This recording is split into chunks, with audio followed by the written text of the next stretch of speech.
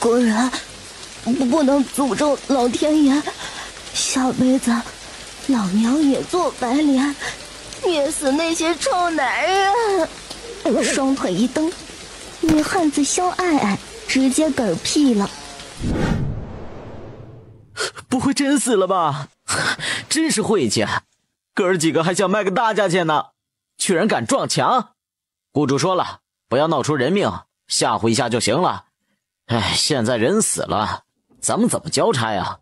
都怪你们，一个个猴急那样，这种小娘子最烈性，是你们能碰的吗？拿到钱，半夜门子里多少女的不够你们玩的，现在可怎么办呀？既然雇了咱们做这种勾当，就是有仇的，留活口可比弄死人难多了。扔下山，就说他失足掉下去了，尾款照样得要，否则咱们就这么办，扔下去吧。可惜了这么一个娇滴滴的美人儿，要怪就怪你命不好，碍了人家的路。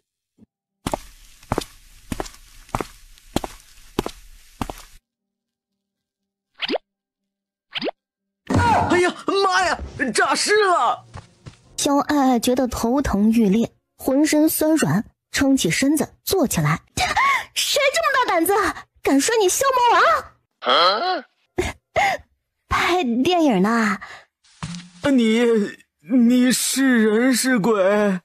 哦，她最痛恨的白色长裙，一双手更是十指纤纤，白嫩如葱，白莲标配呀！一股记忆猛地涌入他脑子中，我的天哪，玩得真高，居然穿越了！原主叫萧天爱，还是个侯府千金，出门上香被山贼掳了去，不甘受辱，愤怒撞了墙，一命呜呼，让自己捡了个便宜。只是这原主脑子单纯的可怕，只关心衣裳首饰、吃食胭脂，独得女贱女责，得罪了谁被谁掳走，一概不知。他还活着呢，青天白日，诈的哪门子尸啊？一惊一乍，老子都被你吓一跳。活着更好，卖进窑子里去，能得不少钱。小娘皮，居然敢撞墙，差点害咱们损失一大笔钱。待会儿也好好先收拾你一顿，这也身细皮嫩肉的，没得便宜了别人。作恶多端的山贼，死不足惜，还想卖了你姑奶奶？哼，心肠这么黑，可见平时没少沾血。这个姑奶奶我就为民除害了。并肩子上，小娘皮，看你能有多大本事！杀！两个山贼挥舞着大刀冲他砍去。萧爱爱摆出手势，面容冷静，目光沉稳，很有高手风范。外公教给他的武艺并不是花架子，而是一门极为高深的秘籍。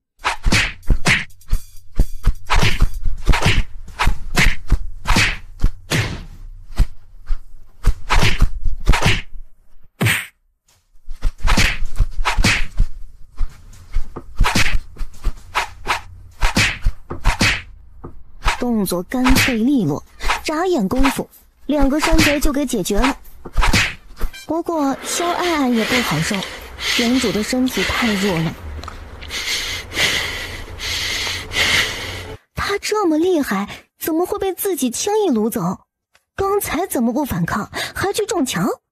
拿老子大刀来，老子就不信了，咱们这么多人，降不住一个小娘们儿。萧爱爱深吸一口气，目光锐利，擒贼先擒王。脑袋一阵懵，我在哪儿？发生了什么事儿？太快了！让你想杀我，就去你的刀来！你可真会装逼啊！装过头了吧？还山贼呢，一点都不敬业，武器都不带在身上，瞧不起谁呢你啊？女侠息怒，都是我们的错，小的给您赔罪。说说吧，谁雇你们掳的我？行有行规，我不能说。不说？哼，好啊，姑奶奶杀了你们，反正你们都是死有余辜。别介，小的说，是你们府上的人，叫长三的小厮，具体谁当差，小的就不知道了。不过小的听说，当朝太子殿下打算在你们侯府选出太子妃，大房的萧天兰小姐和您都在其中。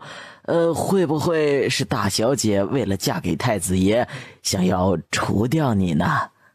哼，居然是她！原主印象中，大房长姐是个很温柔端庄的女子，平时和她关系也不错，对她很是照顾。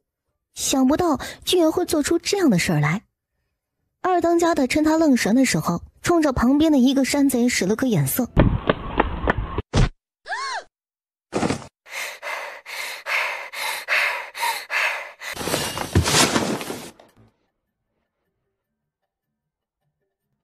老天佑，可别刚来又挂了吧！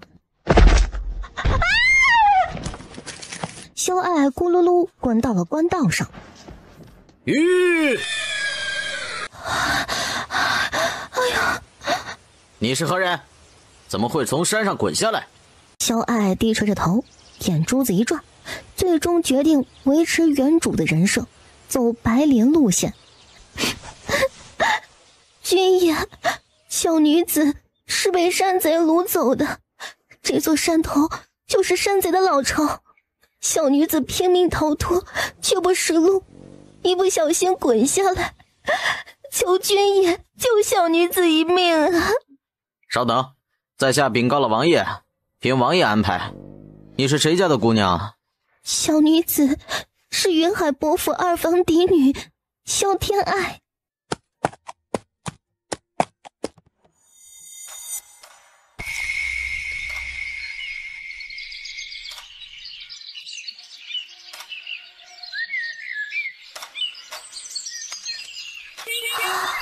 好帅一男的，瞧这身板得有1.89米呢，修长挺拔，宽肩窄臀，傲气铁血的气质里又带着许多儒雅和贵气，气质杠杠的。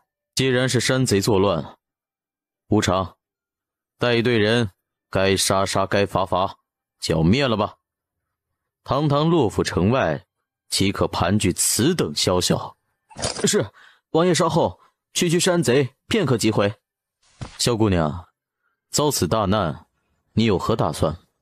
小女子听山贼说过，是大房堂姐想要害我，怕我抢了太子的婚事，哪怕我完好归家，名声也有损害，将来难有好的归宿。此生只求青灯古佛，了却残生。这副表气冲天的做派，他都忍不住浑身发麻。白莲也不是那么好学的哈。你不想找你堂姐讨个公道，她害你这么惨？萧爱爱摸不准她的心思，不过既然装圣母，那就要装到底。还是不要了，终归是一家人，我一个人遭了罪，已经无法挽回。为了家族，我甘愿自己咽下这点委屈。堂姐能做太子妃，对整个侯府都有好处。若是揭穿堂姐，祖母和大伯都会很难做，对家族也不好。就当我不知道是他做的吧。只能怪我命苦了。姑娘真是善良。只是这话听着怎么有点讽刺的味道，不像是夸奖。萧爱爱摸不准他的心思，这么一看他，发现他双眸之中泛着一层淡淡的白色，双眸茫然而无神，说话的时候毫无焦距，没有看着他。难不成他是个瞎子不成？启禀王爷，一小股山贼悉数剿灭，被云海伯府大房雇佣，想要破坏二房嫡小姐的名声，证词都记下了，也画押认罪。您看该怎么处置啊？萧姑娘已经决定不追究了，既然遇到，就送她回府。本王亲自为萧姑娘证实清白，希望她以后诸事顺遂。多谢王爷，小女子感激不尽。未曾请教大名，将来小女子定会报答今日之恩。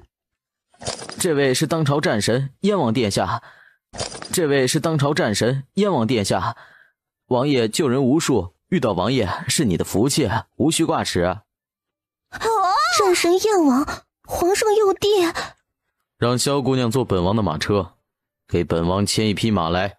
王爷，您的眼睛，本王还能骑得了马，无需多言。居然真是个瞎子，好可惜啊！这么帅，气质这么好，天妒英才啊！不必了，怎么能抢了王爷的马车？咱们挤一挤，我看马车这么大，应该能坐得下。我太难了。孤男寡女皆可同坐，萧小姐的好意，王爷心领了。你放心坐马车，王爷这边我会照顾的。规矩真多，很想说他已经没了名声，不在乎的，却想着自己白莲的人设，乖乖上了马车。云伯侯府二房主院，爱要是有个三长两短，我也不活了。我可怜的女儿啊，怎么就被山贼掳走，生死未卜呢？我这些年供奉佛祖的银子都白花了，让我女儿遭此大难。不行，不能再等了，天一黑，爱处境更危险。我不管什么名声，只要爱活着，母亲不肯去报官，不去找人，我回娘家雇人去找，高价悬赏，什么都不做，我会疯掉的。母亲心里已经牺牲了爱，在太子选妃这个节骨眼儿，侯府万万不可有什么不好的名声传出去，家族荣誉大过天。可那是他唯一的女儿，娇宠14年，眼珠子一般养大，不能保护女儿，他还算什么男人，算什么父亲？还是我去吧，太太在家候着，我去报官，发动所有关系找爱爱。好，悬赏也要有，双管齐下，务必找回爱爱。直接拿出一叠子银票，足足10万两，不愧是天下首富沈家的女儿。赶紧的呀，愣着干嘛？赶紧的呀，愣着干嘛？太太，你说贼人掳走爱爱，会不会是为了勒索银子呀？有可能，不过能用银子解决的事情都不叫事儿，多少钱都给，只要咱们爱爱没事儿。好吧，太太等我的消息。二叔这要去哪儿呀？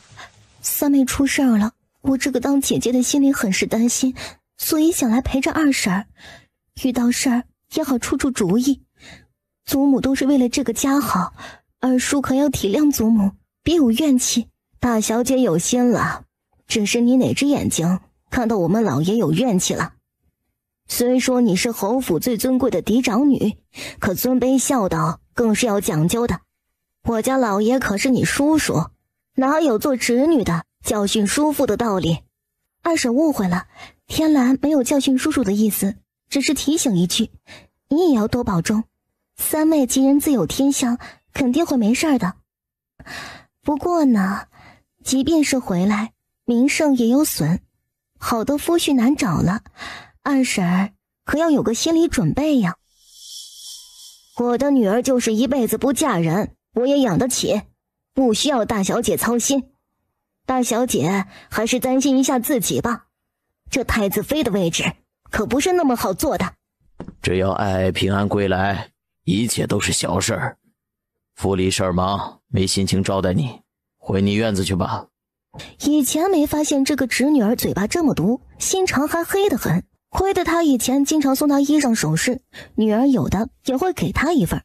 那时候一口一个叔叔喊得甜，真是知人知面不知心。既然二叔不欢迎天蓝，天蓝告辞了，希望三妹平安归来。只要过去一夜，三妹的名声彻底毁了，拿什么和自己争？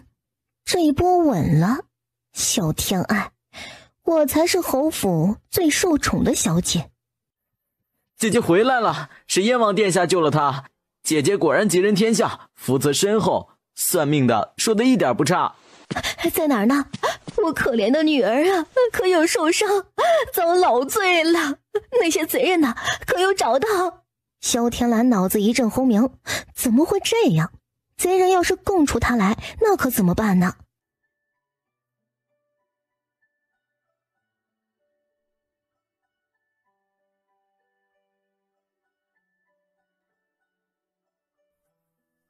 哎，我的乖女儿，快让阿娘看看受伤了没有啊！多谢殿下救了小女，在下感激不尽。王爷请进府喝杯茶水。人呢？都死哪儿去了？赶紧迎接小姐回府呀！萧洛，你这个小兔崽子，快扶着你姐姐呀！一点眼力劲儿都没有，老娘怎么生出你这个棒槌来？姐，你回来可太好了，以后可不敢自己出门，弟弟我一刻不离的保护你。就凭你，文不成武不就的，你姐指望你保护，黄花菜都凉了。让你外公去镖局，高价找几个会武艺的女护卫来，以后你姐的侍女都得会武。彪悍的娘亲呢，傻里傻气的弟弟，这一家子好奇葩呀！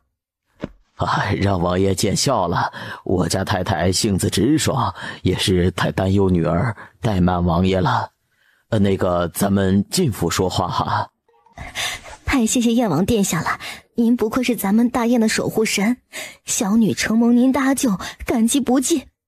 老爷，今儿个我给你的银子都给燕王作为谢礼，改日重新备份厚礼，重重酬谢。都给呀。银子重要还是你女儿重要啊？些许小事，无足挂齿，恋爱无碍，但也受了点不小的惊吓。你们找大夫给他看看，本王不打扰你们团聚，告辞。改日有机会再见。你咋还没走？我是担心天爱妹妹，特意留下来看看她呢。天洛，你这么说我很受伤呢。哎呦，熟悉的味道，熟悉的配方，妥妥一白脸婊嘛。还是姐姐关心我，我以为再也见不到姐姐了呢。在我最无助的时候，心里最想念的就是姐姐了。果然姐姐也是懂我的，知道我最想看到的就是姐姐，特意来看我呢。我好感动呢。是吗？姐姐也是一直担心你呢，坐立不安，只有亲眼看到你平安，心里才踏实呢。佛祖保佑，妹妹平安归来，日后必有后福的。姐姐自然不放心了，我平安了，这太子妃的位置可就多个人选，姐姐岂能睡得着？踏实就怪了。我也是觉得我后福长着呢，姐姐你且看着吧。他这是话里有话呀，难道他知道什么了？他这是话里有话呀，难道他知道什么了？妹妹这话从何说起？姐姐可从未那么想过。不打扰你们一家团聚了，姐姐先走了，明天再来看你。好，姐姐慢走，我也是受惊不小，要是能有姐姐的朝凤攒珠头面压惊就更好了。我等着姐姐啊。那副攒珠头面是她最喜欢最贵重的首饰，她倒是敢开口。好说，告辞了。哼，先收点利息，让她放点血，以后再慢慢收拾你。乖女儿，咱不稀罕她的破头面，明儿个去你外公铺子里随便挑。娘亲啊，你没听说过一句话，别人的东西都是最好的，看她肉疼我就高兴。你呀，机灵鬼，大小姐心眼多，心气儿高，咱不跟她玩。听娘亲的，乖巧听话，和以前一样，可又觉得好像不一样。沈氏摇摇头，只要女儿平安回来就好了。等大夫来看病已经是傍晚了，隔着屏风，手腕上搭着一根红绳，传说中的悬丝诊脉，了解一下。眼珠子一转，想起电视剧里演的情节，塞到腋下，想看看这个大夫的水平怎么样。可怜外面的老大夫把着脉，突然变了脸色。想吃什么多吃点儿，想要什么都满足他。小姐这身体太弱了，回天乏术啊！什么？大夫，求求你再想想办法，不管用什么药，我们都愿意买。我女儿还那么小，她怎么就没救了呢？老夫开些补品吊着吧，能活多久看她的运气了。好吧，不管多贵的药，你随便开，我家不差钱，只要人没事儿。好像惹祸了。乖宝啊，娘亲，我没事儿，您不用担心，说不定是大夫看错了呢，感觉好得很，哪儿都好呢。您看我的脸色，像是很虚弱的样子吗？是挺好的，你好好休息，娘明天再来看你，今天肯定是累坏了。好吧，娘亲慢走。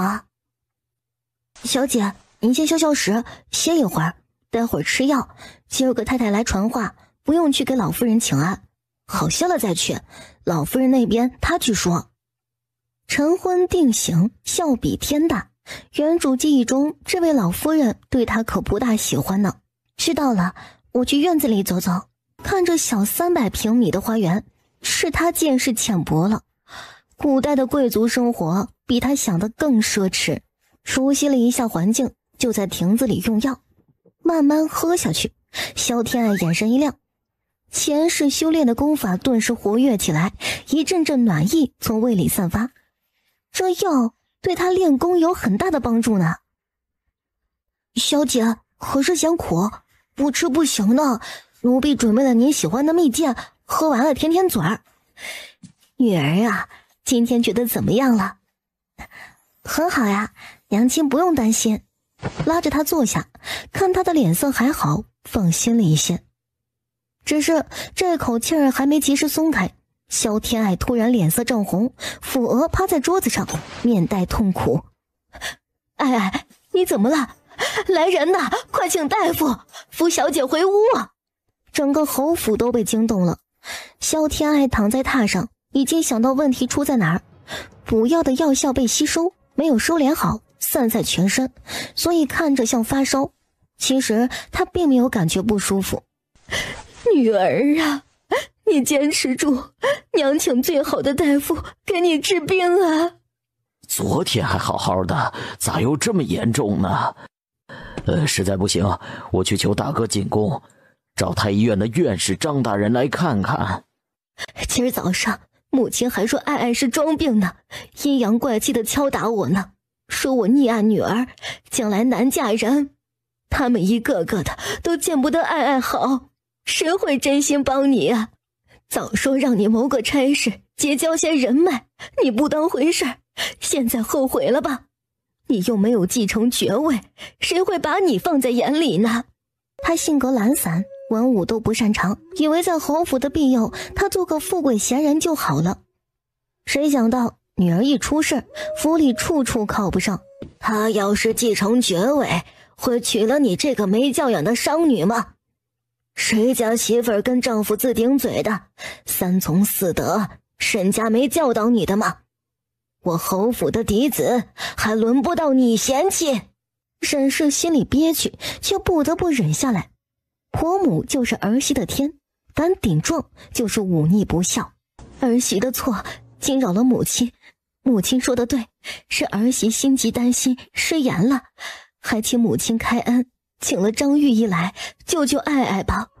张玉一是院守，伺候的都是皇上和各院娘娘，不是谁想请就能请得来的。先请府里惯用的大夫来看看。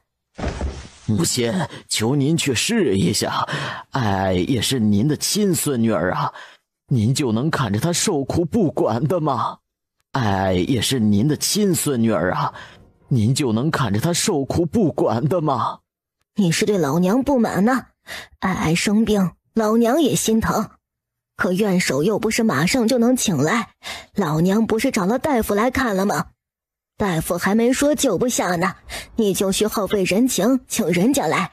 院手的人情是那么好欠的吗？女孩子不能太娇气，都是你们给宠的。看看天蓝，嫡出大小姐都没她这么折腾。娘亲，我没事的，你别担心了，不用请院手，一会儿就好了。祖母说的对，这不还没断气儿呢吗？何须大动干戈？这次要是给女儿用了人情，将来祖母要是有个头疼脑热的，怎么请得动人家？你看你交的好女儿，这是对老娘有意见。哼，老气婆，太可恶了。祖母，都是爱爱的错，你别再骂父亲了，是我说错了，我哪里敢诅咒祖母，愿意用我的性命来换取祖母长命百岁呢。我哪里说的不好，让祖母误会，祖母打我骂我，我绝无怨言，求你别骂父亲了好不好？爱爱，你还病着呢，可不能哭。你爹没事儿，皮糙肉厚的，骂两句又不会少块肉。当娘的教训儿子，谁也拦不住。你顾着自己的身子就好了。不，女儿心疼父亲，也是孝顺。爹爹疼爱女儿，女儿自然要加倍回报，否则枉为人子。言下之意就是，老夫人不疼爱孩子，不配得到孩子的孝顺了。感谢那些抢走自己男朋友的白莲们，她深得其中之精髓。这些话说得自己都起了鸡皮疙瘩了。爱爱，爹的好女儿啊，爹没事的，你别担心。哭坏了身子，爹也不活了。满屋子哭声震天响，老夫人脑仁一阵阵的疼，脸颊紧绷，他们这是逼着自己妥协呢。都别哭了，不知道的还以为咱们家谁去世了呢。女儿倒是无所谓，倒是祖母年纪大了，可别说咱们哭丧呢。回禀老夫人，二小姐的病也在老夫预料之中，昨天就说了，好好养着吧，不太乐观。果然今日就恶化了，老夫重新开点药，吊着命吧。不能想想办法，还这么小，之前好好的，到底哪里出了毛病？气血亏损，惊吓导致的肝胆失调，各种原因吧，脉搏实在不太妙啊，像是弥留之际的老人，恕老夫无能，老夫人可另请高明啊。母亲，现在只能求母亲去找张院手，说不定还有一线希望。没等老夫人发话，侯府大管家亲自领着一位精神硕丽、气度温和的中年人走进来。张院手，敢问您是来？听闻府上二小姐病重，老夫得燕王殿下委托，帮二小姐看看。他家和燕王素来无往，怎么会送来这么大一个人情？不管怎样，先看病重要。萧天爱伸出一只手来，让他把脉。要不是老夫人在，萧天爱肯定让自己恢复，免得家人担心。但是此刻却不能马上好。虚不受补，没大碍的，将养一段日子，慢慢会好的。老夫调整一下方子，7天之后再来复诊。真的吗？太好了，不愧是院手，医术就是高，您可救了我家爱爱的命啊。分内之事，太太无需客气啊，没事就好。咱可要谢谢燕王殿下，是他请来的张院手啊。那10万两银子送的值吧，只要钱花到位，没有办不成的事儿呢。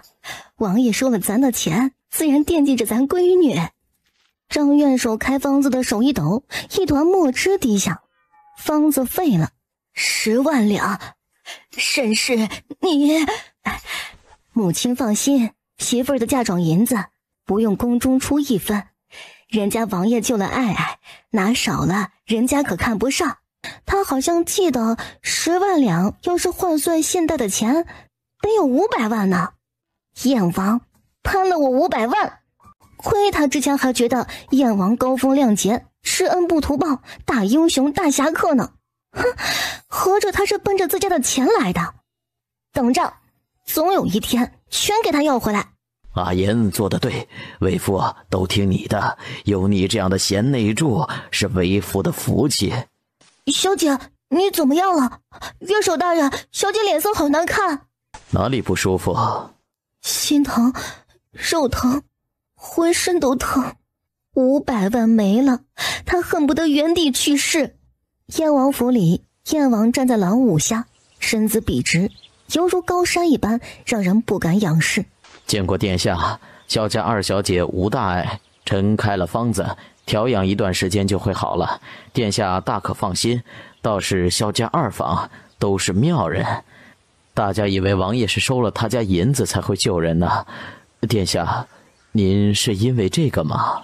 确实是为了银子，毕竟人家花了钱，总要办点事儿。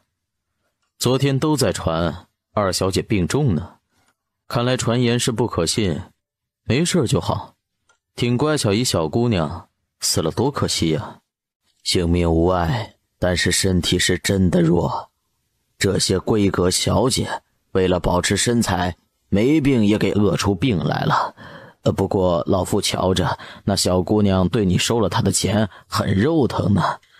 说来你年纪也不小了，这些年东征西战的没个安定，现在四方稳定，你也为朝廷付出良多，该考虑个人问题了。这满洛城的千金闺秀还不由着你挑啊。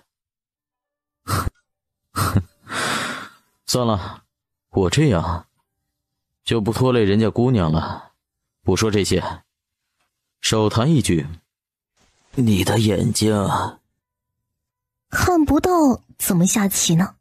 算了吧，你忙你的去吧，我一个废人不耽误你了。梁总管，替我送客。陈元首想说什么，最后叹了口气，默默离开。他是战神，有自己的骄傲，同情的话只是对他的亵渎。你俩打算磨蹭到什么时候啊？不想进来就滚！本王眼瞎了，耳朵没聋呢。见过王爷，萧2小姐的情况都打听清楚了，向您汇报。说吧。两人顿时松了肩膀，从军人变成了长舌妇。萧家2小姐萧天爱可以说是泡在蜜罐子里长大的，也没什么出色的才艺，除了是全国首富沈家的外孙女，没啥特殊的。这次太子选妃，估计就是看中沈家的财富了。太子随后提了一句，不过商贾总归是贱籍，太子詹事朱泰给驳回了，不了了之。少詹事刘广孝倒是提议可以纳个侧妃，不过萧家2房很宠这个女儿，断不会让女儿去做妾的，估摸着戏不大。就因为这一句，大房嫡女就要害2小姐，不是说病重吗？怪倒霉的，祸从天降呢。太子妃的人选可有定下？不曾，皇后打算办一个赏花宴，邀请各府嫡女亲自选拔。消息传出来，各府都忙着准备衣裳首饰，洛城的成衣铺子接单子接到手软呢。还有首饰铺子，好的头面都涨了3成，都卯着劲儿争夺太子妃的位置呢。哼，未来的皇后呢，谁不想争？继续打探，下去吧。长公主那儿，咱要不要去拜会啊？回府有2天了，不去不好吧？不必了，她不想管我这个弟弟。我又是废人一个，没必要上门讨嫌。长公主府不来人，咱们也无需理会。您是他的胞弟，皇上又不是亲的，他也太狠心了，一点都不关心你。我不能给他荣华富贵、奢靡享受的生活，关心我有什么用？我这个长姐，从小就自私爱享受，和我相差10多岁，不亲近也能理解。我又不是3岁孩子了，没人关心，还哭鼻子不成？萧天爱因为药物滋补，练功进步很快，原主虚弱贫血的身体已经恢复到寻常人的健康程度。小姐，宫里送来的帖子，半个月后赏花宴，咱要不要去啊？赏花宴啊？萧天爱来了兴致，去宫里见识一下也不错。过了2天安逸日子，是该找点乐子了。这次可是皇后亲自督办的，最重要的目的就是为太子选妃呢。大小姐那边也得了帖子，翻箱倒柜的倒腾衣裳首饰呢。您要是不去，可以说是身体不舒服，没人会怪您的。为什么不去啊？明儿个咱们去给祖母请安去，顺便看看我的好姐姐。夜深人静，原本闭着眼睛睡着的萧天爱盘膝坐好，双手翻上，掐着莲花手印运转心法。据外公说，练到了高深处，浑身骨骼内脏固若金刚。萧天爱只是练了最低一层的不死皮，就是锻炼皮肤，让皮肤变得坚韧，刀枪难伤。随着他的呼吸变得沉稳而缓慢，原本白皙的皮肤变成黄色。3周天运转完毕，黄色渐渐消失，恢复原本的皮肤。锻炼完之后，已经到了深夜，外面响起3更天的棒子声，萧天爱才躺回到松软的被窝里，很快睡着了。小姐，醒醒，该起来了。走开，打扰老娘睡觉，小心我揍你啊！东林愣了一下，小姐以前起床没这么难喊啊，更不会说这么粗鲁的话。东林姑娘，二小姐怎么还没起？给老夫人请安，可不能晚了呀。她是萧天爱的教养嬷嬷，是宫里退出来的，沈氏特意请来教养她规矩礼数。秦嬷嬷早，小姐身体还没有恢复好呢，贪睡些也能理解，不劳您出手，我再喊喊她。别以为做主子的就能够为所欲为，一言一行又有大家气度，作息更要规律，早起是必备的习惯，越是松懈，身子越难好。小姐，快起来了，秦嬷嬷来了呢，你可不敢贪睡，会挨板子的。快扶着小姐起来，洗漱穿衣。起这么早啊？不给饭吃啊？二小姐，别耽误时间，还要去二太太那里呢。请安晚了，老夫人会不高兴的。女孩子家的，岂可只顾着口腹之欲？嬷嬷，你咋不姓荣呢？祖宗姓秦，自然姓秦。小姐想给我改姓吗？那可是不行的。我不是府里的家生子，也没卖身，小姐管不到。哼，一点都不好玩。昨天休息好了吗？没有不舒服吧？还好，就是起得太早了，没睡够，肚子还饿。谁定的规矩？一大早的折腾，这不是折磨人吗？小姐慎言，这是孝道，关心长辈是小辈的本分，怎么能是折腾人呢？此话若是传出去，一个不孝懒散的名声可少不了。秦嬷嬷说的对，可不敢胡言乱语。待会儿有点心，你先垫垫。好吧，女儿晓得了，以后不说了。嬷嬷呀，你走路都没有声音的嘛，要是晚上这么走，能吓死人呢。小姐的行走还没练好，等小姐练到我这个样子才算成功。既然小姐身体好了，就继续上课吧。辛苦秦嬷嬷了。东陵，这个月给嬷嬷加2成奖金。见过大伯母，见过姐姐。哎呀，快起来，无需多礼。天爱身体好些了吗？身体这么弱，可得好好养着呢。谢大伯母关心，好多了。见过母亲，见过祖母。起吧。天爱好些了，老祖母惦记，好多了。老夫人说起家里的一些安排，首要的是宫里的宴席。进了宫，可不比在家里。这次更是皇后、太后都会参加，各宫娘娘也在，可不能丢了府里的脸。天蓝，你是姐姐，多照顾些天爱，万万不能出了岔子。祖母放心，我会的。二妹一向乖巧听话，祖母不用担心。那就好，你处事周全，懂事大方。祖母请了琴艺大师宋先生，你好好和先生学，给皇后太后留个好印象。宋大师，太好了，谢谢祖母。母亲，儿媳有个提议，您和弟媳都听听啊。儿媳长家，府里开销甚大，虽然能维持，但是长久下去也不是事儿。所以儿媳想着把自己的嫁妆全部冲入宫中，这样也能增加些盈利，多赚些钱补贴府里。各房的月例也都涨一些，小姐们都大了，多些提几钱买胭脂首饰，出门也有面子呀。都是为了这个家，儿媳愿意付出所有。母亲、弟妹，你们觉得呢？好，老身也取出一半嫁妆来，只留点好物件，给孙子孙女打赏用，其他的都交给你来管吧。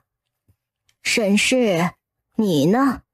方氏笑得得意，这可是他想了好几天才想出来的办法。沈氏抿着唇，黑着脸，自己多少嫁妆，他们心里没点逼数的吗？整个侯府卖了，都比不上自己库房的一角。当初嫁人，父亲生怕委屈了自己，沈家一半的财产都给自己带走了。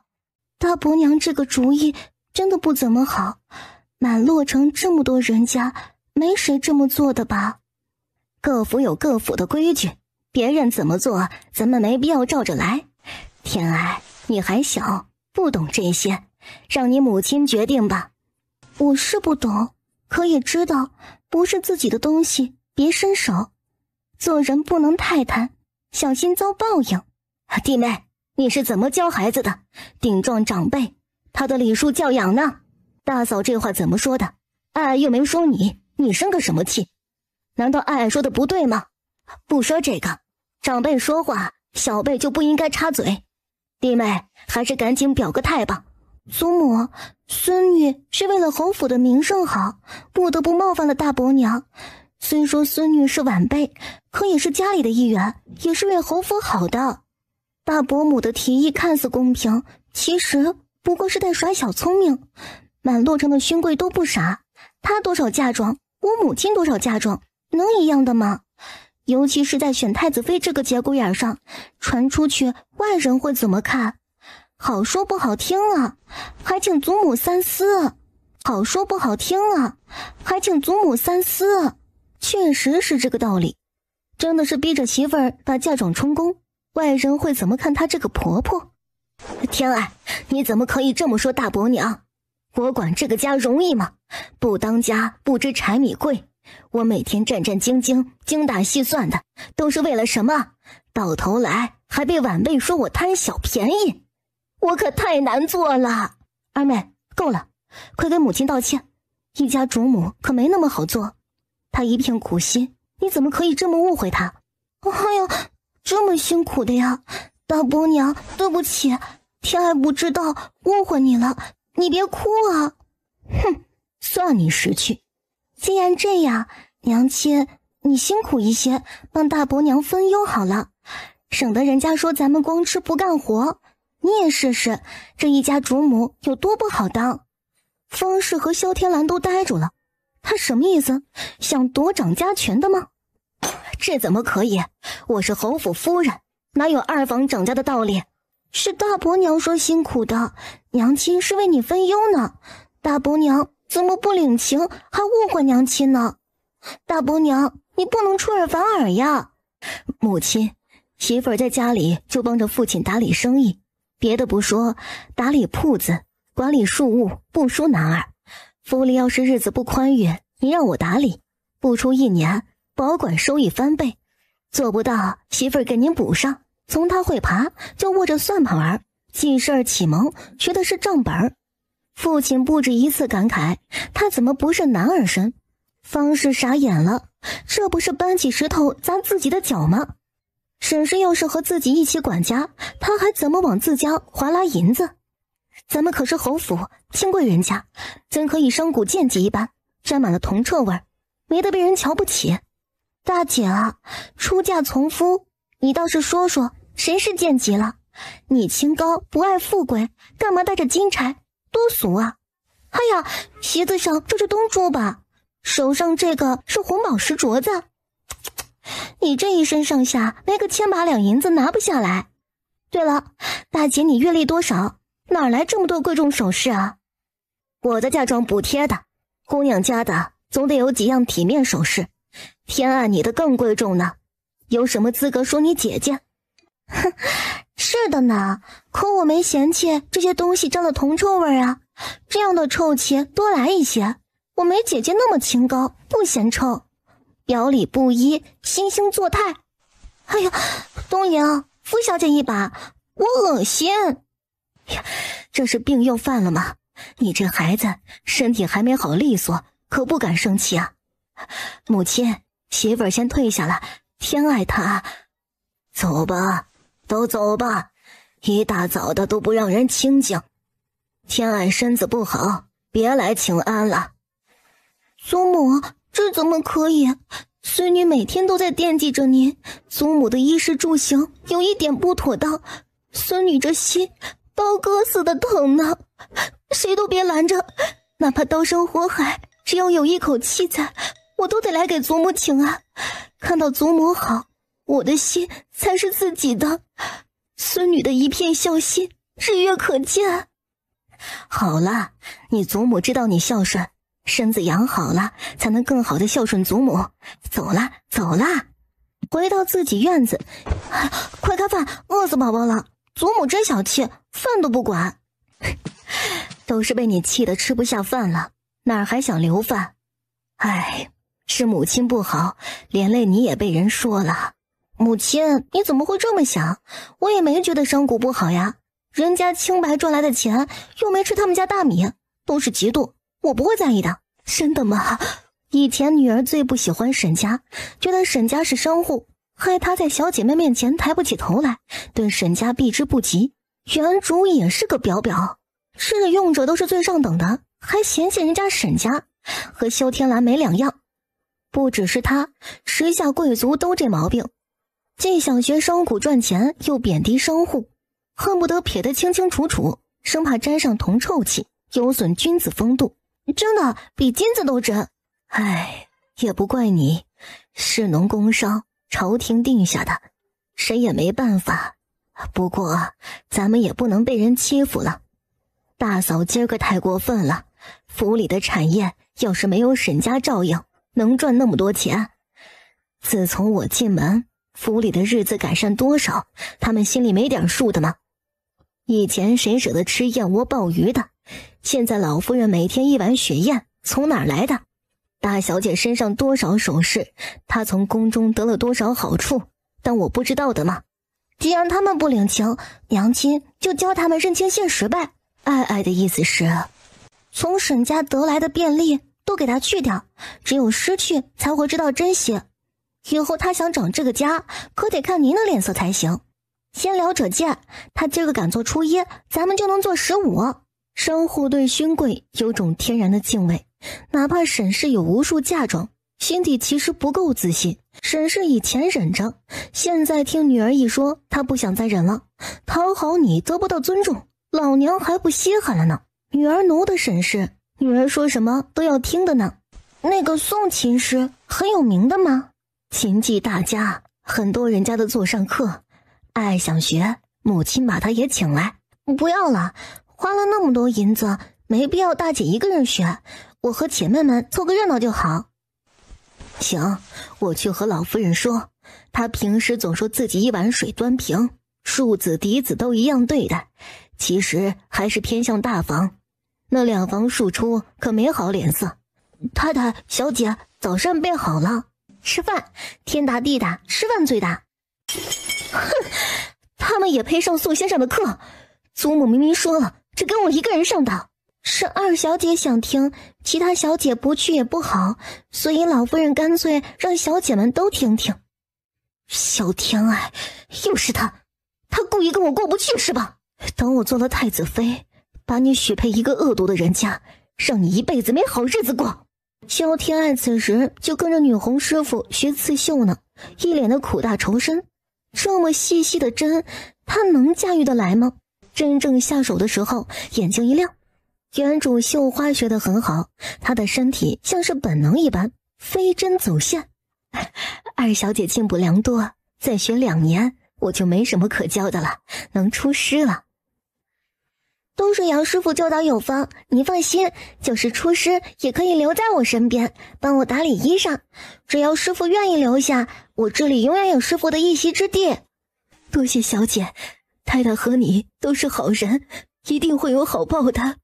有了秀姬的自信，下午上琴艺课，他早早过来，验证一下自己在琴艺上的本事。今天是夏令伺候，他更活泼一些，对府里的八卦消息很是灵通，一路上嘴巴不停。萧天爱因此知道了许多府里主子的绯闻，伸手拨弄一下琴弦，声音悠扬。以后姐也有拿得出手的才艺了，装13的利器呀。不好意思，在下来晚了，让大小姐久等。姐姐来了，正好，宋先生刚到，误会我是姐姐，省得我解释了呢。我以为只叫大小姐一个人呢，才会有此误会。大小姐好，这位是？她是我妹妹，二小姐萧天爱，仰慕先生琴技，过来旁听的。咱们开始吧。祖母说了，府里的小姐们一起学，还是等等姐妹们吧。先生不介意吧？不介意的，人多还可以相互竞争，也是好事儿。这是传说中的凤尾琴吗？天哪，想不到宋某还能见到凤尾琴，若是能弹奏一曲，此生无憾了。萧天爱客气笑笑，没接他的话茬。只是初次见面，你有憾无憾的，跟我有什么关系？二妹，先生这么喜欢，不如借给先生了却一番心事。拿我的东西做好人，你脸咋那么大呢？大姐说出来了，妹妹我也不好拒绝。不过嘛，这琴可是外祖送我的礼物，我都舍不得弹呢。看在姐姐的面子上，100两银子，租给姐姐一个时辰吧。你跟我要银子？不应该的嘛，这架凤尾琴可是价值万金，100两可是友情价呢。换做别人看一下我都不舍得。宋先生是你的先生，我们都是旁听，姐姐想要孝敬先生，这点钱都不舍得吗？你商贾果然一身铜臭气，都带到府里来了，没得被你玷污了。什么破琴，当我稀罕呀？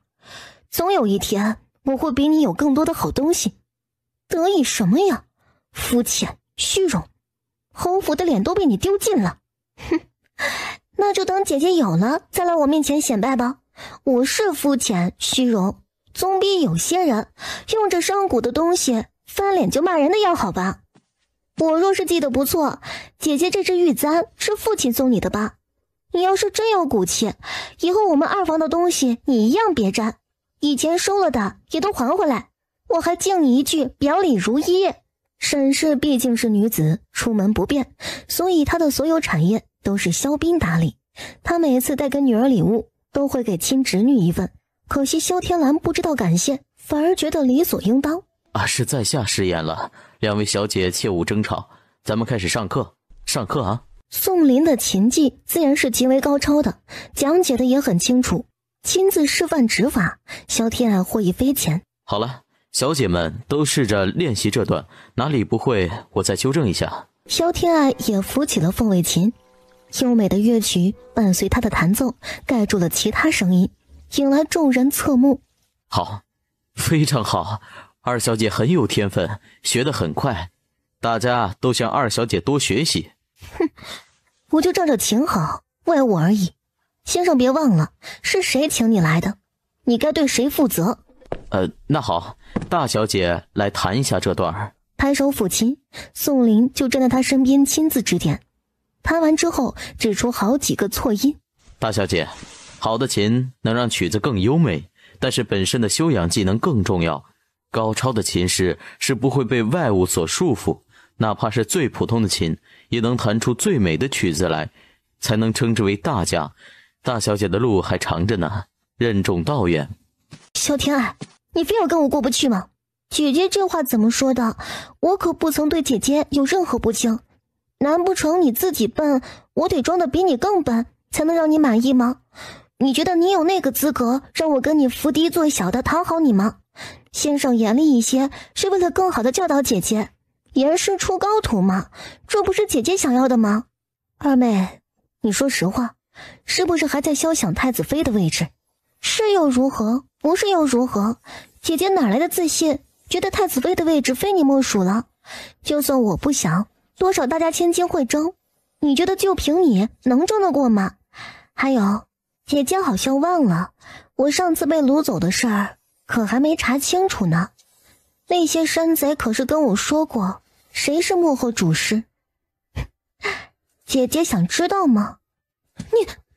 你胡说，我不想知道，你不用跟我说这些，我要上课呢，不许你说胡话。这点心理素质还想跟我斗？哼，留着你慢慢玩吧，钝刀子割肉才更疼。哎呀，雪晴辛苦了，看看爹爹给你买了什么好东西啊！你不是要去宫里赴宴，正好带着，肯定比谁都好看。谢谢爹爹啦，只是爹爹是不是还给大姐准备了一份？天蓝和你亲姐姐没两样，咱们也不缺这些。哎，不是小家子气的姑娘，吃姐姐醋了吗？没事的呀，姐姐是嫡女，代表侯府的脸面，打扮的光鲜亮丽，咱们脸上也有光呀。萧斌满意的点点头，沈氏讽刺一笑，不想看自家丈夫犯蠢的样子，怕忍不住想抽他。我一直是这样想的，可是今天上琴艺课，姐姐说我一身铜臭气，只会显摆、肤浅、虚荣，侯府也跟着丢脸，就因为我没有让先生碰我的凤尾琴。他还说先生是专门为他请的，不能教导我们几个妹妹，先生夸我学得好，他都不高兴呢。天蓝一直很懂事儿，哎，不会误会了吧？是吗？或许是我想多了。今天早上大伯娘还想让母亲把嫁妆充公呢，当然她也会把自己的嫁妆拿出来，可她那点嫁妆能和母亲比吗？我知道这些外物爹爹不在乎，都是一家人嘛，可我不想别人把咱们当傻子，用着咱们的还嫌弃咱们的东西满是铜臭，我听着难受。哎呀，哎，不哭，爹爹知道你委屈了，回去和你大伯说说，让他管教你姐姐。不用，我不能让爹爹和大伯闹矛盾，就是女儿都不孝了。姐姐骂我，我不会还嘴，一定会忍着呢。哎，长大了，不用忍着。爹爹虽然没本事，可也不会让你受委屈呢。只要你做得对，就算你大伯不高兴，爹爹也不会忍他。我知道爹爹待我最好，不如这样，爹爹这次别给姐姐送东西，你看大伯怎么说？东西是咱们的，送是情分，不送是本分。生米恩，懂米仇的古话是有道理的。你爹啊，就会做好人，爱大方，可惜人家不领情，说不定还笑你傻呢。咱们不缺那点钱财，可我不想送了人，还落不下一句好，反而被人处处算计。亲兄弟还明算账呢，老爷该长点心了。哎，太严重了，大哥不是那样的人。那你就按照女儿说的去试试，试试不就知道了吗？爹爹，你的钱好像都是母亲的产业，严格来说，你可是个吃软饭的呢。哈哈哈，妹妹说的对，爹真的是吃软饭的呢。萧斌冷眼斜睨他，杀气腾腾。萧天洛求生欲上来，闭嘴望天。还有件事也该让爹爹知道，那次我被掳走，听到那些山贼说雇佣他们的是大户府邸的人，说是家庭内部矛盾，我挨着人家的路了，要把我除掉。爹爹，你说我能挨着谁的路呀？萧斌沉思起来，他不想说出那个猜测，可又不能忽视。吃饭吧，饿死了呢。练了一下午，先生夸我有天分，弹得好，假以时日肯定会成为琴棋大家。是吗？我女儿这么厉害呢。娘亲不信可以问问妹妹们，姐姐因为先生夸我还翻脸了呢。她也太霸道了。没事，乖女儿，娘再给你找一个更好的先生，专门教你一个人。没关系的，我就喜欢看姐姐比不过我，就拿我没有办法的样子，有对比才有伤害吗？姐，你变坏了呀。你姐那叫聪明，你也该跟你姐学着点，别整天瞎混，做点正经事吧。我莫不是捡来的，动不动就扇脑袋，我这么笨都是你们给打的吧？弟弟别在意，姐姐罩着你呢。缺什么跟姐姐说。真的吗？给点零花钱呗，我出门应酬没银子很不方便呢。100两够吗？一顿酒席钱，听曲儿都没赏钱，再加点呗，我的亲姐姐。200两，不过我有个要求，你再去玩带上我也想出去逛逛。成交，包在我身上。此时萧天蓝得知二叔回来了，让丫鬟在门口去等着，只是左等右等，天色很晚了，还没有等到人来。想起萧天爱处处针对自己，莫非他告状二叔不送自己东西了？萧天爱，都是他，要是没有他，自己就是唯一的嫡女，二叔的东西也都是他的，他怎么不死啊？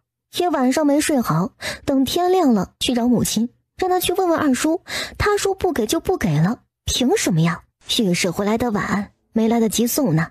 二房要不是打着侯府的旗号，生意能做那么好吗？他要是区别对待，母亲也有办法来让他服软。两人去了老夫人院子里请安，二房一家子都在。萧斌带给老夫人不少礼物，哄得她眉开眼笑，屋子里面笑声不断。二叔辛苦，这次出门又得了什么罕见物件了呀？不知道有没有新式的首饰段子呢？想起昨天女儿的话，任谁被人这样理所当然的要礼物，心里都不大痛快。没什么新样子，上次回来我记得送给你不少了，好像刚半个月吧，哪有那么快上新品啊？倒是有几样头花，样子不错，待会儿送到你院子里去。原来院里，萧天蓝看着几朵单薄的头花，一些吃食特产，脸色沉得能滴出水来。大发叫花子呢？做贼似的，小心被秦嬷嬷看到又要挨骂了。奴婢躲着嬷嬷走的。小姐啊，您是不知道，大小姐说了咱们老爷送给她的东西呢，说是打发叫花子呢，好过分嘞！哼，现在叫花子的眼界都这么高了吗？别理他，不作死就不会死，让他作去吧，正好让爹爹看清楚他的真面目。岂不知萧斌的小厮在门外都听到了，回来就禀告了萧斌，把他气得哟，去沈氏身边一通诉苦。亏你活了一大把年纪了，连女儿都比不上，他都看出来大房那一窝子没好人，你偏掏心掏肺的。我要是说的多了，还有人觉得我小气，挑唆你们兄弟不和呢。现在知道谁对你是真的好了吧？阿言，我都这么难过了，你不安慰我，还往我伤口上撒盐，我错了，以后都听你的啊。好在女儿点醒了他，不再傻乎乎的让人糊弄。想起女儿说的，幕后主使很有可能是大房的人，沈氏眼底闪过阴鸷。真要是他的话，他沈阳的手段他们也该尝尝了。多年相夫教子，真当老娘提不动刀了？你这是什么道理？合着二弟欠咱们的，非得给你送多少东西才行啊？你当自己是谁呢？谁都得捧着你的臭脚啊！这么多年，你收了二弟多少东西，又给人家送过几次？咱们才是大房嫡出，他做生意打着侯府的旗号，要他些东西不应该的吗？你居然这么想的？方氏，你脑子糊涂了。侯府的买卖还是人家沈家多照应呢，否则哪来的新鲜货物卖啊？老夫才发现你是这样自私的人呢。侯爷，你怎么可以这么说我？我做这些不都是为了这个家的吗？要不是你为了这个家，老夫岂能容你？打今儿起不准占二房便宜，好歹是官宦千金，你家就叫你不知足的吗？侯爷，你说我就说我娘家可就过分了。我嫁你这么多年，生儿育女，孝敬公婆，操持家务，没功劳也有苦劳，怎么就不得你一个笑脸呢？不知所谓，谁家主母不做这些啊？回到府里还要听你唠叨扫兴，哼，你自己歇着吧。当晚，云海侯歇在妾室屋子里，方氏那个恨呢，都怪在二房身上，对二房更恨了。萧天爱收到一张帖子，是她最好的闺蜜户部尚书的小姐夏疏影约她出门逛街呢。啊，这边。疏影，好些天没见，你还好吧？我倒是还好，都是你出了事不跟我说，我担心好些天呢。不约你，你都不来找我，都传你身体不好。我瞧这气色还不错，身体怎么样了？好多了，传言都爱夸大，其实没那么严重。那就好，以后可不能一个人出门了，多危险！记得喊我一声，我比你聪明，比你能打。你这么傻，被人卖了还帮人数钱呢。姐妹儿，你这样不给留面子的吗？那个，你想做什么衣裳？我帮你看看。好吧，去拿你们最新的布料来，我要进宫穿。哎，你的衣裳准备好了吗？这次进宫，整个洛城的千金都会去，咱可得大放异彩，不能被人给比下去了。听说几位王爷和贵公子都会出席呢，说不定能遇到心仪之人呢。颜色太素了不行，太艳丽也不行。这匹淡黄色就不错，就它了。我那儿有几样点翠珐琅首饰，搭配着很好看。真的吗？我拿红玛瑙和你换，父亲刚送我一串红玛瑙项链呢，你戴着肯定好看。二妹也在呀，你出门怎么也不喊姐姐一声？见过姐姐，我想喊你来着，不过听说你心情不大好，丫鬟都罚了好几个，就没去打扰你。见过品玉郡主，郡主这身红衣真是尊贵又漂亮，和郡主的气质很配呢。和他一起进来的是当朝皇帝景佑帝的族叔，淮南王的嫡出孙女品仪郡主，深得皇上喜欢。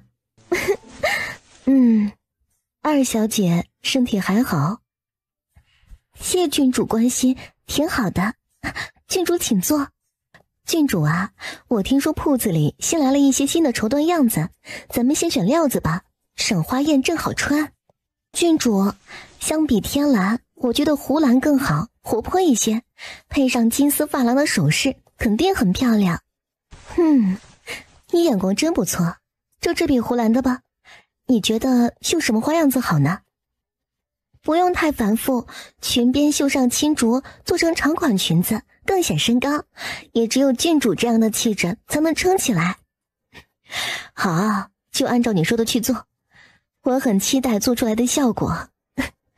想不到萧二小姐对服饰搭配这么精通，以后来府里玩啊。承蒙郡主看得起，有空会上门打扰的。萧天蓝完全成了陪衬，气得脸都扭曲了。萧天爱一高兴，第4块点心往嘴里塞了。萧二小姐怎么不吃了？我家丫鬟怕我吃成胖子了，吃3块了都，不能再吃了，否则午饭又得给我减了呢。不能放肆吃好吃的，确实挺痛苦的。想保持身材，一味的饿着是不可取的。改天我带你去骑马，蹴鞠打马球，保管你吃多少都不胖。真的吗？先谢谢郡主了。我虽然不会，但是我可以给你加油呐喊呀。难怪郡主身材这么好，会骑马的人就是不一样。选好了衣裳，下一站就去银楼了。掌柜的捧着账单，夏疏影按着自己的印记，之后可以去府里结账。轮到萧天蓝了，他指着萧天爱道：“找他钱，郡主的也一并签上吧。”大姐，你的阅历比我还高3成呢，我也想签了单子，可是力不从心呢。郡主，不是我不给你面子，实在是超出我的能力范围了。之前出门，大姐的账单都是我付的，我连弟弟的阅历都填进去了呢。家里有规矩，私人买的东西是不能走公账的，大伯娘掌管侯府，管得很严呢。我总不能连母亲的阅历都给花用了吧？不过父亲这次回来送我一套金丝烧珐琅的头面，和郡主的衣裳很配，我送给郡主。咱们一见如故，算是我的一点小心意啦。死丫头，居然敢自报家丑！你不要脸，我的脸还要呢。二妹，你说的这么可怜，谁不知道你外祖家是大燕第1首富？你会缺银子用吗？谁家的规矩，自家女儿要外祖家养着。我姓萧，可不姓沈。我读书少，不大懂这是什么道理，回府问问祖母去。你，萧天爱，你是故意的吧？别在外面丢人现眼的，连累了侯府。大姐，我知道错了，我签就是了，你别生气。东陵，你回府去取我的首饰盒子来，当了银子给人家结了账。要是被祖母知道我奢靡无度，会不喜欢我的。够了，别演了。郡主，你别相信他胡说。二婶嫁妆丰厚，二房的日子不知道多奢靡呢，他会没钱，说出去也得有人信。这样啊，我很少管院子里的事，不知道的。那好吧，东陵去和母亲要钱，就说大姐让我给她付账呢。顺便问问大伯娘，二房的钱用不用交给大房？前几天她还想让母亲把嫁妆充入宫中呢。我年纪小，不知道这是哪门子道理。郡主、疏影，你们说说，谁家有这样的规矩吗？两人面色古怪，齐齐摇着头。媳妇儿的嫁妆都是私人所用，再没下线的家族也没让媳妇儿嫁妆充公的道理。侯府夫人都是个精打细算的。天蓝小姐，你这个样子可不对了。我要是有这么可爱的妹妹，肯定每天疼着宠着，你怎么可以凶她呀？你约本宫出来，本宫也不差一件衣裳钱。你让妹妹帮你付账，本宫可没脸收。不是的，郡主，我是真心想孝敬你。二妹她故意让我丢丑，姐妹之间拌嘴，让郡主见笑了。拿来我签，连二妹的一起签了。大小姐签你自己的就好，郡主的我们小姐付了。这是沈家的产业，老爷疼外孙女，哪怕姓萧也愿意养着小姐。萧天爱眼睛瞪得老大，他是真的不知道呀，沈家的产业呀。萧天爱，你故意让我丢人，现在满意了吧？我告诉祖母去，你欺负我。大姐，你这话从何说起？明明是你欺负我呀。我知道你不满这次爹爹出门带给你的礼物，说是打发叫花子，我都忍了，你还想让我怎么样？父亲也没送我好东西啊，礼物只是心意，你不满意也不能扔了呀，赏给下人也行。爹爹已经尽心了，我也是一样的礼物，每次都一样的呀。你这样做，爹爹和我都很伤心呢。你还说，我撕烂你的嘴，我让你说。不要啊，救命啊，我不说了，我不敢了，姐姐别打我。大小姐，有话好好说，动手就不对了。小姐哪里说的不对，自有人去查证，你做没做过心里清楚。送大小姐离开。好，你很好，你给我等着。我好怕怕呀。萧天蓝转身就走，他怕自己忍不住。小姐，老爷要是知道大小姐欺负你，肯定饶不了大房那一脉。你有气别忍着，老爷多疼你，肯定会帮你的。别和外公他老人家说，都是一家人，大姐是嫡女，脾气大一点也应该的，我受这点委屈不算什么，家和万事兴嘛。你去忙吧，记得别乱说呀，我不想让外公和娘亲担心。这就是白莲的精髓，你越无辜越是大度，越不让人说，他们就越觉得你可怜，自发为你出头，名利双收的好事儿。哼，怪不得那么多女人都乐意装白莲呢。别演了，人都走了，给谁看呀？我演得很差吗？你们都看出来了呀。两人齐齐点头。看来还要多磨练，提高演技呢。姐妹，人间不拆哈，看破不说破，咱们还是好朋友。人间不拆，就是人家装的时候别拆穿呀。我演得很辛苦的，自认很完美，也不让我多得意一会儿。想让我们不拆穿你也行，请客必须请客。好说，吃饭听戏我全包了，今儿个咱玩个痛快。午饭因为有品仪郡主在，东陵不好阻拦，可以说除了他们俩吃的，剩下的全给他清了。店家，置办一桌同样的饭菜，让丫鬟们吃，马夫婆子也都招待好，想吃什么就点，记我账上。咱们休息一会儿，等他们吃好了再去听戏，行吗？你倒是体恤下人，哪有只让马儿跑不让马儿吃草的道理，不值一提啊。你以前不吃这么多的，和我一样啊，现在怎么吃这么多？确定没问题的吗？啊，别说了，都是累呀。上次不是受伤休养好多天，吃了那些补药，不知道为什么总觉得饿。丫鬟却担心我吃胖了，不敢给我多吃。我今儿个是超常发挥，平时不吃这么多的。可别说出去啊，否则没人敢娶了，不把人家福利给吃穷了呀。你太可爱了，我好喜欢呐。萧天爱又捂着心口，姐姐，你这么说很容易让人误会的。我性取向正常，喜欢帅哥美男，不搞百合的。你那是什么眼神啊？哼，我还没发育好，等我长大不比你差。哎呦，小姐们注意仪态，被人听到了还做不做人了？疏影啊，做人有意思嘛，平时端着就端着了，没人在，该乐呵就乐呵。小天爱，你变坏了，再也不是我认识的小可爱了。我现在也很可爱呀。他们不知道的是，隔壁的包厢里，一个身材高大、穿着玄衣的男子端着杯子里的酒，许久没动弹，一脸的一言难尽。现在的女孩子都是这个样子的吗？茶楼正是热闹的时候，叔叔先生唾沫横飞，说着燕王的丰功伟绩，引来客人们阵阵掌声。燕王，大英雄，大燕的战神，哎呀，可惜眼睛瞎了，他还救过我呢。哎呀，谁说不是的？算起来，我还得喊他一声堂叔呢。他14岁上战场，战功赫赫，大燕有现在的和平安稳，都是他的功劳。他是大燕的守护神，眼看四海升平，众蛮夷臣服，他却出了这样的事儿，不得不交出军权，回王府养老。他才24岁，那么年轻，余生可怎么过呀？谁说不是呢？皇上嘉奖无数，可再多的荣宠也没有健康的身体重要啊。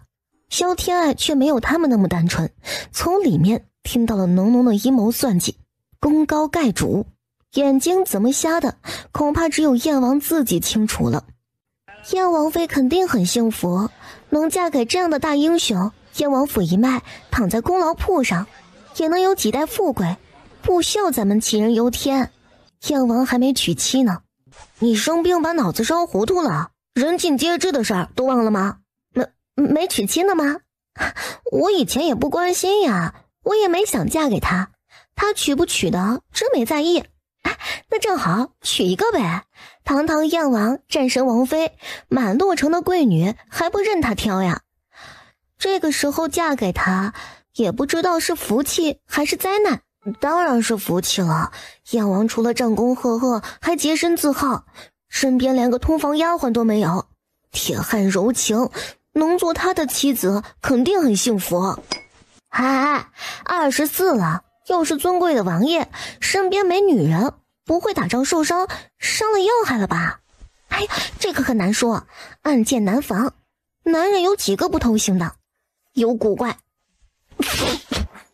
不许你这么说他，燕王怎么可能不能人道呢？那你们怎么解释他不找女人的事儿啊？跟你说个秘密，不许外传啊。燕王有个青梅竹马，就是太子太师的孙女施宣瑶，熟读诗书，才华横溢，不输男儿，真正的书香闺秀，和燕王感情深厚。我听说太子不是想要纳了施宣瑶的吗？后来怎么不提了？施宣瑶也是个奇女子，不想嫁给太子，所以自梳了发，出了家当尼姑了呢。太子还怎么娶？要不是施家是他的老师，悠悠之口难堵，他都敢诛灭施家九族了呢。天哪，还有这么回事儿！我说怎么好久没有见施宣瑶露面了，好凄美的爱情，我好感动啊！难怪燕王不娶妻，也是在等着他呢。太子好过分了，拆散他们一对有情人。如此重情重义的男人，确实让人敬佩。哎，这么说，太子这个人也不咋样啊。这次选妃，你们怎么看？喝茶，非议太子是要杀头的。反正咱们没戏，看热闹就是了。说起燕王，就不能不说长公主了。她的同胞姐姐，她那样的大英雄，摊上这么一个姐姐，太糟心了。可不是嘛，听说长公主自从燕王回来，一次都没有去看过他，还新纳了2个面首，整日里饮酒作乐，荒唐至极。偏生皇上还宠着她，长公主的封号女儿都不给，一直让她站着，多少御史弹劾都没奈何她呢。养面首，哼，皇家的人都被她丢尽了，公主养面首都会注意点影响，她倒好，生怕人家不知道呢。换了一茬又一茬的，太不像话了。萧天爱这一下午吃了满肚子的瓜，都要撑着了。都是关于皇家内部的八卦。肩上正值春秋鼎盛的年纪，英明睿智，雄才大略，难得的明君。太子是中宫嫡子，性子阴冷，脾气不大好。太后不是皇上生母，只是个妃子。传闻当年姬上继位，她出了大力气，所以皇上很是孝顺，入主慈宁宫。所以说，女人的最终极目标不是皇后，而是太后。男人不一定能靠得住，但是儿子一定靠得住。男人不一定能靠得住，但是儿子一定靠得住。做婆婆比做媳妇儿更滋润。好有道理呀！今日最大的运气就是认识了爱爱这样一个妙人，相见恨晚呢。哎呀，以前怎么没发现你这么的有脑子啊？哼，合着我以前是个傻的呀？没有，只是觉得更有意思了。傍晚时分，他们散了，约好了下一次相聚，依依不舍地分开。隔壁的包厢传来爆笑声。滚！这姑娘再一次刷新了他的认知，真是语不惊人死不休。偏生说的都有那么点道理，让人想不出反驳的话来，只能用歪理来形容。回到府里，萧天爱还以为萧天蓝总会闹一场，哪知道一点动静都没有。第二天请安，没事人一样，甚至比以前还对自己热情几分，十足好姐妹模样。大姐二姐明明笑得那么温柔，我怎么觉得满是杀气呀？看出来就是了，别说了。大房一直嫉妒二房的富贵奢靡，二房以前没多计较，最近不知道怎么了，对大房没那么大方了。大房自然不乐意了。这样子啊，好复杂呢。要我说，大夫人这么想就不对。二叔的日子好，都是二婶的钱，跟他有什么关系啊？人心一向是不足的。这次大小姐有望太子妃的位置，大夫人更是得意，岂能愿意二房比她好过？你长点心，这样的话别乱说了，被大夫人听到，小心给你小鞋穿。小姐们，课本抄一遍，字体要公正。老夫待会儿检查，哪里不懂的也可以问。二小姐的字儿进步很大呀，哈哈，不错不错。谢先生夸奖。小人得志，不就是被先生夸两句吗？有什么了不起的？二小姐，你何故如此书写呀？而且这个断句也不对呀。哎，这样吟诵一番，好像更有味道了。哎呦，善，大善，二小姐大才呀！且上前来，老夫想和二小姐切磋一番。汉字博大精深，一样的字儿，不一样的标点，能读出好几个意思来。所以萧天爱的断句是根据自己的理解，和先生自己理解的有些差别。二小姐读书的天分甚高，可惜啊，不是男儿身。若能苦读10年，状元不敢说，二甲进士绰绰有余。如此才学，真可惜了呀。不敢当先生这么夸，小女子献丑，胡乱写的。先生不怪我鲁莽，已经很感激了。真的吗？先生真这么说呀？早知道该让爱爱去书院读书了，咱们家还能出个女才子呢。书院收女弟子的吗？会收些启蒙的贵女，读到10岁就不能去了。家世尊贵的能读到12岁，最出名的就是施家小姐，读到14岁，才名远播。博众书院的山长都想收她做关门弟子了，很惋惜，她不是个男儿身。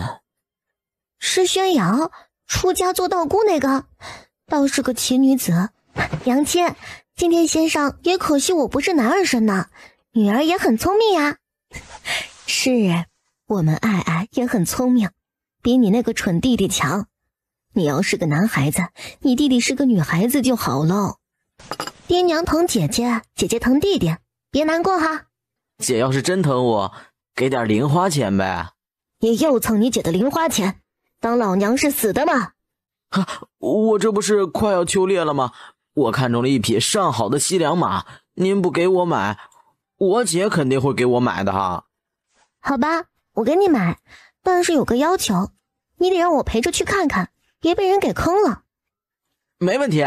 不准去，你姐姐能去那种地方吗？出了事儿，老娘剁了你。没事的，我就在马车里看着，帮他砍砍价，多带几个护卫，没那么容易出事儿呢。阿娘，你放心好了，难不成你让我一直不出门吗？我都要发霉了呢。保护好你姐，有一点意外，零花钱减半。娘亲不说，我也不能让姐有事儿啊，拼了命我也会保护好姐姐的。你老跟她较什么劲儿？嫁给太子才是你目前最重要的事儿。只要你成了太子妃，老夫人都得看你脸色，何况她一个妹妹，那时候还不有的是手段来收拾她。太子妃是那么好选上的吗？萧天爱也会参加宴会，她的琴技和书法都让先生赞不绝口，听说绣技也大有进步，已经能绣出双面绣的帕子了呢。之前太子就对她有些心动，她要是处处出众，哪怕做不了太子妃，一个侧妃还做不得的吗？倒是我样样不如她，拿什么吸引太子啊？别人咱们动不了手，收拾她还是可以的。你不必把她当成对手，交给母亲安排。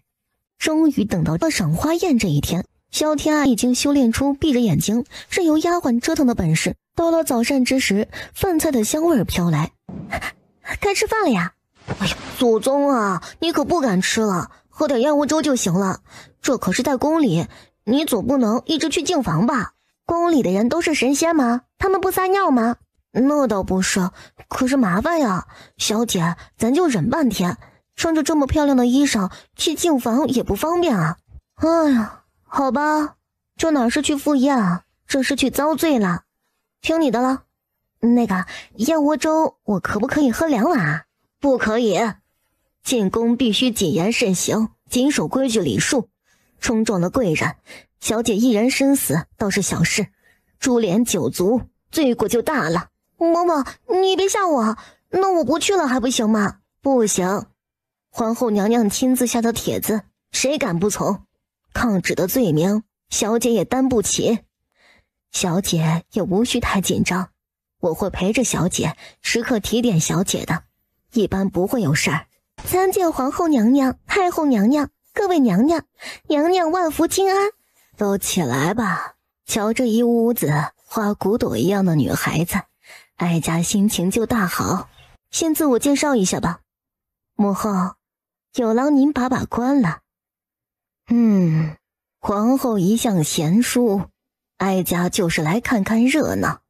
毕竟太子是你的儿子，你才是正经婆婆，你拿主意就好了。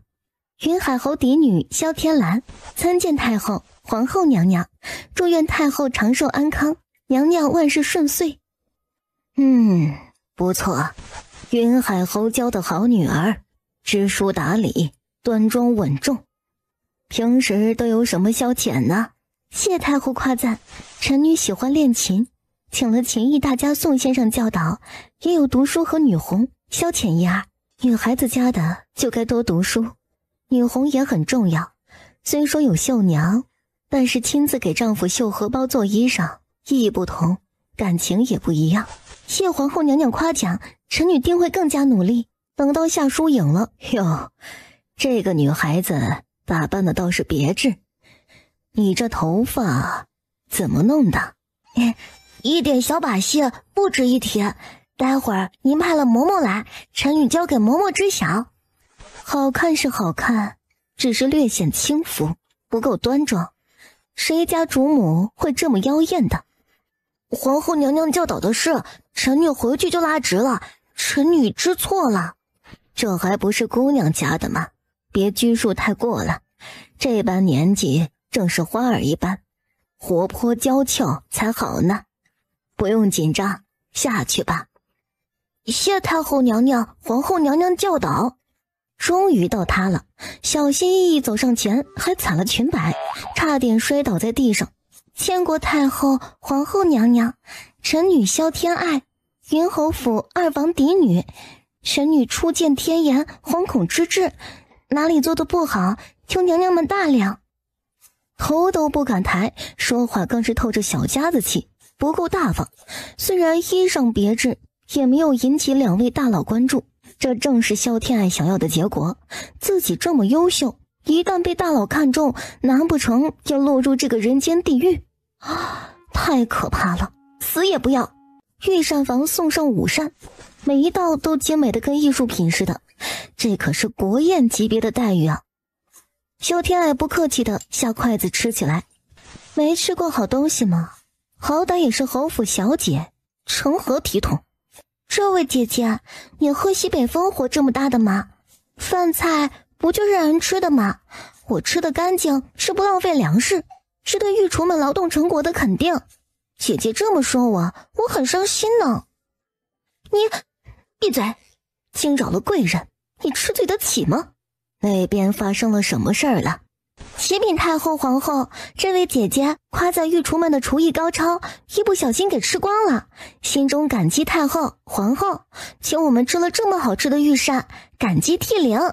姐姐宅心仁厚，不浪费一餐一饭，实乃我辈楷模，我们都要向姐姐好好学习呢。何该如此？你是哪家小姐？勤俭节约乃是老祖宗传下的美德。来人，赏！臣女国子监祭酒林家嫡女林倩倩，谢过太后赏赐。国子监祭酒，书香门第，难怪教养出这样懂事的女儿。好，本宫也赏。这个荷包你收着吧。恭喜林小姐啦！午膳用过，娘娘们休息片刻，小姐们可以去休息，也可以在院子里赏花。萧天爱吃得多，很快想去净房，秦嬷嬷陪她一起去。小姐，进宫的时候我怎么跟你说的？咱能消停一会儿吗？真不是闹着玩的。嬷嬷，还不都是怪你呀！我吃不饱，受不了呢，忍不住呀。要不咱们打个商量，以后我随便吃，到了外面不至于饿得太狠，我也能忍。身材不要了吗？想要窈窕身段，不控制口腹之欲怎么能行？没得商量。我保证不会吃胖的，嬷嬷都没试过，怎么知道我不能保持窈窕？这样吧，咱们试1个月，我保证1斤肉都不长。小姐就是说破天也不行，除非我不做你的教养嬷嬷。小姐想怎么样都行，一点都不知道变通，没劲儿啊！一个穿着灰色太监服的宦官走过来，喊秦嬷嬷。秦嬷嬷直觉不妙，这是想调开自己搞事情。嬷嬷你去吧，劳烦这位公公告诉我净房在哪里。秦嬷嬷拒绝的话还没有说出来，萧天爱已经走了，东张西望，像只花蝴蝶似的，反而更自在。萧天爱按照宦官的指路，拐过一道小路，刚一露脸，迎面有人撞上来，一盆热水扑面而来。萧天爱身子一晃，已经躲开了兜头而来的热水，灵活一蹦，躲开老远，坑人不成反被坑。地上的人有点懵，这位姐姐没摔着吧？你怎么走路的？都不看人，害得我摔倒，主子怪罪下来，你吃罪得起吗？哎呀，倒打一耙！哎呀，对不起啊，我眼瞎手笨的，伺候不来你这么大款的女官大人，惹不起本小姐躲得起。至于贵人怪罪，哼，本小姐又不是宫里当差的，怎么着也怪不到我身上。萧天爱收拾了宫女，心情大好，哼着歌儿继续去进房。前面亭子好像有人呢，哦吼，还是熟人呢。准确来讲，是个他惦记许久的人。姑娘是何人？有事吗？他不是瞎子吗？怎么知道自己进来了？本王是看不到，可耳朵能听到，鼻子也能闻到你。你身上有墨绿香露的味道，脚步轻盈，肯定是女子。燕王厉害了，咱可是熟人呢。小女子萧天爱，您从山贼手里救我回来那个云海侯二房嫡女，还记得不？本王还没老呢，记性没毛病。我这不是提醒您一下，您可是王爷，贵人事多，要是不记得，小女子多没面子呀。我看您一个人没人伺候的吗？需要我帮你做什么吗？倒杯茶吧。会下棋不会？要是没事儿，陪我下盘棋。好呀，王爷别嫌我棋艺差就好了。开始吧。王爷你看不见，我帮你下，你告诉我走哪就行了。这个主意不错，就依你，让你3个子儿。谢谢王爷，我就不客气了。哪怕让了3个子，萧天爱这个臭棋篓子也不是人家对手。他才不想就这么认输呢，嘴角扯了扯，露出坏笑来。真的是个瞎子呢。你输了。怎么会？我跟你讲，现在是势均力敌，不信咱找个裁判，看看棋盘上是不是这个样子的。我可没有欺负你看不到，绝对是大实话。你不知道吗？我的记忆力很好的，每一步我都能记得住。你也喊了你的步数，我脑子里有清晰的画面，你确实输了。那么多步子呢，王爷你肯定记错了，眼见为实，我发誓真的没坑你啊。好吧，我相信你，因为但凡有点良心的人都不会坑我一个瞎子的，何况我还救过你2次，萧姑娘肯定是善良的好姑娘，不会欺负我的。对得很，我都说了不欺负你呢。不过说起救命之恩，嘿嘿，王爷收了我家钱，咱是两清了，拿这个谢恩图报，我是不认得的。我能让你报答我什么呀？好像你也没那个本事啊。比如说现在让我让你几步棋，这可不能够。不会的，继续下。我说了，相信萧姑娘的良心。王爷啊，您这可不行，良心值几个钱啊？能当饭吃吗？宁可相信世上有鬼，也别相信别人的良心。尤其是这个人还是你的对家，你会死得很惨的哟。就像现在，我换了你的棋子，你却相信我的良心，输得冤不冤啊？是挺冤的。谁能想到萧姑娘这么漂亮的一个小姑娘，会欺负我一个瞎子呢？好啦，我跟你道歉，一盘棋而已，你闭着眼睛都能赢我，不欺负你眼瞎，我能赢的吗？还要不要继续啊？你的奴才去哪儿了？还没回来吗？估计有事忙去了。我一个闲散王爷，又是个瞎子，宫里人最是踩高捧低，谁会惦记我一个废人呢？王爷，你这么想可是不对的，你怎么会是废人呢？眼睛虽然瞎了，心可不能盲。你这样的大英雄，岂能被这样的小挫折给打败？萧姑娘高看我了，这可不是小挫折。一个瞎子，称什么英雄啊？不说这个，继续下棋。两只手在棋盘上飞舞着，忙得很，也有点累了。看到旁边摆着的精美点心，拿起来就吃。这味道真不错，咸口的，他喜欢。不知不觉，2盘点心都被他吃光了。哪知道燕王把手伸向盘子，想拿点心吃，这个怎么办呀？可不能给人家留下一个贪吃的印象。王爷，你想拿什么啊？有点饿，我记得有准备点心的，吃一块垫垫。哪有点心啊？王爷说的是以前吧？这帮狗眼看人低的奴才，欺人太甚。你可是保家卫国、战功赫赫的大将军，居然连点心都可口，人心不古啊！你真的饿了呀？我帮你去找点吃的来吧。算了，不用麻烦了，谢谢你为我抱不平，真是个善良的好姑娘。嘿嘿，还好吧。喝茶，你喝茶，这茶喝的倒是不错，比我府里的都好喝呢。这是顶级的明前龙井，一向只供给宫里，自然比外面的茶要好。你陪我下棋，我送你2斤回家喝吧。这多不好意思呢，举手之劳，哪能要你的东西啊？没关系的，一点茶叶不值钱的。刚才我侄儿送给我2斤，你拿着吧。好茶能让懂茶的人喝，才能实现它的价值。太谢谢王爷了，多不好意思啊。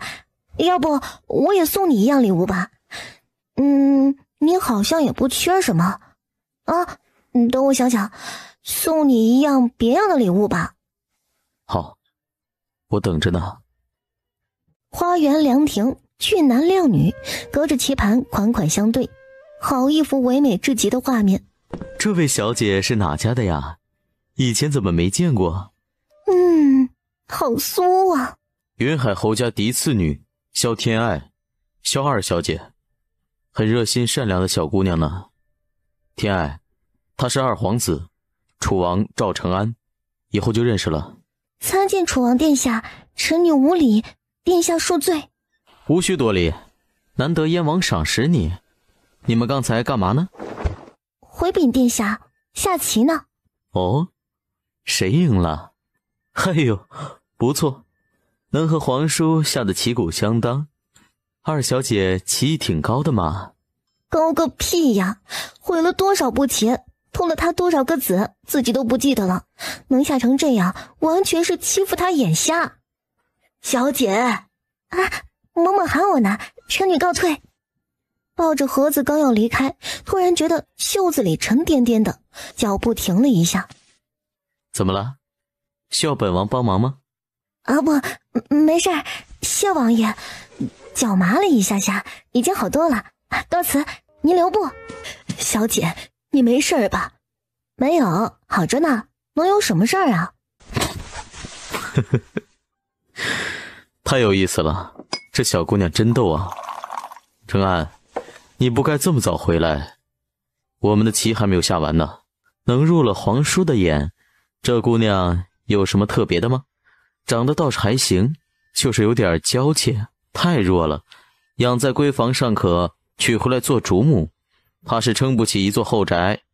只可惜了宣瑶姑娘，你们多好的一对儿啊。承安，慎言，来，接着下棋。待会儿咱们也去看看热闹，你也老大不小了，该选一个王妃了。皇叔比我还年长2岁，侄儿让您先选哈。太后对你的婚事很是上心呢。我这副样子，别拖累了人家好好的姑娘了，自己陷进这泥潭也就罢了，何苦多一个人受苦啊？皇叔，你别这么想，不说这个，下棋。我说你下，刚才我和二小姐就是这么下的。回到花园，太后和皇后已经回来了，再次召集贵女们说话。萧天爱偷偷坐在萧天兰下手，刚坐好没留神，袖子里的盘子滚了出来，咕嘟嘟溜出去老远。所有人目瞪口呆。这枚顽皮冲撞了太后、皇后娘娘，臣女是姐姐，没教导好她，臣女愿意代她受罚。萧天爱也木着脸走出来跪下，只是这一跪，另一只盘子跟着滚出来。老天爷呀，降一道雷，劈死我算了。萧天兰则是恨不得现在就掐死他的好。你进宫是来搞笑的吗？舍妹该死，请娘娘们责罚。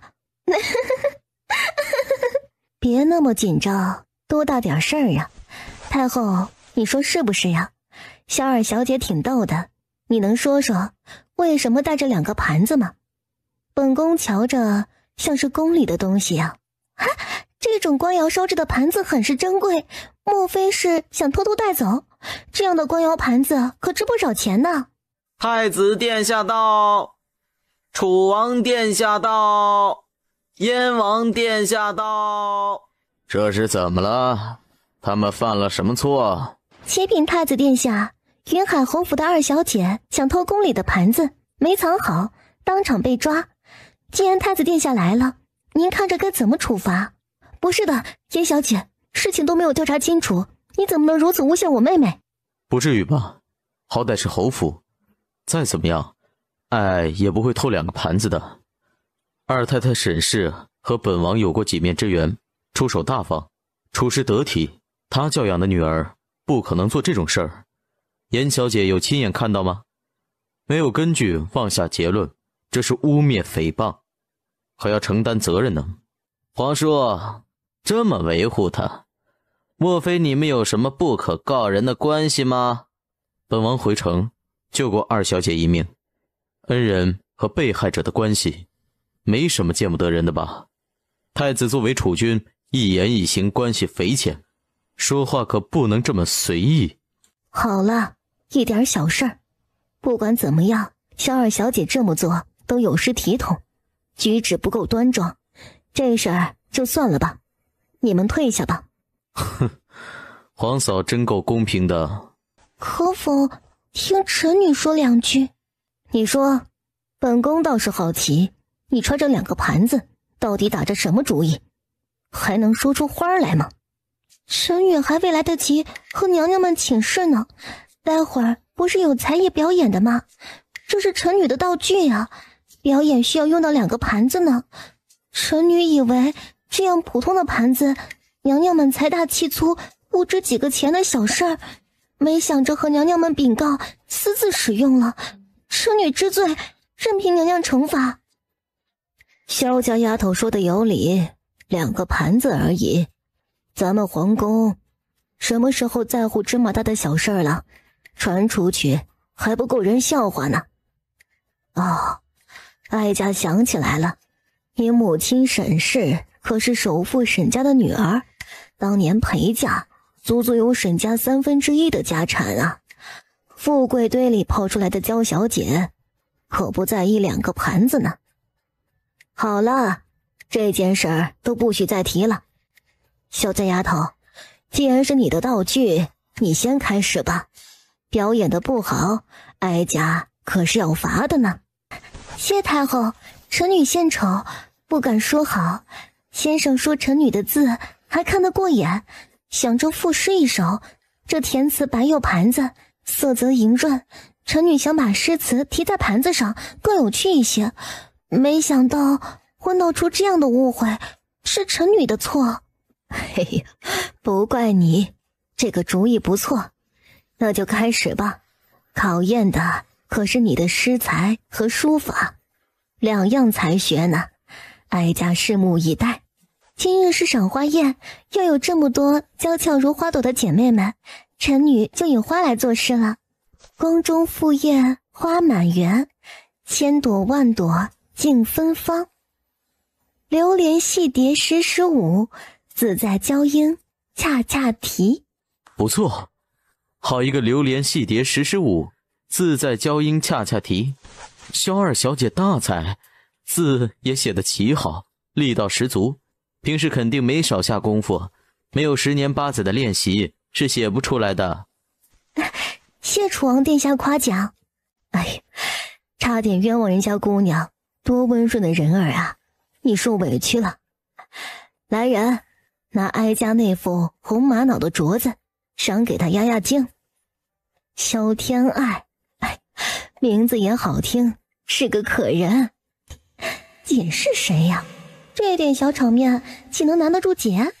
萧二小姐开了头彩，咱们就继续吧。下一个谁来表演啊？咱们是击鼓传花呢，还是毛遂自荐呢？毛遂自荐吧，孤的太子妃要有才有胆量，胆小怯懦之辈可当不起太子妃的头衔。臣女颜玉娆，文渊阁大学士嫡女，愿为太子献舞一曲。又是颜玉娆。萧天蓝气得掐着手心，突然脸色大变，他的手指居然酸软无力，使不上力气。这可怎么办？二妹，陪我去进房好吗？我有点紧张。大姐，你洗手没？注意卫生啊，别拿摸屁屁的手抓人家的手。很不礼貌呢。别跟我扯这些，我有大事跟你说。萧天爱，你必须帮我。呵呵，有你这么求人的吗？还必须帮你？你脸大呀！整个侯府的人都对我寄予厚望，父亲更是花费无数人脉和钱财打通关节。我要是做了太子妃，侯府也能更进一层。你要是不帮我，回去我会和祖母说你是故意的。你想清楚了，二婶在祖母面前的处境怕是更难了。我的手使不上力气，肯定是颜玉瑶那个贱人算计的我。待会儿你替我抚琴。你在威胁我？威胁也好，请求也罢，总之你我都是萧家的人，一荣俱荣。我是为了我自己吗？我也是为了侯府好，将来你也沾光呢。太子妃两人你也看到了，脾气暴躁，阴晴不定，这样的夫君，你觉得能得到幸福吗？幸福？咱们这样的府邸有几个能有幸福的？我只知道太子妃是我能争取到最好的婚事，只要出了门我风光无限，谁管你在府里怎么样？不管别人怎么看我，见了我都得行礼问安，伏低作响，包括我，对吗？你就说帮不帮吧。行吧，既然你非要往火坑里跳呢，我成全你就是了。有个做太子妃的姐姐，想必我在洛城也能横着走了。你也记着，以后想欺负我就想想今天的事儿。下一位谁来呀？臣女献丑了，请娘娘成全。好，二小姐诗书双绝，想必大小姐不输妹妹。你要表演什么呀？臣女从小练琴，今日就抚琴一曲，请娘娘们多指教。好呀，皇上最喜欢听本宫抚琴。萧小姐既然师从宋林大师，想必也是同道中人。本宫期待萧小姐接下来能带来怎样的惊喜。臣女比不上陈贵妃娘娘万分之一，初次在这种场合下表演，有点紧张，可否用屏风遮挡一下？哎呀，些许小事，抚琴需要平心静气，焚香净手。萧小姐想遮挡一下也是应该的。哎，给姐姐打个下手吧。好吧，姐姐吩咐，妹妹不敢不从呢。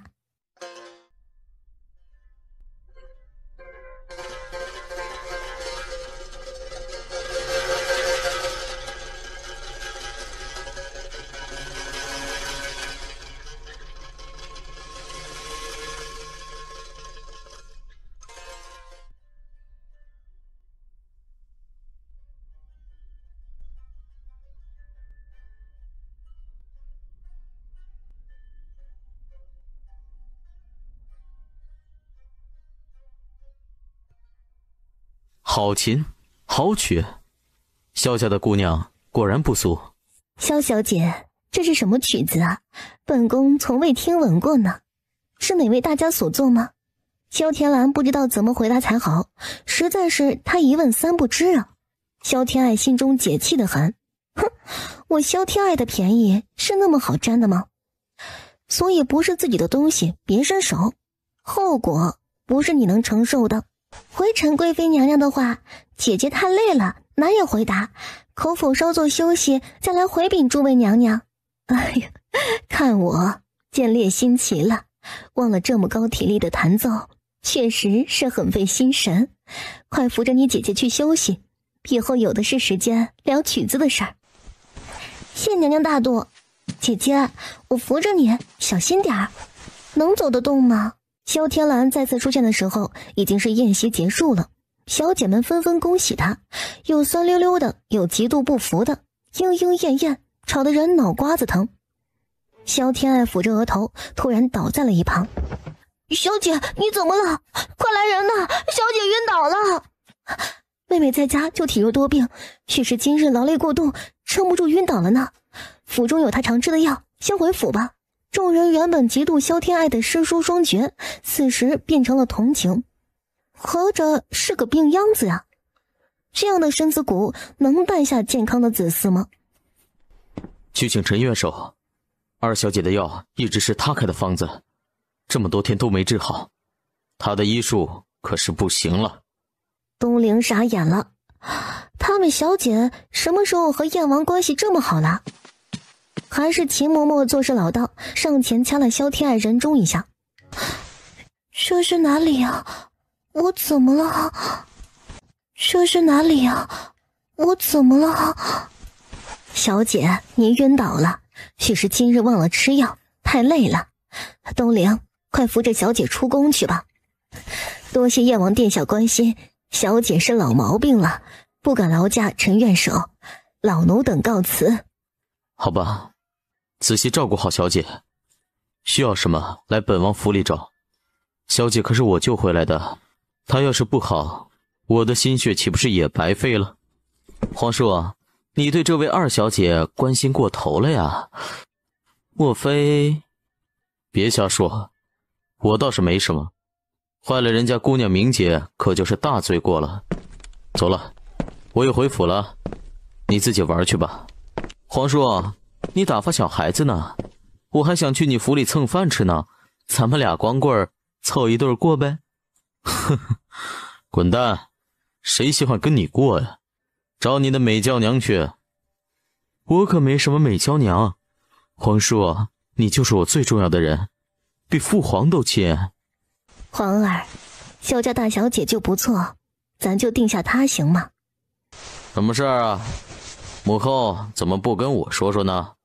没什么，那个二小姐身子骨弱，还没出宫就晕倒了，你皇叔好像挺紧张她的，些许小事不值当一提。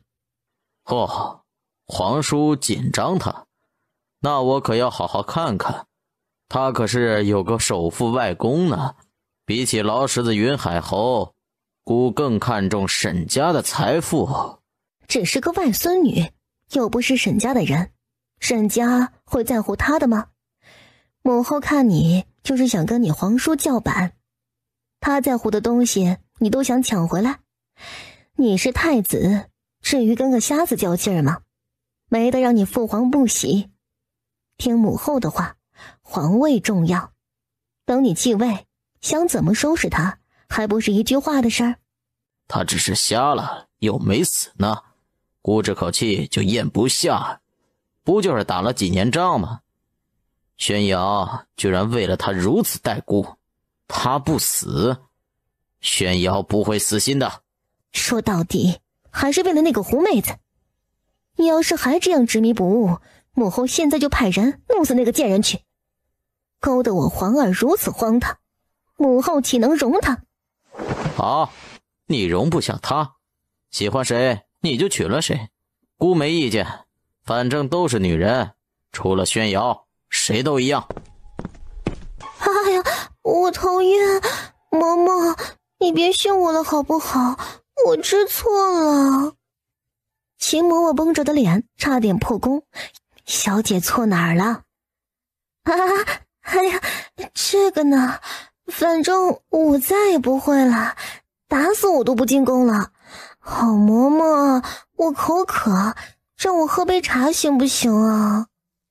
沈氏和萧斌早早等在门口，看到他回来，心肝柔儿的喊着，一人一边。哎呦，脸色这么差，进宫不顺利吗？小姐都晕倒了呢，中午没办法喝药。哎呀，赶紧熬上呀，以后再不去了，我家爱爱这么弱，无福消受啊。萧天蓝虽然看不上二房的不上进，却也羡慕他们一家子的感情。你去查查大小姐身边的秋文怎么了，身上可是有伤？不用查，肯定有的呀。小姐以为谁都像您这么好脾气，从不责罚下人。侯夫人和大小姐都有拿丫鬟发泄的习惯，秋文身上就没好过。夏玲啊，你这话有歧义哈，还发泄呢，开车可不好。什么开车？奴婢没有啊，我的梗无人能懂。寂寞如雪呀，找些上好的伤药给秋文送过去，也是个可怜人。好嘞，小姐心善，秋文肯定会感激小姐的。奴婢发动3寸不烂之舌，定会把秋文收买到咱们这边。以后大小姐要是使坏，咱也好提早防范呀。小机灵鬼，就你聪明，去吧，拿点糕点糖果受了委屈，吃点甜的，心里就没那么苦了。休养了几天，补药又是不要钱似的往肚子里灌，不死皮突飞猛进，牛皮境界大成，隐隐要突破到铁皮境界。小姐，不如去花园里转转，老闷在屋子里也是不行的。你要是累了，奴婢让人抬个轿子来。好吧，那就出去转转，不用轿子了，晃得我头晕。让丫鬟们都散开玩去吧，留2个伺候就行了，不用都跟着我。谢小姐。小姐，您就惯着他们吧，都还是孩子呢，他们玩得开心，咱们看着也心情好呀。让你跑，害得老娘一阵好找，伺候你这么个倒霉玩意儿，老娘倒了8辈子血霉了。说，以后还敢不敢乱跑了？哎呀，累死老娘了！大胆，你是哪一方当差的？何故打人啊？哎，小姐恕罪，惊扰了小姐的雅兴，奴婢该死。老奴是大房当差的，侯夫人的陪嫁嬷嬷，马上就走。慢着，这位哥儿是谁？这不好说吗？有这么难以启齿吗？大伯娘做了什么见不得光的事儿？孩子，你来说，他为什么打你？你又是谁呀？不该说的别说话。你不会说话吗？我是府里的2小姐，需要我帮你吗？啊，你是大房那个庶子？天哪，怎么弄成这副模样？大胆刁奴，庶子也是主子，岂能有你一个奴才肆意打骂？大房还有庶子，我怎么没有听说过？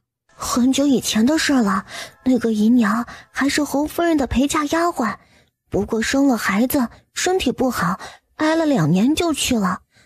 侯夫人说是养在膝下，这么多年大家未曾见她露面，大多都忘了这号人呢。要不是今儿个咱们碰到，奴婢也想不起来。我饿得受不了了，想找点吃的，不是有意冒犯你的。我饿得受不了了，想找点吃的，不是有意冒犯你的。2小姐，这是大房的事儿，您一个闺阁小姐，不好管长辈院子里的事儿。我刚准备好饭菜，哥儿就不见了，这不着急吗？老奴这就带他走，不让他污了您的眼。哼，好你个老刁奴，你欺负哥儿还拉扯本小姐，这是我弟弟，被你搓磨成这个样子，你当本小姐眼瞎吗？我何曾说过他碍眼了？怕是碍着大伯娘的眼了吧？东陵，带着他，咱们去给祖母请安。我倒要问问，堂堂侯府就是这样对待府里的少爷的吗？2小姐，还是不要闹大的好，家丑不可外扬。何况这是大房的家务事，咱们插手不占道理。嬷嬷说的我自然懂得，就是因为抱着这样的心思，老刁奴才敢这么欺负他。哪怕他不是府里的少爷，只是个普通少年，我也不能不管，事关正义原则。再说，我需要在乎大房的想法吗？2小姐好，这时我要见祖母，见了她自会解释的，还请嬷嬷通传一声。孙女见过祖母，多日未来给祖母请安，很是惦记。祖母身子可好？比你都结实，3天2头病症，只要你没事儿，老身就更好了。他是谁呀？祖母仔细看看，可曾觉得眼熟？贺嬷嬷，你去吩咐厨房准备点好刻画的粥饭，待会儿给他吃，孩子饿坏了呢。2丫头，你从哪儿找来的人？还不说实话，你想急死祖母呀？祖母这话问的，我大门不出二门不迈，自然是在府里找到的呀。她还被伺候的婆子又打又骂的，孙女最见不到这个，多问了几句，没想到里面的事儿可多着呢。祖母，你也看出来了，他和府里的少爷长得有5、6分像呢，尤其和大伯，说是一个模子里刻出来的都不为过。孩子，你叫什么名字啊？哎呦，天正，是樱桃上的那个庶子，夫人不是养在膝下吗？有段时间生病了，送去庙里祈福休养，怎么变成这副样子了？去把那个毒妇给老身找来，我可怜的孙儿哟，让他看看他做的什么孽。夫人，老夫人请您过去一趟。唉，这才刚回来，有什么事儿啊？奴婢不知，夫人去了就知道了。哪里弄来的野孩子呀？没得脏了母亲的地。母亲找我来，难不成就为了他？你给我跪下！当年怪我瞎眼在，怎么就给老大挑了你这么一个毒妇啊？野孩子，你巴不得我侯府的少爷都是野孩子，就没人跟你争家产了，对不对？这个家落在你手里，迟早得完。母亲，你消消气儿，儿媳哪里做错了？您给我机会改，气着您的身子，儿媳万死难赎其罪。说话间，沈氏和3房、4房的太太都来了，萧天兰也赶来了。祖母，母亲可是一家主母，有话咱们好好说，别气坏了您的身子。他巴不得气死我，就没人管着他，侯府就是他的了，想怎样就怎样。盼这一天，你怕是盼了许多年了吧？天兰，祖母疼你，可你娘做的事儿真不叫人事儿。你看到那个少年了吗？侯府的3少爷，你的亲弟弟。你娘说养在膝下就是这么养的，你要是看他碍眼，老身自己养，用得着装贤惠大度，差点毁了孩子。母亲，不是这样的，儿媳有派了奴才照顾他的呀，还是我的陪嫁嬷嬷最信任的人，就怕伺候的不周到。儿媳承认这些年是忽略了他，但是吃食用度未曾有丝毫克扣，请母亲明鉴。就是大伯娘让好嬷嬷打骂天正，您是没见着，还做成什么样了？养恩大于生恩，侯府的血脉，大伯娘怎么能忽略呢？他可是喊你一声母亲呢，逢年过节的就没有想过他一次，也就这孩子命大，能活到这么大。天爱，你这么跟长辈说话的吗？大嫂，你理亏词穷，也别拿孩子撒气啊。长辈要有长辈的样子，你做的这些事儿，哪里配得上他一声长辈了？别吵了，孩子，你说说，这些年你都是怎么过的？祖母问你话呢，你就是说每天吃的什么，住在哪里，有没有读书啊？吃的只是稀粥，一天就1顿。嬷嬷说了，饿不死就行。我是丧门星，谁都不喜欢我呢。读书是什么？我不知道。唉，可怜的孩子呀，府里的奴才都不至于吃这种苦。可怜的孩子呀，府里的奴才都不至于吃这种苦。太太，我记得您给过我包子吃，那是我吃的最好的一次了。您是除了姨娘对我最好的人呢。好孩子，以后饿了就来找婶婶，婶婶管你吃饱啊。母亲，我没有，肯定是奴才自作主张，私自克扣，我真的有养他呀。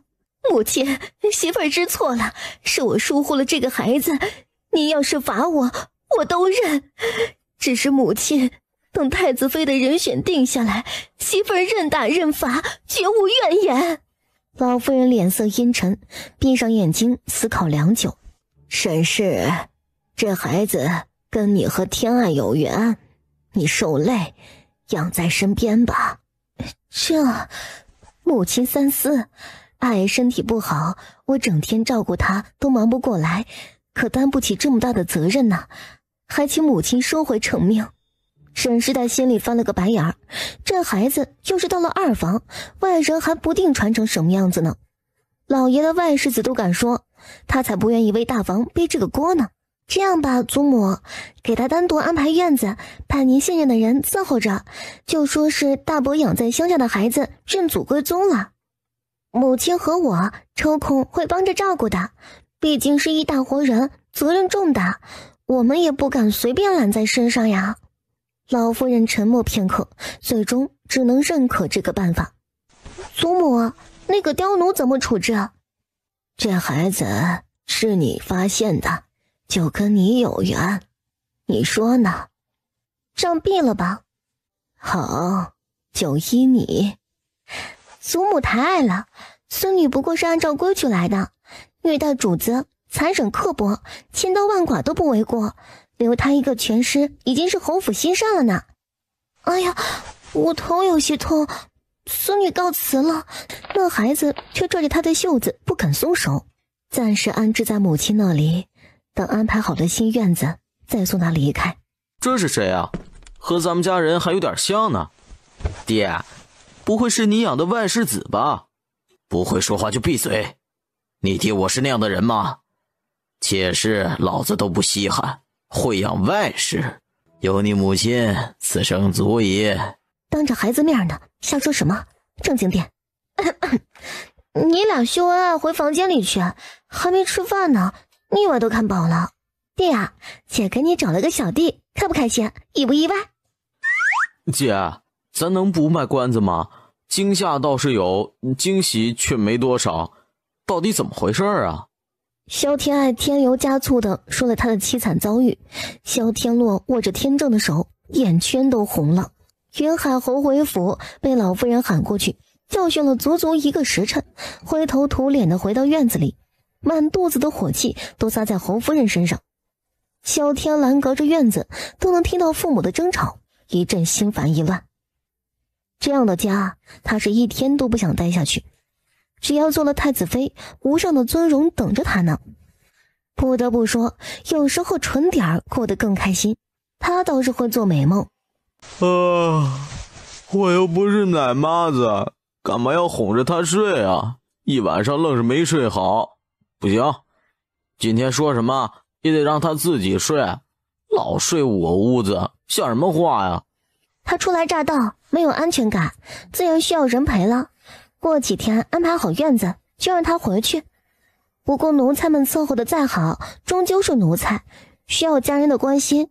你多费点心，长大了你们兄弟也能互相帮衬。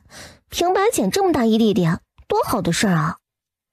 好事你咋不留着？就会骗我。成啊，让他住我这儿，我也没意见。好吧，算你厉害，当我什么都没说。三人也没吃早膳，去外面吃去。这是买的什么呀？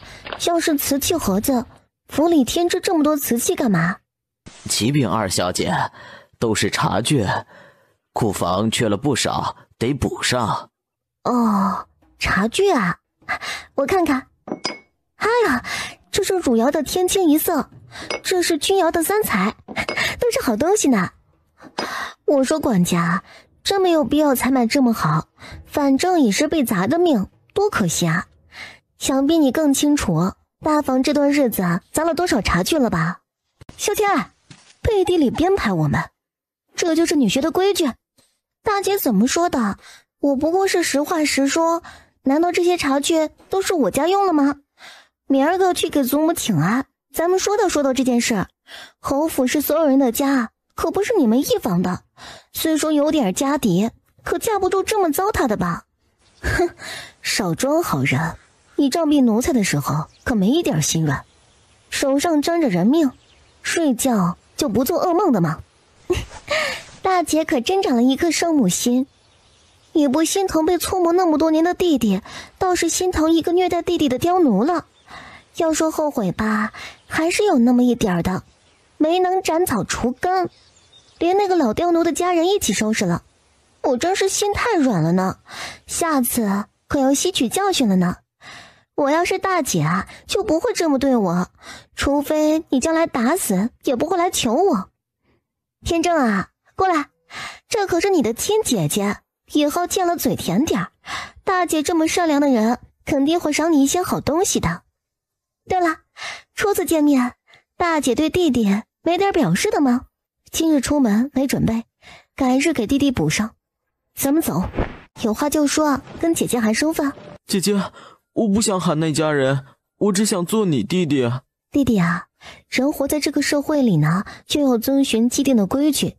愚蠢的人会硬着头皮和规矩作对，撞得满头包；而聪明的人则会把规矩化为己用，对自己更有利。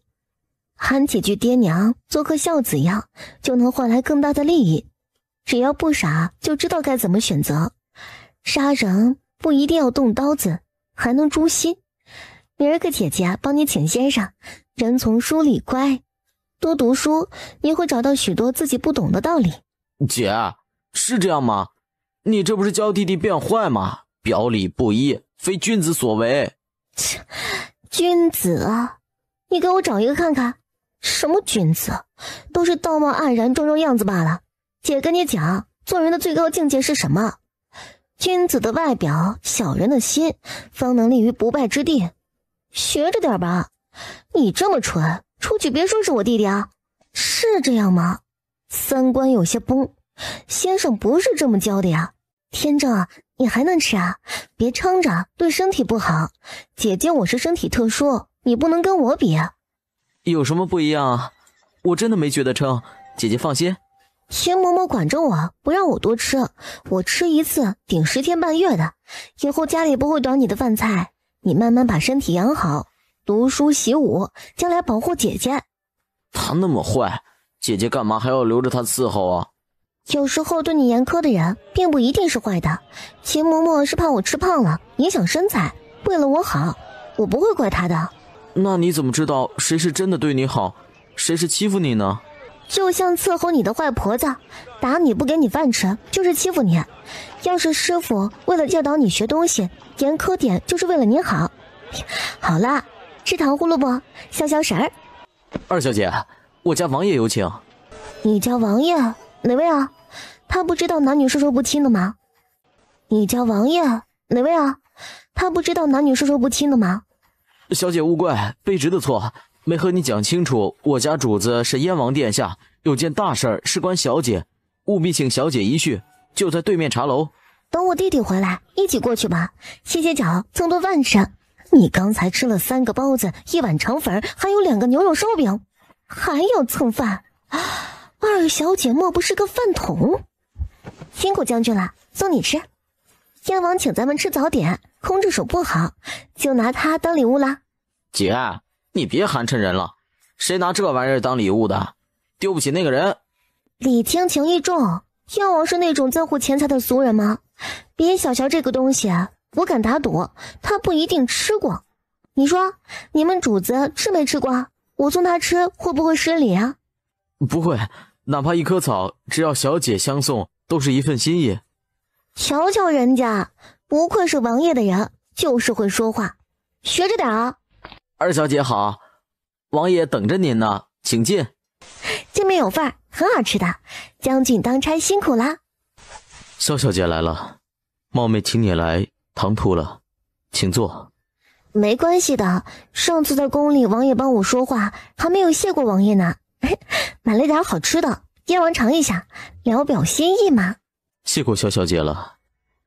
说正事儿，太子欲纳你为侧妃，你怎么看？什么？他有病吧？太子妃呢？太子妃选的是谁啊？令姐，你们姐妹一正一侧，皇后觉得是一段佳话。加你娘的头啊！萧姑娘人品才华俱佳，于人做妾，想必小姐是不愿意的。死也不愿意啊！既然如此，本王会帮小姐解决这件事儿。说来惭愧，萧小姐这次是受本王连累了。太子本意是想对付我呢。因为是家小姐，王爷的青梅竹马白月光，为了拒绝太子，出家做了道姑那个。白月光？就是心中的挚爱，唯一的那个人，大家都这么说。大家说是就是吧，只可惜了宣瑶大家闺秀锦衣玉食，今日却落入道馆受苦。我会请皇兄出面，不让太子胡来，皇上总会给我几分面子。用得着惊动皇上吗？要不我偷个人，名声坏了，太子总不至于给自己戴绿帽子吧？姐，亲姐，可不敢闹着玩，爹娘的脸也没了。从长计议，燕王殿下肯定有主意的，你别添乱。令弟说的对，本王不会让小姐名节有亏的，将来还要许配一户好人家呢。哎呀，我身子弱，性子软，有点门第的人家都不会娶的，长不了家，生不出孩子，娶回去当祖宗供着吗？反正我没想嫁人，名声什么的也不在乎，恶心太子一下也不错。真不用，太子睚眦必报，会报复整个侯府呢。你大姐这个太子妃也保不住啊。哼，大姐还没做太子妃呢，眼皮子都翻到天上去了，这要是给她做了，还不得上天啊？不如趁着此时未曾定下来，我为小姐择一门好亲事，名花有主，太子总不能夺人之妻啊。而且他知道我对你无意，就不会这么执着地针对小姐了。燕王可有人选？公侯伯这些爵位之中，选个品行不错的次子，本王亲自保媒，还是没问题的。先谢过王爷了，容我回府和父母商议一下，毕竟婚事需要父母做主才行啊。好，本王静候佳音。王爷，吃早膳了吗？没呢，小姑娘不介意，一起吧。不介意的，燕王别想我们人多闹得慌就好了。说起来，我被太子惦记，还是被你老人家给连累的呢。哎呀，无妄之灾，挺冤的呢。本王不过24，很老的吗？对不住了。没关系，王爷也是受害者，咱们算是一条线上的人了，理应共同进退，和恶势力抗争到底。不过呢，咱们已经是自己人了，之前我母亲送您那些钱……什么银子？有这事儿吗？装傻呢？这就是不想还了？是吗？或许是我记错了。小二呢？你们店里的招牌菜都有什么？挨个上一份。萧天爱喝了一盏党参鸽子汤，一股暖流从丹田升起，浑身的肌肤顿时紧绷起来。小姑娘，这是……我吃好了，你慢慢吃吧，我就告辞了。后会有期。严峰，送小姑娘。洛城权贵之中，适龄的嫡次子，未婚的优秀才俊，收集一下。小姑娘怪有意思的，本王送她一场好姻缘。是，卑职马上吩咐下去。萧姑娘瞧着娇娇柔柔的，胆子可不小，卑职就没见过哪个姑娘跟主子说话一点不怵的。说来也是，她可不怕本王。且说萧天爱回到马车里，屏退了下人，往罗马市集出发。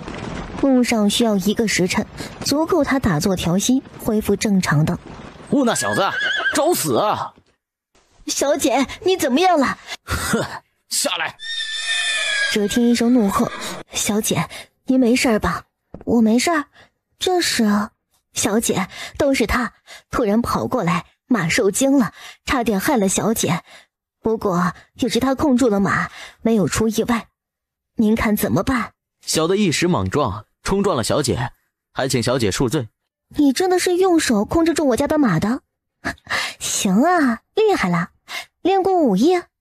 小的自有家贫，这一身力气是天生的，从小就比别人力气大，不过吃的更多，爹娘都给吃穷了，只能独自出门讨生活。小姐若是看得上小人这身力气，小人愿意肝脑涂地，只要能管饱饭就行。这小子是个人才，大胆！小姐身边岂能用你这种来历不明的人？小姐，咱别被他给骗了，油嘴滑舌，不像老实人。小的莽撞了，嬷嬷勿怪。冒昧问一句，你们这是去哪儿啊？这一片我熟啊，用得着我的地方尽管说。我叫方大勇，您可以去打听，谁不说我方大勇讲义气，做事稳妥。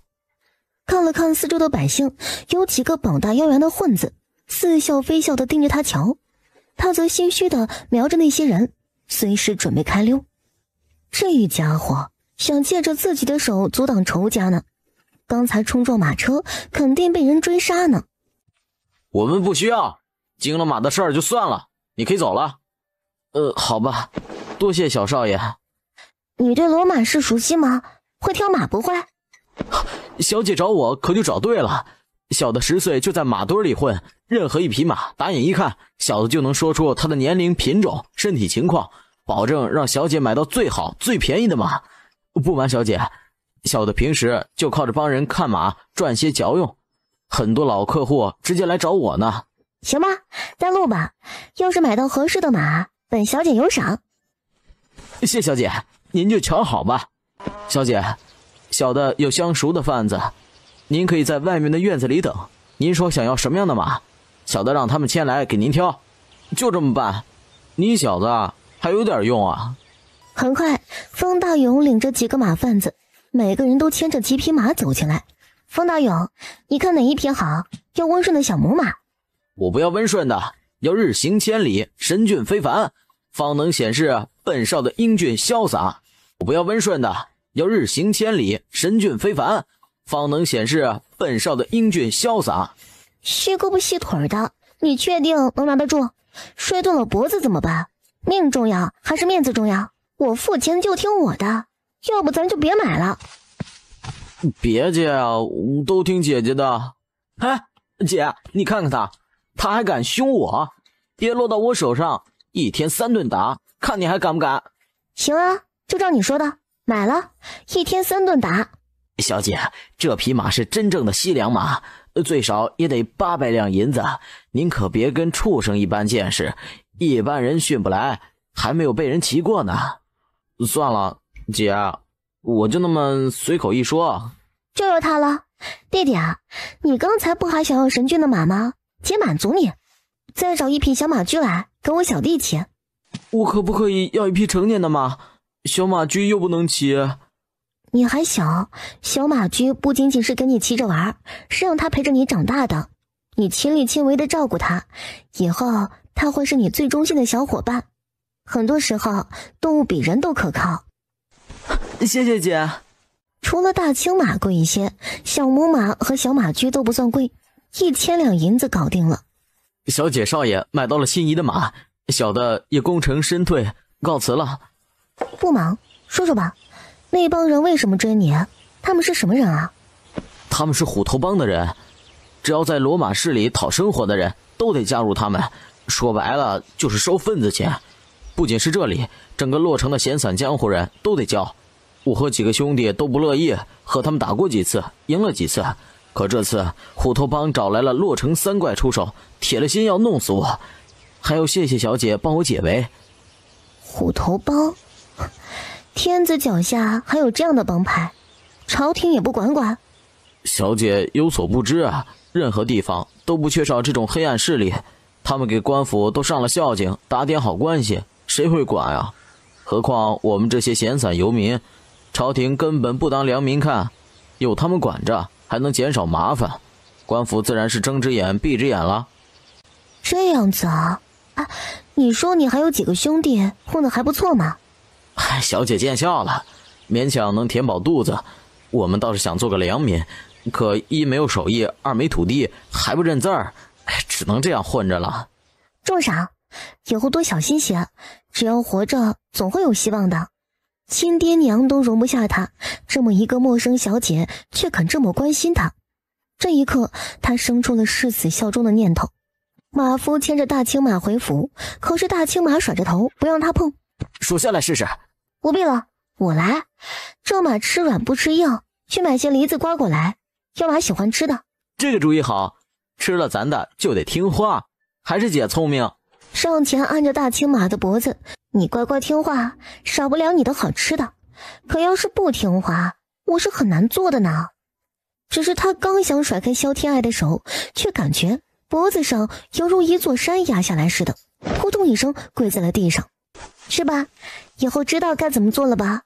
我是你的主人，你要听话呀，能做到吗？还真是呢，这家伙被一颗苹果就收买了呢。我又学到了一招哈。姐姐人好，谁都乐意和姐姐亲近。这话深得我意，谁娶了我姐这么温柔的人，几世修来的福气呢？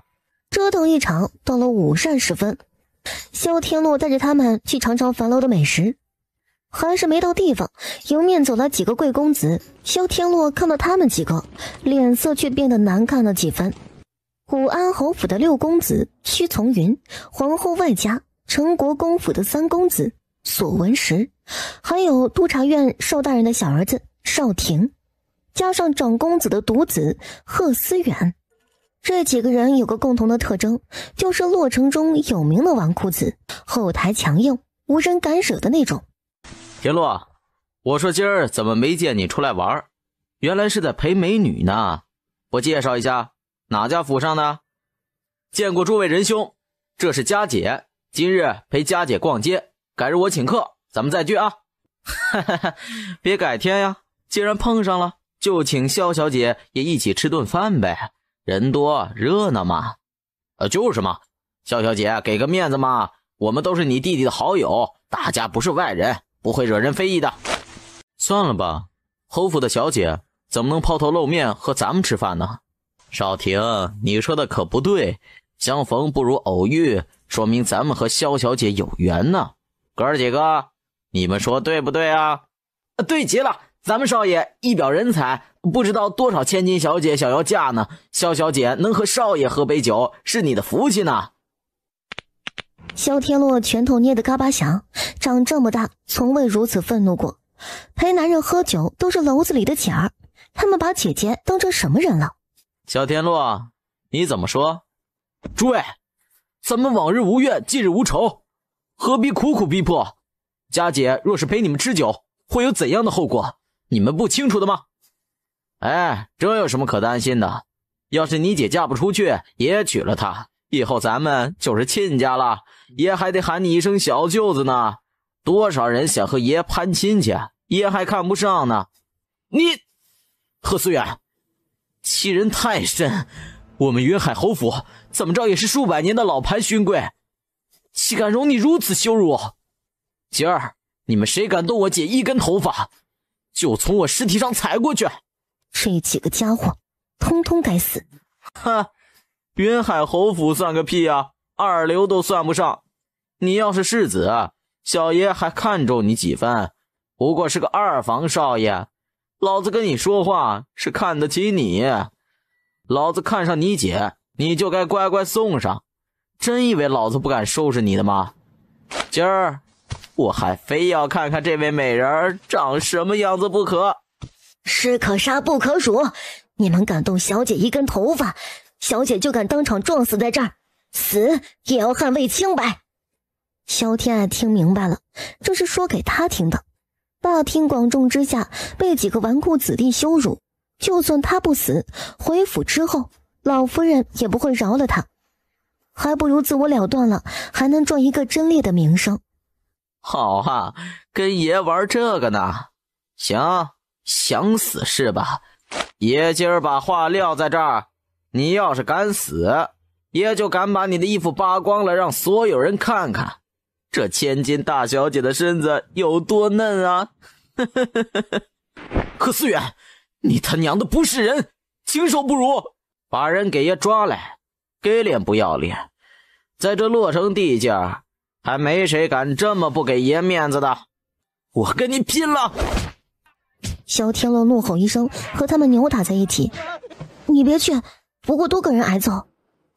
姐，等我长大，我一定会保护好你的。那就好好学本事，这样才不会被人欺负，才能保护好你想保护的人。弱小的时候就得忍着。谁都没有注意到，萧天爱把手里的一串珍珠手串取下来，或是被弹中了腿弯，或者被打中肚子。萧天乐愣是跟4个人打成平手。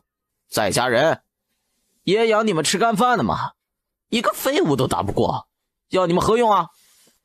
算了，闹大了也不好看，咱别给长公主惹麻烦，毕竟是侯府少爷，大家抬头不见低头见的。你闪开！爷今儿非出了这口气，他算什么东西啊？敢看不上爷，也不问问在洛城谁敢这么怠慢爷？少廷脸色发黑，明明是你先搞事情，调戏人家小姐，还怪人家不给你面子，皇子都没你这么嚣张的。算了，他好心好意劝阻还不领情，你就闹吧，捅破了天有长公主兜着，皇帝和燕王那是人家亲舅舅，云海侯府这个亏是吃定了。2条腿给打折了，扔一边去，少来碍着爷的事儿。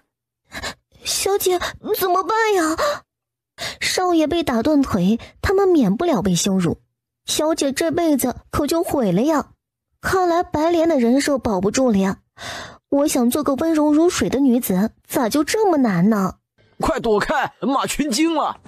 去把你哥拉回来，别被马踩着了。瞧着马群冲破护卫的防卫，一蹄子踹在护卫的肚子上，喷的血飞出去老远。此时不报仇，等待何时啊？揍他，揍死了也是白死。让你们打老子！用这个？不会死了吧？不会，没那么容易死。还有呢，你想想他们是怎么对咱们的，老天都看不过去了，让咱报仇呢。继续啊！萧天洛胆子又被激起来，看谁落单，扯着就打，血都溅了他一脸，瞧着有些恐怖。最后5成兵马司的人都出动了，才把局面控制住。哼，怎么没踩死这个孙子？这事儿没完，想不想出气啊？当然想了，可他有2个好舅舅，咱们能怎么办啊？弄不死他，也得让他出点血。看姐姐的。姐，你这干啥呢？用血给我洗澡啊？太恶心了吧！从现在起你就闭嘴吧，装死就好，天塌了也不能动，听到了吗？弟弟啊，你可不能死啊！你死了，让爹娘和姐姐怎么活呀？他们是长公主的儿子是吧？好，我记住你了。我弟弟要是有个3长2短，我就一头撞死在皇宫门口去。我的要是问问皇上，长公主对朝廷做了多大贡献，以至于如此的嚣张跋扈，堂堂侯爷的少爷都敢当街伤害，朝廷就这么对待我们这些功勋家族的吗？派个人禀告府里一声，我们先去京兆尹击鼓鸣冤。哪家侯府的？不是被金马误伤的吗？贺少，卑职还有差事在身，不敢久留，您自便啊！告辞告辞。不顾贺思远阴沉的脸色，带着人赶紧跑。慢着，把他们拦住！贺思远对吧？你想怎么样？要把我也给杀了吗？行啊，动手啊！你们这些大男人欺负我一个弱女子，还要脸吗？就算是皇上，也没有草菅人命、目无王法的道理。不准告官！私了，你想要多少银子都行。我外祖是首富沈家，你觉得我会缺银子的吗？我一刀杀了你，想要多少银子你说话，我给你行不行啊？你，反正就是不准告官。弟呀，世上怎么会有如此狠毒的人？你死得好冤啊！苍天啊，你睁开眼看看，这等恶毒残忍的畜生，怎么没有降下来劈死他？和尚，我家少爷或许还有救，你要是拦着不让走，这是故意杀人，其心可诛。长公主也要讲王法，我们侯府虽没有多大权势，可也不是小门小户的人家，由不得你这样欺辱。好歹给人找个大夫，不能一错再错呀。少廷，你哪儿投的呀？万一他们去告官怎么办？就算他们此时不告官，以后不会告的吗？人家家里长辈还在呢，太子可是有意娶了侯府嫡小姐做太子妃呢。我好心提醒，你爱怎么样随便你。告辞。萧天爱趁机让自家护卫抬着萧天洛跟在他后面走。小姐，咱们先去医馆为少爷治伤吧。哼，拿人俸禄就要尽忠职守。刚才你们放任主子被欺负，已经愧对你们的职业，现在给你们一个将功赎罪的机会，去京兆府击鼓鸣冤，动静闹得越大越好。弟弟就是死，也要拉着他长公主下水。我送你们去京兆府吧。你赶紧上车，小姐和少爷都是好人，我方大勇不会忘恩负义的。不瞒你说，这马是我偷偷放跑的，没办法，我也打不过他们，只能用这个办法了。谢谢你啊，以后咱就是朋友了。何人击鼓啊？午休都不让人休息。小的让人去问了，暂时不知，估计是升斗小民才会这么不懂规矩的。喂哦！萧天爱还想亲自去见识一下古代的公堂是什么样子的，被秦嬷嬷死命拦着了。秦嬷嬷算是看透了，自家小姐自从被山贼掳走，性子变了许多，胆儿更是大破天，一不留神就要闹出幺蛾子。小姐，让老奴去，官场上那点猫腻，老奴比你更熟悉，算我求你了，你安心在马车里待着成吗？辛苦嬷嬷了，尽管闹，把天捅的窟窿有祖母和大伯呢，弟弟的委屈可不能白受了。这个小姐不一样啊，你有什么兄弟朋友没有？京兆府审案不是让旁观吗？带着人去看看。府尹大人要是害怕长公主的势力，想敷衍，你就起哄，逼着他公平。这里有500两银子，尽管撒出去，我要让洛城都知道长公主纵容儿子做下的好事。用不了这么多。别怕花钱，我要效果。此时燕王府里，宋霆锋和许志安挨个给他读着一本本小册子。七远侯府3房嫡子，年方20，文采斐然，相貌俊朗，身高5尺3寸，通房2个。过5尺3寸太低了，还有通房，不是良配。我说王爷，您给萧姑娘选夫婿，可比公主选驸马都要严苛。您就说说吧，满洛城的勋贵、成年少爷，谁屋子里没有通房妾室的？2个已经是少的了，咱府里就没有。妥了，干脆这样，王爷，您把萧姑娘娶了呗。您救了她，话本子里不都是说以身相许的吗？好一段英雄美人的佳话。这个主意好，只要是男人都不愿意让喜欢的女孩子嫁给别的男人。谁说本王喜欢她了？嘴巴都绷住了，要是传出去，坏了人家姑娘的名声，本王剁了你们俩。她才多大呀？老牛吃嫩草的吗？60老翁18姑娘，铁树开花，老牛嫩草，这才是男人做梦都想要的日子呢。王爷不过24，又是堂堂王爷，不是属下自夸，萧姑娘嫁给您是他高攀了。我一个瞎子，甭祸害人家小姑娘了。继续找，就不信找不出一个才貌双全、洁身自好的人了。不行，就往外省去找，那些封疆大吏的少爷，最好是本王麾下的，不敢慢待了他。王爷，出大事了！长公主的公子害死了云海侯的2房公子，人家告到京兆府了，满城都传遍了。2房公子？哪一个？不就是萧姑娘的嫡亲弟弟吗？哎呦，我去！王爷，大水冲了龙王庙了。什么一家人啊？长公主可是咱王爷的胞姐，王爷能不管吗？哼，管是肯定管，不过管谁就说不定了。备马车，本王亲自去看看。你说什么？二少爷被长公主家的少爷打死了？不是打死，是打伤，生死未卜。快去，侯爷和二老爷都给我找来。人呢？怎么你回来，他们没回来？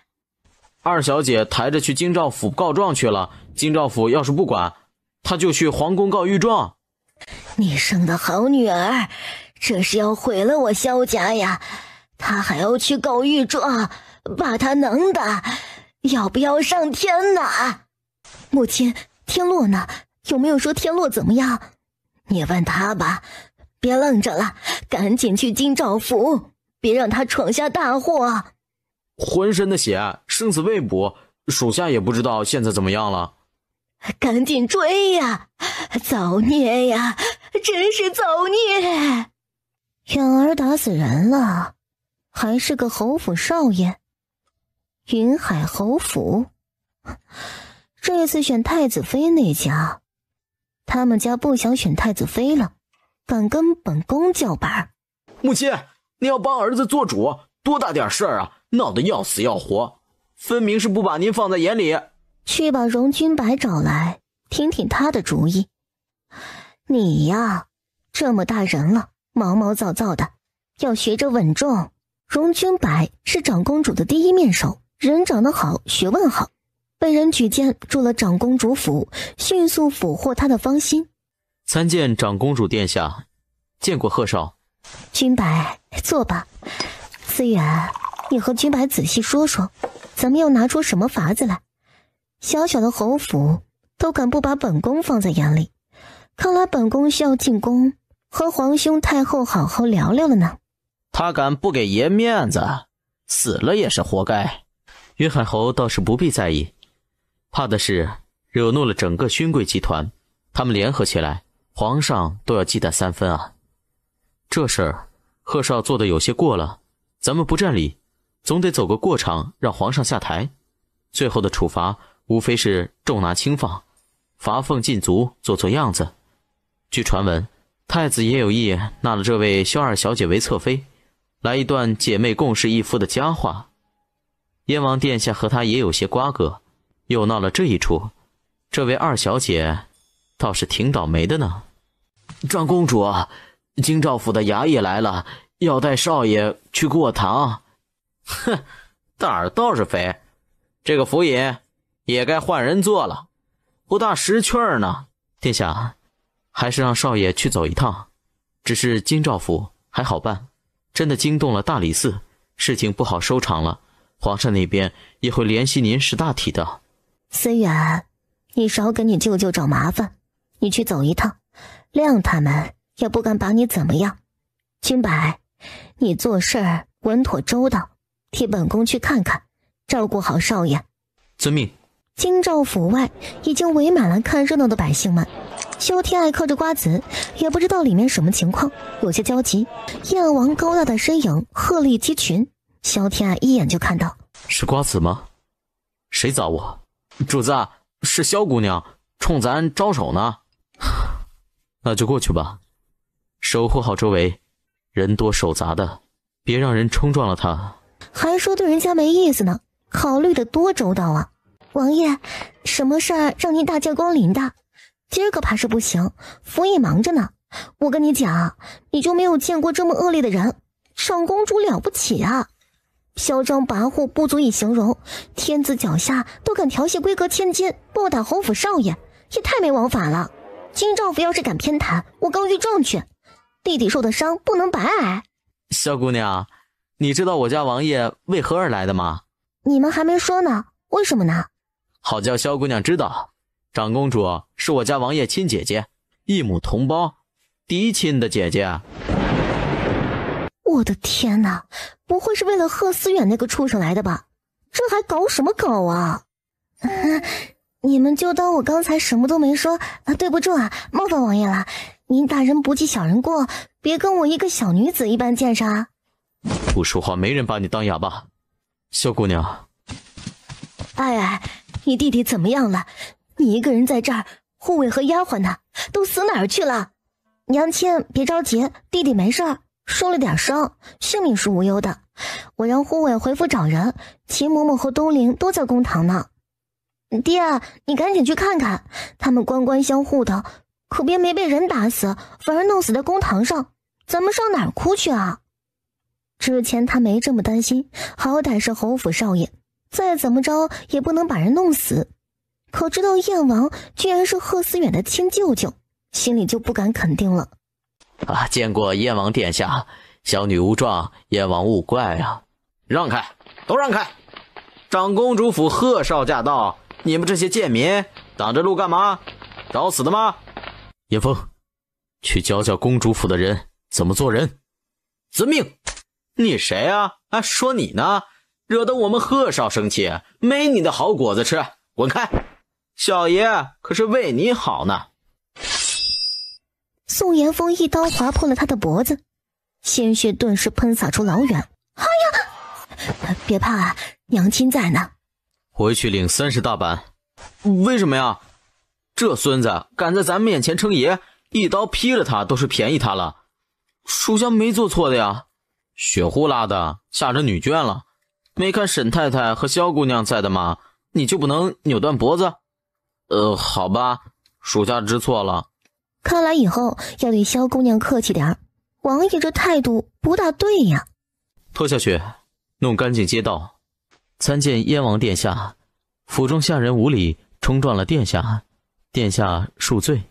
舅舅，别瞎喊，本王当年就说过，贺家的子孙，我燕王府是不认的，当不起。萧二爷，您先请。不敢当王爷这么称呼啊，您喊我一声萧二就是了啊。您先请，先请啊。一起进吧，您是长辈，无需和我客气。那我喊一声世叔好了。许志安，你留下，照顾好沈太太和萧姑娘。太太、萧姑娘，坐下等吧。卑职准备了茶水，喝口茶歇歇。放心，我们王爷出面，不会有事的。闲着也是闲着，你说说长公主和你家王爷的事吧。不得非议主子，卑职不敢。那我待会儿跟你家王爷说，你看不起我。好，我说还不行吗？您嘴下留情，否则我也得30板子。我家王爷和长公主都是先皇后嫡出，尊贵无比。公主之中，长公主更是享尽了宠爱。之所以起了隔阂，都是从长公主非要嫁给贺探花说起。先皇后不同意，我们王爷更是极力反对。可长公主吃了秤砣铁了心，非要嫁给贺探花。就算这样，贺探花不是死了吗？也不至于不认这个外甥吧。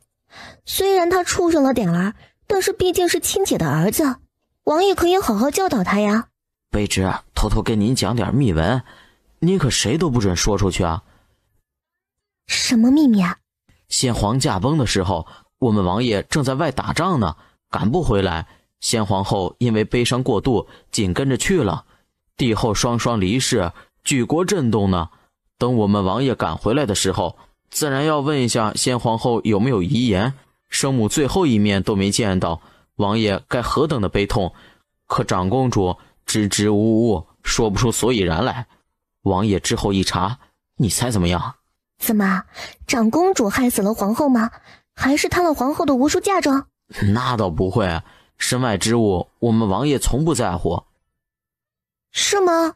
那他还拿了我们10万两银子不还。你继续，我就随口一说，继续啊。你继续，我就随口一说，继续啊。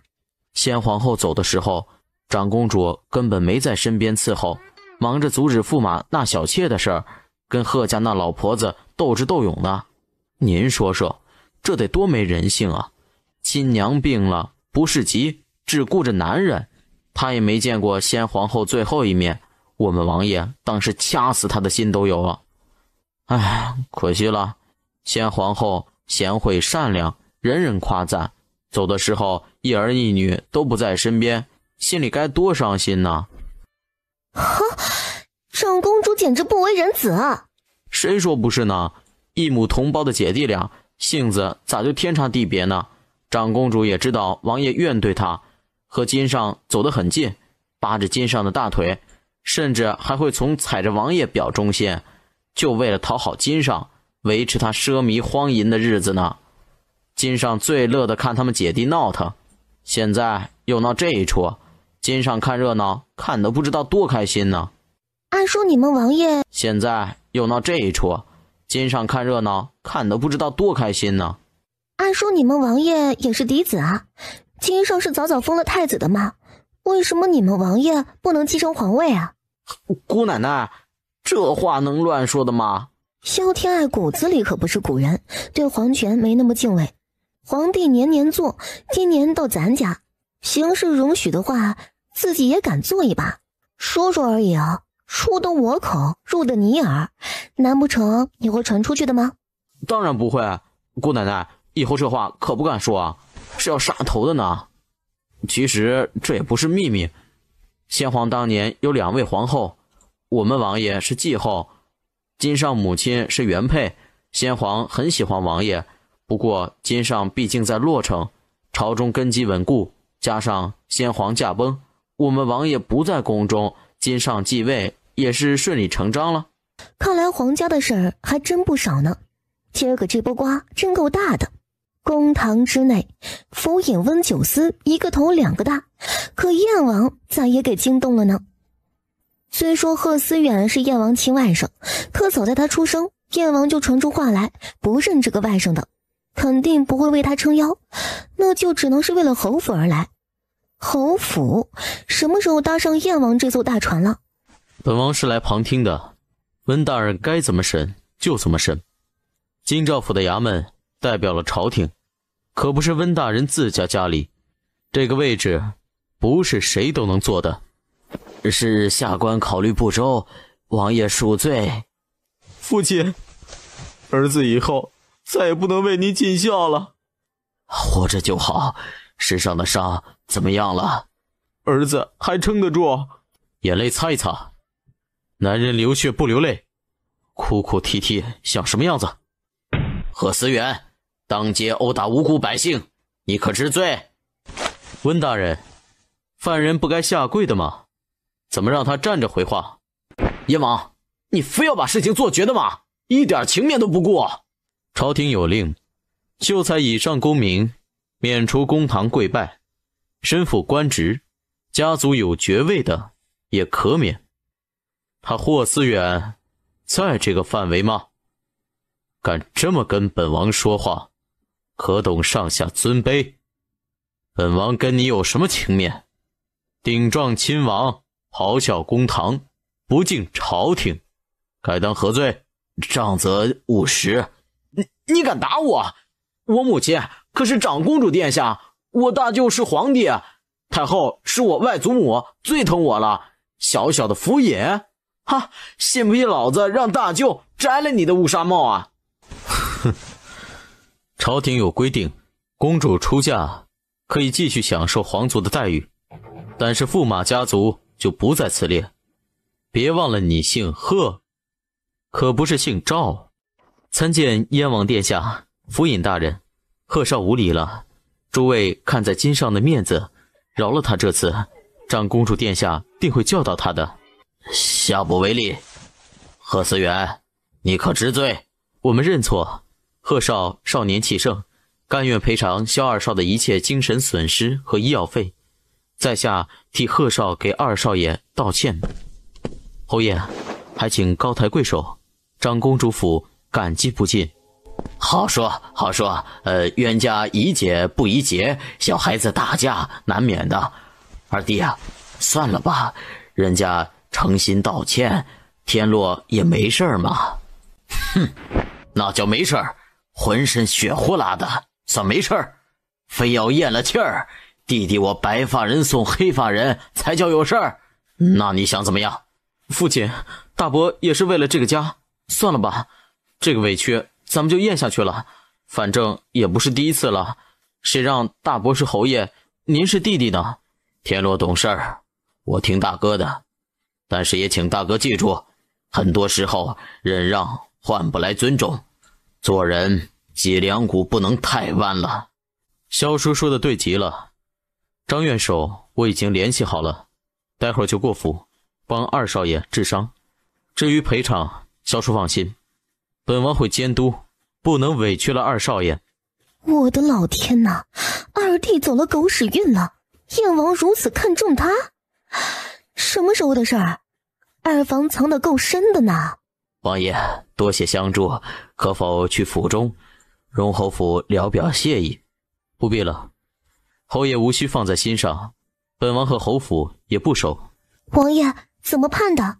和解，赔些财物，道歉。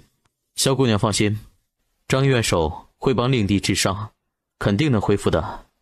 哼，没有打断那个畜生的狗腿的吗？财物能抵消我弟弟受的伤和屈辱吗？以后有机会再打断他的腿。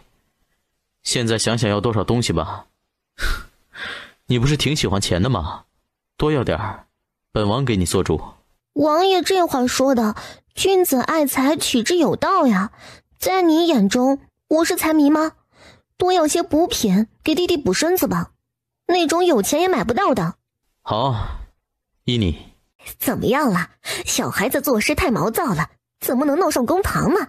那可是长公主哎，皇上的亲妹妹，是咱们惹得起的吗？长公主怎么？长公主就能草菅人命的吗？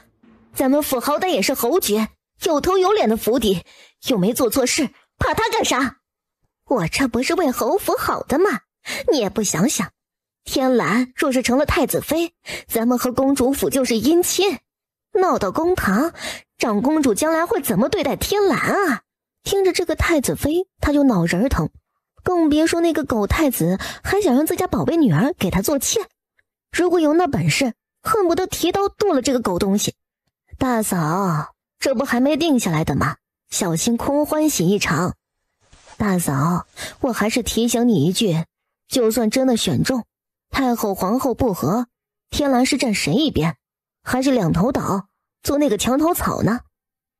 这太子妃明说了吧，就是听着好听，各中滋味你细细品，她能好当？那也是太子妃，天蓝这么乖巧懂事儿，太后皇后都会喜欢的。都住口，吵吵闹闹像什么样子？你们妯娌多年一向和睦，都少说两句。天落其人自有天相，已经没事了。多一事不如少一事，咱们还没有那个底气跟公主府对着干。沈氏，你大嫂也是为了这个家好，当然你心疼孩子的心情我也理解，那也是我的孙儿，我能不心疼？来人，去库房取了那只500年的人参，给天洛送过去，好好补补身子。母亲，那是您压箱底的老参，留着吊命的，这人没事最重要，人参能再寻来。冰儿，你管好孩子，最近少出府了。天洛伤成那个样子，想出门也得出得去呀。只是他学业不能耽误了，请母亲恩准，请了先生来府里教吧。请呗，你当娘的不该为了儿子的学业上心的吗？反正你也不缺银子使，这个银子得宫中出，我儿是顾全大局，为了侯府受的委屈，要不我去长公主府说道。你老娘13岁上桌跟人谈判的时候，你还不知道在哪个园子里发春呢。好了，从宫中出，都退下吧，吵得我脑仁疼。老夫人看着侯夫人有些不满，一点大局观都没有。你现在哄着沈氏，等天蓝出嫁，不得送几样好东西添妆吗？侯夫人这个家当的就是太顺畅了，做什么事儿都能有钱使唤，忘了这些钱都是谁赚来的。阿爷别生气，大嫂就那脾气，你们妯娌多年，犯不着为他气着自个儿哈。他还没那么大分量。老爷啊，我想着咱们是不是该分出去单过了？单过？你要分家的吗？这可使不得，母亲不会答应的。哼，我就是跟你提个醒，这一步迟早是要走出去，否则大房这个样子，咱们迟早被他们连累死。而且你把他们当兄长尊敬，出了事儿他可只顾着自家，可曾把你当弟弟护着。天洛的事儿可真是伤了我的心，更别说天爱那次被绑，你能说是巧合的吗？大嫂为了那个太子妃人都魔怔了呢，这要是给她如愿了，不定怎么作呢。你且看着吧，冰冻3尺非一日之寒。现在他心上种下一颗种子，日后大房会给他浇水添肥，种子自己会长大。陈院手帮着萧天洛把脉，眼神锐利。你这是看不起老夫的医术呢？萧天洛嘿嘿干笑，从燕窝里取出一个熟鸡蛋来，心中暗骂：姐姐出的什么馊主意，人家一眼就看出来了。小小年纪不学好，心眼儿耍到老夫身上。您喝茶，我们姐弟这也是没法子呢，总不能任他欺负了吧？这年月好人难做呀。老夫是大夫，有自己的职业操守，从不弄虚作假。萧天爱唰的一下递上1000两银票，陈院手手一翻，银票像是没出现过似的。万事好商量，伤筋动骨100天，老夫开些药，有病治病，没病强筋健骨，除了上点火，对身体无碍。辛苦陈元首了，医者仁心，你老是个好人。这老家伙也是个心里黑的呢。哎呀，好人难做呀，小姑娘别夸老夫，老夫不经夸。方子给你，告辞了。我送送您。陈元首，您缺徒弟吗？看我弟弟怎么样？他没想过学医呀。小弟天方，12岁，跟您做个学徒怎么样？好叫姑娘知道，御医是世代相传，不收外人的，所以抱歉了。这样子啊，是小女子莽撞了，院首勿怪。不过这个规矩不好，谁能保证家中子孙就一定有学医的天赋？收徒弟却能择优而取，还能更好的造福百姓，就像书院似的，大儒桃李满天下，救的是治国的学问。院首要是桃李满天下，救下的可是无数性命，功德比那些大儒强100倍。东陵啊，替我送送院首大人。夏凉，吩咐厨房做点吃的来，中午都没吃饭呢，饿死了都。哎呀，姑娘高见，老夫佩服啊。我做了什么了？什么都没做呀。老头佩服个啥呀？没糊涂吧？因为姐姐的话给了他一些提示。姐，你真的想让我学医啊？可我都不识字呢。不学医读书又不成，你说说，你们和那些寒门苦读数十年的书生能比吗？习武也别说了，从小就没熬下筋骨，典型的文不成武不就，难道这么混一辈子啊？要是家世显赫无人敢惹，也能做个纨绔子弟，就像贺思远那种，有个皇帝舅舅，大粗腿可以抱。可惜啊，没那么好的命。哎呀，看见你俩我就发愁。长公主府中，长公主一脸黑的没法看，这个好弟弟还真是一点脸都不给自己留呢。是燕王差人送来的单子，说是侯府的赔偿。拿来本宫看看，我这个弟弟做的有多绝。是燕王差人送来的单子，说是侯府的赔偿。拿来本宫看看，我这个弟弟做的有多绝。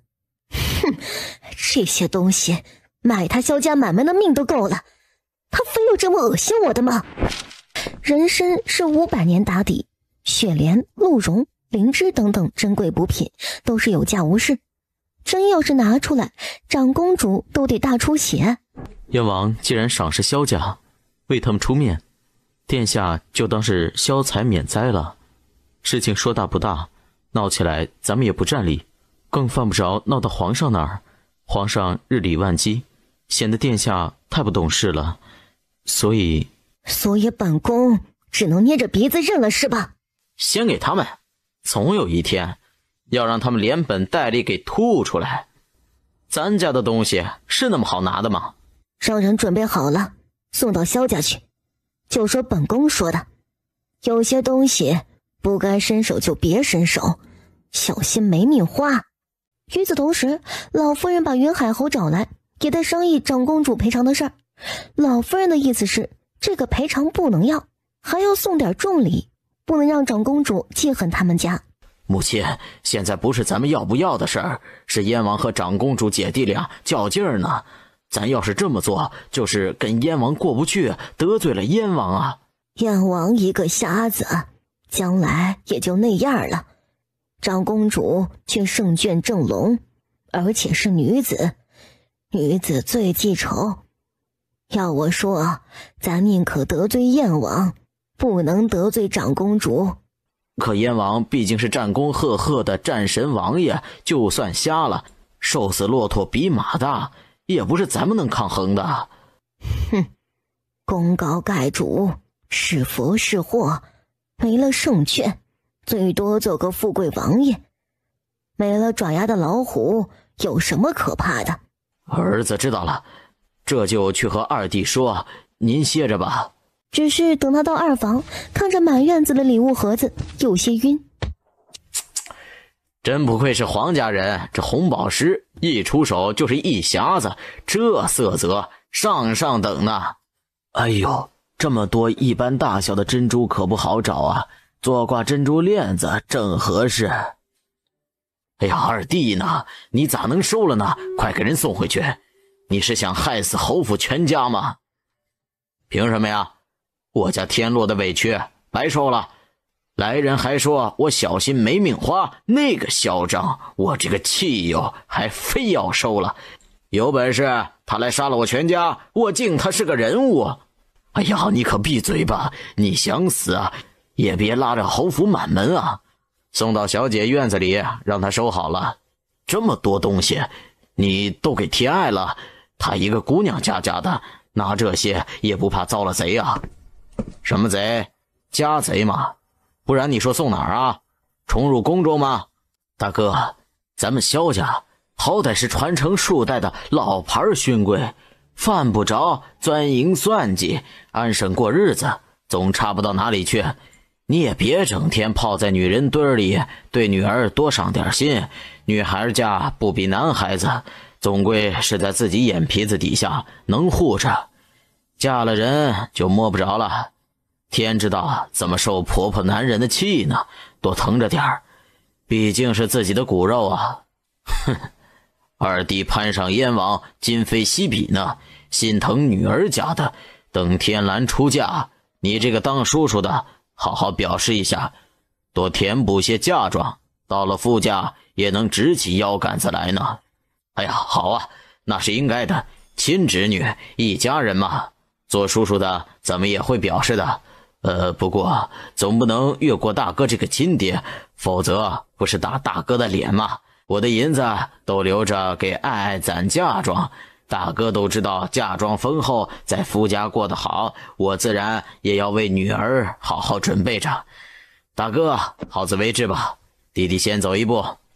哎呦，除了珍贵补品药材，就是珍珠玛瑙宝石，送到珍宝阁，随便打几样头面，都是极漂亮尊贵的首饰呢。不过瞧着像是老物件，据说是先皇后的陪嫁，都落在长公主手里，不会是……可怜她前世只是个普通女孩子，哪里见过这么多价值连城的珠宝呢？眼睛都被闪花了。有什么不对吗？燕王真够意思。嬷嬷，这些东西可值10万两银子，只这一匣子珍珠穿成珍珠帘子就得10万两银子，更别说这些宝石了。单说那一颗紫色宝石呢，当今皇后怕是都没有呢。小姐可得仔细收好了。这么值钱呢？药材和珠宝分开收藏，送到库房里去吧。今晚上他不修炼，要出府办事儿去。这次贺思远的事儿让他心中起了危机感。从小喜欢独立的他，不容许自己的命运掌握在别人手里。干他娘的，人死鸟朝天，干脆和他们拼了，死也要拉几个垫背的。没到那个份上，咱们虽然贱命一条，但是好死不如赖活着，死了容易，活着可难了。大哥，你今日太冒险了，人家高高在上的侯府千金少爷哪用得着咱们出手啊？今天可是不少人在集市上打探，马老六更是气得要死啊，非要找出这个放跑马的人，要不是被官方带来的人给缠住了，迟早找到咱们身上啊。大勇哥肯定有自己的打算，咱们帮了他们，他们肯定会报答咱们的。别做梦了，那些大家族的人眼皮子都长天上了，心肠又黑又毒，能报答咱们才稀罕了呢。嘘，静声，有些不对劲儿。嘿呦，还是有2把刷子呀，有意思。玉面书生，你们自己了断吧，还能留个全尸。玉面书生说完，一个邋遢老者一瘸一拐地走进来。怎么着呀？爷爷今儿心情可不太好，你们的血那么脏，不想沾了我的剑，早死早超生，说不定还能投个好胎呢。你们要杀的只是我，放我兄弟离开，我自裁。大勇哥，不要啊，要死一起死。人死鸟朝天，怕个鸟，要杀就杀，唧唧歪歪，娘们似的，烦不烦？今儿个死定了，这俩憨货火上浇油，都死了，谁报仇啊？找死！爷爷成全你们！啪！洛城哪儿来的高手？你是何人？敢管我们洛城三怪的事儿？报上名号，某家手下不杀无名之辈。道不平有人踩，少爷我今儿个管定了，仗着武功高欺负百姓，还三怪呢，我可是三混蛋吧？听好了，少爷是来无影去无踪，专管世间不平事，铁面飞侠方天落。哼，这几个人小爷召了，咱们手底下见真章，大战300回合，正好小爷扬名，缺几个垫脚石呢。敢问小兄弟是从何方？天山瑶池，雪山之巅，那是我师门所在。你等俗人岂配知道我的师门？一句话，让不让吧？不打你们是不知道小爷的厉害。小兄弟，火气别这么大，都是同道中人，这个面子老朽总要给的。小心！哼，糟老头子阴得很。缠着他，人多欺负人少呢，咱也不能怂，就是看我力劈华山。少侠饶命啊，我们也是收人钱财，冤有头债有主，你找主家去啊，求你放过我的一条狗命吧。滚吧，这么大年纪了，不好好养老，非要出来祸害人，遇到小爷算你走运，以后别让小爷碰到你害人，否则定斩不饶。少侠，你答应我放我走的，做人不能言而无信啊，非大丈夫所为。少侠，老贼心狠手辣，杀人无数，斩草除根，不能留后患。他走了，咱们以后的日子就危险了，救人救到底，少侠不可负人之人啊。先捆着，待会儿再说。快来帮忙，扛不住了。都闪开，放着我来。居然刀枪不入，这他娘的怎么打呀？痛快！小爷我英勇无敌，盖世无双，2个杀手不过是小爷的开胃菜而已。来，说说吧，谁雇的你们？手底下都干不干净？小爷在考虑怎么处置你们。他们做杀手的，谁手上不是鲜血累累，死不足惜。少侠千万不能心软，放了他们走，不知道多少人会遇害呢。也是啊，是我天真了。那就杀了吧，你们动手吧，我不杀没有还手之力的人。其实是他不敢杀人，鸡都没杀过，杀人真的是太为难他了。不过高人的逼格不能丢，不能漏怂。少侠饶命啊，君子一言，驷马难追啊。你刚才答应放我走的，小老儿保证从此金盆洗手，放下屠刀，绝不敢再沾一点鲜血。哼，谁告诉你我是君子的，我就乐意反悔，不行吗？姑，小爷我高兴，你有意见？我又不是佛祖，你放不放下屠刀的关我何事？不过倒是能成全你去见见佛祖，说不定他乐意封你个佛呢。彭玉林不跟他废话，捡起地上长剑，冲他心口扎下去，彻底了结了他们。是蛇娘子，有毒的，少侠你。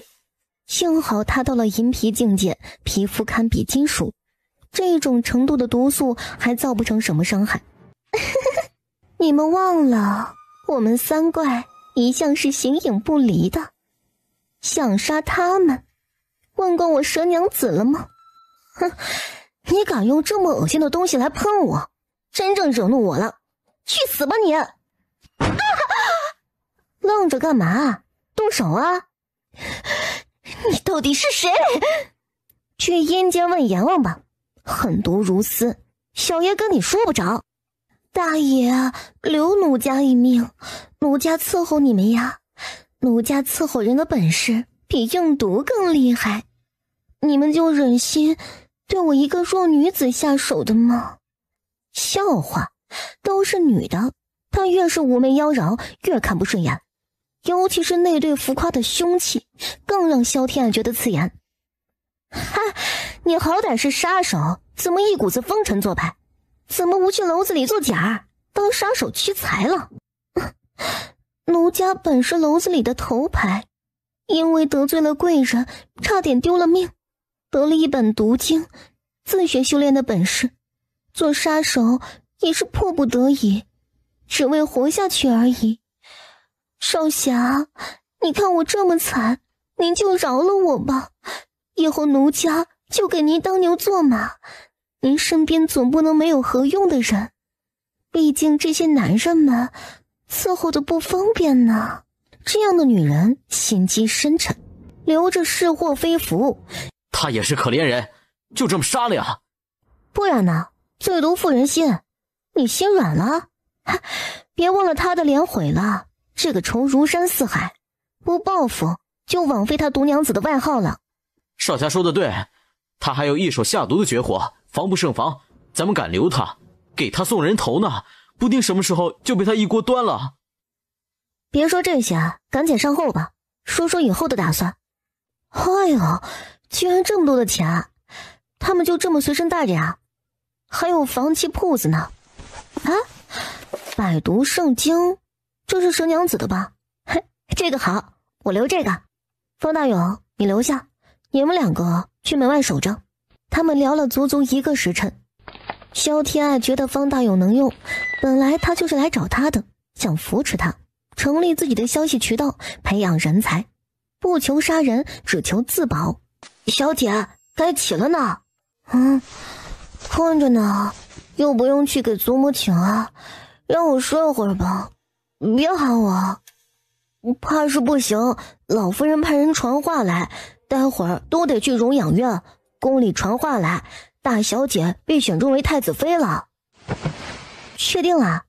大伯娘如愿了。哼，挺好的，省得上蹿下跳的折腾。啊，有没有说我太子不是想纳我恶心燕王的吗？没有，圣旨快到了，小姐得洗漱打扮，全家人都得去接圣旨呢。打水，我要洗澡。慌什么慌啊，我还病着呢，催得我烦了，我还就不去了呢。还有弟弟呢，跟他说养着就好，不用去给大房装面子，想让我们一家去捧他的臭脚，做梦去吧。这孩子比以前喜欢赖床了呢，这要是到了夫家，哪还能这么自在呀？那女儿就不嫁，一辈子陪着母亲。傻孩子，哪能一辈子不嫁的呀？快吃吧，那边还不定怎么显摆呢。娘亲，你吃了吗？陪我一起吃吧。娘跟你一样赖床的吗？早吃了呢。你自己吃吧，我还不知道你。真吃了你的饭，你又吃不饱了。就你俩会磨蹭，这么大的日子不会早点吗？啊，娘亲，我有些头晕。哎呀，我不行啊，要不您送我回院子里躺着吧。不是说没大碍了吗？怎么还头晕脚疼的？比我老人家的身子骨还不如。祖母每日里有参汤燕窝养着，自然硬朗，孙女可不敢和祖母比。去给二小姐端一盏参汤来，好好补补，省得外人说我苛待孙女。谢祖母，祖母身体康健是我们小辈的福气呢。二妹，咱们姐妹在一起的日子可不多了，将来有空来太子府小住几日，我帮你相看王公贵族家的好儿郎，二妹也有个好的归宿。侯府不是好归宿吗？大姐还没嫁人呢，就嫌弃娘家了？我不是那个意思。那是几个意思？大姐倒是解释清楚，别说一半留一半的。妹妹我心思浅，不懂你的弯弯绕绕。天爱，你大姐可是为你好。太子府来往的都是什么样的青年才俊，能和侯府比的吗？侯府固然重要，可抬头嫁女，谁不想嫁个府邸更好的人家？不过除了太子妃，这满朝怕是找不到更尊贵的身份了呢。七大妃偶，门当户对最重要。我不求女儿大富大贵，只求顺心安乐。大小姐可记得谨言慎行，皇后太后多少妃子皇子的多少双眼睛看着你呢。我们家爱爱可受不住那份尊贵。都少说两句，大喜的日子这是干嘛呢？非得气死我老婆子的吗？儿媳不敢。到了，内侍已经到了排放口了，咱们准备着吧。奉天承运，云海侯府嫡女萧氏天蓝，公良贤淑，德才俱佳，特赐为太子正妃。洋洋洒洒数篇夸赞勉励的话，萧天爱跪在地上听着昏昏欲睡。钦此平身，太子妃接旨。内侍终于宣读完了，萧天爱只听到平身2个字，下意识站了起来。内侍还以为她是太子妃呢。太子妃天姿国色，真正是才貌双全，咱家恭贺太子妃了。萧天爱，你要点脸，我才是太子妃。公公勿怪，这是二小姐不懂规矩，听到你喊平身没弄明白，才会冒犯了公公呢。不是说了平身了吗？不能起来啊？那我接着跪下。臣女萧天蓝，谢皇上恩典。吾皇万岁万岁万万岁！内侍嘴角抽抽几下，宣了这么多次旨意，头次遇到这么奇葩的事情呢。不过这句话说得好，皇上可不得万岁万岁万万岁的吗？故意的，他肯定是见不得自己风光，非要搅和自己的好事。萧天爱无奈，电视上都是这么说的，天地良心，谁知道这里没这个规矩啊？公公，小女子失礼了，请勿怪哈。无碍，二小姐倒是真性情，太后很惦记你呢。咱家姓汪，小姐喊我一声汪内侍就好。汪内侍好，您脾气真好，待人也和气。宫里的内侍都跟您一样的嘛，多久没见过这样纯粹剔透的眼睛了。这么干净的人儿，不甘沾染了皇宫那个大染缸啊。其他人咱家就不知道了，二小姐好奇心别那么大。刚才你说的万岁万岁万万岁挺有意思，那么皇后该怎么说呢？千岁千岁千千岁，祝福的话小女子瞎想的，翁内侍请勿怪啊。二小姐客气了，最近城里事儿多，您要是得空出去转转散散心比较好。我晓得了，江内侍吃点心，这道蛋黄酥是咸味的，还顶饱。别客气，您尽管吃。出宫太急了，真没吃饱。二小姐心细善良，是个好姑娘。老夫人那边完事儿，看着她和内侍聊得欢，心中的火气又窜上来。辛苦公公走一趟，一点小意思，留着喝茶。哎呦，谢过老夫人，咱家告辞。教养嬷嬷，皇后之后会亲自派来，大小姐好好学着吧。萧天爱取出帕子，包了那一碟子蛋黄酥塞给她。汪内侍路上吃。谢过二小姐，二小姐是个好的，老夫人好福气呢。恭送公公。汪内侍一走，老夫人跺着拐杖就要发作。祖母，孙女头晕得很，怕是旧病犯了，孙女告辞。萧天爱，你给我站住！大姐有事啊？你要是想摆你太子妃的架子，趁早歇着，我可不吃你那一套。你就是嫉妒我嫁给太子，非要闹出点幺蛾子，显出你的存在感。其实你心里就是不满我嫁得好，我看透你了。我警告你，你给我安分点，等我嫁到太子府，有你好果子吃。哎呀，这是威胁我呢。大姐还是三思后行，你别忘了，当初那琴是谁抚的？太子要是知道你作假，你觉得你还能做这个太子妃的吗？你敢？我为什么不敢？你不总说我想跟你抢的吗？我要是不做点什么，岂不是白担了这个名声？你视若珍宝的东西，在我这儿弃如敝履。安安生生嫁你的人，咱们井水不犯河水。你若是非要来跟我较这个高低，我不介意成全你。不过我是没有什么损失，大姐怕是要难过了。那你刚才为什么几次捣乱？我能放心吗？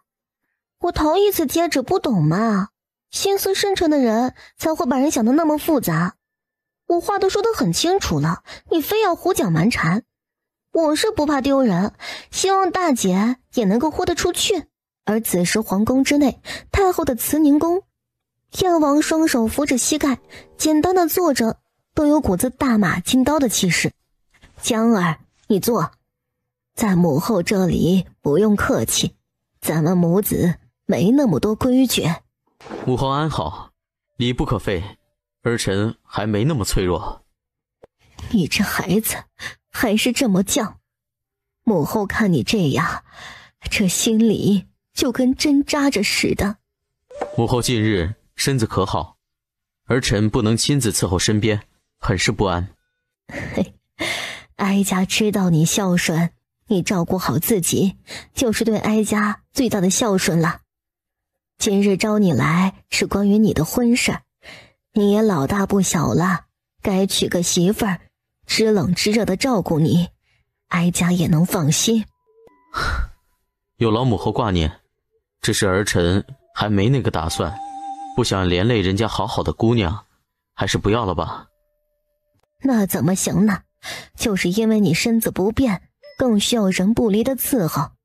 你只是眼睛看不见，身子好着呢。要是能留下一儿半女，哀家九泉之下见到你母后，也能有个交代啦。提起先皇后，燕王眼神不可控制地波动一下，双拳握得更紧了，唇角紧绷，没说答案，也没说拒绝的话。听说你对云海侯府的二小姐挺关照的，改日宣她进宫来，哀家看看是个什么样的姑娘能入了我儿的眼。燕王有些紧张。没有的事儿，那姑娘是个单纯可爱的孩子，儿臣看她跟小贝一样，真没有别的心思。她贪吃爱玩，小孩子性子，更是什么都不懂。母后，您别吓着她了。嘿，还说没意思，这就护上了。哀家有分寸，不会欺负了你的小姑娘的。陪哀家用午膳吧，身在这宫中，连个陪哀家用膳的人都找不到，怪寂寞的。你要是娶了媳妇儿，你媳妇儿也能孝顺哀家，尽你的孝道了呢。母后说的是儿臣考虑不周了。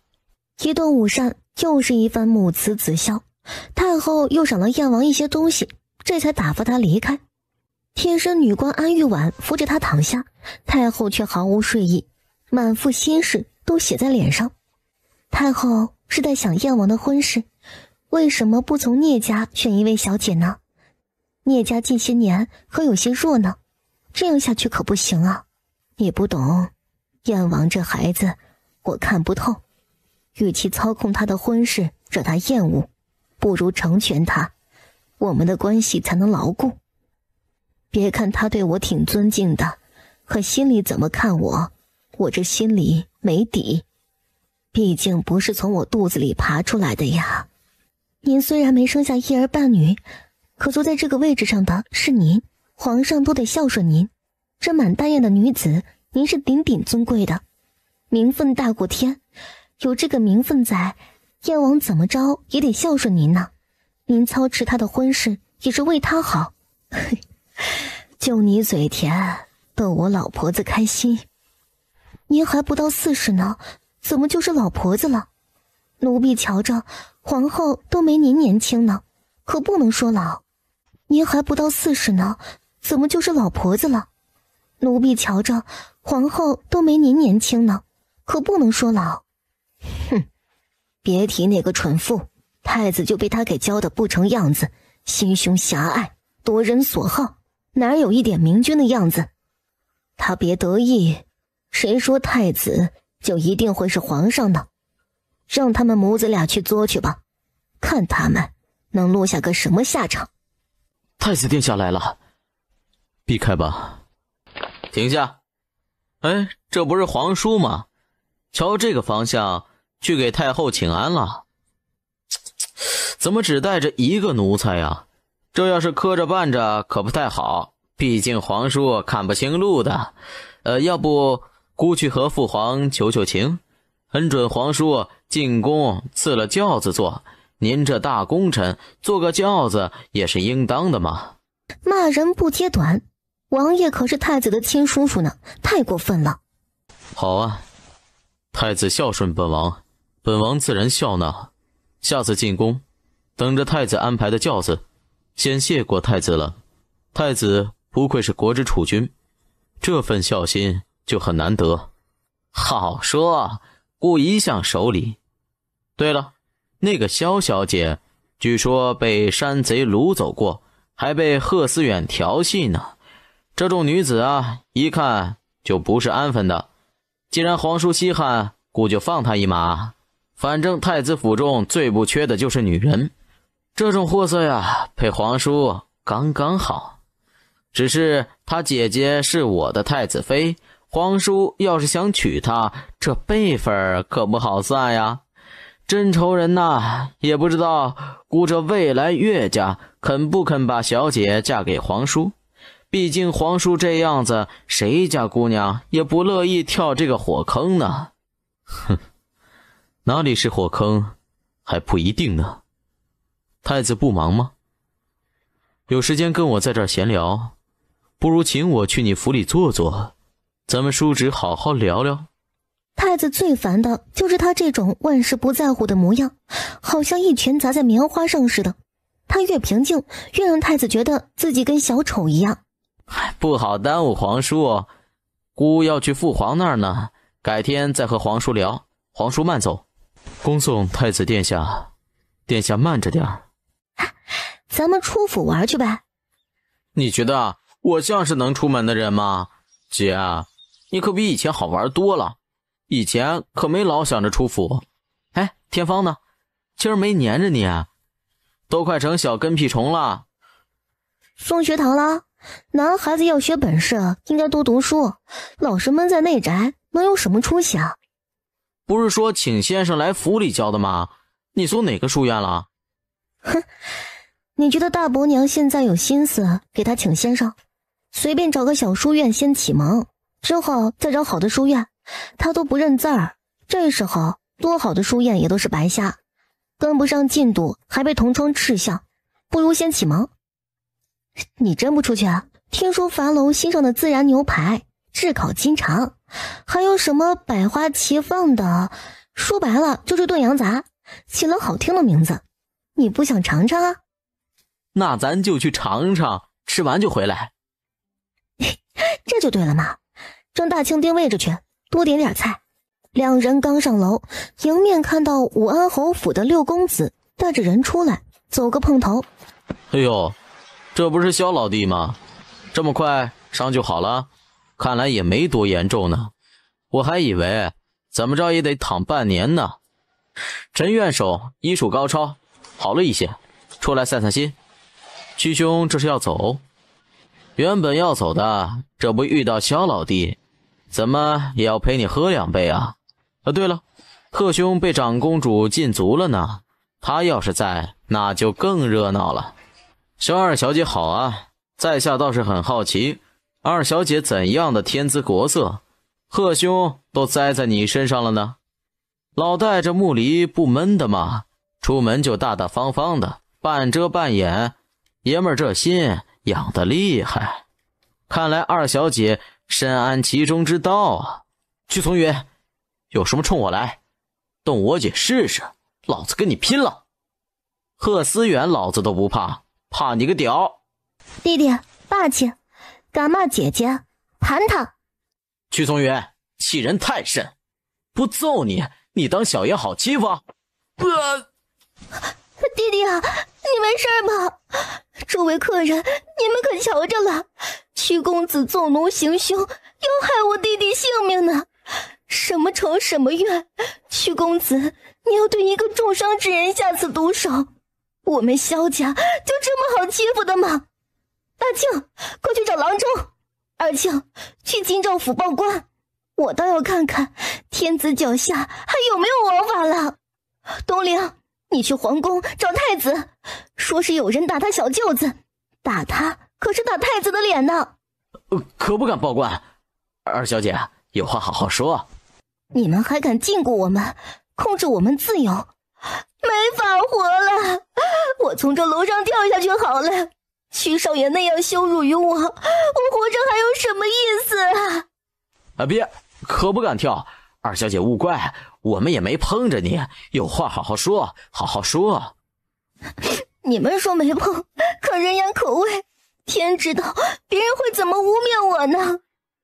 谁敢说二小姐一句坏话，我们第一个不答应。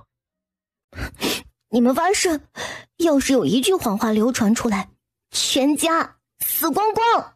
众人犹豫。我不活了。好，发誓，我们都发誓。现在你满意了吗？哼，不满意。我弟弟还生死未卜呢，你伤了他，可不是红口白牙一句誓言就能算得了的。是这狗奴才自作主张，少爷我可没下令。来啊，打断廖七2条腿，扔出去，给二小姐出气。萧天爱脸色一变，没等他出言阻止，这个叫廖七的护卫已经被同伴给打断了腿。二小姐可还满意？要不要我把她脑袋也给剁了，送给二小姐当囚体啊？屈从云恶毒阴狠的笑容，胆子小的看了都要做噩梦呢。他笃定萧天爱一个闺阁姑娘，看到这样血呼啦的场面，胆子都吓破了，哪里还敢跟自己为难？心眼跟筛子似的，一眨眼一个主意，比贺思远更难对付。可惜他遇上的是萧天爱，杀过人的萧天爱。哼，一个奴才的狗命也配和我萧家狄少爷相比？屈少爷，你家主子和奴才都一般大的，把我当小孩子糊弄呢。你就是今儿个把你的护卫都杀光了，也比不上我弟一根头发。那你想怎么样？长公主那样的赔偿，原样来一份。难不成你觉得自己比长公主要高贵？萧天爱最终说出了自己的目的，就是讹财。有那些钱给他们败家，不如给自己修炼了用。不可能，我们侯府哪里有长公主府的家底厚啊？杀了我也赔不起啊！减半吧，本小姐很通情达理的。大庆，拿笔墨，让屈少爷写下欠条。你们都有份，侯府赔不起，你们都要平摊，都画押上，谁也跑不掉。见着有份儿，该签的，总不能让少爷我一个人担着。兄弟就该有难同当，不想把我当兄弟了？哼，都是一个朝里更是的，抬头不见低头见，好好说话不行吗？非要逼着我撕破脸，下次对我们府里的人客气点。弟啊，都认清楚了，谁敢跟你装大爷，你就躺着跟他说话，咱倒要看看谁才是爷。萧天洛本就没事，萧天爱一颗珍珠打在廖七的麻穴，看着飞了老远，其实没伤着，就是吓人了点儿。他的弟弟一根毫毛可不能伤，突然觉得这样坑人的感觉咋那么爽呢？哎，不敢不敢，二小姐言之有理，告辞。诸位少爷勿怪，我们姐弟也是迫不得已，冤有头债有主，谁惹的事儿你们恨谁去。行，萧二小姐，本少爷小瞧了你，咱们走着瞧。好得很，本小姐等着屈少爷来送财，希望武安侯的家底足够厚实。明明软糯糯若风拂柳似的人儿，一张嘴跟刀子似的，半个脏字不带，句句冲你的肺管子上戳，气不死也得怄死。少爷，您没事吧？没事儿，本少爷皮糙肉厚，结实的很，这点小场面能伤着少爷我？不吹牛你能死啊？我不陪着你可别冒险，别真觉得自己扛揍，可是姐姐我保护你呢。姐，你保护我什么了？我咋不知道？你姐我运气好，有我在你身边，百邪不侵，化险为夷，这还不够吗？姐，有这么自己夸自己的吗？你觉得不对？啊，对得很，我姐是这世上最漂亮最有福气的人儿。萧天爱也不忙着吃饭，爬在栏杆上看热闹。这不是聂世子吗？来吃饭呢？酒楼不就是让人吃饭的地方吗？你们是谁？别挡着我的路，我吃完还要回书院。我们呐，这可得好好说道说道，我们是长公主的人，说起来咱们还是亲戚呢。哼，无耻小人，让开！哎，怎么骂人了呢？还就不让了？今儿你想在这儿吃饭，也要问问我们答不答应啊？掌柜的，剩下的桌子我们全包了，从今天起，谁想吃饭都得问问我们兄弟答不答应。包桌也行，包厢300两，大堂100两，还剩下3成的空桌，大概4000两吧。2位有银子，小的就包。好说，记在长公主府的账上，凭我们兄弟在长公主面前的宠爱，些许银子算得了什么？你们欺人太甚！小崽子，就欺负你了，有种你来打我呀！哎，冲这儿打，来呀！这2个人谁啊？这个聂世子又是何方人物？能被称为世子，怎么也得是个公侯家族，还怕他们2个贱人？聂世子是隋国公府的世子，隋国公府就是先皇后的母族，也就是燕王的外祖家。这俩人，一个叫崔护，一个叫崔阳，还真是一对堂兄弟。2人读书不怎么样，倒是会讨女人欢心，也能舍得下脸来，一起入了长公主府，做了面首。隋国公府自从先皇后去世，一向低调，跟太后走动都少。现在燕王伤了眼睛，更是不愿惹事儿，低调做人。这2人就是摸准了聂世子不想惹事儿的心思，故意欺负他呢。燕王的外祖家呀，理应是中鼎之家，顶级权贵，这么低调可不大好。燕王帮咱们不少，你也去帮帮他的人。2个不要脸的贱人也敢欺负堂堂世子，什么世道？对燕王的事情，姐姐好像格外不平呢。此时聂世子已经被逼得俊脸涨红，真想狠狠扇了2个人的脸，却想起外祖母的教诲，心中叹口气，硬是忍下去。聂世子，相请不如偶遇，请世子一起小酌一杯，世子可愿赏脸？樊楼里吃饭的人其实很多，毕竟是洛城第一酒楼，但是都选择明哲保身。原来是枭雄，那就叨扰了。世子客气，请上来。小二，添餐具，加几道菜，今儿我们好好招待聂世子。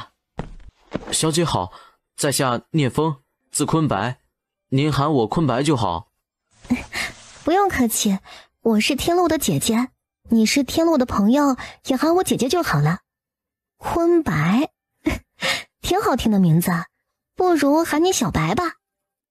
世子啊，吃菜，我姐就这样，你看她温温柔柔的，像个大家闺秀，千金小姐，又美又温柔，岁月静好。可你千万别让她开口，扎心不说，还特爱说实话，更是语出惊人，时间长了你就知道了。吃你的饭，有这么说自家姐姐的吗？姐姐待你不好吗？还说我坏话，想死啊！小白，就是俩不要脸的面首，你干嘛怕他们呀？让人揍他呀，牙给他打掉了，看他们还敢不敢对你不敬。你堂堂世子，被那么俩货欺负了，丢的可是你国公府的脸。唉，我是不怕他们，但是祖母一再下令不许惹事儿，要是长公主因为这事儿去府里闹腾，借着祖母，就是我的错了。尤其是现在表哥受伤回来，更不能给他添麻烦。我是不想让表哥难做，他现在已经很难了呢。不惹事儿，但是也有别的法子让长公主吃这个亏。低调不代表隐忍，傻孩子，燕王为这个国家流过血，哪怕他现在残废了，更不能隐忍懦弱，会让那些狗眼看人低的奴才更嚣张，骑在你们头上撒野。打的也是燕王的脸，那俩贱人就是看你的顾虑才肆无忌惮地羞辱你的。燕王的战功赫赫，哪怕中面子，皇上也不能慢待了他，寒了广大将士的心。所以在长公主和燕王之间，皇上肯定要礼遇燕王，而不是长公主。姐给你出个主意，保管收拾了那2件人，还让长公主闹不起来。姐姐你说，我都听姐姐的。小嘴真甜，有时候报复不一定要用拳头，示弱也是一种办法。低声教导一番，聂坤白的眼神大亮，小姐姐真厉害，这么损。不对，厉害的主意也能想出来。姐啊，好好的孩子，你别给教坏了。小白，不对，坤白，你现在知道了吧？我姐一肚子坏水呢。就你这蠢样，姐要是再不想点办法，早不知道被人欺负成什么样了。就像刚才，屈从于一帮人，你能对付得了？对付敌人就要无所不用其极，招不在损，有用就行。肖姐姐说的对极了，我下午还有课，先告辞了。肖姐姐，等我的好消息。药王的处境不大好呀，狡兔死走狗烹，不知道能不能得个善终。可惜了，那么好的人。等他结账走人，隔壁的包厢，燕王面对一桌子菜，食之无味。王爷，咱就不帮我国公府啊，世子都能被2个面首轻贱，长公主太过分了。这不是皇上想看到的吗？让皇姐来给我添堵，给外祖家添堵。她只是皇上手中的一把刀而已，偏偏她甘愿当这把刀。且容她嚣张2年，这时候和外祖家走得近，反而惹得皇上忌惮，离得远一些更好。你们说说，萧二小姐什么心思？谁都不敢出头，她居然一点都不忌讳。本王该说她蠢呢，还是天真？嘿嘿，自然是仰慕王爷了，爱屋及乌呢。要说王爷和二小姐挺有缘的呢。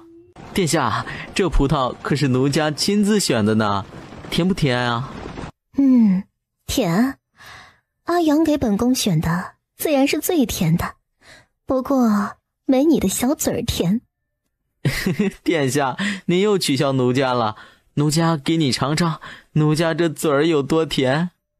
说着，把葡萄放进自己的嘴里，直接渡给长公主，画面顿时变得暧昧不堪。殿下，您厚此薄彼，奴家也要呢。好，都是本宫的宝贝儿，今儿个本宫好好疼你们。吩咐一声，去城外庄子上小住2日。长公主和荣君摆在一起的时候，是带着小女人心态，仰望她的才华气度，顺着她捧着她。可崔家兄弟的伺候，让她有种女王般的高高在上，不一样的感觉。殿下，随国公世子拜见您呢。不必了，大街上不便。他要是想见我这个表姐，就去府里吧。世子说给殿下赔罪的，您不见不大合适吧？赔罪？见过表姐。坤白呀，你给我请安，不怕你祖母责罚于你。他不是说过没我这个外孙女的吗？怎么不怕我这个表姐带坏了你？长公主，昨儿中午在樊楼，晚辈冲撞了府里的2位贵人，惹得贵人不快，特意来给殿下赔罪的，还请殿下大人不计，有气冲着我来。要打要骂，晚辈都受着，只求殿下万不可去府中惊扰祖母，坤白给殿下和府里的贵人赔罪了。你说的什么贵人？本宫没听懂。崔家兄弟啊，他们不是长公主的人，真是财大气粗呢。4000两银子包场，就为了不让坤白吃口饭。长公主这么宠他们，坤白想想，万一您觉得我冒犯了他们，去和祖母闹，坤白可就做了大孽。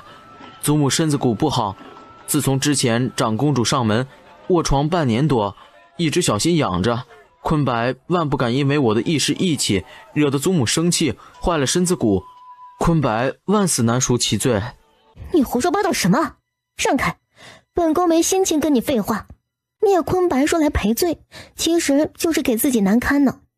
堂堂世子给2个不入流的面首赔罪，他答应，整个勋贵圈子也不能答应啊。昨日许多人都看到了，樊楼的账单还在呢，坤白可没胡说八道。崔家2兄弟就在车上吧，长公主把他们喊出来，我们当面说一下。就是啊，出来露露脸呗，又不是大姑娘，见不得光了吗？聂坤白，你故意的吧？再说一次，让开，否则别怪本宫不客气。萧姐姐说的办法果然有效。长公主这话说的，我赔罪都错了吗？您要怎么不客气啊？打我骂我都行的，反正我长这么大也没见你客气过。两位贵人好，昨日多有冒犯，还请原谅则个。昨日左思右想，惶惶难眠，二位若是不原谅我，我这心里实在难安啊。够了吧，聂世子，我们也没怎么着你，做出这副样子，也不嫌丢了你国公府的脸。他算什么东西啊，也敢呵斥堂堂世子爷？就是脸皮子揣在兜里的货色，卖身的玩意儿，祖宗8辈的脸都丢光了，还好意思说人家丢脸？哎呀，谁让人家会跪舔呢？攀上高枝了，世子爷都不放在眼里。嗨，什么世道？能是什么世道啊？人不要脸，天下无敌呗。哎，据说这俩人伺候人的功夫那叫一个厉害，篓子里的茧儿都比不过呢。亏他们还是读书人呢，圣人都跟着蒙羞。你们还在生我的气，可不敢和祖母告状。我给你们跪下行吗？祖母年纪大了，经不住这个。我表哥又残废了，因为我的事儿让表哥祖母生气，我真是万死难辞其罪。长公主眼睛瞪得老大，她要是真的跪了2个面首，皇上都要震怒。够了，无需你赔罪。聂世子可舍不得，这样的阿杂货哪配得上呢？你的一片孝心，贵府老夫人肯定知道的，万不可为了这样不入流的玩意儿丢了国公府的尊严。这种人简直不配做男人，欺人太甚了。我呸！别让老婆子见到你，见一次吐你一次。聂世子，别怕，以后他们敢欺负你，你喊一声，我们这么多婆子管事儿都会帮你的。贱婢，你敢吐我，也非撕了你不可。婆婆，快走，别伤着了。姓崔的，你要打我，不准欺负旁人。快来看看呀，长公主的面首打人了。小白脸儿吃软饭的货也敢当街打人，还有王法没有？让你欺负人。于是众人捡着什么砸什么，石头、牛粪满天飞，加上臭鸡蛋，甚至还有小孩的尿布片子。群众的力量是巨大的，崔家兄弟这次是犯了众怒，哪怕长公主在也敢砸他们。快保护长公主上马车！殿下，还有我们，不能带着他们，否则这些人不会让殿下离开的。他们做的孽，让他们自己受着。连累了长公主已经是大罪，快走！这个办法真不错，让你们欺负我，活该。最后还是京兆府巡逻的人把他们解救出来，众百姓一哄而散，街上的人陡然一空，衙役傻眼了。你们这些刁民敢砸我，我可是长公主的人，把他们抓起来，统统抓起来。抓谁呀？你跟我说该抓谁？不带这么欺负人呢，欺人太甚，没法活了呀。第二天早朝，御史纷纷上奏章弹劾长公主，纵容面首欺凌权贵，以下犯上，行为恶劣，必须重罚。景佑帝头大，对长公主很是不满，你好好过你的富贵日子不行吗？非得搞事情。先是儿子打了云海侯的公子，又是面首欺负世子，这是要翻天啊！朕知道了，长公主算是后宫之事，朕回头让皇后处理，朕绝不偏袒。陛下，区面首竟敢公然羞辱堂堂国公府世子，这是何等的目无尊赏，何等的嚣张张狂啊！他们哪来的胆子？无非是长公主的纵容。皇后处置长公主，臣等没意见，但是这2个伤风败俗、丢人现眼的面首，必须重重处置。皇爱卿说怎么处罚呢？每人重打50大板，以儆效尤。治标不治本，那些奴才最会装样子，长公主若是拦着，谁敢真的下狠手打？他们可是长公主的心肝呢。长公主要是护着，奴才们能有什么法子？皇儿，你说该怎么处罚才好啊？他们对长公主忠心耿耿，伺候的也上心，长公主也离不开，干脆名正言顺陪在长公主身边好了。去了世，便入宦官之中，还能领一份俸禄呢。他们对长公主忠心耿耿，伺候的也上心，长公主也离不开，干脆名正言顺陪在长公主身边好了。去了世，便入宦官之中，还能领一份俸禄呢。不少大臣忍着笑意，楚王这招够狠够损呢。就依皇儿所说，江和平，你去监督，办好此事。老奴遵旨。随国公府乃是太后外家，他家老夫人朕都得尊称一声老太君。老夫人低调，等闲不出门，那是老夫人懂事儿，守本分，朕却不能让她受这个委屈。传朕旨意，国公府3代不削爵位，世子聂风至诚至孝，赏黄金100两，文房4宝若干。老夫人治家有方，终身免跪拜之礼，随时可进宫，无需通传。臣惭愧，谢主隆恩。起来吧，你教导的好儿子，一家子都是好的，朕没忘了你们府里的功劳。先想让你夫人进宫，陪太后说说话。谢皇上恩典，臣遵旨。他也没想到自家儿子一向老实，居然闹出这么大的事儿了。不过对国公府来讲，利大于弊，让那些捧高踩低的小人看看，他们国公府还没倒呢。燕王府内，宋延峰眉飞色舞地讲着聂坤白做的好事，乐得不行。燕王嘴角也含着笑意。聂世子性情淳朴，大不像是能想出这个主意的人。昨儿他和萧二小姐一起吃的饭，会不会是……那还用说，二小姐最擅长扮猪吃老虎，示弱装可怜，肯定是她出的主意啊。不过是真有效，长公主这次又栽了大跟头，怕是要气死了呢。她最见不得不平之事，虽是女子，却有一副侠义心肠。坤白和他姐弟俩一起玩也不错。外祖母小心过了，这个世道不是你低调就能获得尊重的。准备马车厚礼，我去国公府瞧瞧。此时国公府内，祖母，孙儿实在气不过，才出此下策，您别生气，孙儿以后不敢了。祖母没生气，你不用紧张，这事儿做得好。祖母让你们低调，却不代表人家欺负到头上也不反抗，不惹事儿不代表怕事儿。皇上不是昏聩之人，不会偏袒那个孽障。起来吧，现在说说，谁给你出的主意？叶坤白下意识就想否认，只是对上老夫人洞若观火的眸子，只好老实道：是云海侯二房的萧家姐弟，萧姐姐很好呢，聪明又善良。萧天洛性情疏朗，仗义疏财，孙儿很喜欢他们。萧家和咱们素来无往，他们为何要帮咱们？祖母想多了，萧姐姐和表哥相识，她说表哥为朝廷流过血，不该受到不公正的待遇，我是他的亲人，羞辱我就是羞辱表哥，不能给表哥丢脸。什么？要把崔阳、崔提给阉了？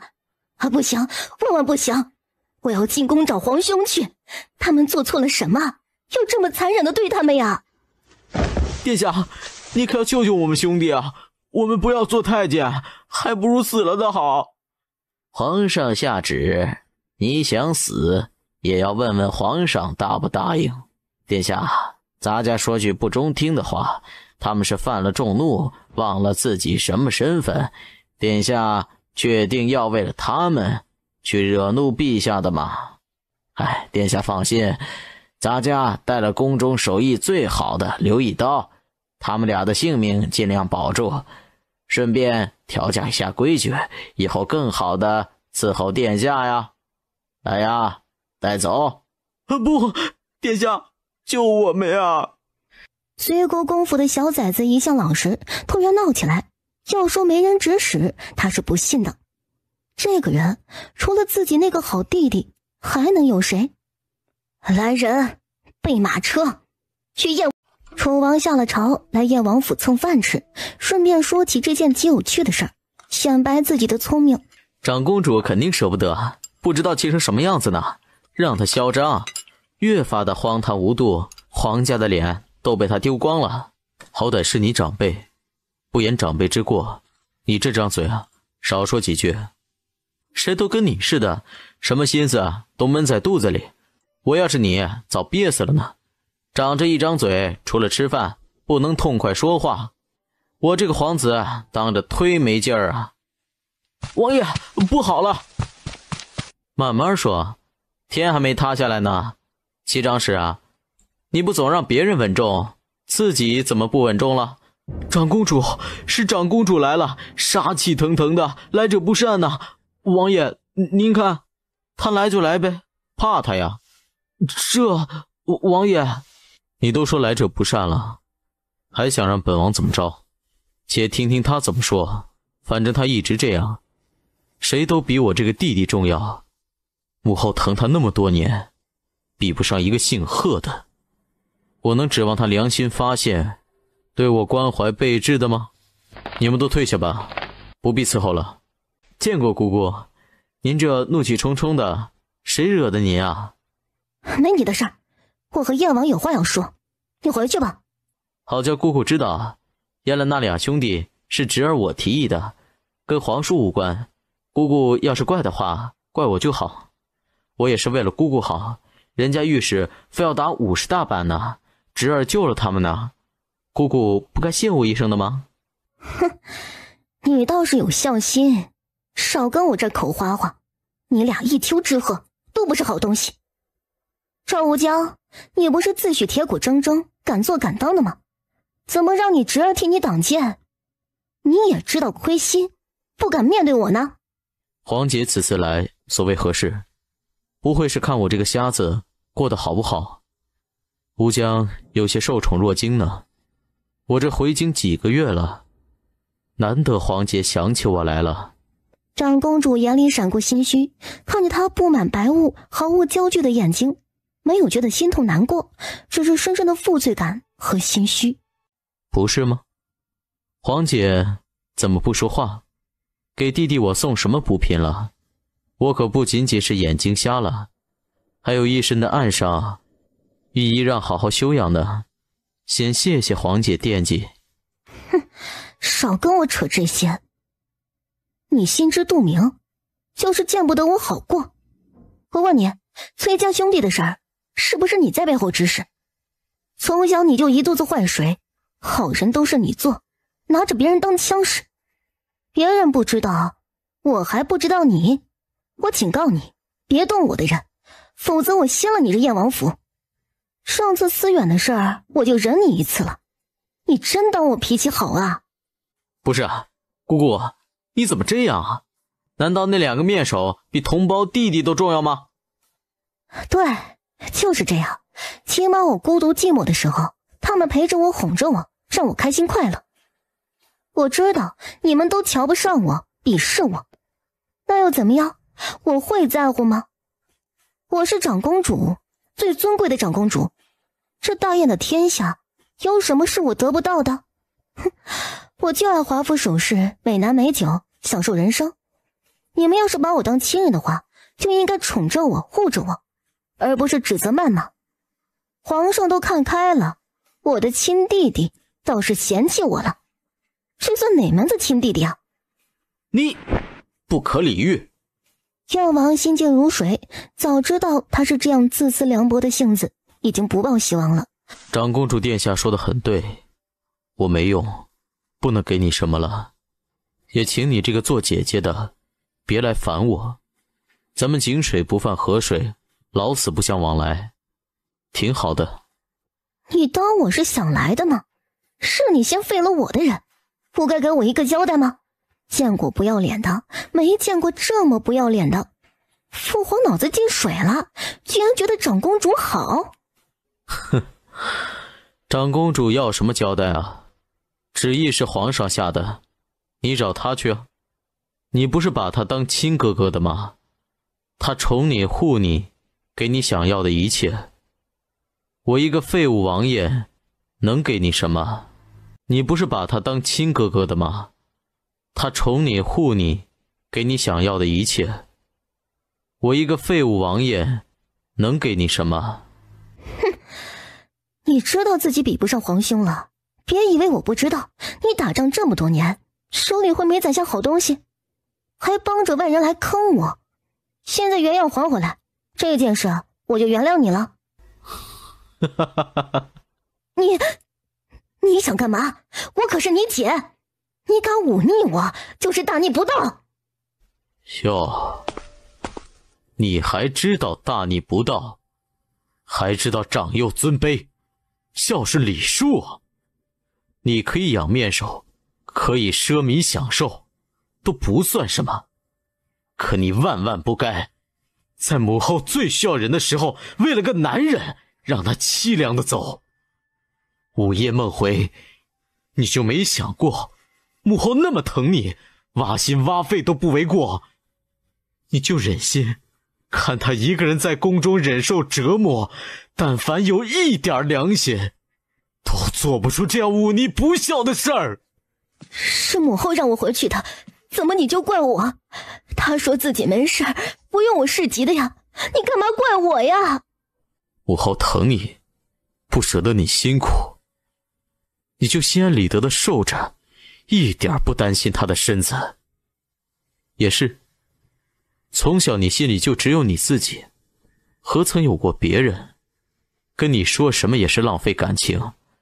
今儿我还明白的告诉你，母后的嫁妆你趁早还过来，你不配那些东西。现在给我滚出燕王府，以后别踏进半步，别怪我不给你脸面。约束好你那个废物儿子，下次犯到我手里，腿给他打折了。你教不会他安分，我来教他。还有外祖家，外祖母有一点不好，你应该知道我的手段。现在马上滚！他荒唐糊涂了半辈子，何必为他气着自己呢？我不是气他，只是替母后不值。不说他了，去樊楼喝酒吧。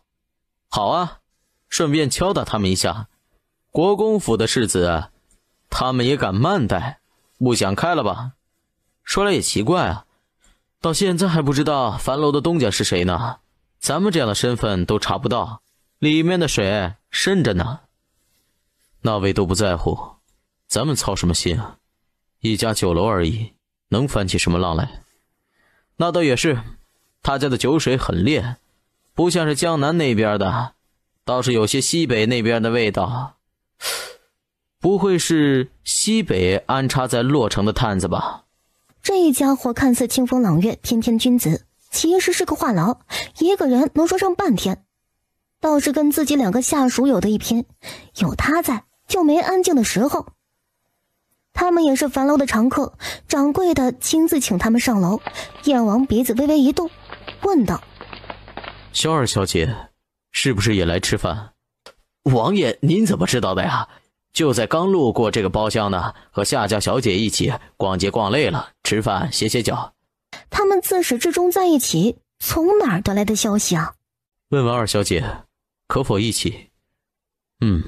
本王请客，想来二小姐会给面子的。燕王心情大好，站在原地等掌柜的去请示。燕王殿下，你也来吃饭啊？快进来吧，我们刚上的菜还没吃呢。二小姐，你只看到皇叔，怎么不请我呀？这个啊，谁让燕王殿下太显眼了，你倒是像个跟班呢。不好意思，疏忽了，楚王殿下一起哈。参见燕王殿下，参见楚王殿下。出门在外，无需多礼，坐吧。楚王殿下，我脸上有花，你老是看着我干嘛？你一姑娘家，一点都不羞涩的吗？该说她大方呢，还是傻大胆儿？萧小姐长得好看，本王忍不住多看两眼，小姐勿怪。楚王怎么能这么说话呢？难不成看上爱爱了？桌子底下，燕王踩了他一脚，警告他一下：胡说八道什么呢？吓跑了小姑娘，有她的好果子吃。楚王也很好看呀，小白脸似的。小姑娘还是这样有趣，因为长公主引起的不高兴一扫而空。不是，你这什么形容啊？爷多有阳刚气息啊，哪儿像小白脸了？阳刚说的是燕王殿下，你嘛，顶多算是清秀，不过没有娘娘腔，还行吧。我可谢谢你没说我娘娘腔。吃饭吧，凉了不好吃了。哎，你吃啊。每个人身后都跟着伺候的丫鬟帮他们布菜。你歇着吧，我帮王爷布菜。这个鱼肉很好吃呢，你干嘛不让王爷尝尝？老家那几样，不会换换胃口？鱼有刺儿，万一卡着嗓子怎么办啊？拜托，燕王是眼睛瞎了，又不是没有行动辨别的能力，有刺儿他能不知道啊？许知安如遭雷劈。是啊，他为什么会潜意识觉得王爷废了呢？哎，你别瞎说，王爷都那样了，你说他该有多伤心啊？王爷勿怪，他就这个样子，心思单纯，什么都不懂，冒犯之处您勿怪啊。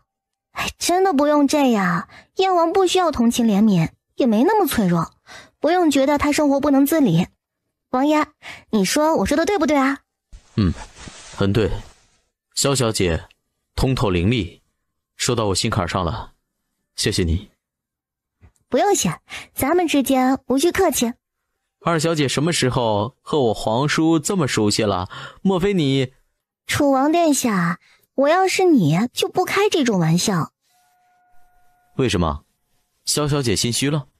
皇叔可是大英雄，大燕的战神，不知道多少女子爱慕他呢。萧小姐不用觉得不好意思。不是的，你想啊，我年纪小，没想那么多，可你这么一说，我心动了。将来要是真的有戏，你是不是还得喊我一声婶婶呢？玩笑，开玩笑呢，食不言。哎，吃饭。萧小姐，人不可貌相，看来本王要重新认识你了呢。终于能安生吃顿饭了，萧天爱帮他布菜，照顾得很周到，但是不会像是废人一样什么都替他做，而是提醒一句：茶杯在哪儿，汤勺在哪儿，让燕王自己动手。许知安看着眼底满是笑意的主子，心中一酸。他们从小伺候王爷，都没萧小姐了解主子，满心的愧疚。终于吃完这顿饭，夏疏影觉得自己差点消化不良。以前瞧着乖巧的小白兔一样的闺蜜，骨子里不是个省油的灯。茶水重新沏上，撤下残羹，开始聊天。夏疏影就说起1个月后秋猎的事儿，楚王来了兴致。皇上今年会去，你们这些小姐也能跟着，到时候我给你们猎一头大猎物来开开眼。狗熊吗？那玩意儿太凶，不会出现在猎场的，肯定被清理了。老虎还是野猪，要不然野狼？都不是。二小姐，你姑娘家怎么净想着这些猛兽啊？不该喜欢小兔子啊、狐狸啊这种小玩意儿吗？你说兔兔吗？那也算是大猎物。楚王，您对大猎物是不是有什么误解啊？大猎物说的是野鹿、山羊、獐子、狍子这些，野鸡、野兔什么的都是寻常。不是皇叔啊，跟他聊天咋就这么累呢？亏你能受得了他。所以燕王是大英雄，你是风流王爷呀？楚王气得要死，他成心的吧？对了，哎，你会骑马吗？秋猎可是要骑马的，你能行吗？萧天爱还真不会，没来得及学。别着急啊，还有1个月，本王可以教你们。夏小姐会不会骑马呀？一起学吧。我多少会一些，爱就不大行了，胆小得很。我们学骑马，他连马都不敢碰呢。1个月的时间，我觉得够呛能学会。没关系的，我准能学会。咱们秋猎见，倒是需要做2件骑马装，我衣柜里没有，咱们下午就去做。我要红色的，如同烈火一般闪耀，骑着白马，想想就很美呢。倒是需要做2件骑马装，我衣柜里没有，咱们下午就去做。我要红色的，如同烈火一般闪耀，骑着白马，想想就很美呢。你确定能学会骑马？你府里有白马给你骑？哎，聪明，肯定能学会。先做了再说。衣裳没有多的时候，小皮靴子也要几双。不知道霓裳阁有没有好的皮子？我那里有上好的皮子，从西北带回来的。你们量了尺寸，我让府里的师傅给你们做鞋子，保管结实舒服。谢谢燕王了。楚王啊，你可学着点儿，这样和女孩子聊天是娶不到媳妇儿的。切，我堂堂楚王会缺了媳妇儿？多少千金闺秀哭着喊着要嫁给我呢？哦，是吗？那你为什么还没有娶妻啊？世上女子千千万，想找一个情投意合、白头偕老的却很难。萧天爱话音一落，燕王深深地看他一眼。楚王张张嘴，想不出反驳的话，只好闭嘴。夏疏影提出告辞，他们还要去做衣服。王爷，长公主做的孽跟你没有关系，你是为她烦恼吗？不是啊，我早跟她断绝来往了。我府里有好几匹上好的骏马，你抽空过来，我帮你选1匹。真的吗？太好了，王爷府里的马肯定是最好的。您可是大将军呢，弓马娴熟，有您指点着，下一个马术高手就是我了。我只答应送你1匹马，何时说过教你骑马了？什么时候来？提前说一下，我准备一下。麻烦王爷了，给你带好吃的。留步，拜拜。拜拜。燕王不懂拜拜是什么意思，像是告别的话，下意识跟着说了。皇叔啊，我终于明白你为什么对萧二小姐这么好了，真是个不一般的姑娘呢。确实挺不一般，或许是我救过她，她很信任我。更让我意外的是，她从未把我当瞎子看，是仅有的一个人。皇叔，你不会真的喜欢她吧？可别呀，你要是娶了她，我岂不是真要喊她婶婶？哎呦，她才多大呀，还没我大呢，我怎么喊得出来啊？瞎说什么呢？我都这么大岁数了，岂会祸害人家小姑娘？只是觉得她不一般，想帮她找个好归宿，护着一些，跟长辈一样。你这张嘴啊，真的该收拾了，换一个姑娘不得臊死啊？呵呵，是啊，谁家姑娘有她脸皮厚的？瞧着娇娇软软，其实一点都不软，那张嘴比我都厉害。皇叔偏心啊？没看她怼我好几次，你真舍得她嫁给别人啊？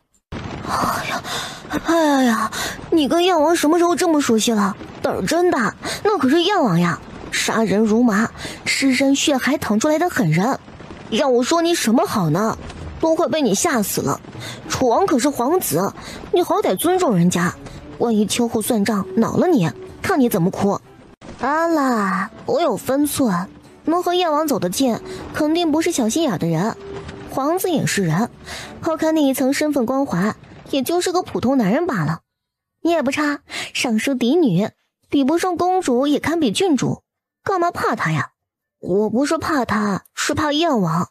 他那一身的气势，哪怕看不见扫你一眼都觉得紧张，手上不知道沾了多少鲜血呢，好像还带着一股子血腥味呢，想想都可怕。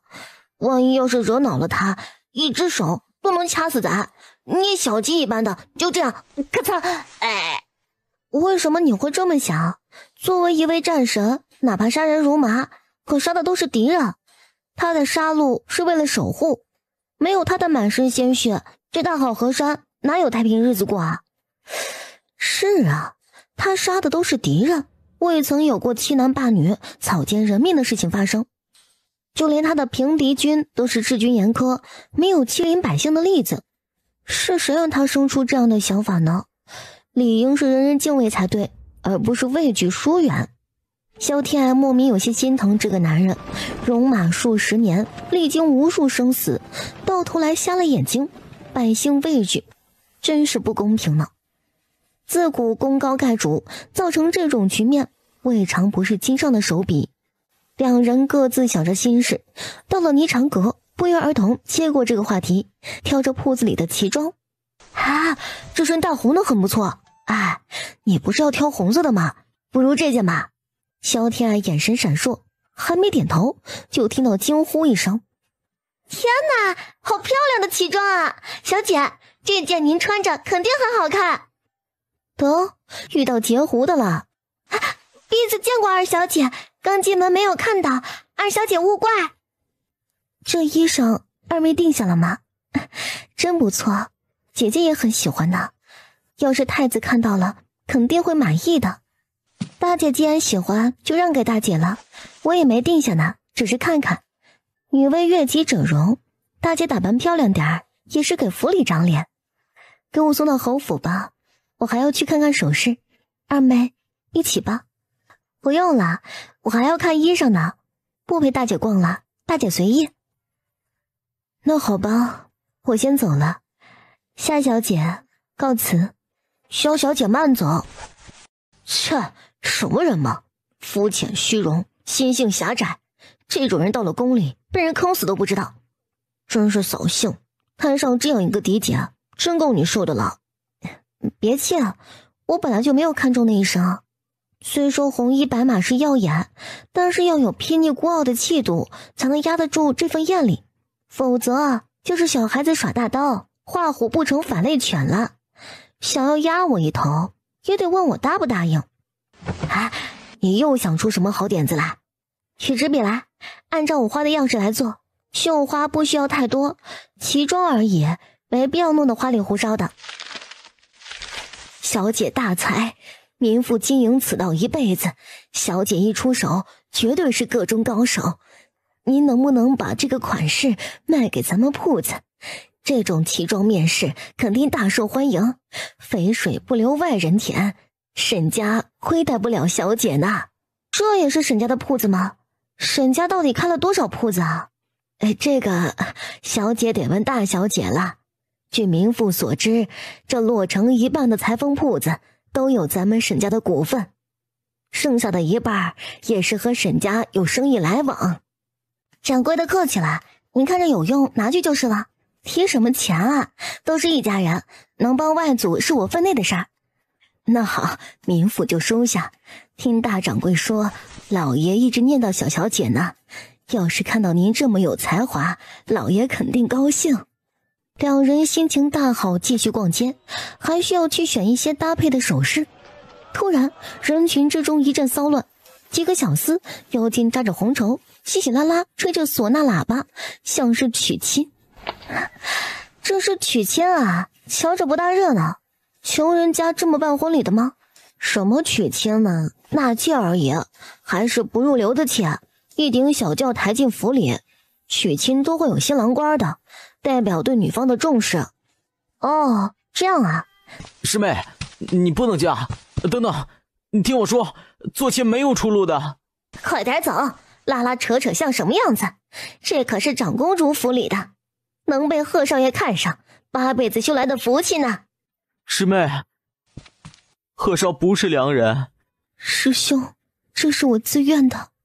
贺少还没有娶妻，我进府不用伺候奶奶，守着规矩，只要伺候好她，生下一儿半女，余生都有盼头了。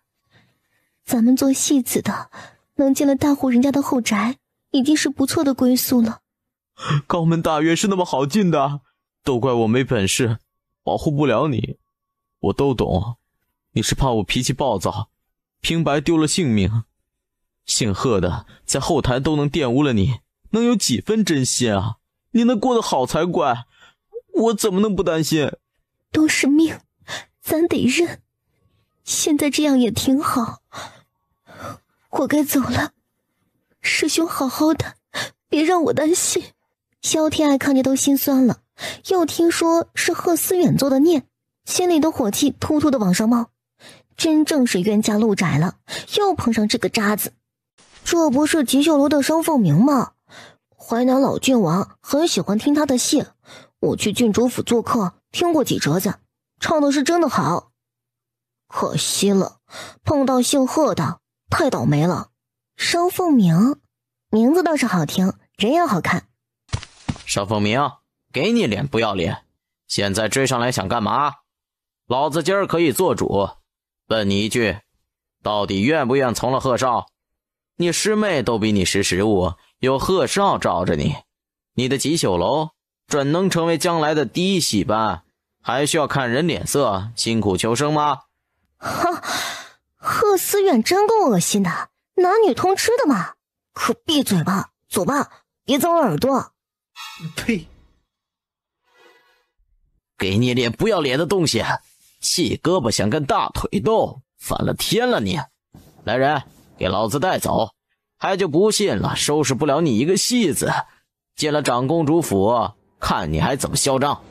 哈，看不出来啊，还有两把刷子呢。这个戏子挺有个性的。好一个商凤鸣，敢跟老子动手，老子玩死你！现在乖乖跟我走，伺候的贺少高兴了，少不了你的好处。要是不答应，后果你自己掂量。贺思远根本不是人，是畜生，禽兽不如。打一开始他就没打算放过自己。哎呦，演的是哪一出啊？当街抢人啊？你家主子好像被关禁闭的吧？要是告到京兆府或者督察院，你一个狗奴才能担得起这个责任吗？你谁呀？知道我家主子是谁吗？大姑娘家的，不待在府里绣花抚琴，少管闲事儿。来人，张嘴！敢这么跟本小姐说话，你个狗奴才，信不信本小姐弄死你？你主子也不会为你出头。好好的，又惹长公主干嘛呀？敢问小姐是哪家贵人啊？小的不敢啊，改日让我们贺少亲自登门赔罪。哼，是上门找茬吧？也不怕告诉你，我是萧家二小姐。以前那贺思远不把本小姐放在眼里，现在我大姐可是太子妃，她敢动我一下试试？原来是二小姐呀！小的再也不敢了，您大人大量，别和小的一个奴才一般见识啊！那个戏子一起给我送回来，今儿个这事儿本小姐管定了。商凤鸣感激地看着他，现在这个世道能遇到肯为陌生人出头的人实在是太少了。小的真没办法，少爷点名要的人，您要是真想要他，劳驾您去府里走一趟。滚吧，做人收敛些，助纣为虐也就罢了，还敢仗势欺人，为虎作伥，小心遭了报应。第一个拿你开刀。谢小姐教诲，小的记下了。萧小姐，多谢救命之恩，商凤鸣铭记于心，感激不尽。路见不平而已，商老板无需客气。只可惜我人微言轻，令师妹没能救下来。不敢当小姐这么喊，凤鸣一个小班主而已，今日之事是我莽撞了。师妹被那畜生玷污，除了跟着他，也没有第二条路能走啊！我不该追着他，没那个本事救他，反而惹得他伤心。要是进了长公主府，还被那个畜生厌恶，日子怕是更难过啊！你以后打算怎么办？还能怎样？日子还得继续过。以后萧小姐需要我们吉秀楼唱堂会，商凤鸣随叫随到，我也只能有这点用处了。告辞，萧小姐。以后遇到难处可以来侯府找我，商老板这么重情义的人也是不多了呢。谢谢小姐好意，凤鸣敏感妩内，感恩不尽。人都走远了，别看了。我说你干嘛为一个戏子出头啊？这下好了，彻底得罪惨了长公主府。让我说你什么好呢？娇娇软软的小姑娘，总是做些惊天动地的事儿，我就是看不惯。这世道总得有人在绝望之时能被人拉一把就能熬下去了。反正长公主府我也得罪了，不差这一次。别忘了，我现在可是有个好姐夫撑腰呢，怕他干啥？顺便给他添点堵，气死他。走吧，天色不早，该回府了。改天听听商凤鸣唱戏，不给他钱，好歹受点好处啊。小姐，行行好，赏口饭吃吧。去一边去，死乞丐，脏死了！别碰小姐的衣裳，滚开了！怪可怜的，买些包子给他吃吧，不值几个钱，就当做善事了，没必要发火，火气大对身体不好。是，奴婢这就去。萧小姐教训的对，奴婢知错了，无需如此，没有教训你的意思。每个人的想法不一样，你也没错。毕竟这样的乞丐冲撞了主子，也是你的失职，你也是为你主子好的。你，活着就好。要是实在要不到东西吃，就去云海侯府外面的街道，我遇到了，给你点吃的，好歹饿不死。谢谢姑娘。要谢就谢我家小姐吧，是我家小姐心善。东陵站起来，追着萧天爱跑去。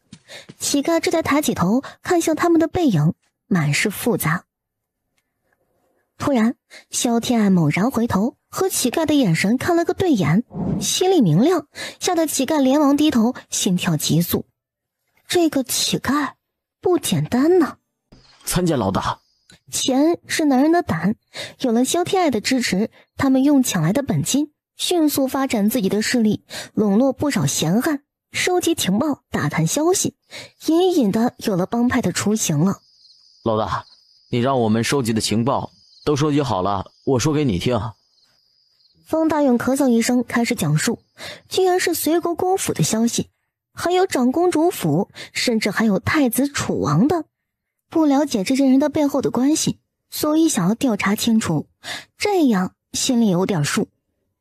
经历了长公主府的那件事，萧天爱觉得自己想要做个安分千金小姐的愿望不大好实现，实在是靠山不够硬，所以靠天靠地不如靠自己。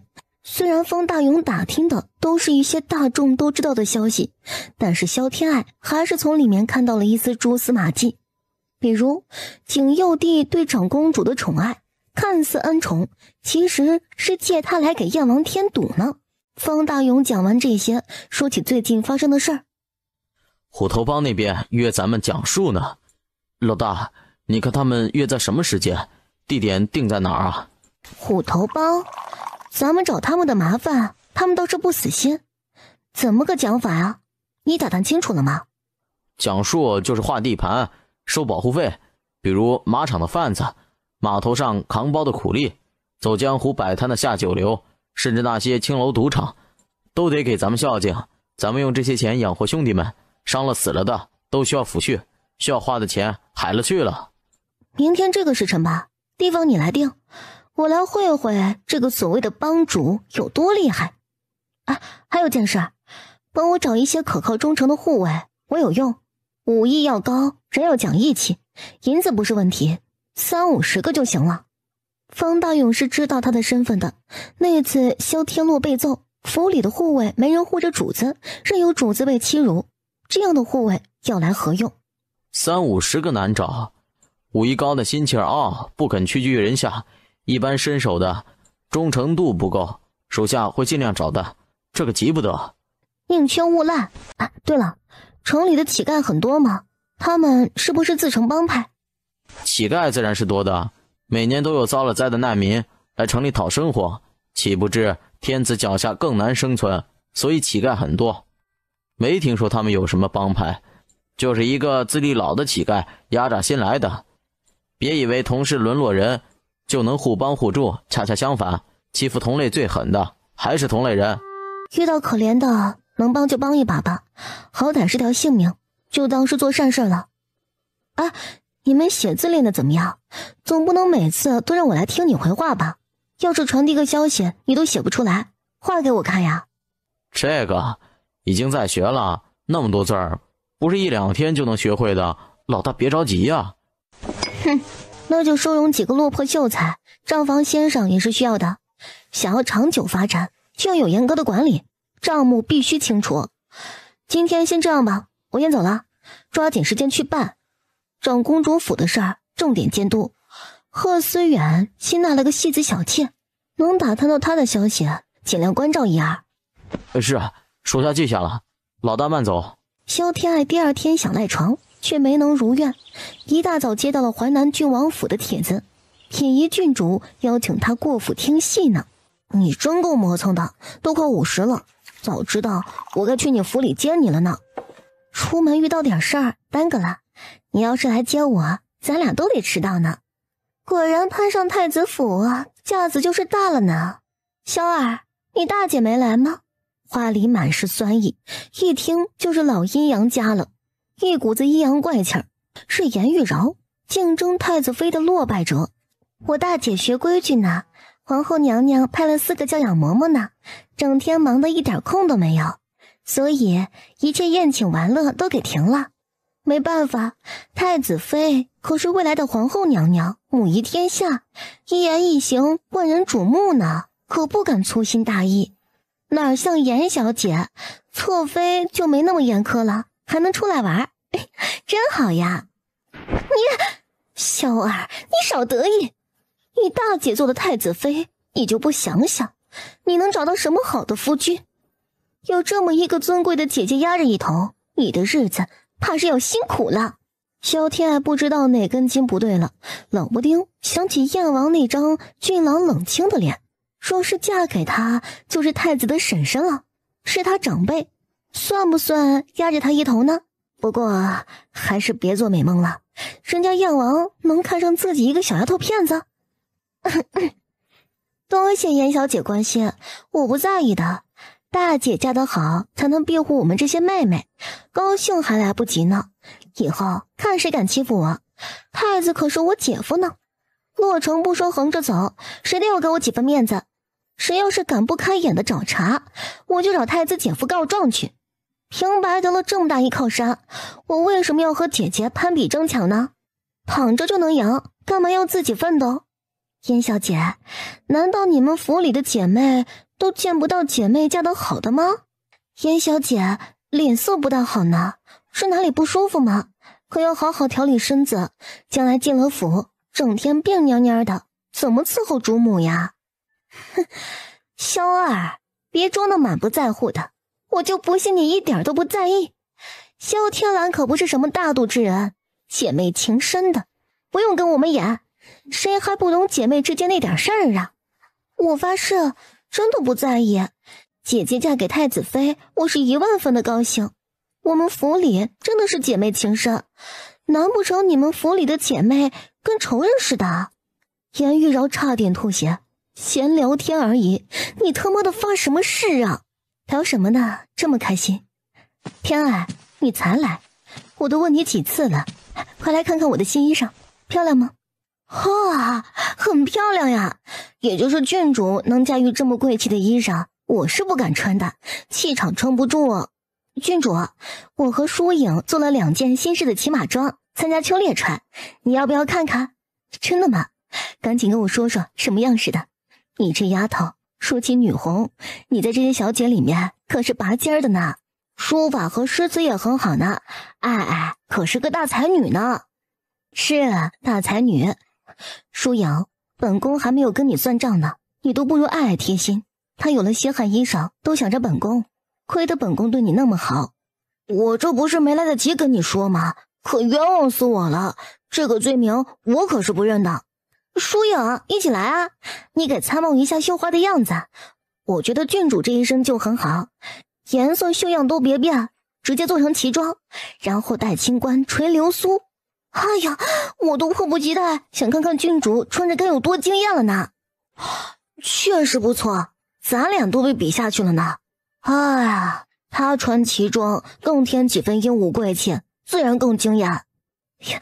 你们倒是快点给我说说什么样式呢？想急死我呀！你这小脑袋瓜怎么想的？以后你就是我亲妹妹，谁敢欺负你，我第一个灭了他。好呀，谢谢郡主啦，我可真的要抬出你的名号了呀！有郡主撑腰，我也是街上最霸气的仔仔啦。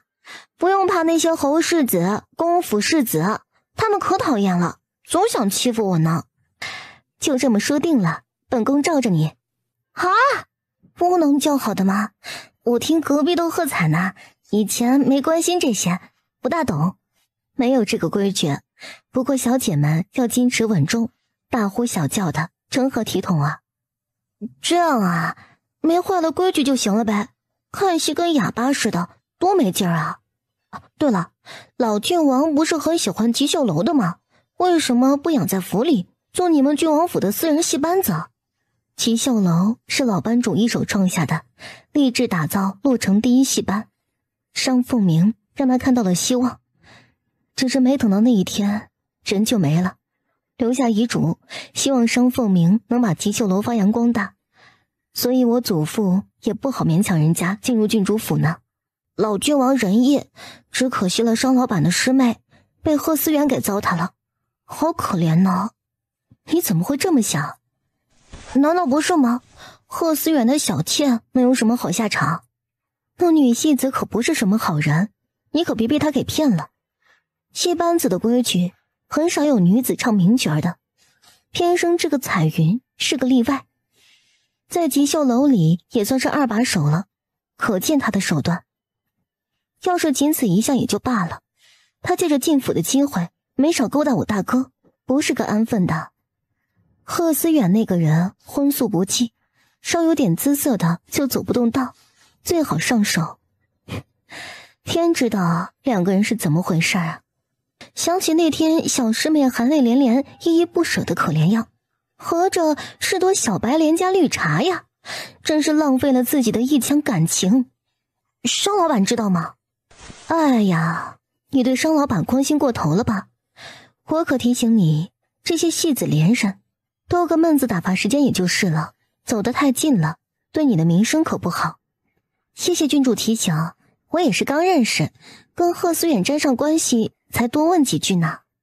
我当然知道你是有主意的，只是怕那些心眼不干净的往你身上泼脏水。闺阁小姐看似娇贵，其实规矩多着呢，我都得小心，何况是你。谢郡主，我知道你是为我好呢。别嘴上说谢，改天替我画几套衣服的样子，算是回报吧。启禀郡主，针线房那边有几个细节看不懂，可不可以请萧小姐过去指点一二？哎，到了你表示感谢的时候了，劳驾你走一趟。好说，小事而已，不过午膳记得给我留着，不许抠抠我的肉肉。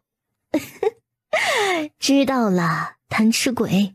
针线房的管事嬷嬷亲自迎出来，几个老资历的绣娘正在研究他的话，问了几个细节，萧天爱也没私藏，毫无保留地指点一番，绣娘们才茅塞顿开，夸了一车的彩虹屁，萧天爱才脱身离开，偶尔逗逗蝴蝶，撩撩蜜蜂，像只活泼的小兔子。哼，惊扰了小姐，小姐勿怪，你继续，在下只是路过。倒是让公子见笑了，是小女子失仪了，抱歉。公子随意，小女子告辞了。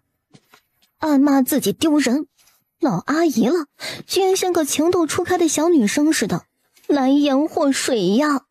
小姐稍等，不知道你是哪家府里的小姐，可否告知姓名，相逢即是有缘呀？不知道你是哪家府里的小姐，可否告知姓名，相逢即是有缘呀？哦吼，被人问名字，这是对自己有意思啊？矜持，必须要矜持，不能把祸水吓跑了。不敢当公子询问，只是私相授受不大合适吧？是在下唐突了，小姐勿怪，小姐慢走。哎呀，这一出公子小姐的，跟戏本子上演的才子佳人一般，好欢喜，好羞涩呀。且慢，那边是往前院去的路，小姐迷路了吗？是吗？那我送送小姐，你是来赴宴的吧？随我来。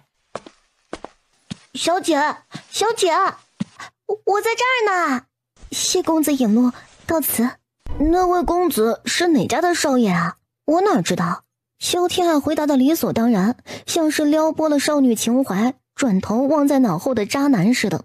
你跟人家走半天，居然连是谁都不知道。你们不总是教我矜持含蓄的吗？哪家大家小姐直接问人名字的？所以我就没问。他倒是问我了，我也没回答。我聪明吧？东陵仰头望天，不想说话，只能说小姐还没开窍，不会被外面的狼崽子勾走了，也是好事儿。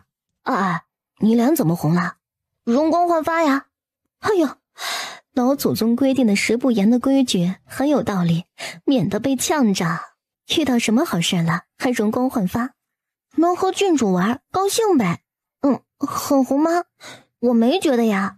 走路热的吧？那你多吃点儿，辛苦了。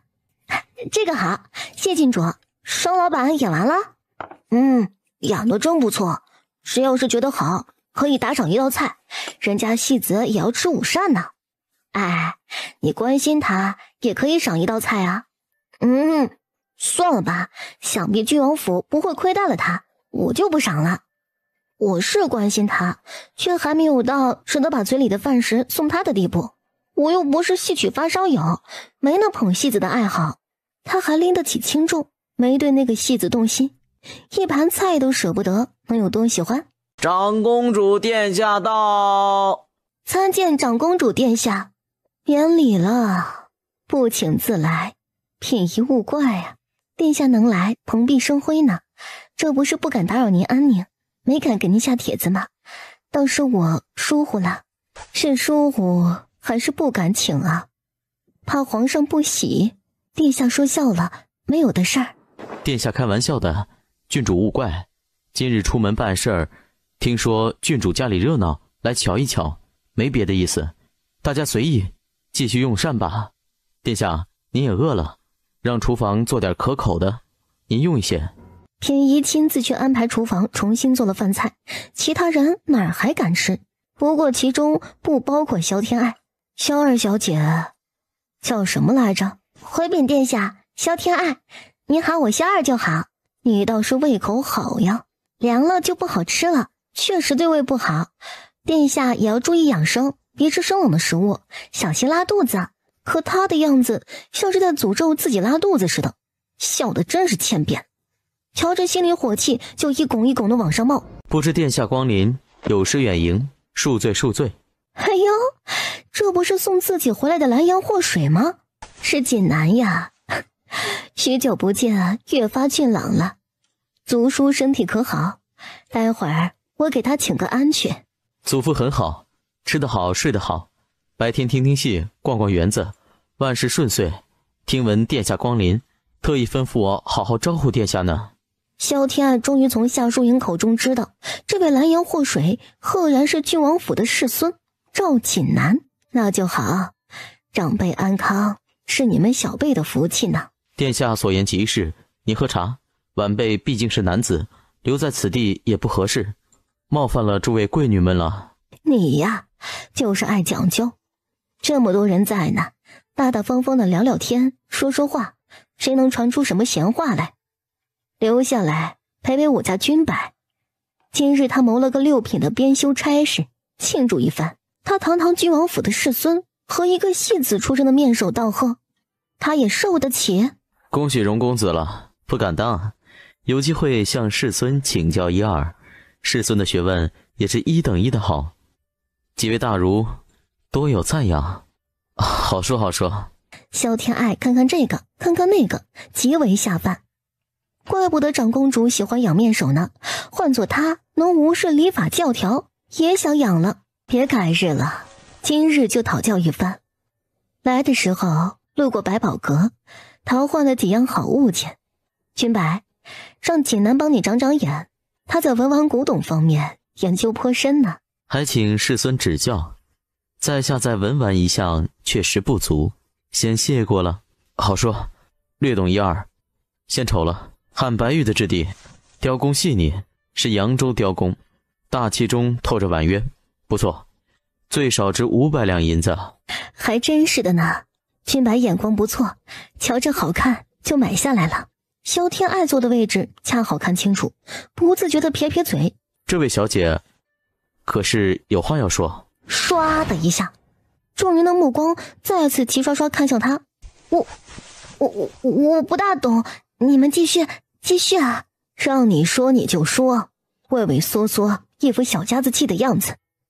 好歹有个首富的外祖家，不该没见过好东西啊！那我随便一说，哪里说错了？长公主别生气啊！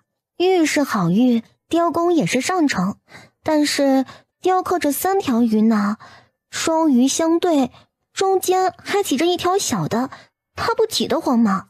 这不就是说多余吗？寓意不好，像是哪个正室夫人埋汰小妾，暗示她多余呢。图案都讲究吉祥，图个好彩头，是在下疏忽了，小姐说的对极了。敢问小姐名讳？我就不用自我介绍了吧？小女子云海侯府2房嫡女，萧氏天爱，见过师孙。萧小姐好，赵锦南，受教了，多谢小姐解惑。继续下一个，锦南，若是瞧得上眼，送给你祖父戴吧，这可真的是件古物呢。谢过长公主了，祖父肯定喜欢。慢着，他近些日子一直在研究蛇娘子留下的那部毒经，对各种毒药有所了解，甚至尝试过自己配制2样，闻多了毒药的味道，佛珠的檀香之中藏着一丝毒味。萧小姐，哪里不对吗？萧天爱拿起佛珠放在鼻子下，仔细闻了闻，突然一用力，咔嚓一声，一颗佛珠居然给捏碎了。萧天爱，你大胆！知道这串佛珠价值多少吗？居然故意损坏，你眼里可有我这个长公主？殿下，稍安勿躁。碎裂的佛珠里赫然滚出一粒粒褐色的小圆珠，像是药丸子。勾纹草加上五毒粉，常年佩戴把玩，人的身体渐渐衰弱，不出2年准保归西。怎么可能？我知道殿下不会害祖父的，殿下自然不会蠢到亲自送来有毒的礼物，一查便知。殿下肯定也是被蒙蔽的。来人啊，去查查这串佛珠的来历。这是怎么了？没事儿，一点误会而已，都别等着本宫继续赏玩。萧儿，你也一起来，本宫瞧着你懂得挺多的嘛。看来这才女的名声并非浪得虚名。不敢当，看些杂书随便说说而已，长公主不怪罪，天爱感激不尽。檀香珠子里藏着东西，你都能闻出来，倒是多才多艺呢。我呢，没别的爱好，独独爱吃，对味道很敏锐，一点不对味都能闻出来。那镯子味道不对，想着小心无大错，才试一试呢。幸亏我鼻子灵通，要是郡王爷因为手串出点什么事儿，长公主也是沾了一身骚，没得让2家子生的嫌隙。殿下无怪我多管闲事才是。这么说，本宫还得赏你了。谢过殿下赏赐了，那块多余的白玉瞧着就不错，不如赏给我吧。成，赏你了。谢殿下。这是一对白象，祥瑞之兆，一整块羊脂白玉雕出来的，可遇不可求，难得是一对儿。诸位开开眼，怎么样？这样宝贝没买亏吧？确实难得，殿下好眼光，留着压箱底最好了。小儿，你说呢？我要是说了，殿下别生气哈。你说，本宫不是那小心眼的人，玉是上等玉，雕工也是名匠，无可挑剔。但是呢，你说，痛快说完，本宫恕你无罪。谢殿下，只是呢，这象它没牙呀。那又怎样？没牙就没牙呗。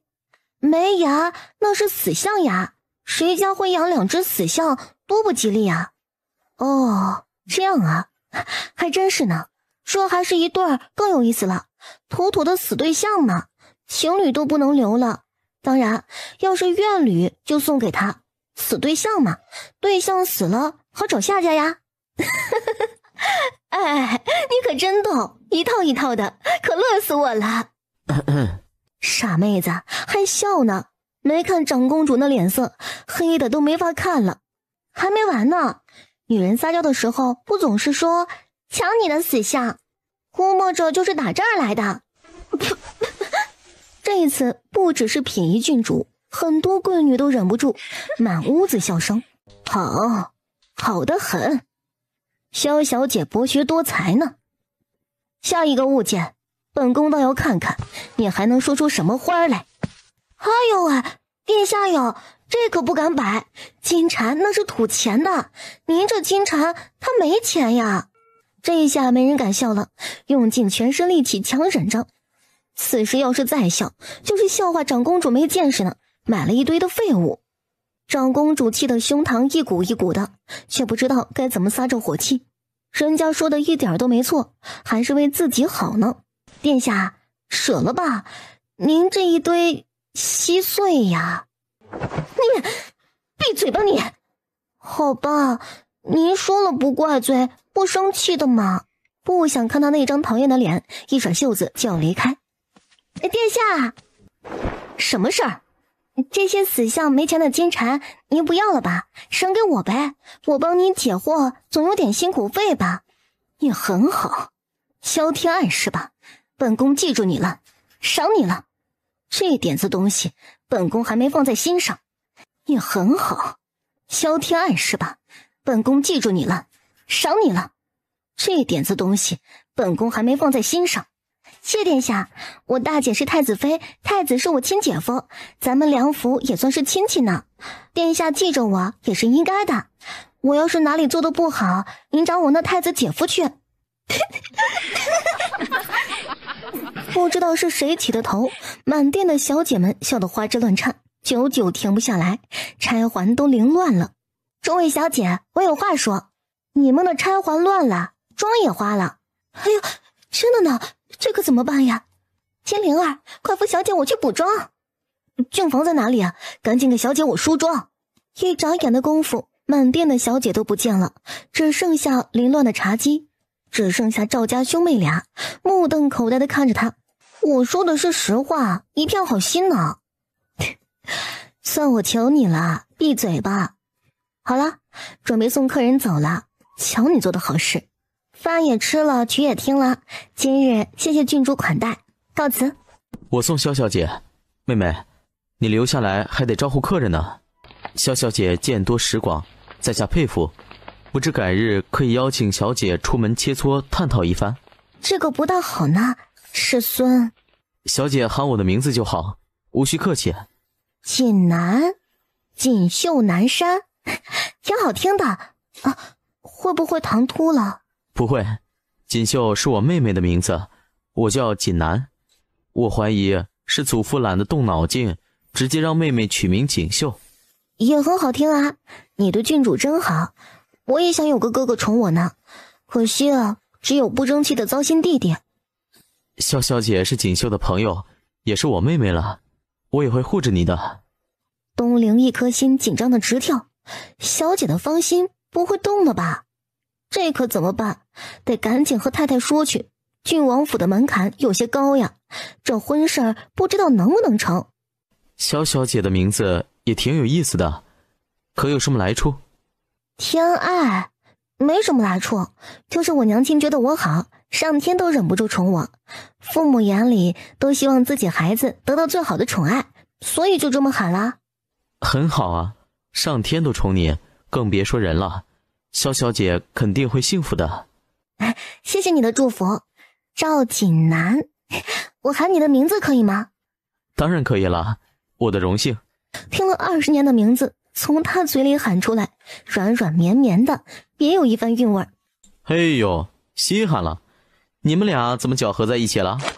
不会说话就闭嘴。什么叫搅和在一起？听听，这是人话吗？参见燕王、楚王，您二位怎么会来？小女子告辞，不打扰你们的谈事了。别急着走啊，就是为你而来呢。为我而来？我什么都没做呀。楚王爷，您开玩笑的吧？找个地方慢慢说吧。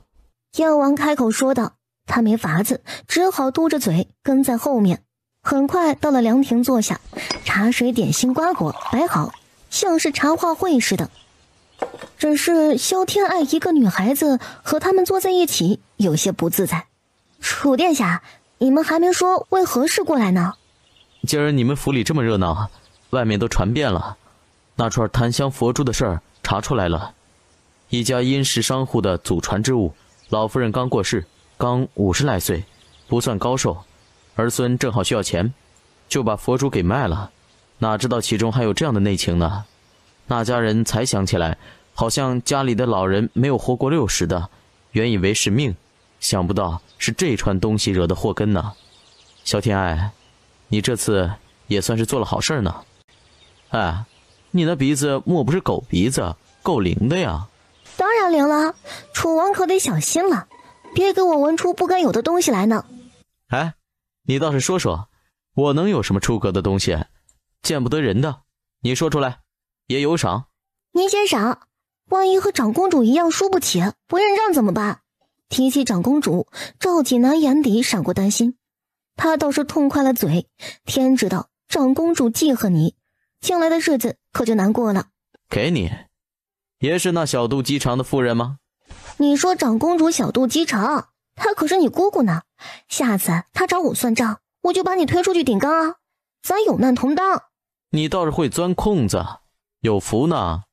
有福当然我自己想了，你是皇子呢，福气多的用不完。你让我说，我可说了呀。今天早上是从哪个姑娘的香闺里爬出来的？哪家青楼的红牌姑娘吧？还不是一个呢，最少2个，一个茉莉香粉味儿，一个桂花香粉。哼，楚王爷，我说的对不对啊？能耐的你，这都知道。说清楚了，也可是洗了澡的，你都能闻出来。您是洗了澡，内衣也换了，但是外衫没换，所以我才说您歇在青楼里。要是在府里的妾室床上，肯定会准备有衣裳的，青楼没有啊。服了，你厉害。只可惜自己的人设是乖乖女，规格千金，否则还能和她开车，调侃一下腿软不软，推销一些壮阳药什么的，这车能给她开到天上去。怎么瞧着不太高兴了呢？没有不高兴，只是不想说话。喝茶，刚才说太多话，渴了。不用担心长公主找你算账，我会帮你的。谢谢燕王殿下，您可记着了啊？对了，上次说送您一样东西呢，您挑一样。你不是说这些东西寓意都不好吗？长公主都被气得够呛，都是长公主的东西。你就不懂了吧？东西要看在谁手上，本小姐就有本事化腐朽为神奇。就说这个玉佩中间的鱼换成一道门，就会变成双鱼跃龙门，谁能说不好？这个金蝉啊，嘴给它划拉开，塞进钱不就行了吗？至于这对白象嘛，有些不太好办，只能改造成彼此交融、死也要同穴的恩爱白象。动物比人痴情多了，一生方死，另一方不会独活，这个你就别选了。哎，金蝉送给你呗，我让人重新雕刻了。我要那一对白象，我喜欢忠诚，忠于伴侣也是一种忠诚。他或许不会爱一个人，但是绝对会尽到自己的职责，做一个合格的丈夫、父亲。恰恰是责任，是男人最难做到的。好吧，我让人重新雕刻，做好了给您送府里去。您将来的王妃有福气呢，王爷这样忠诚负责的夫君可不好找。我等着，我的王妃嘛，哪知道在哪儿呢？有人肯嫁给我就满足了，没谁会觉得有福气。毕竟我这个瞎子，给不了她幸福。想着他的遭遇，萧天爱莫名的有些心疼。燕王殿下，喝茶。萧小姐，你不是说我只是眼睛看不见，并不是废了吗？今儿怎么突发恻隐之心，同情我的吗？今儿怎么突发恻隐之心，同情我的吗？自然是同情。王爷本该是翱翔天空的雄鹰，振臂一呼万人紧从的大英雄，困在这里挺让人心痛的呢。您要是年老了也算一回，卸甲归田，安享晚年，含饴弄孙，可您还这么年轻呢，换做谁都会叹一声惋惜呢。不过我相信王爷会坚强的，英雄永远都是英雄，并不会因为挫折而消沉颓废。楚王下巴都要惊掉了，这姑娘胆儿真大，什么都敢说呢。赵锦南则是欣赏的眼神看着他，他说的太有道理了，才女的名声绝非是浪得虚名，多谢萧小姐开解，冲着你这份信任，我也不能消沉颓废呢。对了，前几日说要给你一匹白马呢，今天遇到了，不如去我的马场，你挑一匹。你还有马场呢？好呀！哎，你别忘了要教我骑马呢。咱们喊上夏姐姐和郡主一起吧，人多热闹。此时的客人还没走完，看到萧天爱居然和2位王爷、1位郡王世孙坐在一起，还聊得那么开心，顿时打翻了醋坛子。随便一个都是梦寐以求的金龟婿，还一下子网罗了3个，他也不怕撑着了。参见楚王殿下、燕王殿下、世孙。燕王低头喝茶，楚王看向远处，只留下赵锦南来应付这些桃花们。你说，要是皇上整天面对着佳丽3000、争宠妖媚的，会是怎么样的心情啊？不准妄自付费金上，你胆子倒是不小。说说嘛，闲聊呗，皇上又听不到。好吧，不可跟别人这么说，肯定很开心了。男人最大的梦想就是美女环绕，大权在握。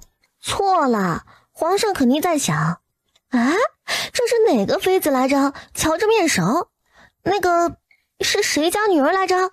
好烦呐，认不清了怎么办？脸长得咋都一样呢，衣裳也差不多，太难为我老人家了。萧二小姐居然对皇叔比自己好，她怎么想的？哎呀，皇叔都被她给逗乐了。小姑娘厉害了，能让万年寒冰脸的皇叔不顾形象的笑出来，她都做不到。走吧，晚了夜里就赶不回来了。世孙，郡主说了，出城不易，还是明天一早比较好。今晚准备一下衣裳吃食，哪能说走就走呀？原来想来一场说走就走的旅行呢，看来不成了，那就明天了。郡主说的有理，我骑马装都没带，确实骑不得马。啊，燕王、楚王、赵锦南，告辞了。你干嘛喊我们俩王爷，喊他名字？萧小姐，跟我们俩这么见外的吗？你不觉得世孙这个称呼很别扭的吗？只是个称呼，不要在意这些细节了。明天见，萧小姐。气死本宫了！一个小小的侯府小姐也敢跟本宫叫板，如此戏耍本宫，我要弄死她！萧小姐说的没错，都挺在理。人家还帮咱们挑出了那串有毒的佛珠，也是帮了忙的。公主气什么呀？别砸了，都是御赐之物，万一哪天皇上问起来没法交代，气大伤身，就当破财免灾了。你说的这叫什么话？我是心疼那点银子吗？我是在乎她在众人面前不给我面子。死丫头坏得很，肯定是故意的。贺少打了人家弟弟，两家本就不和睦，萧小姐才华出众，自有傲骨，自然不可能巴结讨好于你，情理之中啊。哼，都说文人都是惺惺相惜的，君白，你莫不是看上他了？干嘛一直为他说话？别忘了你是谁的人。长公主居然这么看我，我是不善曲意逢迎，殿下一直知道我的性格，我只是实话实说，你如此污蔑我，君子重诺，当我踏进这座府邸，就对殿下忠心不二。殿下若是想找那些油嘴滑舌、小意奉承之人，另请高明吧，容某做不来。若是看我不顺眼，大可撵我出府去，我绝无怨言。殿下冷静一下，好好想想吧。哎呀，看你，人家就是随口一说，真生气了。人家心肝脾肺肾挨着个疼，你帮我揉揉，我就不气了。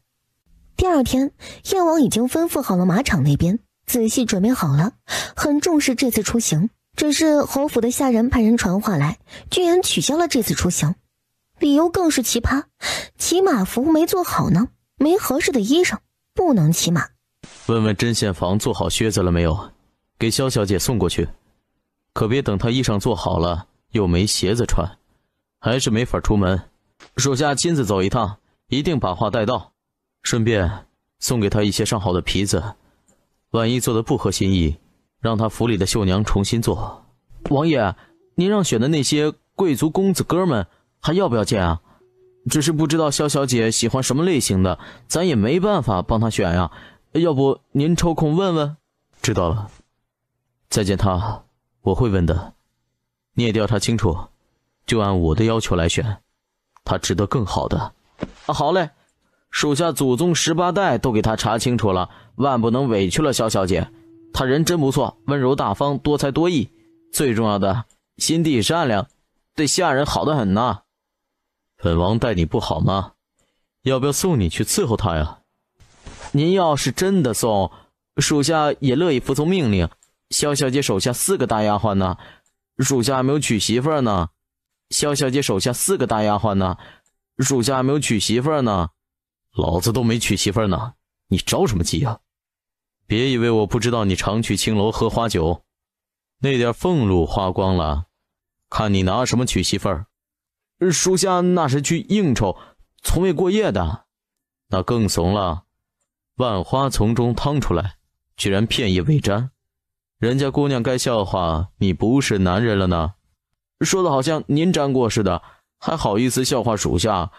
大哥莫笑二哥，属下跟着您快10年了，您身边木蚊子都没一只，说出去都没人信呢。与此同时，关于他和3位金龟婿们暧昧不清的流言也传遍了洛城。云海侯也听到传闻，和侯夫人心中盘算起了小算盘。哎呀，几日不见，越发漂亮了呢。啊，大伯娘夸奖了，难道我以前不漂亮的吗？漂亮，从小到大都漂亮。大嫂有话直说，一家人不必弄那些虚头巴脑的。既然这样，我也开门见山了。天爱也不小了，翻过年就及笄了，这婚事儿也该定下了。天爱也争气，看上的都不错，不过也要早早定下来，免得被人说勾三搭四，行为不检点，好说不好听啊。大嫂，有你这么说自己的侄女的吗？传出去了，府里的小姐们都受影响。你不为侯府，也要为你的宝贝女儿想想呀。还有，我家爱爱怎么就勾三搭四了？你倒是说清楚，勾搭谁了？好了，老大家的不会说话，沈氏你别生气。外面都在传，天爱和燕王、楚王、郡王世孙一起喝茶聊天，关系莫逆。这3个人都是炙手可热的夫婿人选。趁着这个势头定下一门好亲，也是好事儿。不过呢，燕王就算了，伤了眼睛，算是残废人了，将来难有成就。就在楚王和郡王世孙中间选一个吧。心中呵呵哒，脸上笑眯眯的。祖母说的对，那燕王瞎子一个，残疾废物，但凡是有点家世的人家，谁乐意把小姐嫁给他的呀？不过呢，就算是残废，那也是战功赫赫的王爷，也是皇家人，好像轮不到咱们挑三拣四的吧。这话要是传到金上耳朵了，他会怎么想？一个大不敬的罪过安在侯府头上，也不算冤枉。孙女只是偶遇几位贵人陪着喝盏茶，外面的人瞎传的，祖母可不能糊涂，坏了孙女名声不打紧，可要是连累大姐嫁不进太子府，偷鸡不成反蚀把米，了解一下。那么，哎，你说该怎么办？凉拌呗，人家都是皇族子弟，轮到我一个小小侯府小姐挑拣的吗？再说了，咱也甭跟这自作多情了，人家谁都没那个意思，咱们这上蹿下跳的，到最后一个都嫁不成，脸不疼的嘛。都退下吧，老大媳妇儿，你出门应酬也解释一下，就是说话瞎传的，都让底下的管事也安分点儿。谁问起来就说没影的事儿，去把老爷找回来，最近少出门，没看家里老婆孩子都被人算计的吗？亲爹娘还活着的，还轮不到他们来管我女儿的婚事。娘亲，为他们那些眼皮子浅的生气犯不着，咱们不点头，谁还敢按着我家人不成的吗？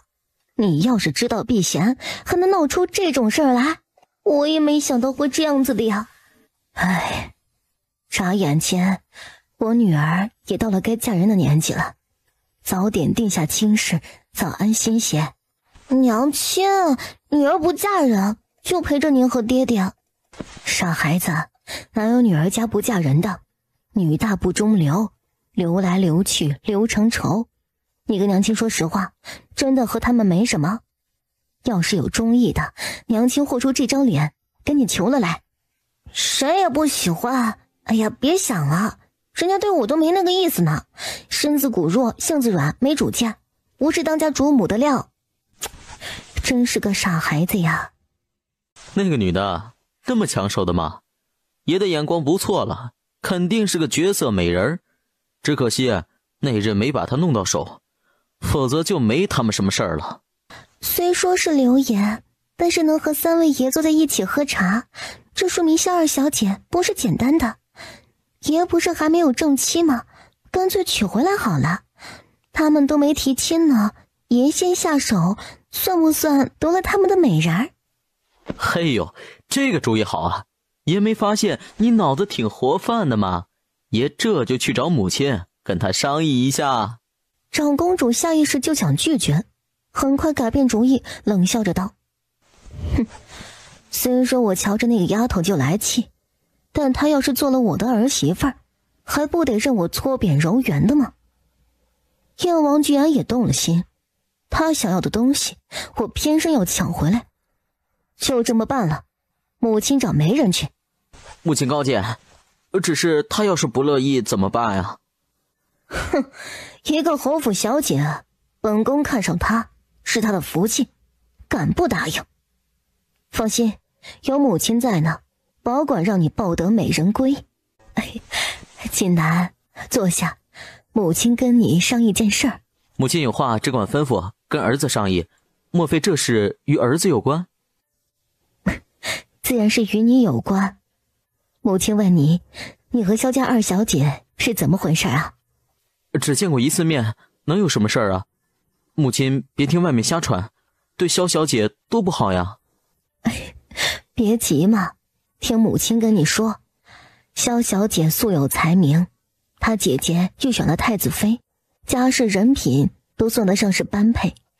这门亲事，母亲觉得行，就看你有没有意了。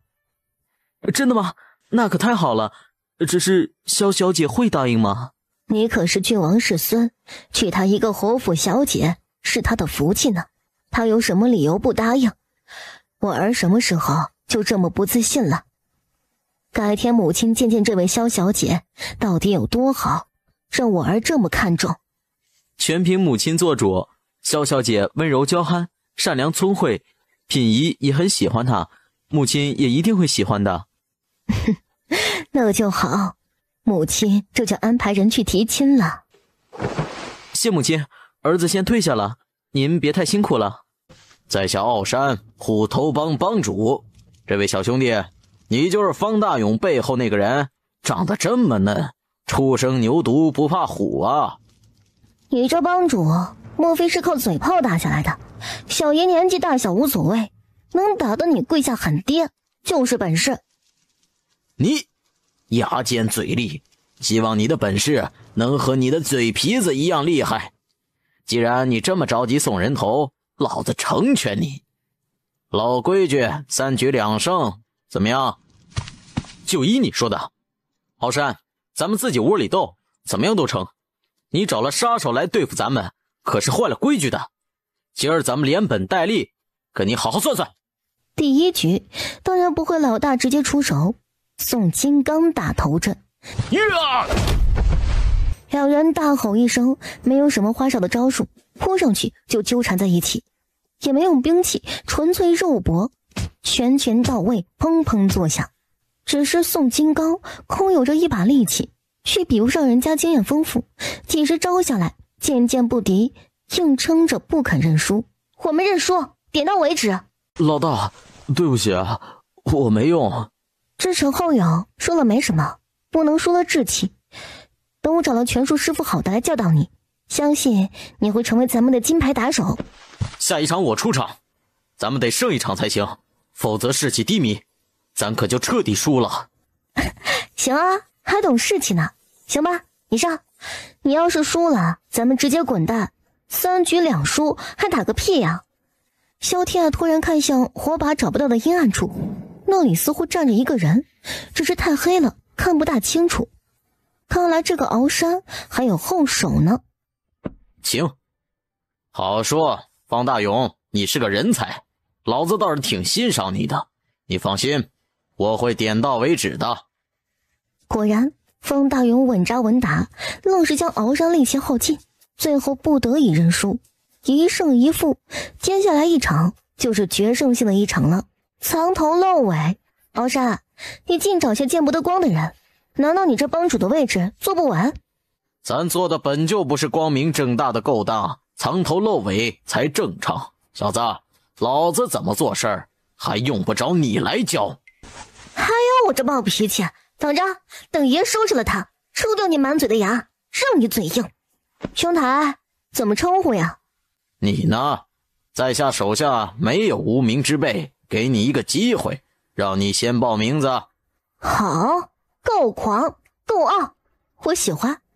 在下花满楼，花满心时意满楼。萧天爱很喜欢的一个武侠人物，莫名想起了燕王。他也是瞎子，希望他会像花满楼一样热爱生命，热爱鲜花。老大，咱这儿决斗呢，这姑奶奶想什么呢？那就开始吧，你也甭报名字了，我也记不住。来吧。这一次两人同时出手，砰砰之声不绝于耳，偶尔收不住手，打在废弃的木箱上，顿时4分5裂，碎屑满天飞。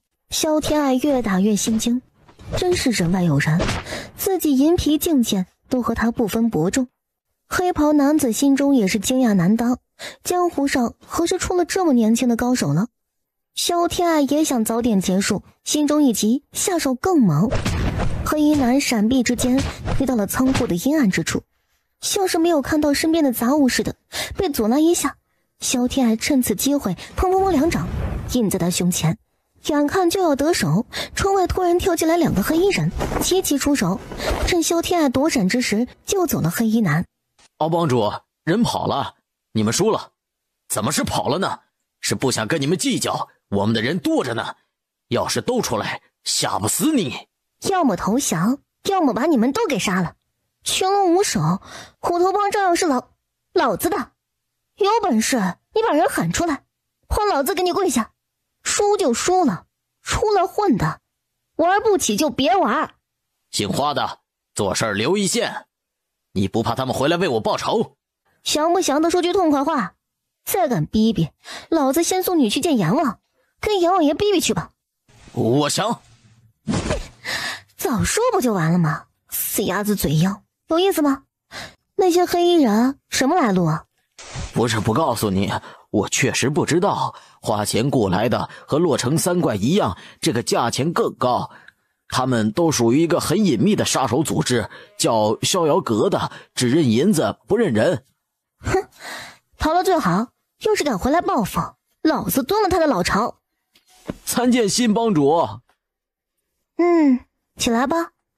方大勇和鳌山都是副帮主，方大勇居左，鳌山居右，以左为尊，帮中事务都听方大勇的。其他人的人事任命你们商量着办，我只要结果，不问过程。明天我起草一个新的帮规，成立稽查组和执法堂，不遵帮规者重罚不饶。别给老娘逮着你，忒给你打折了。看来功夫还不够硬，等我到了金皮境界，能打你3个。真他娘的疼啊！一身的青紫自然不能让丫鬟伺候，不知情的还以为他跟哪个男的鬼混了一夜呢，痕迹有些暧昧。小姐，不好了，大事不好了！什么不好了？东林啊，你一直很稳的，天塌下来有高个顶着呢，慢慢说。哎呦，我的小姐，这事儿高个顶不着啊！你听了你也得着急，长公主府和淮南郡王府双双来侯府提亲了，要娶小姐你呢。一大早说什么胡话？他们2家能相中我？你家小姐虽然容貌如花，温柔贤淑，善良多才，但是一个坏的流脓的纨绔，一个郡王府的世孙，同时来提亲，哼，画本子都不能这么写。是真的，小姐，你去前院看看就知道了，人就在老夫人院子里呢，等着咱们答复呢。我去，真的呀？玩呢？小姐，你这怎么弄的？小姐，你这怎么弄的？做噩梦，被小鬼掐的。小拉一看就成这样了。改天咱们去寺里烧烧香，驱邪气。不要在意这些细节了，伺候我更夜，我看看去。娘亲别慌，不就是提亲吗？又不一定非要答应，看看再说吧。关心则乱，是娘心急了。咱们一起过去。淮南郡王府倒是好说，长公主府想干嘛？恶心谁呢？那种糟烂之地，寻常人家姑娘都不嫁。想娶我女儿，亏她想得出来。娘亲慎言，好歹是皇家人，被人听到总是不好。长公主估摸着想娶我进门，慢慢搓磨我呢。这一下碰到赵锦南也来求婚，对咱们来说是好事呀。你觉得郡王府怎么样？既然来提亲，可见是有诚意的，是一门好亲事啊。只见过一面啊，人是长得好看，性格才学都很好，但是嫁人得看他的家族，而不是单看他一个人。毕竟不是两个人关起门来过日子。王府内部什么情况？看来娶我一个门第不高的小姐，其中莫不是有什么隐情？寻常女儿家早羞涩的头都抬不起来，只凭父母做主。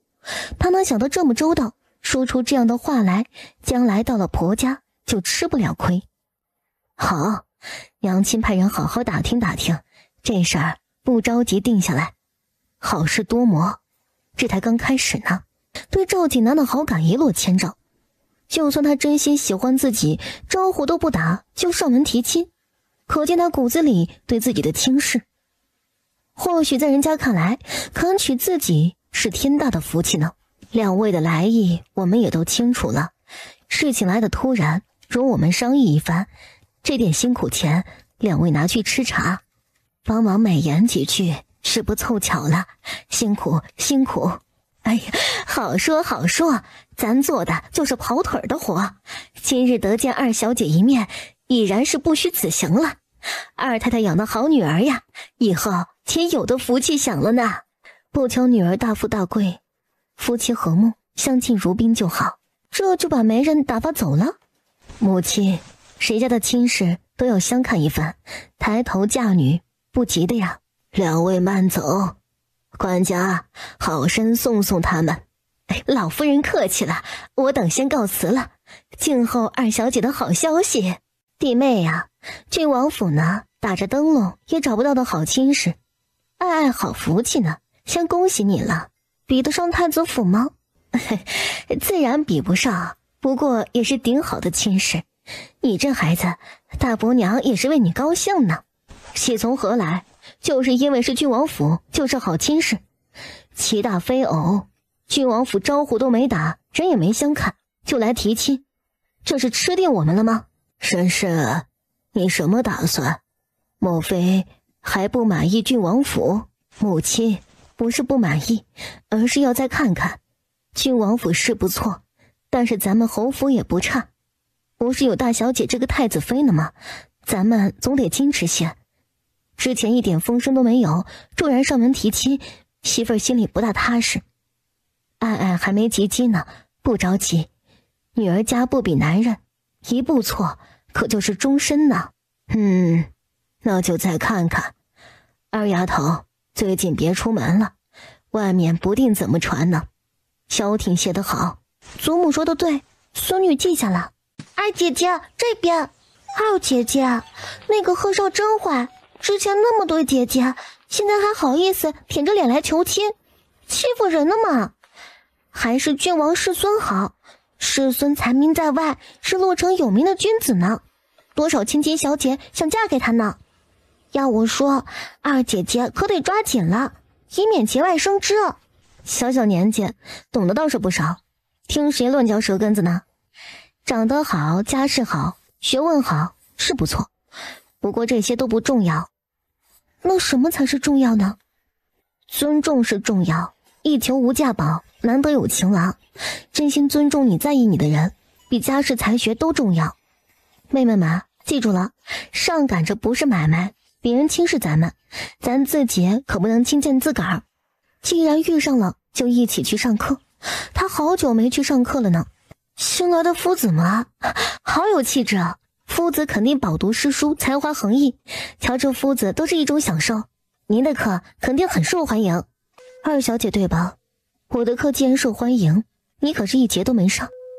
夫子我无权无势的，你无需拍我马屁，一来就不安生。这里是宫里的女官，皇后娘娘特意派来的，掌管后宫拟旨，乃是女官之首，休得放肆。夫子勿怪，学生无礼了。没关系，小事而已，犯不着道歉。久闻二小姐才名远播，那你来说说这篇文章你的看法。萧天爱拿起书本，是《诗经》里的一篇大雅。前世的9年义务教育不是白读的，连蒙带猜的，大概能说得通。很好，二小姐果然才学不菲，名副其实。你要是男子，苦读几年，科举考试，一个进士的功名跑不了。读书也要看悟性，并不是闭门死读就能成功的。二小姐是我见过悟性最高的人。真的呀？哎呀，我都不知道我这么厉害呢。戒骄戒躁，天资聪颖，也需要后天努力。二小姐不得偷懒了，我的课你都要上。现在我重新讲一遍这篇大雅。你们都是贵族小姐，这些诗词都需要认真学会，将来与人交谈，不至于被人笑话。是，尊夫子教诲。这个太子妃心胸不够宽大，自家妹妹都容不下，到了宫里有她的苦头吃呢。哎呀，二少爷，您倒是安心读书呀，老是瞅着奴婢做什么？奴婢做针线都分心了，好几次扎着手指头了呢。他还是个孩子呢，刚过14岁，黑心黑肺的小蹄子，你也下得去手？扎着手指头就去抹点药膏，我让你回自己房间做针线，你非要在这儿打扰我读书，我都没怪你，你还倒打一耙，忒不讲理了。走走走，该干嘛干嘛去。云秀也真是的，留你在这儿干嘛呢？叽叽喳喳的，爷那只鹦鹉都比你安静讨喜。二爷，你就是喊二大爷也不行。萧天爱忍着笑意走进来，还真别说，挺标致的嘛。姐，你可来了，自己出去玩都不管我在家里多闷得慌，我什么时候才能出门啊？我没看出来你怎么闷啊，这么标致的丫鬟伺候着，温声软语，红袖添香，你侬我侬的，神仙一般的日子呢。你下去吧，没一点眼力劲儿。没见我和姐姐正说话呢吗？大伯娘也真是的，非要让云秀领这么个人回来，我院子里又不缺人，整天来烦我，一点丫鬟的自觉都没有，没调教好就派来伺候，大伯娘管家可不太行啊。哼，大伯娘的人？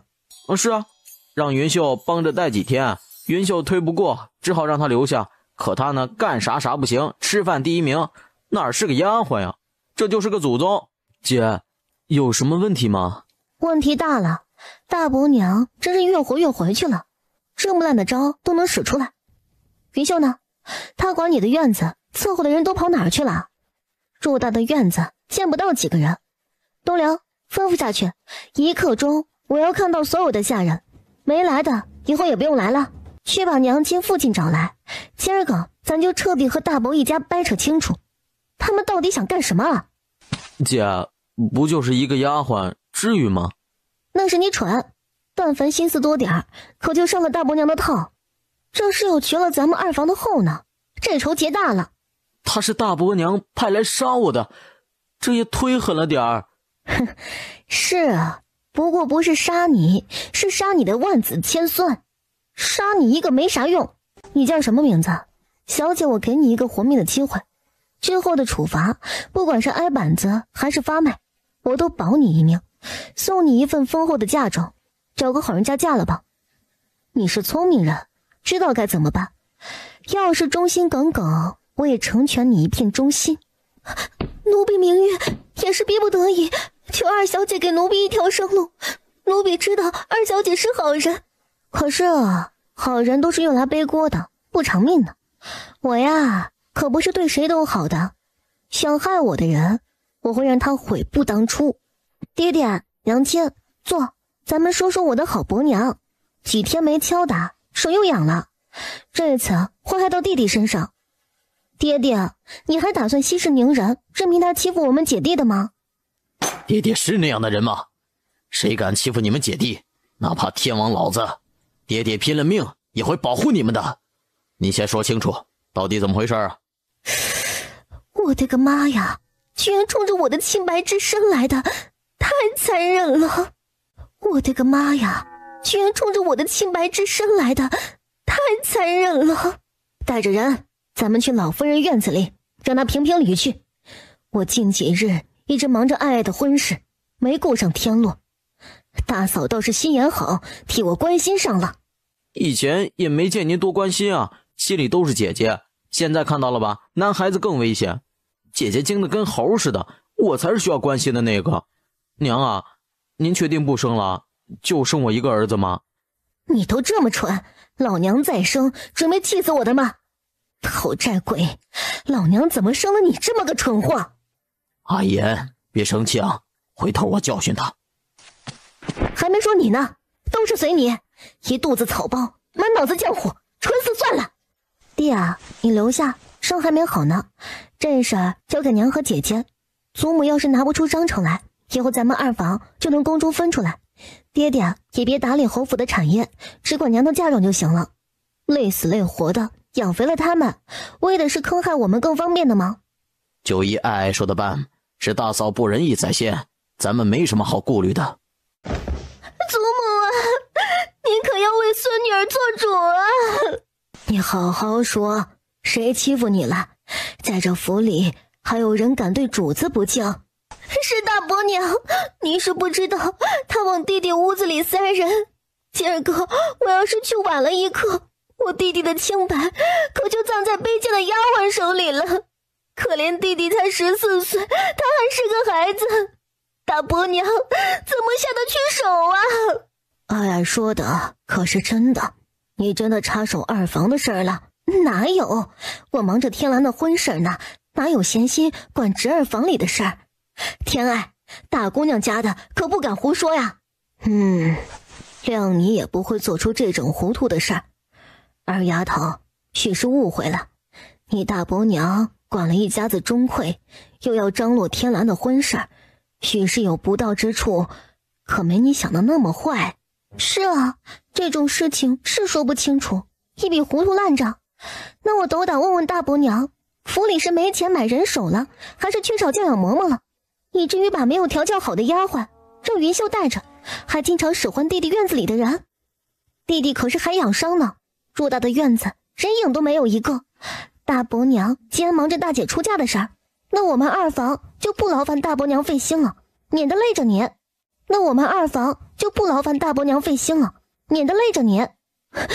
你这是什么意思？想分家的吗？万万不可，如此大逆不道的想法，你怎么敢有？大伯娘，你听到了吗？这是大逆不道的，你怎么会有这样的想法？不是你说不让我管二房的事儿的吗？这不是分家是什么？我只是为大伯娘分忧，可没说分家。祖母，孙女的意思是，二房的人手分配我们自己管，采买饮食也都自己来，这样大伯娘也轻松些。像今天这样人手不够，今个调做2例的奴才，明儿个是不是要我院子里和娘亲院子里的人了？父亲管的是府中庶务，咱们侯府不至于连采买人手的钱都没了吧？那大伯娘管的账目还要查查，那么多的银子长翅膀飞了不成？死丫头一招比一招狠，从分家说到账目，哪一样都是她的软肋，经不住细查。你这是忤逆长辈。二弟弟妹，你们就这样看着他胡闹？二弟弟妹，你们就这样看着他胡闹？爱的话就是我们夫妻的意思，宫中的支出我不知道，但是每年进的账目我是清楚的。别说侯府几房人，就是亲王郡王府都能养得起。不能怪我们有意见，是大嫂你做的太过分了。哎，你甭管这些，娘亲跟你大伯娘说，女孩子家的该操心些胭脂水粉、衣裳首饰的，是娘亲无能，还要女儿来护着娘亲，护着弟弟。是我的错，阿言，你别伤心，我不出门了，哪儿都不去，就在府里守着你们母女。好了，别哭哭啼啼的了，好好的运道都要哭没了。方氏，人手不够就去采买，府里的小姐哥儿都到了说亲的年纪，应酬也多，不能短了人手。沈氏，天禄那边也没事儿，家和万事兴，别斤斤计较，没得让人看笑话。都散了吧，还是偏袒着大伯母呢。我们要是计较就是小气，是坏了家里和睦。作恶的人反而是应该的。老夫人最是势力虚荣，天蓝可是太子妃，只要不是杀人放火，这个家还是自己的天下。以往都是如此，大嫂掌管中馈，屡有不公，母亲都让自己不要斤斤计较，她是没什么，可受委屈的还是妻女。母亲，祖母，若是我有证据，大伯娘处心积虑谋害我们姐弟，祖母还要我们忍吗？家和万事兴是有兄弟恭，母慈子孝，劲儿往一处使，而不是由着某些人站着嫡长压着全家人来供奉他那一房人。冰儿，你怎么说？非是儿子不孝，而是他们欺人太甚了。不管爱爱做什么，当父亲的都会支持他，我怎样都行，可妻女是我的命啊，我不会容忍任何人欺负他们，尤其是来自亲人的不公，儿子更不能忍。二弟，你非要忤逆母亲，搅得家宅不宁吗？我和你兄长就算偶尔做的不对，都是为了这个家好呀。晚辈顺从长辈，方是孝道。天爱年纪小，你也不懂事的嘛。大伯娘，听您这话的意思，年纪长的就有理了哈。那乌鬼王八活得还长呢，也没见他们做啥贡献呢。你，萧天爱，你眼里还有我这个大伯娘的吗？非要搅得家宅不宁才满意的吗？你自己说说，这才几个月，你惹出多少事儿？有那闲心思，还是想想自己的事儿。谁家小姐跟你一样，两家人来求亲，脸都给你丢尽了。大嫂，我家爱爱规规矩矩，清清白白，怎么就丢人了？你不说你极度小气，心胸狭隘，有话你摆在明面上说，老在背地里搞些小动作，你真当我二房好欺负呀？一家有女百家求，人家来求亲，说明本小姐优秀，这是荣耀，哪里丢人了？爱爱说的对，我女儿这么好，琴棋书画、德容颜功样样出色，这才2家提亲还少呢，怎么着也得10家8家的，咱好好挑挑。爹爹说的对，谁来提亲说明他眼光好，把人带上来，好叫大伯娘心服口服。大嫂，你真舍得下功夫呢，找这样的丫鬟没少费心思吧？我替我家天洛可谢谢你了。奴婢明玉拜见老夫人、侯爷、夫人，求夫人救我，二爷一心向学，我实在没招，您别把我卖进青楼，奴婢当牛做马都行，求您发发慈悲。侯爷，我没有，他血口喷人，是二房收买了他，我什么都没做。小蹄子，你胆真肥，污蔑主母，拖出去乱棍打死。大伯娘，这就是急着杀人灭口了吗？污蔑你，查查不就清楚了？凡事讲究个理字。你说我们收买他，这人是我们跟你要的吗？天禄性子豁达，脾气好，下人伺候的好不好，从不放在心上。有时候自己洗漱穿衣，我娘亲没留着他娇惯的毛病。大伯娘就是把院子里的奴才都弄走，他都不会在意的。这样狐媚的丫鬟，是祸非福，找人牙子发卖了吧。二房分出去单过，一应开销自理，交给宫中的钱减2成，算是你那一房的开销。2成？这怎么可以啊？母亲，2成的收益，你知道有多少钱的吗？二房怎么能花销那么多钱？你给天蓝操办婚礼，动用了宫中1年的钱，我说什么了吗？他们一房4个主子，天爱和天洛的嫁娶不需要钱的吗？你要是有意见，给你2成钱，这个家让婶婶来管，我瞧着她能做得更好。谢母亲，您最疼我，儿子一直是知道的。知道就好，管好你那妻女，别来气我，我就高兴了。祖母最是公正，孙女成婚定省，一定好好孝顺祖母。这么好的祖母，孙女才舍不得气您呐。等回吧，我也乏了，一天天的不让人安生。宋祖母，你慢点啊！搞定了大房，萧天爱发愁自己的婚事，因为赵锦南托人给他递了帖子，约他出去游玩。萧天爱头疼，去还是不去，是个难题。小姐还是不要去的好，现在风声正紧，你要是去了，就是认定了他，非他不嫁了，有失矜持。东陵不愧是小姐的贤内助啊，就是这么个道理。你说赵锦南来这一手，是不是也打着这个主意啊？赵锦南满怀欢喜的等着和萧天爱见面，却没想到等到的却是拒绝。我家小姐说了，父母之命，媒妁之言，没定下婚事，不宜和师孙见面。师孙要是真为小姐考虑，就不该提出这样无理的要求。侯府是比不上郡王府尊贵，但是抬头嫁女，也希望师孙多想想小姐的处境。僭越之处，师孙勿怪，奴婢告辞。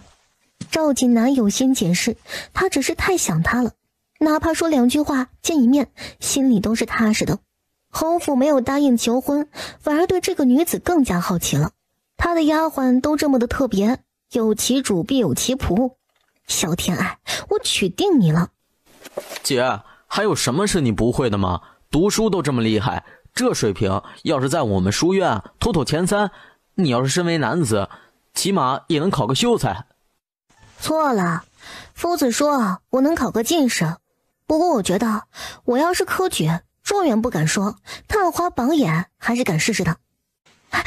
弟呀，你说我替你去科举怎么样？姐，万一被发现了是要杀头的，再说咱俩自己不一样，很容易穿帮的。我的亲姐，你太会搞事情了，我这小心脏实在受不住。刺激，小意思。萧天爱看了看他写的字儿，拿起笔写几下，一篇文章没写完，萧天乐自己都分不出来哪个是自己写的了。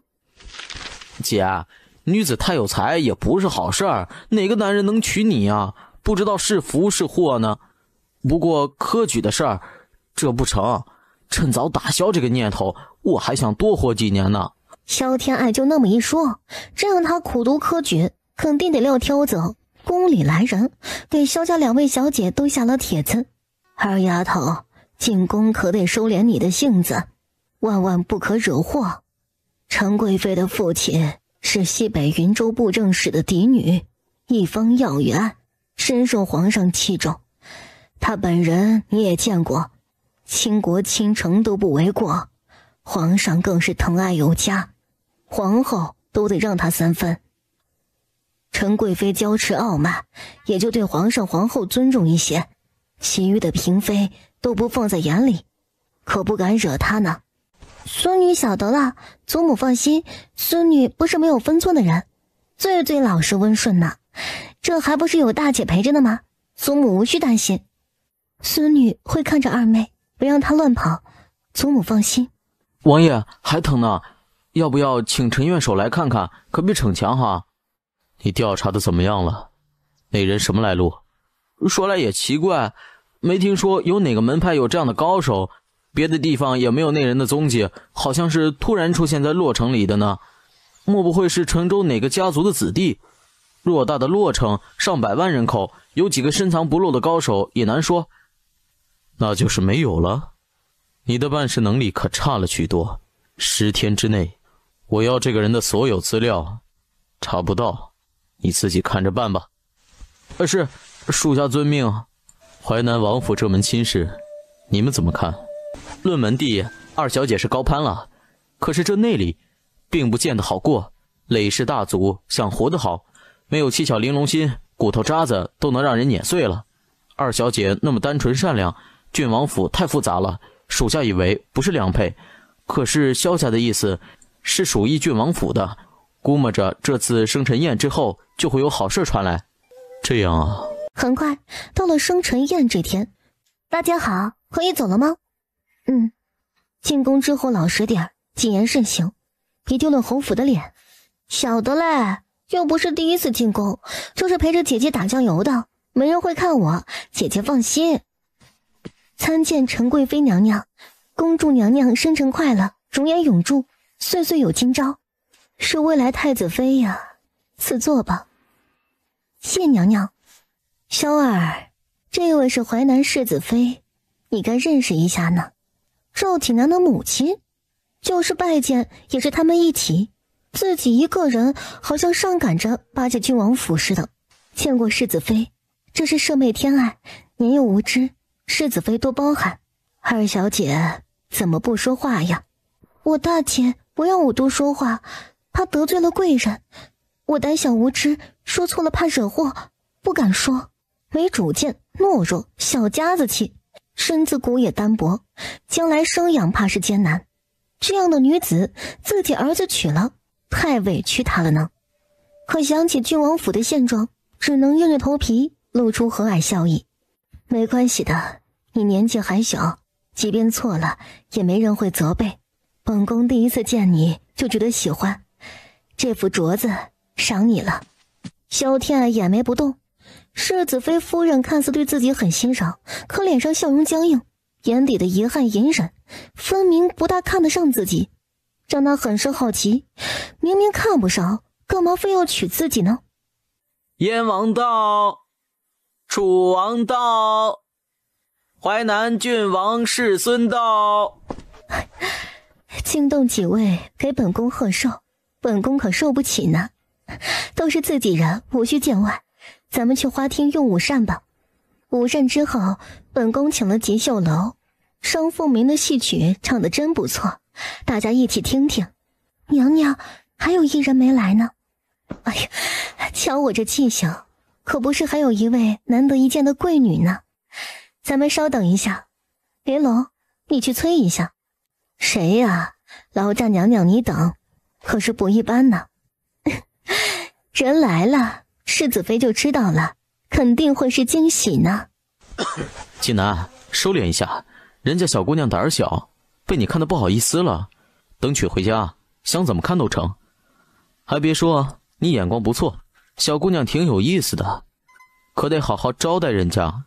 那是自然，只是萧小姐还没答应呢，我这心里七上八下的，不太安稳。待会儿还有劳堂兄给我找个机会，让我们说几句话。弟弟先谢过了。好说，窈窕淑女，君子好逑嘛。女孩子都矜持，怎么也要求上一求，别太矜持了。这追女孩子要舍得下脸，甜言蜜语的不能少。我的老天爷，怎么把这位给弄来了？谁啊？这是哪位啊？纯贵妃闹哪样？玩的有些过火了，人家都出家当道姑了，还不放过人，过分了啊！贵妃娘娘寿辰，贫道愿为娘娘诵经祈福，消灾解厄，祝愿娘娘青春永驻，福寿安康，早得贵子。多谢宣瑶师傅，来呀，搬一把椅子，让宣瑶师傅坐在本宫身边，本宫跟师傅有好多话要说呢。谢娘娘恩典。参见太子殿下。这事儿闹的，皇叔，咱们去外面转转吧，实在没法看了。都起来吧，孤今日也来为贵妃祝寿，不请自来，贵妃勿怪啊。哪里，太子能来，臣妾的荣幸呢。哦，楚王他们也都在，太子正好坐一起，让楚王替臣妾好好招呼殿下。好，陈贵妃啊，你忙，无需管顾。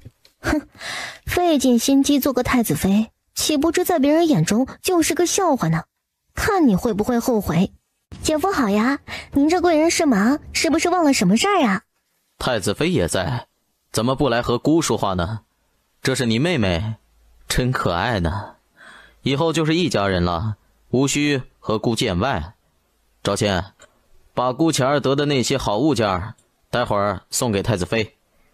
你也很不错，回去吧，得空了，姑找你说话。谢太子少，小妹无状，殿下勿怪她无礼。无需多礼，舍妹很好啊，姑怎么会怪呢？你们好好玩。萧天爱对这个堂姐也是无语了，帮她还不如帮条狗呢，不贬低自己一下，她就不输她呀。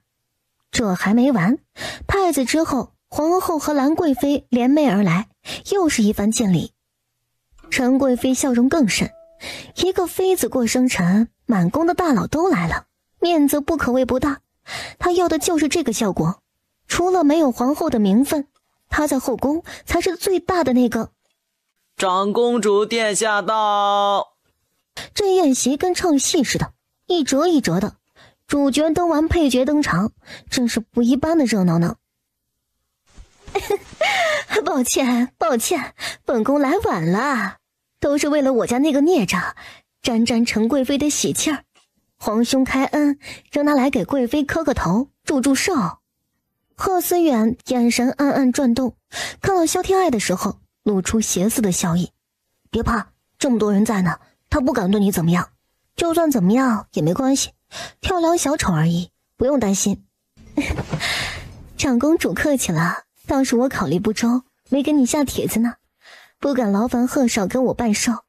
我年纪轻，按说不该这么隆重，姐妹们摆上几桌说说话，热闹热闹就是了。皇上非要大办，唉，皇上厚爱，我只能愧受了呢。陈贵妃花儿一样的人儿，那是皇兄疼你，受得起，绝对受得起。20也是整寿，理应大办。咱们去御花园赏花听戏吧，3步消消食，请了商凤鸣来唱呢，还有杂耍班子，热闹热闹。睡莲开得好，咱们过去看看吧。也就是宫里，外面的莲花早败了呢。好啊，咱们也看看宫里的莲花。为什么宫里败得晚呢？大姐，你要不要一起啊？瞧我，你习惯午休，累了吧？休完，伺候小姐去偏殿歇一会儿。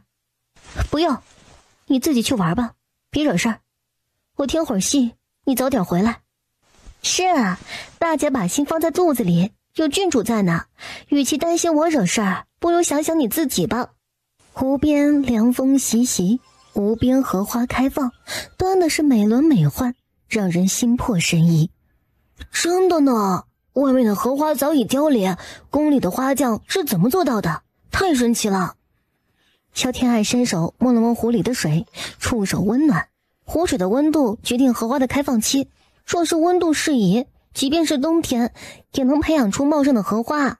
不信你们摸摸看，湖水是不是比外面的温度高呀？真的吗？哎，你懂得可真多，我摸摸看。啊，还真的挺暖和的。冬天要是能开的话，肯定会被奉为神迹，祥瑞之兆。萧小姐果然博学多才，不愧才女之称啊。相请不如偶遇，一起去水榭喝茶赏花可好？赵济南心中着急，他还有一肚子话想和萧小姐说，这么多人怎么说呢？频频给楚王使眼色。哎呦，父皇赏赐我2斤好茶，在我母后宫里。济南，你和萧小姐替我去取一趟吧。萧小姐，可以吗？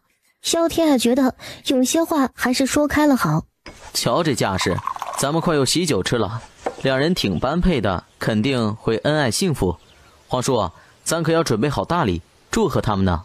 天爱还没我大，我都要喊他嫂子，怪别扭的。楚王和燕王差不多大，不是喊他皇叔，辈分在那摆着呢，别扭什么呀？人家那些娶了续弦，儿子比母亲还大的，该喊母亲还是得喊，那才尴尬呢。萧小姐，你这话说的在理。小时候我可追在皇叔屁股后面叫了好几年哥哥呢，那时候小，总是不乐意喊皇叔，没少挨母亲教训。我还是个孩子呢，而且这可是古代，可不像现代，离婚跟喝水似的，结了婚基本就是一辈子了，即便能和离，也是伤筋动骨，不死也会脱层皮。小姐，有件事我觉得奇怪，心里有些猜测，得说给小姐听。嬷嬷说吧。关于郡王府的，对不对？小姐聪明，刚才世子妃赏给小姐的镯子，我收起来的时候觉得分量不对，仔细一看，空心的呢。外表看着好看，实则内里空虚，小姐可要慎重。哦，我想我明白了，看来又是冲着自己那位首富外公去的呢。果然，男神还是远远看着，放在心里仰慕才最长久。这下跌落神坛，瞧着他那张脸，顿时不喜欢了。也就那样，还没燕王好看呢。萧小姐，最近还好吗？师尊觉得我过得好不好呢？是我给你造成困扰了吗？换做世尊突然给你定下一门亲事，不管这个人是谁，你心里会是什么滋味？对不住啊，此事是我考虑不周，对你来说有些突然，但是我是真的心悦小姐。世尊的心悦就是把你的意志强加给我，世尊的心悦真够霸道的。当然，或许在世尊眼里，肯娶我已经是极大恩赐了，我该感激涕零，迫不及待地扑进您怀里，惊喜万分地准备做你的夫人。世尊这是吃定我了，所以才没有问过我的想法，因为我的想法根本不重要。不是的，我是想着咱们多相处，以后再说婚事儿。难得母亲同意我娶你，父母之命，我也心悦于你，水到渠成的好事儿啊！你不知道，我这些天多想见你一面。你看，你也觉得我配不上你，世子妃能答应是格外开恩了。不过，我现在明确告诉你，我萧天爱虽然比不上郡王府的门第高，但是也有自己的尊严，不接受人家的施舍。还有，世尊最好还是问问世子妃，到底是为了什么才愿意屈尊降贵，娶我一个商户女呢？你这样的身份，大房嫡女方能配得上，我这个二房次女高攀不起。对不起，提亲的事儿是我考虑不周，我向你道歉。但是我的心是真的，将来一起生活的是咱们两个，我母亲怎么样不重要的。成婚定型，侍奉婆母，立规矩，伺候碗筷，哪一样能绕开你母亲？你跟我说不重要，该说世孙你天真呢，还是觉得我好骗？母亲温柔和善，断不会为难于你的，你担心的事情不会有的。那是对你，亲儿子自然温柔了，对我这个家世人品样样比不上世孙的女人，能和善就见鬼了。现在人家就觉得娶我这么一个女的，世孙受了大委屈，将来能好？别说你护着我的话，你越是护着，世子妃就越是看不顺眼，娶了媳妇忘了娘，又添一层不满。所以这门婚事对你对我都不是好事，还是算了吧。和他想的琴瑟和鸣，你读书我作画，夫唱妇随，花田月下，诗情画意，根本不一样。想为自己辩解都想不出理由来。我不陪着世孙走这一遭了，瓜田李下容易遭人画饼。世孙是男人，可以无所顾忌，我一闺阁小姐，名声比天大，不能不顾虑的。告辞，祝世孙重新找到合适你的那个人。他说的是合适，而不是喜欢，他要的是喜欢的呀，为什么不行呢？小姐，你跟世孙摊牌了？是啊，早说清楚对谁都好，我喜欢简单快乐的日子。郡王府那趟浑水，留着给有本事的人去淌吧。小姐也无需太悲观了，你聪慧机智，世子妃又依靠沈家，不会太为难你的。难得的是世孙对小姐有情，其实小姐可以再考虑一下的。哼，有情？这世上最不可相信的就是男人的情了。痴情的女子最终能有几个好下场的？我是不惧世子妃，阴谋阳谋她未必玩得过我，只是身处那样的环境，整天阴谋算计，虚伪应付的，渐渐的会没了自我。她奈何不得我，却有法子来恶心我，给世孙那几个妾抬举妾室，生一堆庶子女给我养，我还能掐死不成啊？那样的日子想想都可怕，谁家都是这样过的，有什么办法？嬷嬷不用为我担心，我还小呢，还不想嫁人呢，守着爹娘过几年快活日子，找个门第低一些、人老实些的，总能过下去呢。唉，出嫁从夫，夫家门第太低，小姐也抬不起头来呀。大小姐还不见一次嘲讽咱一次，处处被人嘲笑讽刺，还不能反抗，那份憋屈，小姐可别小瞧了。哎呀，车到山前必有路，一时发愁不是自寻烦恼吗？不说这个了。二小姐好，终于找到你了。商老板，你不用登台唱戏的吗？找我有事吗？我是压轴，最后登场，是我师妹想见见你，感谢那次你的仗义相助。唉，她在长公主府过得也不好，我这个做师兄的只恨自己无能，没办法救她出苦海。萧天爱眼睛闪了闪，这个师妹倒是把他拿捏得死死的呢。他想见自己，动机怕是不简单啊。那好吧，我就见见他，劝劝他，都是女孩子，有些话好说一些。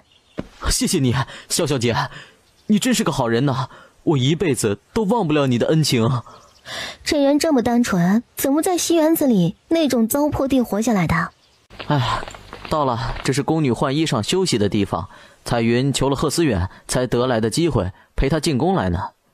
闲杂人等不能进去，能让小姐进，奴才已经担了天大的干系了呢。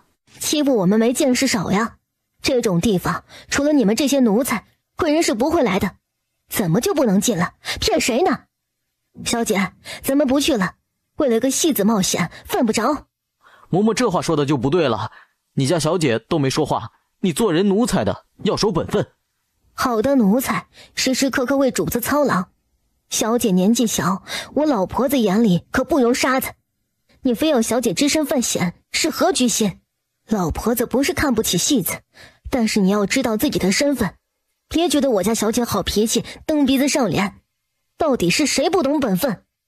好了，别吵了，在宫里呢，闹大了咱们兜不住。嬷嬷，等我一炷香时间，我要是不出来，你就进去寻我。这是在宫里，能出什么事儿，我心里有数。放心啦，嬷嬷。彩云，萧小姐来了，你出来吧。走进内室，墙角的黄铜雕刻，仙鹤延年的香炉，散发着袅袅香气，一股子甜腥吸入鼻端。脑子一沉，萧天爱赶紧捂着鼻子。彩云怎么没在？怎么会这样？今儿何该爷艳福来了，萧小姐，爷的正室夫人非你莫属了。你想嫁给赵锦南那个小白脸儿，也得问问爷答不答应。商凤鸣，爷看上你是你的福气，你拿师妹搪塞爷，爷干脆收了你们师兄妹，也是一桩美事啊。商凤鸣呲牙剧烈，可惜浑身酸软，除了眼珠子能转动，哪里都动不了。他那么疼爱信任的师妹，居然利用他，也背叛了他。为什么？师兄，你是不是想不明白？事情到了此时，我也不藏着掖着了。咱们做戏子的，总要为自己谋个出路。你自己不想攀高枝儿，还总想绝了我的路，这就不能怪师妹心狠了。难得贺少看得上你，这么好的机会你不抓着，为了一个破戏班子，让所有人都受苦受累，你不觉得你太自私了吗？也不怕你知道，戏班子里起码一半人想要离开，只可惜卖身契在你手里，只能吃着这碗下九流的饭。你知道多少人在恨你吗？他被贺思远糟蹋了无所谓，可是连累萧小姐也被毁了，万死都难赎他的罪孽，焦急悔恨煎熬他的心，硬生生吐出一口血来。哎呦，怎么吐血了？小美人儿，伤在你身，痛在我心呢。你放心，入了我的院子，我肯定会疼你的。只可惜啊，荣君柏是母亲的禁鸾，我吃不到，找你来代替，也算了了一桩心愿。今儿我不碰你，没那时间。最重要的是伺候咱们的萧二小姐，我明媒正娶的正室妻子。管她是谁，爷捷足先登，就是爷的人了。二小姐也会很温柔的，委屈你在这简陋的地方破了身子呢。啪！你敢打我？啪！又是一巴掌，打你怎样？打你都是轻的呢。过来啊，姐姐我等着你来伺候呢。就这，还是萧天爱收了力道，仅仅用了1分力，否则脑袋能给他扇掉了。你怎么没事？不应该啊！要不是他本身不怕蒙汗药，要不就是提前服了解药。贺思远越想越恐怖，一张脸麻木的都没知觉，这是一般女孩子能有的力道吗？萧小姐，误会，都是误会，我错了，我鬼迷心窍，只怪你太美了，我日思夜想，都想着你。既然你不愿意嫁我，就当我自作多情，再也不会骚扰你的。待会儿回府，我备了重礼，亲自和小姐赔罪道歉，你饶了我这一次吧。萧小姐，乖一点，否则我的剪刀可是不长眼的。大家小姐又怎样，还不是和我一样伺候同一个男人？等你在他胯下婉转成花，我看你还怎么傲气。贺少，赶紧的，他已经是砧板上的肉了，多好的机会，你愿意错过吗？贺少，你难道没有遇到宁死不从的良家女子吗？女子的名节重于性命，你以为我会怕的吗？来啊，照着我的脖子扎下去，我要是皱一下眉头，就不是萧家小姐。你老实点儿，我真是敢下手的。真搞不懂你们这些小姐，有命活着不比什么都重要啊？都照你这么说，那些贞节牌坊可是一点意义都没有了。人若是没了廉耻，只知道吃喝拉撒，和禽兽有什么区别？别把你的下贱来衡量别人。你这种人不配商凤鸣这么好的师兄，对你还不如对一条狗好呢。黑心烂肺的玩意儿，挖出来喂狗，都是对狗的羞辱。萧小姐，你非得刺激他干嘛？找死也不是这么找的呀。彩云感觉剪刀像是刺中铁皮一般，居然扎不下去，贺人的脸都变白了。妖怪，你不是人！贺少，他不是人！咱们来说说该怎么对付你们好呢？剪刀啊，是个好东西。贺思远，你不就是仗着多长2两肉，肆意侮辱我们女子吗？今天我就替天行道，毁了你的祸根，让你进宫伺候你的皇帝舅舅，好不好呀？不，我不要，有话好好说。萧小姐，姑奶奶，祖宗，我发誓再也不敢欺负女人了，你不要剪啊！你恶心我啊！真是不想要了呀！不是的，我控制不住。姑奶奶高抬贵手，给我留着吧，我贺家可就我这一根独苗苗啊，不能绝了后啊！绝后就绝后呗，就凭你做的那些断子绝孙的事儿，留下后人继续祸害无数百姓的吗？趁早绝了干净。嗨，让你走了吗？正好，姑奶奶嫌脏手，你来捡，不是想害人吗？给你一个机会，不捡我就杀了你。你不是为了活命，什么丧尽天良的事儿都能做的吗？在你的命和他的祸根之间，你选一个。你尽管下手，就算长公主要你的命，我也有办法偷梁换柱，把你救下来，从此离开洛城，找个庄稼汉子，老老实实过日子吧。你这个贱人，也为你花了这么多银子，爷对不起谁？也从未对不起你啊！你居然下得去手！人不为己，天诛地灭。贺少，你为我花钱，我小意伺候，各取所需，别谈感情。咱们都没有那种东西，别天真了。我下手很快的，曾经杀过鸡，杀过狗，看着他们的血液慢慢流干，一点一点的失去生机，那种感觉真的是太美妙了。不过贺少，你是不会死的，宫里的御医会救你的。和命比起来，这2两祸根算得了什么？能剪下贺少的祸根子，我怎么这么高兴呢？疯子，你就是个疯子！救命啊！谁来救我？我不要做太监啊！商凤鸣则闭上眼睛，不忍心接受这个事实。他一直以为善良温顺的师妹，居然是一只披着白兔皮的豺狼。我去，这么小啊！贺少，你确定发育完全了？我看人家光着屁股的孩子跟这个差不多呢。你这不是祸害人吗？弄那么多小妾，结果就给人家玩这个，你亏心不亏心啊？哼，银枪蜡枪头，老娘每次跟你上床都装得很享受的样子，不知道多累呢。小也就罢了，时间还短，这边没感觉你就完事儿了，吊着人不上不下的玩呢。早想给你剪掉，除了撒撒尿屁又没有。我的天，这些女人太可怕了，我要找妈妈。你可快点吧，脏不脏啊？小姐，你在哪儿啊？救命啊！快来救我！可惜他的喊声更让彩云下手不留情，锋利的剪刀闪着寒光，咔嚓一下狠狠合上。萧天爱已经跳起来躲在角落里，装作害怕的样子。哗啦啦，大门猛然被撞开，居然涌进来一群人。我的儿啊，你这是怎么了？都是死人嘛，还不快看看少爷，找御医啊！是谁害的你？母亲诛他9族！母亲，快救我！这个女人她疯了，她居然剪掉了我的宝贝，咱们贺家要绝后了呀！什么？也顾不上隐私不隐私的，撩起他衣摆，当场就要查看。哎呀，还在呢，儿啊，没事呢，好好的儿啊。萧儿，你说说，这是怎么回事？你为什么会在这儿？陈贵妃对他好像很有敌意，他没招惹他的呀。见过诸位娘娘，事情是这样的，贺少垂涎商老板的美色，图谋已久，设计引诱他来霸占。商老板的师妹不忍师兄遭此羞辱，愤而反抗，拿着剪刀就要剪了贺少。那啥，这不，贺少拼命反抗，师妹誓死也要剪了他。幸好你们来得及时，否则后果不堪设想呢。太可怕了，吓死人了都。萧二小姐，您这编瞎话的本事真是张嘴就来。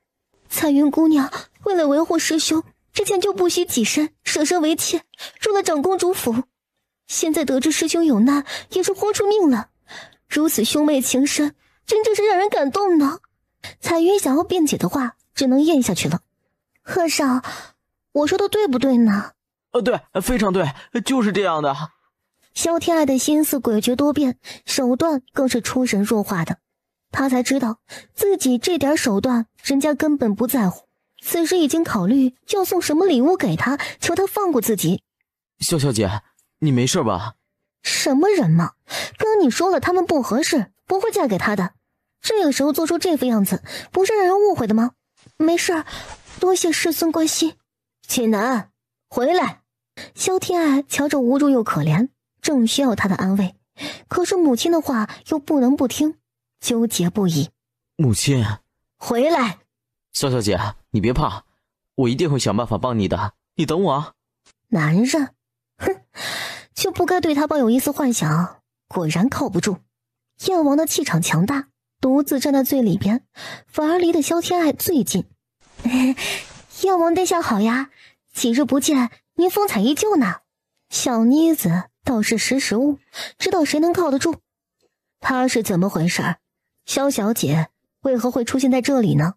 启禀皇后娘娘，臣女很喜欢商老板的戏，之前就认识，遇到了说几句话，正好宫女来请，就一起来看看。结果商老板不行，中了暗算，今儿的戏都唱不成了。至于我嘛，原本我在外面等着，毕竟人家师兄妹说话，我在场也不方便。后来听着动静不对，进来一看，就是这个样子了，也就比大家早进来那么一丢丢的时间。贺少还得感激我呢，要不是我拦了彩云一下，您现在可能真的要横着出去，下半辈子留在宫里给皇上尽孝吧。贺思源想了想，确实有东西打落剪刀，剪刀掉在地上，当时心慌意乱的，还以为真的被剪掉了呢。多谢萧小姐援手，之前多有得罪，萧小姐海涵，明儿我亲自备了礼物登门道歉。要不是把你淹了，长公主得发疯，后果太严重，你当我想救你啊？不敢，只求贺少别打我的主意，我就谢天谢地了。不敢，萧小姐温柔贤淑，人美心善，我自己几斤几两心中清楚，给小姐提鞋都不配。挺识趣的嘛，什么纨绔子弟，都是毒打挨的少了，落在自己手里都得乖乖变成绵羊。永安，你怎么看？贱婢敢害主，拖出去杖毙！彩云惊恐抬头看向萧天爱，他说会救自己的，这要是直接打死了还怎么救啊？萧天爱仰头望天，都是1000年的狐狸，他居然真相信自己会救他。不知道漂亮女子的话最不能相信的吗？皇后娘娘，贵妃娘娘，奴婢也是被逼无奈，求娘娘开恩啊！你还有脸求饶？没将你千刀万剐可知足吧？皇后，咱们走。一个贱婢不值当咱们费心。唉，陈妹妹生辰不宜见血，赐一杯毒酒给她一个痛快吧。永安，思远进宫还夹带私货的吗？还不给那个戏子起了药性？皇上是宠着你，可你也要懂规矩，别给皇上添乱不是。是本宫教导无方，皇后娘娘说的对，以后会约束好这个逆子的。如此最好，皇上日理万机，殚精竭虑的，咱们都该懂点事儿。都回吧，挤在这里也不嫌闷得慌。我没事儿，你们看，全须全尾，头发都没有少一根呢。走吧，也不知道商老板能不能唱戏了，我等着看他呢。你倒是心大，这时候还惦记着听戏呢。有燕王殿下在，什么魑魅魍魉都得靠边站。待会儿我离您近一些，压压惊。把本王当门神了？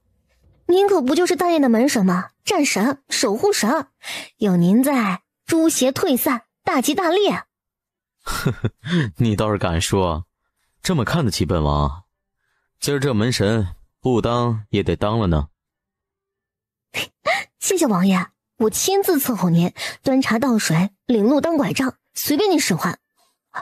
你说这爱爱吧，有时候胆子小得很，人家一瞪眼都吓一跳，可是对着燕王倒是胆儿大，我躲都来不及呢。站在他身边，大气儿都不敢喘，话都不敢说，他怎么就不怕呢？可是燕王对他的时候是很和气的，总觉得和对咱们不一样呢，所以爱爱不怕他了。妹妹啊，这次你可得好好帮帮大哥，帮大哥在萧小姐面前美言几句，大哥的终身幸福可就靠你了。母亲不是答应你上门提亲的吗？你还担心什么？需要我怎么美言？是萧小姐，她不愿意嫁给我，刚才我又没站在她身旁，我总觉得她生气了，你帮我道个歉，求求情啊。不是，你说什么？她还不大答应，她居然不愿意。品一之前是想都没有想过的。夏淑莹脸色微冷，爱爱性子软，胆子小，心思单纯，许是觉得君王府人口复杂，不愿意高攀呢。他既然拒绝，肯定有他的想法。师尊还是算了，重新挑选高门大户的小姐，反正想嫁给你的贵女多的是。可我喜欢她，就想娶她，她肯定有什么误会，哪里不满意，我可以改啊。夏小姐，你也帮我说说好话，拜托了。你想娶她？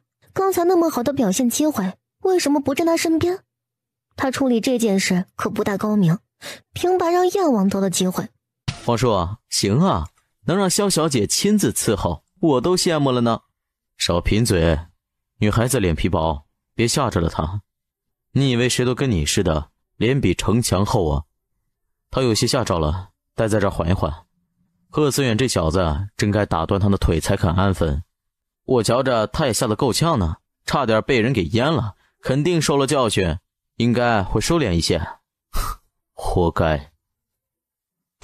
燕王殿下，那位师道姑在看你呢。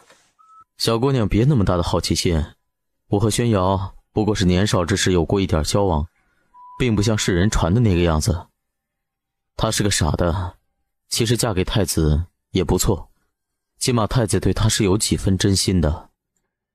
切，王爷，您说这话就有点渣了。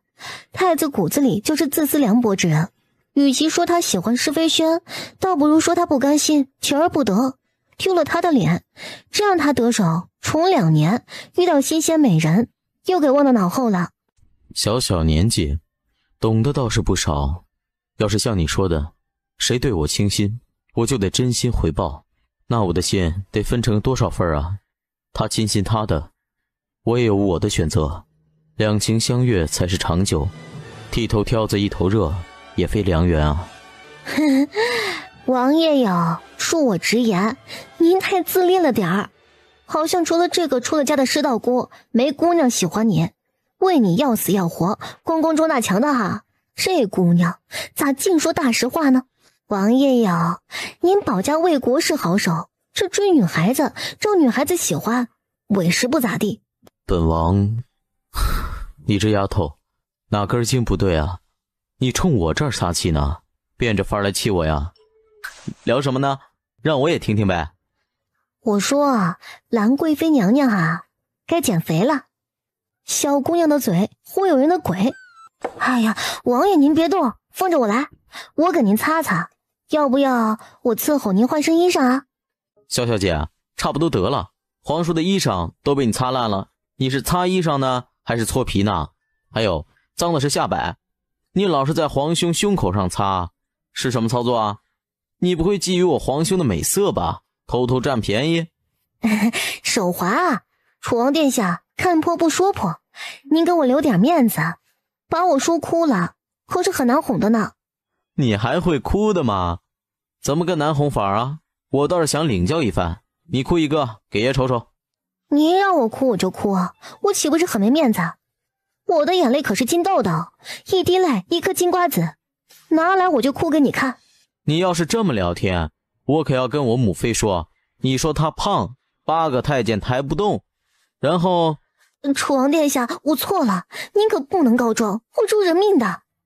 我给您倒茶赔罪，胖点多好呀，皇上抱着不会硌手，冬天还能当暖炉。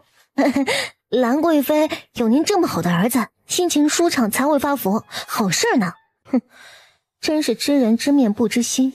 瞧着温顺老实，手段倒是高，左右逢源，两个王爷都被他吸引了。女孩子要矜持端庄，她这个样子成何体统？哪怕没什么出格的举动，可她陪酒伺候，就不是贵哥小姐该做的事儿。死乞白赖扒着燕王，天知道打着什么心思。残废的闲散王爷有什么好讨好的？张凤鸣不愧是名角儿，举手投足妩媚妖娆，一颦一笑都是戏。你不赏点什么？听说你也是张凤鸣的戏迷呢，还帮过他。戏迷算不上，倒是挺欣赏他这个人的，难得保持一颗赤子之心，打赏就免了。他也不知道哪个是我赏的，等见了面我亲自赏他啦。哎，说实在的，这种咿咿呀呀的戏曲我实在听不下去，拖得太长了，听得肠子都打卷了。不前不后来这么一褶子，根本看不懂前因后果。我敢打赌，这些小姐们没几个听得懂的，都是在馋商老板的脸。太子，你送萧家姐妹俩回去，必须送到府里啊！要是出了岔子，母后绝饶不了你。太子妃，走吧，姑送你。谢殿下。等一下，萧二小姐可曾许配了人家？承蒙娘娘关心，未曾。哦，这是为何呢？本宫可听说长公主很满意你呢，这桩婚事可是不错，不如本宫出面求皇上给你们赐个婚，给个体面。萧天爱越发肯定，他对自己的敌意是因为燕王。多谢贵妃娘娘厚爱，婚姻之事一向是父母做主，臣女可不敢做不孝之人。贺少一时心血来潮，说不定他已经改变主意了呢。当然，贵妃娘娘若是屈尊降贵来保这个媒，贺少没意见，我们侯府也会拜谢大恩，感谢娘娘的恩情。您都肯舍下脸做那下九流的事情，我们全家不得谢谢您8辈祖宗啊！大胆放肆！贵妃娘娘，臣女哪里说错了吗？是您主动要跟我保媒的，我谢谢您8辈祖宗还不够的吗？要不我给您打个板子，1日3炷香，给您供起来。你住口！陈贵妃抓着手里的盘子就砸向他。贵妃娘娘，你为什么要打人呢？我哪里说错了？你说出来，我改还不行吗？哎呀！我头好晕，东陵，快扶着我！话还没说完，人已经倒下去了。小姐你怎么了？你别吓奴婢啊！你这身子本来就不好，又挨一下，命都要去了大半了。皇后娘娘，求求您找陈元首给我家小姐看看吧。小姐身子刚好一些，可不敢大意呢。求求皇后娘娘，奴婢给您磕头了。这姑娘也是嘴巴损的，句句不带脏字儿，礼数上更挑不出毛病来，态度更是尊敬，可每句话都戳在陈贵妃的心窝子。去看看陈元首在不在，先让太医院派个太医过来给萧小姐看看。陈妃呀，不是本宫说你，你这脾气也太差了点儿。人家小姑娘又没怎么着你，你发这么大火气干嘛？她还是太子的小姨子呢，你这么做将太子置于何地呀？哎，他装的，本宫就没用多大力气。来人啊，给我泼冷水，我看他能装到什么时候。够了，陈妃，你太过分了。谁不知道夏二小姐身体弱，你砸人家脑袋上本就错在先，还想怎么样？云海侯可是朝廷股肱大臣，你如此羞辱他，这是不把皇上的臣子放在眼里了。你若不服，本宫就赔你面圣，咱们请皇上制裁。这是怎么了？我去，萧二小姐，刚还好好的，怎么晕了？在哪里？请御医了吗？地上呢，你脚前3步远。殿下，求您救救我家小姐，她昨儿就身体不太舒服，还吃着药，哪挨得住娘娘一盘子砸脑袋呀？盘子都碎得不像样子，好人都禁不住，别说小姐了。先找御医来，救人要紧。你放心，本王一定会帮你家小姐讨个说法。陈贵妃，萧小姐可是朝中贵女，由不得你喊打喊杀的，请你想想怎么和云海侯交代才好。萧天爱心中松了一口气，还是燕王靠谱。那么多人就干看着姑奶奶躺在冷冰冰的地上，一个比一个心肠黑，更加坚定了要抱紧燕王大腿的念头，缩在柔软的被子里干脆睡一觉。老御医颤颤巍巍整了半天，觉得没什么大碍，就是气血虚了点儿，但是这人总晕着也不是个事儿。他到底怎么样了？这都昏半天了，别落下后遗症来。气血有些亏损，开些药慢慢养着，这个急不了。至于人为什么不醒嘛，如果不着急，等他休息好了自然会醒。要是着急的话，需要外界刺激，比如掐人中。开药去吧，多开点。萧小姐身子一向不好，多补补总没坏处。反正是宫里的药，又不需要他出钱。人参、鹿茸、灵芝、天麻，直接开了1个月的量，慢慢补着吧。她那么娇滴滴一小姑娘，肯定怕疼，下不去手啊。没等她纠结出结果来，秦嬷嬷已经下手。时间不早了，再不走，真在宫里过夜不成。谁掐我？小姐的脸皮子瞧着细细嫩嫩的，咋跟牛皮似的，费老鼻子劲儿才掐下去呢。哎，嬷嬷，我头疼。楚王和燕王等在屏风外面，里面有动静了，估计快出来了。你是哪儿当差的？懂不懂规矩？小的是淮南郡主世孙的小厮，我家世孙担心萧小姐，让小的过来看看。嘿呦，景南这小子动真格了，这么上心啊？哼，这就算有心了。他要是真担心，为什么自己不来？派个下人问一句，就是有心。世孙不是伺候我家世子妃脱不开身吗？萧小姐宽宏大量，善解人意，肯定能理解我家世孙的难处。呵呵，赵济南选的小厮倒是不错，伶牙俐齿的很呐。郡王府是奴才不够使唤了，还是品仪郡主不孝顺？需要他做儿子的鞍前马后的伺候着。这晚上是不是还得留下吃口奶才睡得着啊？皇叔注意形象，堂堂燕王，嘴巴别太损了。嘴巴损总比做事损要好吧？赵济南分明是不敢忤逆世子妃，堂堂男儿长于妇人之手，能成什么气候？别拿孝顺说事儿，全国的男儿都跟他似的，非得跟着娘屁股后面转才算孝顺，早他妈忘过了。我更看不上他的没担当，屁事儿没做，夸赞人家小姐2句善解人意，人家就得接受他。合着人家若是不接受，就是不够善解人意了。里外都是他做好人，学问做得多好啊！这样的男人也不是良配。皇叔，行啊你，头次听你说这么多的话，侄儿甘拜下风。不过呢，人家感情的事儿咱都别管，谁家日子不是这么过的呢？女子贤良淑德，侍奉相公婆婆乃是天经地义。锦南这么想也没错，哼，是没错，但是他祸害别人家的小姐我不管，想着把萧小姐弄到他内宅那么搓磨，我就不能坐视不理。那小姑娘善良温软，又信任本王，本王有义务为她找一门好的亲事。赵锦南出局了。不是，皇叔啊，你又不是人家亲爹，还管人家的亲事啊，手伸太长了。这家伙不鸣则已，一鸣惊人呐！这个金大腿太靠谱了。楚王一看，差点从椅子上滑下来，捂着肚子笑得直不起腰来。燕王眼睛转动，想着自己是个瞎子，不能笑，扭过头，下颌线绷紧，忍着很辛苦。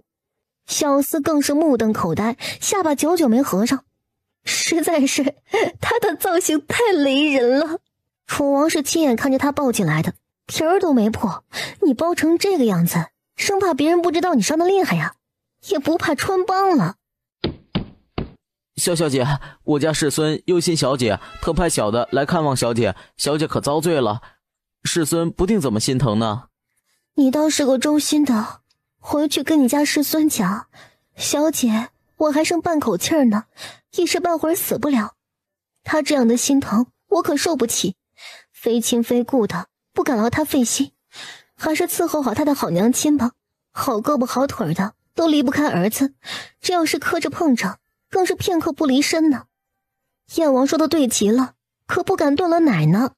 小的先告退了，萧小姐多注意身体啊。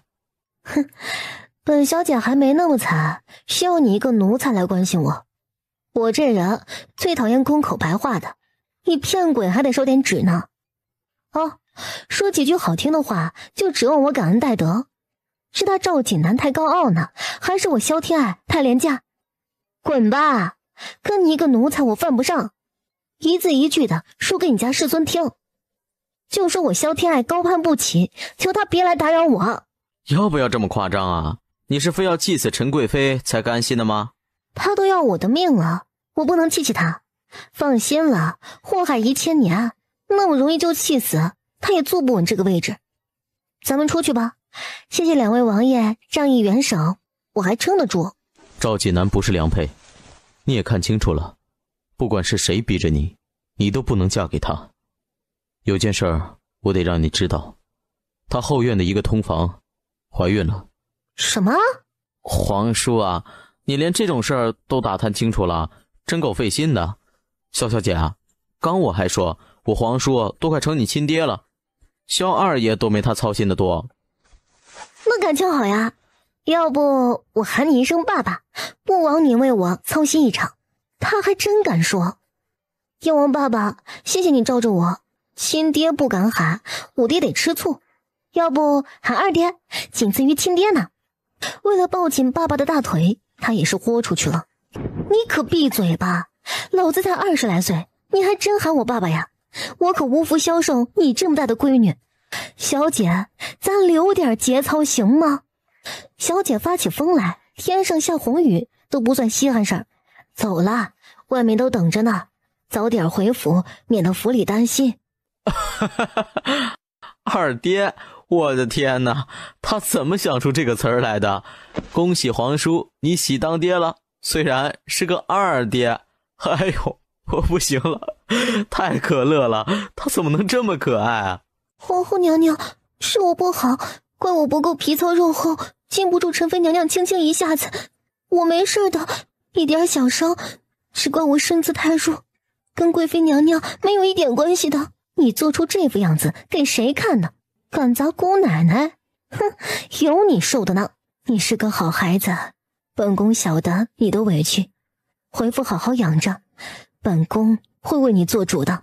这丫头不进宫里来宫斗都屈才了，随便给一个机会都能利用彻底，人才呀，满载而归呀，皇宫真的是福地呢。下次有机会再来。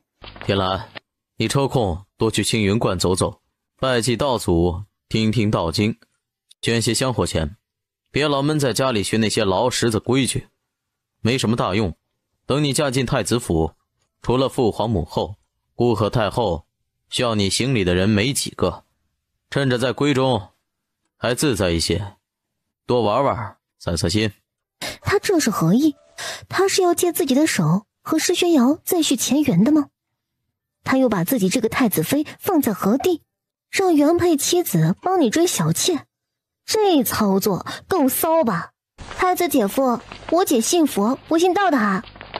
二小姐，姑看你们姐妹关系挺好的呀，不如效仿娥皇女英一起进宫来享福。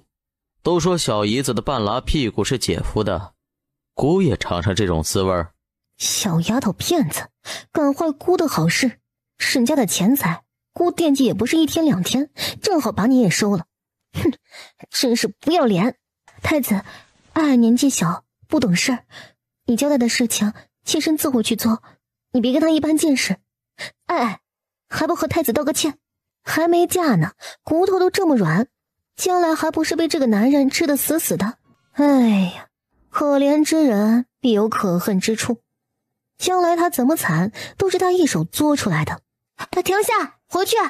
太子刚才说的话说我才疏学浅，实在不大明白，想来皇后娘娘应该知道的，我问问去。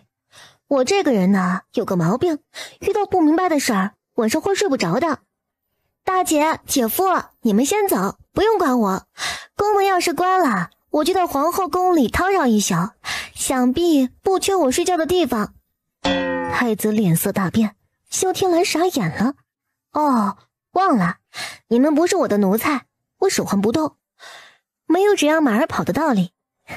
一人100两银子，1刻钟之内见到皇后，再加100两，腿脚那叫一个麻利，转身就往回跑。有钱能使鬼推磨，干嘛不爱钱呢？死丫头够狠呐，一言不合就这么害姑。都愣着干嘛？赶紧追啊！追不上，姑要你们的脑袋！萧大小姐，咱们要不要追啊？追吧，不能看着他惹祸。停下，快停下！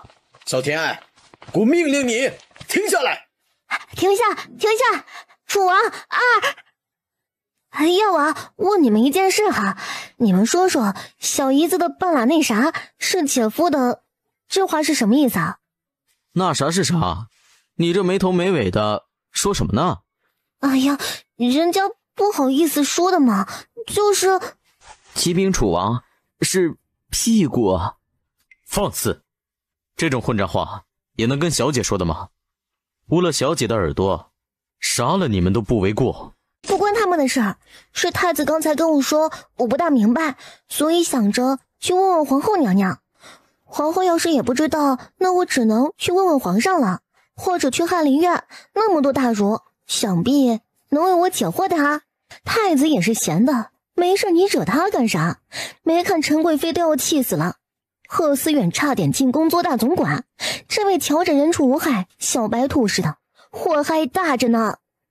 你很不错，挺机灵的，本小姐看好你哦，下次进宫也还抬着本小姐。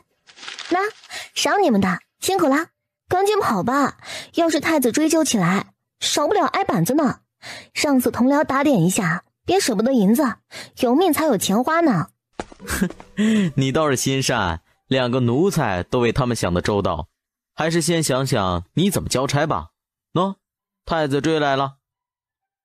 二爹，你可得救我，我才不要见他呢，惦记我半个屁屁，什么时候啊？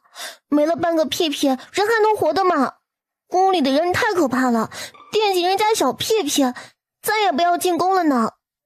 你不喊这个什么爹的，咱们还能商量，我不想听到这个称呼。好吧，燕王爸爸。心累，不想说话。见过太子，请太子安。免礼。小二，跟姑走。宫里不是你能放肆的地方，姑就是跟你开个玩笑，你还当真了呢。母后事务繁忙，你休要去打扰她安宁。开玩笑呀，我就说呢，堂堂一国太子，国之储君，怎么会惦记人家姑娘的屁屁？倒是贺思远才能做出这种事儿来。呵呵，谁说不是呢？你太筋斗了，没得让人笑话。太子妃还等着呢，姑送你们回府。好的呀，我心里总是不大踏实，我这个人爱较真儿。太子这么说，真的吓到我了呢。要不太子给我点保证，我安心了，这事儿就算过去了。你想让姑怎么给你保证啊？发个毒誓吧，要是对我心怀不轨，让你今生登不上皇位，身败名裂，不得好死。大胆！好你个小二，敢让姑发这种毒誓，你以为你是谁啊？太子既然是开玩笑的，对我没有一丝觊觎，为什么不敢发誓呢？觉得我年纪小，好骗呀。是啊，我年纪小，但是上面有长辈，太子不能保证啊，那我就跟皇后娘娘说道说道，实在不成还有皇上呢。太子不敢发誓，是不是想早早坐上那个位置呢？你住口，再胡言乱语，姑撕了你的嘴。哎呀，被说穿心事，恼羞成怒啊。太子也成年了啊，皇上春秋鼎盛，怎么着也得长命百岁。太子想继位，总得有个30-50年要等的吧，等不及也是情理之中。自己振臂一呼，万民臣服，哪愿做那个一人之下万人之上啊？你住口！姑从未这么想过，姑对父皇至忠至孝，日月可见，岂容你屡次肆意污蔑？那是嘴吗？简直是刀子，句句割着自己的心呢。你可真是姑奶奶祖宗，句句戳着太子的心窝子，心中暗暗发誓，这辈子惹谁也不能惹他，做他的敌人太难受了。太子生命无状，妾身替他赔罪，求太子宽恕他冒犯之罪，妾身回府一定好好教导于他。太子居然当众殴打太子妃，萧天爱更是一股怒气直冲天灵。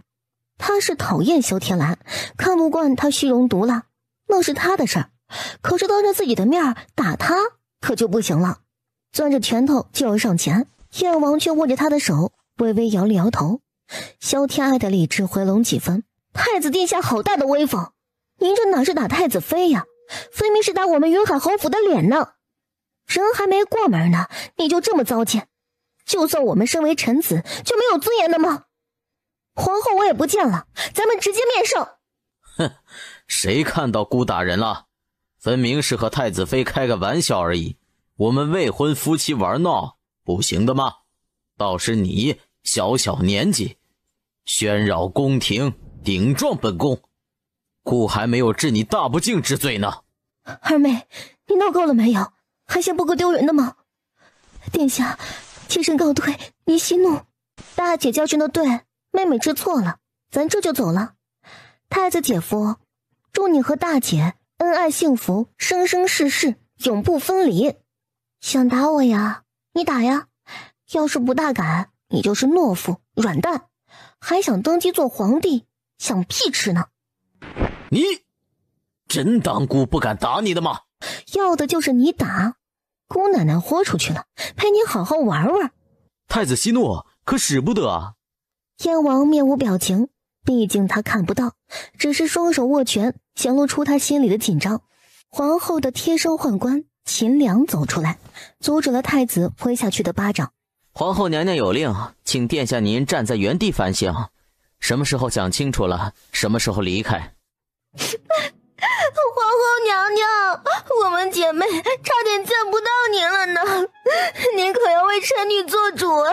太子要杀臣女，他太可怕了！你先别哭，太子跟你开玩笑呢，哪能杀你呀？你呀，就是胆小，小题大做了。来人，扶二小姐起来，都是自家人，有话好说。儿啊，怎么弄的这事儿？那个孽障作死呢，这么好的人，他可下得去手？你放心，母后定会重重责罚他。身上哪里不舒服啊？要不要母后宣御医啊？要是想宣，早宣来了，用得着问吗？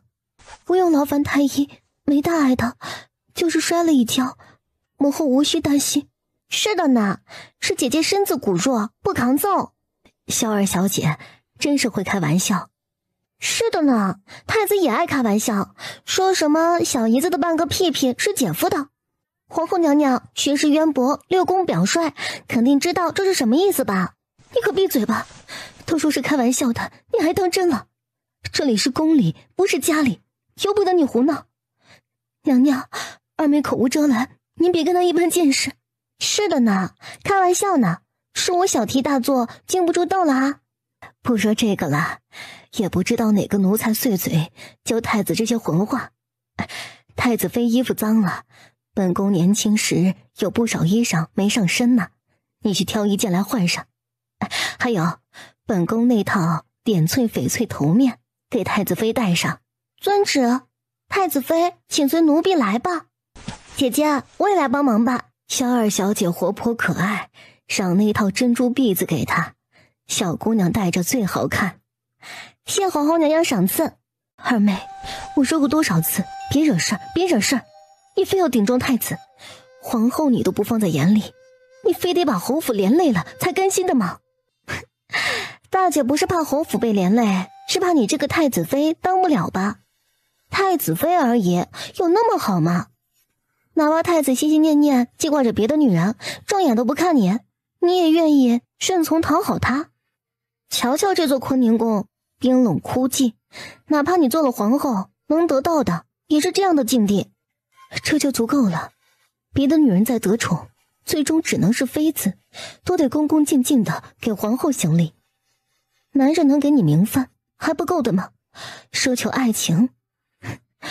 二妹，你还小，色痴爱衰，谁能保证一辈子受宠？大姐高见，小妹佩服。今日之后，大姐还是别太顺从了，毕竟还没过门就不把你当人看，过了门你岂不是连奴才都不如？男人都是贱骨头，轻易得来的东西都是不珍惜的。夫为妻纲，合格的妻子是要为丈夫解决好一切后患。夫妻俩之间偶有争吵，算不得大事。哪家女人不在外面光鲜，在内伺候丈夫？天爱，你要是这样的想法，将来被夫君厌弃，休你回家，看你怎么哭。当我什么都没说，驴唇对马嘴，这是代沟问题，跨越千年的难题。是我的错啊，我不该对你抱有奢望。我要是再管你的事儿，我就是池子里的王八，岂可如此粗俗？注意你的教养礼数。今日你已经大错特错了，还是想想怎么和祖母交代吧。这一天闹腾的有点累了，只想泡个澡，安生睡个好觉。二妹留步，我有些话想和你说。你们都后退一些，我和二妹说些体己话。你说。实则心思全在床上，只想他说完废话，好放了自己回去睡觉。二妹，我想了一路，要是太子实在对你有意，咱们姐妹一起进了太子府，未尝不是一件好事。以前是姐姐太狭隘了，有些极度自私，今日之事让我觉得咱们姐妹互相帮衬。停，打住！ What？ 你脑子进水了还是我幻听了？你居然让我给那个渣太子做小妾！萧天来，是不是我给你2分颜色，你就觉得自己能开染房了啊？你想作践自己，我不管。敢把主意打在我身上，我会让你知道后悔的滋味。二妹，你就不想想，今日你已经把太子得罪了，若是不让他满意，整个侯府都会被他迁怒，大家都没好果子吃。你自己犯的错，我想办法帮你弥补，你还矫情傲气了。不如咱们去找祖母评评理，听听祖母怎么说。只要祖母点头，你嫁也得嫁。你敢打我？现在确定了，就是打你了。妹妹我好心给你一个对称。反了，反了！你敢打我，我找祖母告你去。你眼里还有长幼尊卑没有？除了告状，你还有点别的吗？要不要找你娘吃点奶去啊？打你是让你长记性，少算计我。你自己乐意犯贱，别拉上我。你不会忘了吧？没有我帮你弹琴，皇后能选中你，让我嫁给太子也行。不过我只会是正妃，你想做小妾，都得看我高不高兴呢。你不是答应我不往外说的吗？那是我高兴，乐意看你踏进那个泥坑里，看你苦苦挣扎，绝望痛苦。当年我被人掳走的事儿，还没有找你算账呢，你真当我忘了吗？360行你不练，非要练下贱，我只能提醒你记一下了。居然是你害了小姐，你怎么能这么狠毒？废什么话，撕了他们！反了，小天爱，我要告诉祖母，你死定了！你想干什么？放心，不打你了。这是一个小小的警告，你要是死了，太子会害谁去啊？君子报仇，并不一定非要害命，诛心为上。祖母那边怎么说，用不着我提醒你吧？要不然我这巴掌，他不受我控制，我也没办法呀。多么娇嫩漂亮的小脸，肿成了猪头，可就不漂亮了呢。你当的好家，下人都敢打群架，赶明儿是不是要打主子啊？这个家你要是管得了就管，管不了老身让老二家媳妇儿管，免得哪天被人害死都不知道。母亲息怒，媳妇儿马上去看看，平日里都很守规矩的，突然闹这一场，肯定事出有因，媳妇儿一定会给母亲一个交代。等你交代，黄花菜都凉了，把人都带进来吧。天哪，兰儿，你这是怎么了？伤着哪儿了？谁打的？母亲剥了他的皮。太子动的手，大伯娘赶紧的剥了太子的皮哈。什么？太子为何打你？是不是你忤逆了太子，惹他生气了？平日怎么教导你的？恭顺贤良，宽容忍让，都学哪儿去了？祖母还要我怎么忍？太子要我接近施宣瑶，他都出家了，还勾着太子的心。他还看上二妹，让我们姐妹共侍一夫。二妹不从，他就拿我撒气，我能怎么办？你们知道这个太子妃多难做的吗？都来怨我，我做错了什么了我？共侍一夫又不是多稀罕的事儿，你做主不就是了？男人都是喜新厌旧，能惦记施宣瑶多久？就算他答应，皇后也不会答应。你做好你的分内事儿，能有多难？谁让我女儿做妾，我就一把火点了这个家，大家一起玩玩。好好的日子不过，非要攀荣富贵，你们爱怎么折腾随意。可谁要是敢打我二房的主意，大家都甭想有好日子过。母亲身子不好，媳妇儿给你找大夫去，告辞了。哎，咱们走。打女人的太子连个男人都算不上，白送给咱都不要。他们不疼女儿，娘亲疼你。这还没过门呢，就这么作贱人。别说太子，皇帝咱也不稀罕。娘亲威武啊！女儿就知道娘亲最疼我了，您放心，女儿才不稀罕那什么劳神子的太子呢。娘亲，你今日发火是痛快了，可顶撞祖母、大伯母要是抓着不放，咱们也不好办呢。秦嬷嬷，你今天做得很好，也不是外人，有话就说吧。谢太太，那我就说了，太太以前不想管府中之事也不算错，可该笼络的下人也要笼络，不能让侯夫人一手遮天。就算为了二小姐，太太在府里也得有自己的人手。不管是老夫人院子还是侯爷院子，消息灵通些，不至于被动。二小姐今日不比往昔，谁都算计着她的婚事呢。一群黑心烂肺的家伙，居然让自己女儿做妾，亏他们能说得出口。秦嬷嬷说得对，继续说。今日太太摔了茶盏，侯夫人在煽风点火，说您气倒了老夫人，太太就被动了。不如您和二小姐自罚入祠堂，剩下的就看二老爷的了。这个主意好。来人，多准备厚衣裳，炭盆暖炉也都准备着。哎，好好吃一顿，咱们今晚就住在祠堂了。好啊，我想吃烩三鲜、人参炖鸡，还有烤羊排。都有，皇家还能不管饭？瞧你饿的。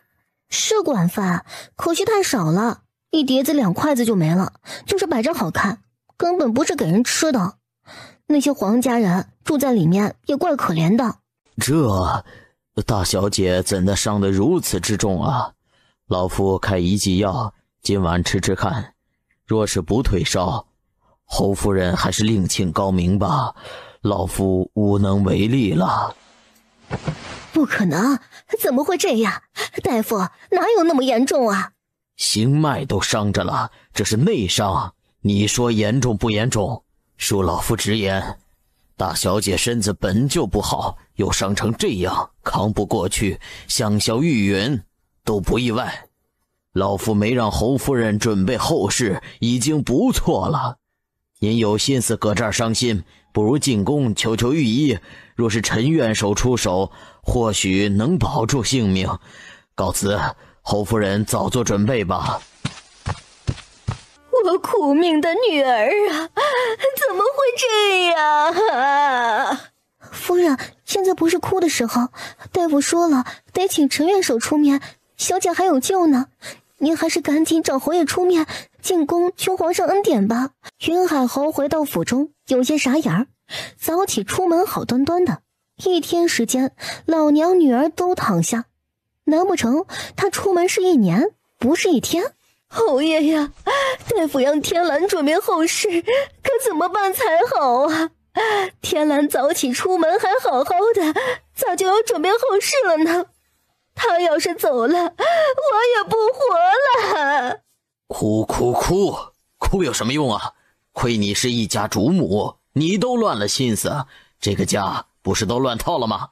大夫怎么说的？天蓝进宫到底发生了什么？你查清楚了吗？老子摊上你这么个愚蠢妇人，造了什么孽呀？宫里，对了，天爱说是太子打的天蓝，侯爷，您看着。来人，去把天爱请来，本侯仔细问清楚。回禀侯爷，二太太说她顶撞了祖母，罪孽深重，和二小姐自罚去祠堂了，为老夫人祈福，为他们赎罪。什么？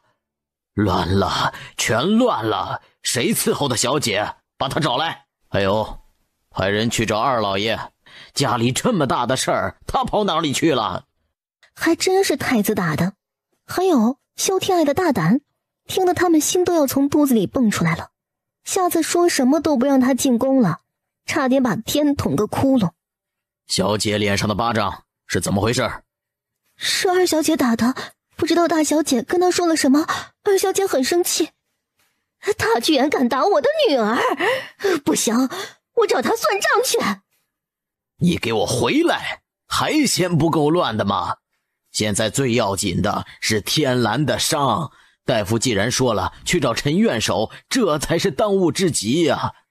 姐妹们拌嘴打闹，什么时候不能解决呀？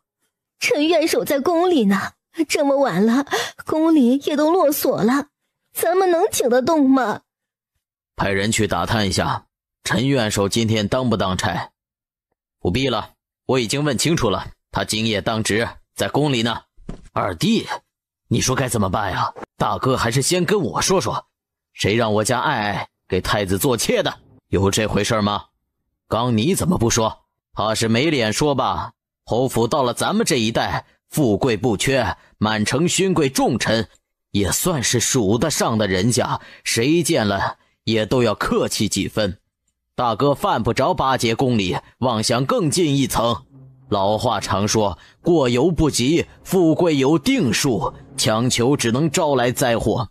今天我看在天蓝是大哥嫡亲的女儿，帮你一次，可谁要是害我女儿，别怪我不顾骨肉亲情。太子选中了我家天蓝，这是我们的福气，怎么就是强行夺取了？二弟，你要是找来陈院守，才是真的帮我女儿，否则别来说这些风凉话。大嫂，你说这话心不亏？难道你为了争夺太子妃什么都没做的吗？要我跟你较真，彻查清楚。人还没嫁过去呢，他就喊打喊杀的，这样的男人，别说太子，皇上老子都不嫁。我帮你查到陈院守的行踪，不是帮忙的吗？大嫂，别把别人的付出当成理所当然，大哥自己掂量着办，咱们各自成了家，你管你的妻女，我管我的，各自凭本事吧。你不张嘴会死吗？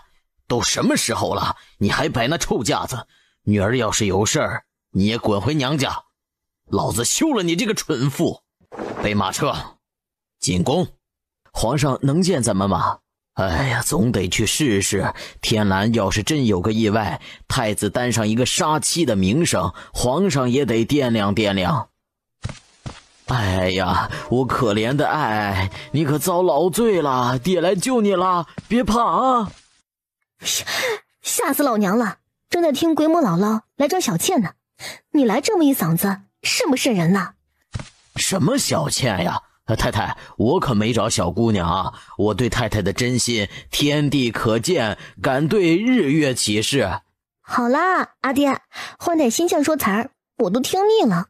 比如，哎呀，娘子，今日漂亮如仙女呢，可有想念为夫啊？切，打去你爹娘，好没良心的小丫头！爹爹救我，娘亲要大义灭亲了！哎呀，你们没事就好，害我担心一路啊！这样温馨幸福的家，才是他心灵最大的归处。外面怎么样了？天蓝病重，大夫都治不了了，得求陈院守出面。我查清楚，陈院守今夜当值，剩下的我就不管了。谁的女儿谁心疼，帮把手可以，指望我出人出力还不落好，你爹不是冤大头。哎呀，你放心，爹爹拼了命啊，也不会让你给人做妾的。谢谢爹爹，你是天底下最好的爹爹，爱你哦。爹爹也爱你，只爱你啊。爹爹，那我呢？我是捡来的吗？您不爱我这唯一的儿子了吗？女儿不愧是小棉袄，真会哄人。你来干嘛？我听说母亲和姐姐被罚，心里担心，来看看你们啊。现在看来好像不用了。你从哪儿听来的？那是你娘自请处罚，可不是你祖母罚我。回去吧，没你的事儿，你来也帮不上忙呢。我这是被排挤在小家庭之外了吗？啊，来了就别走了。好弟弟，知道惦记姐姐呢，父王姐姐疼你，零花钱给你加100两。今天啊，咱们一家团聚，就吃暖锅子吧。在这儿，不太合适吧？安啦，祖宗不会怪罪的，他们老吃香辣，早吃腻了，说不定想换换口味呢。暖锅子人人喜欢，祖宗也是人呢。不信爹爹等着，祖宗说不定给你托梦，让你烧一个暖锅子给他们呢。暖锅子到底弄来了，去了偏殿吃，没在祖宗眼皮子底下。萧斌也是怕祖宗夜里找他谈话呢。让张院守去给萧天蓝看病，从内库取些补品带过去，同时传朕的话，那个孽障，朕会好好管教。萧爱卿受委屈了，你亲自去好好安抚一番。虽说人家是臣子，但是咱们做人得讲究，不能让人戳脊梁骨啊。老奴会好好安抚侯爷的，陛下放心。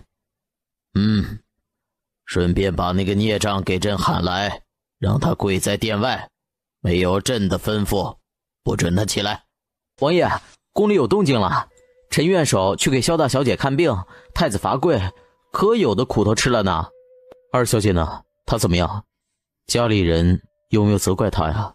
责怪是肯定的，二太太还顶撞了老夫人，说是谁让她女儿做妾，就点了一家子同归于尽呢。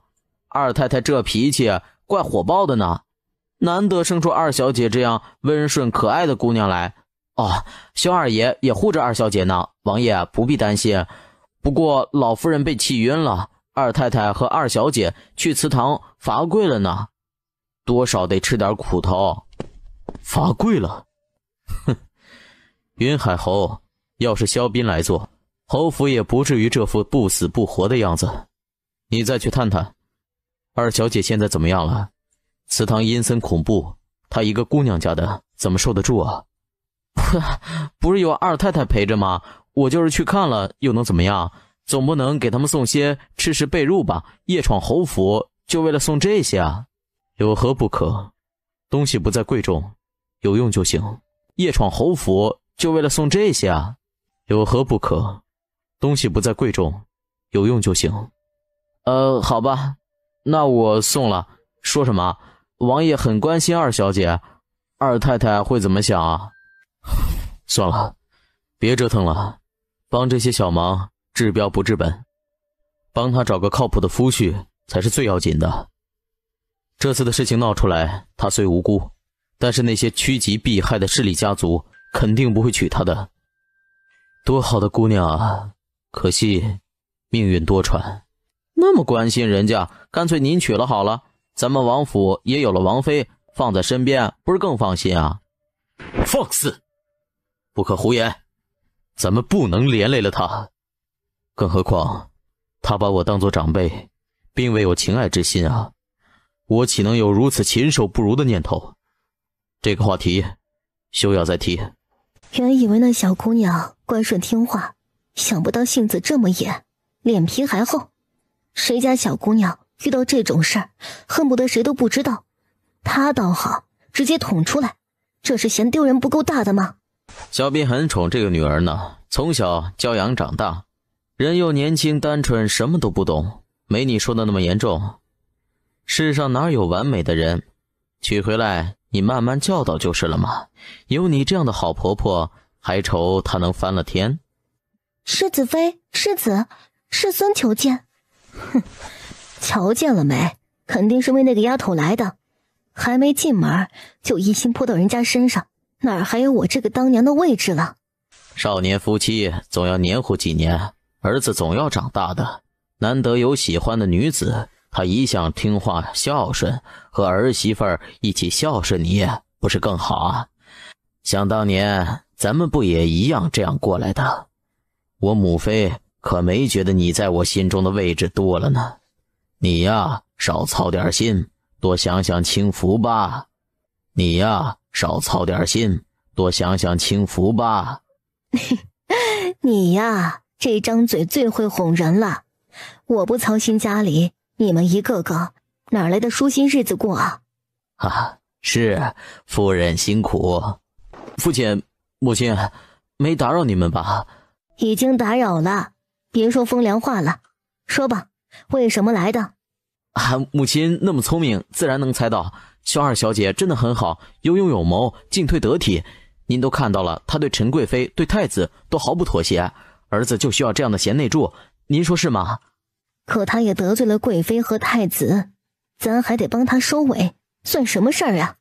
夫人放心，只要父亲还在，别说一个贵妃，就是皇后，只要咱站着理，皇上都不会为难咱们的。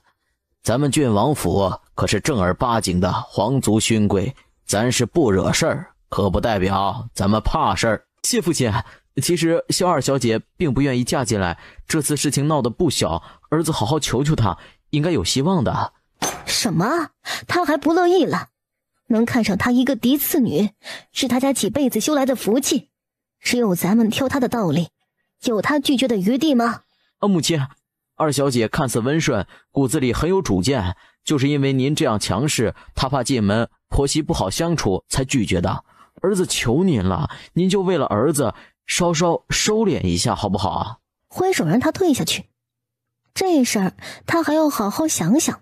世子妃，老奴回来才发现赏给二小姐的镯子是空心那只，她不愿意，是不是猜到了什么？怎么不小心点儿？这下有些被动了，小丫鬟拿错了，一模一样的镯子分不清也难免，也怪老奴疏忽，没有仔细检查。行了，是棘手些，不过不算多大事儿。容我想想，先歇了吧。太子足足跪到3更天，景佑帝批阅完所有的奏章，才让人喊他进来。哼，才跪这么一会儿就撑不住了？你当这个国家是那么好管理的吗？朕一夜一夜的，哪天3更天之前安置过，5更天又要上朝，你是好日子过多了，有些飘了啊！知道错哪儿了吗？不该说那些混账话，不该打人。还有呢？是宣尧，儿臣不该心存妄想。知道就好，你要是真敢存了这样的心思，朕3尺白绫赐他一个了断。你真当他是什么好人，不敬皇家，踩着你的名声为他博清明，到了现在还勾得你朝思暮想的，这样的女子就是祸国之兆，朕绝不容她。父皇这么说，肯定能做得出。他差点害死了施宣尧，那个清冷高洁如明月的女子。明日你亲自去侯府探望太子妃，人是你选的，不管喜不喜欢，该有的体面必须得给。动手打女人，把你能耐的，你是生怕那些御史抓不住你的小辫子的吗？儿臣知错了，当时怒火攻心，失了分寸，只怪那个死丫头太气人了，儿臣一句玩笑，她要死要活的。你先撂的人家，还不许人家发脾气了？小姑娘家的，有什么说什么，趁早歇了这个心思。寻常人家纳妾还得正妻进门3年呢，你让太子妃的脸往哪儿放啊？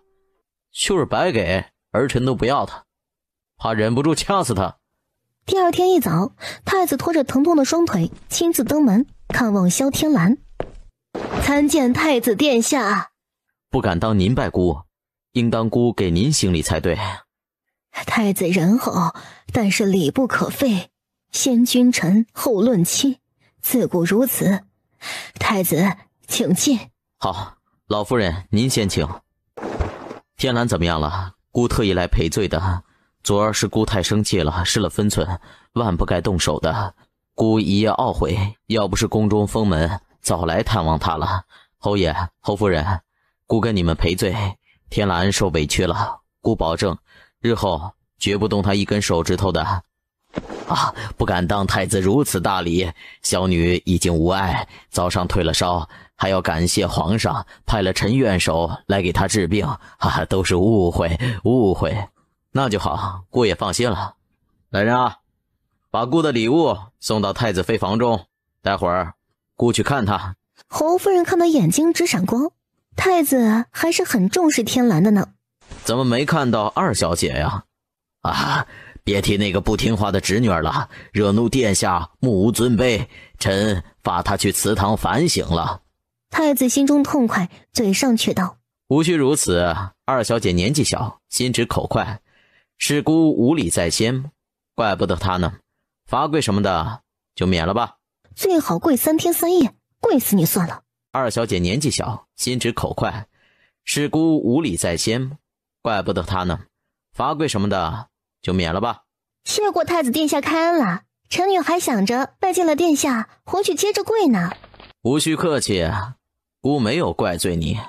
大伯、伯母，你们都听到了，太子说了不怪罪了，你们不能罚我了呀。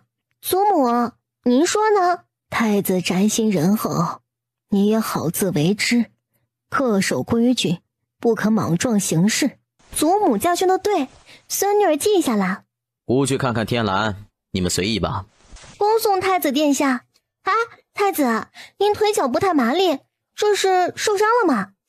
哎呀，那可不能忍着，陈院守还没走呢，要不请他帮您看看？不用了，姑没事儿，谢谢你关心了啊。咱们也回院子休息吧，昨晚上没睡好，祠堂真不是人待的地方。姓贺的都敢找上门来了，不带这么欺负人的。姐，你别怕啊，他要是敢放肆，我就抽死他。真是姐姐的好弟弟啊。不过呢，贺思雅不敢欺负姐，说不定是来给姐姐赔礼道歉的呢。太阳没打西边出来呀。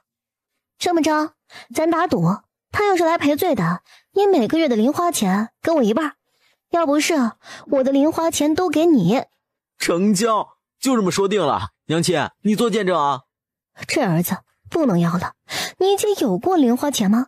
从来都是看什么买什么，都是老娘付钱，根本不存在零花钱这么一说，还觉得自己占了多大便宜似的。就是赢了，你1两银子都拿不到啊。小兄好啊，晚辈贺思远给二爷二太太请安。二小姐好啊，我给您送补品来了，都是上好的人参燕窝、鱼翅鲍鱼，我家库房都快搬空了呢。二小姐您先吃着，不够了您说话，我进宫找我皇帝舅舅要去。二小姐您先吃着，不够了您说话，我进宫找我皇帝舅舅要去。贺思远没吃错药吧？瞧这样子，把他姐当亲娘孝顺呢。那些鱼翅鲍鱼的就不用了，都是食材，我要的是补气血的珍贵药材，这些多多益善。今天先这样吧。你今儿来干嘛呢？不会还想提亲娶我吧？贺思远头摇得跟拨浪鼓似的，他活腻了，弄这么一个祖宗回家？不敢，我什么人自己知道，哪儿配得上二小姐？您说这话埋汰我呢。以后您把我当小弟使唤，指东我不敢哪西，保您满意。没事儿，我先告辞了，您留步。二老爷二太太，晚辈告辞。小兄啊，改天喝酒我请客啊。弟呀，零花钱的一半哦，记得给姐姐送来。哎呀，今天是个好日子，我逛街去了。那些补品药材搬到我库房，其他的搬到娘亲那儿，让小厨房做了吃了。好巧啊，郡主也在，我来取其装。快到秋猎了嘛，也该做好了呢。这位是我的庶妹，叫做锦珠，带出来玩玩。锦珠，户部尚书夏小姐，云海侯府二小姐，来见过2位小姐，都是姐妹，无需多礼。头次见锦珠妹妹，拿起玩吧。夏淑莹给了一串手串，红玛瑙做的珠子，她很喜欢的一样首饰。只是品仪郡主既然带着庶妹出来交际，就是很看重这个妹妹，礼轻了不好，忍痛给了她。萧天爱的更贵重，直接摘下头上的攒珠蝴蝶紫翡翠头面。哎，太贵重了，见面礼而已，无需这般。紫翡翠有价无市，向来难找，谁家有一件都压箱底当传家宝呢？既然是见面礼，就得贵重，妹妹留着玩。他就当是还了世子妃送自己的金丝红宝石手镯，更贵重几分，不占他郡王府的便宜。郡主姐姐，人家萧小姐最不缺这些首饰了呢。沈家的外孙女呢，从小还不得在金玉屋子里长大呢。沈家是沈家，我姓萧，又不姓沈。赵小姐这话说的有时妥当了呢。退一步说，沈家的钱也都是一代代辛苦赚来的，又不是大风刮来的。难不成郡王府缺钱，小姐们都盯着人家的财产吗？装天真给谁看呢？才不惯你这毛病呢！郡主姐姐，萧小姐这是看不起我的吗？到底是庶女眼皮子浅，一股子小家子气。哎，舍妹年纪小，不大懂事儿，无心之言，你何必这么较真呢？姑娘家拌嘴而已，污蔑我郡王府有些过了吧？都怪这个小庶女，都是她挑事儿。他们从未红过脸呢。郡主说的对极了，姐妹们玩乐确实不该揭人短处。不过呢，您这位妹妹还是教好了再带出来的好。好像是她先说的我外祖家，我呢向来喜欢以牙还牙，所以呢谁也别装着委屈可怜，都是千年的狐狸一样的路数，耍这些小手段，对着男人或许有用，对着咱们玩这招班门弄斧了呀。萧天爱说的都有道理，只是未免太不给自己留面子了。哎，咱们是不是有什么误会？你今天火气有点大呢。真没误会，就事论事而已。我一向欣赏郡主的爽利骄傲，今儿个倒是有些放不下了。品仪说自己不给他留面子，萧天爱就说他知错不改，死撑面子，这可怎么办呀？爱这脾气哦，外柔内刚的，你好歹给人郡主一个台阶下吧。若是没有赵锦南的事儿，萧天爱肯定会给品仪这个面子。但是现在却不行，他已经明确拒绝了这桩婚事。此时若是外人还以为自己想扒着郡王府，还想嫁给世孙呢。萧二小姐，你这样咄咄逼人，是要跟我们郡王府作对的吗？外人都说你才艺无双，人静温顺，依我看，都是你自己造势的吧？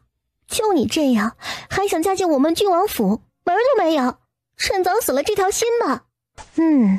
赵小姐说的对极了，所以我萧天爱就是一辈子嫁不出去，也不登你郡王府的门。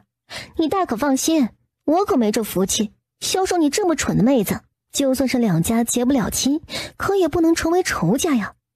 心中后悔不迭，不该看他哀求的可怜带他出门的，真不是一般的蠢。天哪，世孙，你怎么来了？大哥，我……来人，送三小姐回府。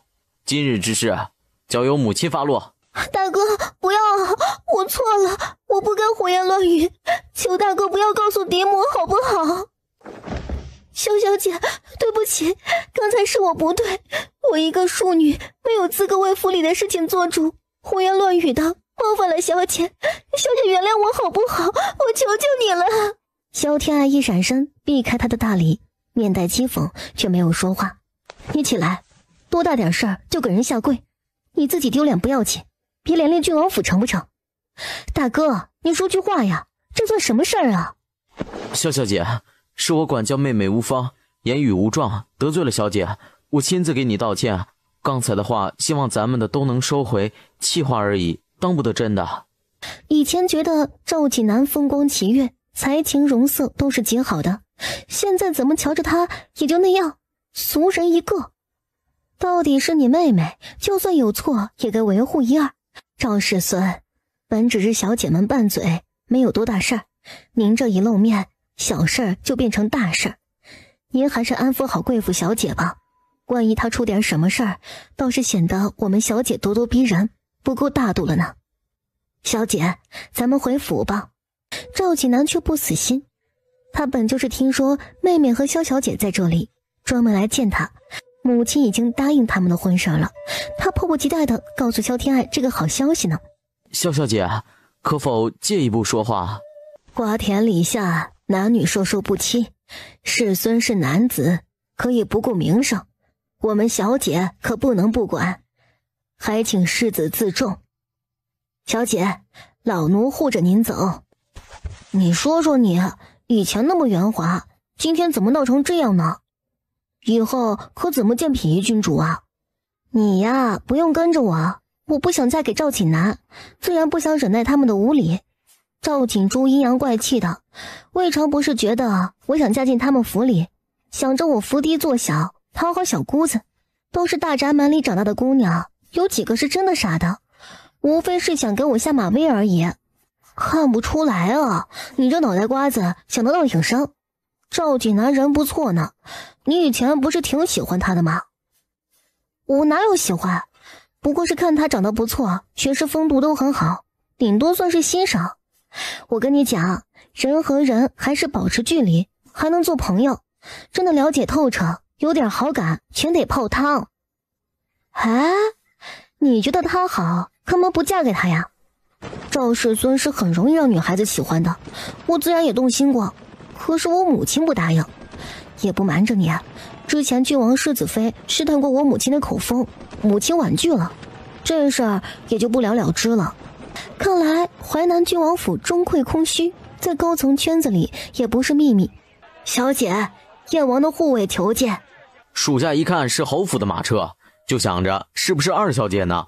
几日不见，二小姐更漂亮了呢。我们王爷在百味居吃饭，属下厚着脸皮请二小姐一起过去吃。是你家王爷请我，还是你自作主张呢？都一样，我是王爷的贴身护卫，没人比我更了解王爷了。他自己吃饭多孤单呢，二小姐能陪着，肯定多吃一碗饭呢。没人比我更了解王爷了，他自己吃饭多孤单呢，二小姐能陪着，肯定多吃一碗饭呢。我就不去了，我和闺蜜一起呢，改天我请你家王爷啊。这样啊，二小姐慢走，我替王爷应下了，你可要记得啊。哎，要不你去吧，我自己回家就好了。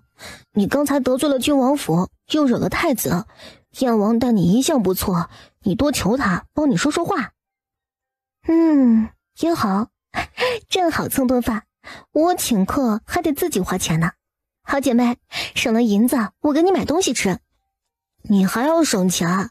没看到赵锦珠嫉妒的眼珠子都绿了呢。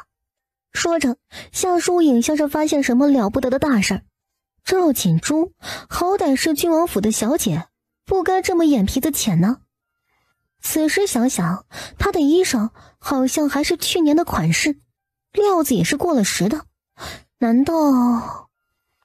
萧天爱看他醒悟，一摊手道：“就是你想的那样，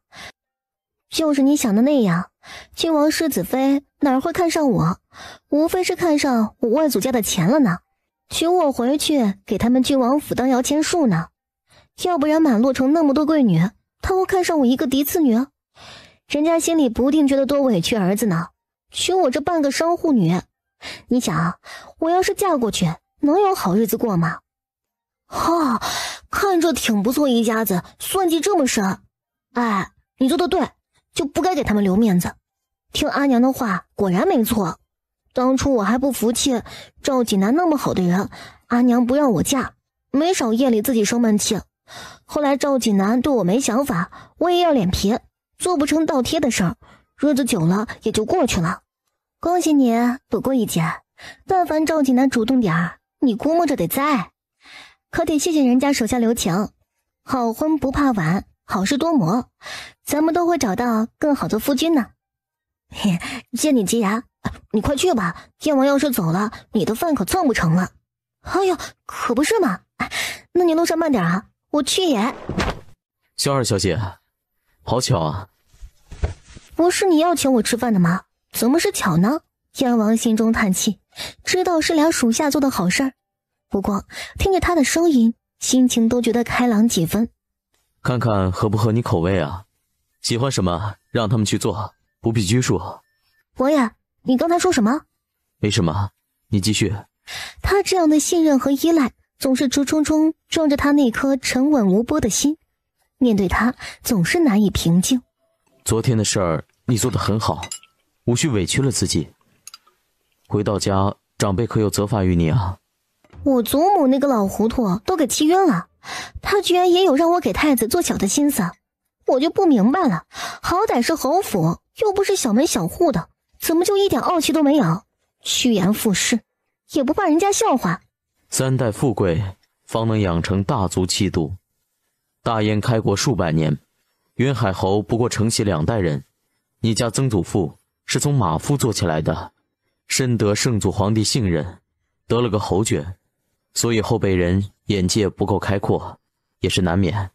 你今天能出门，可见你祖母气消了。昨儿我自请去祠堂罚跪，趁着太子来访刷刷脸，太子总不能怪我，还得跟我赔不是。祖母自然不能罚我了。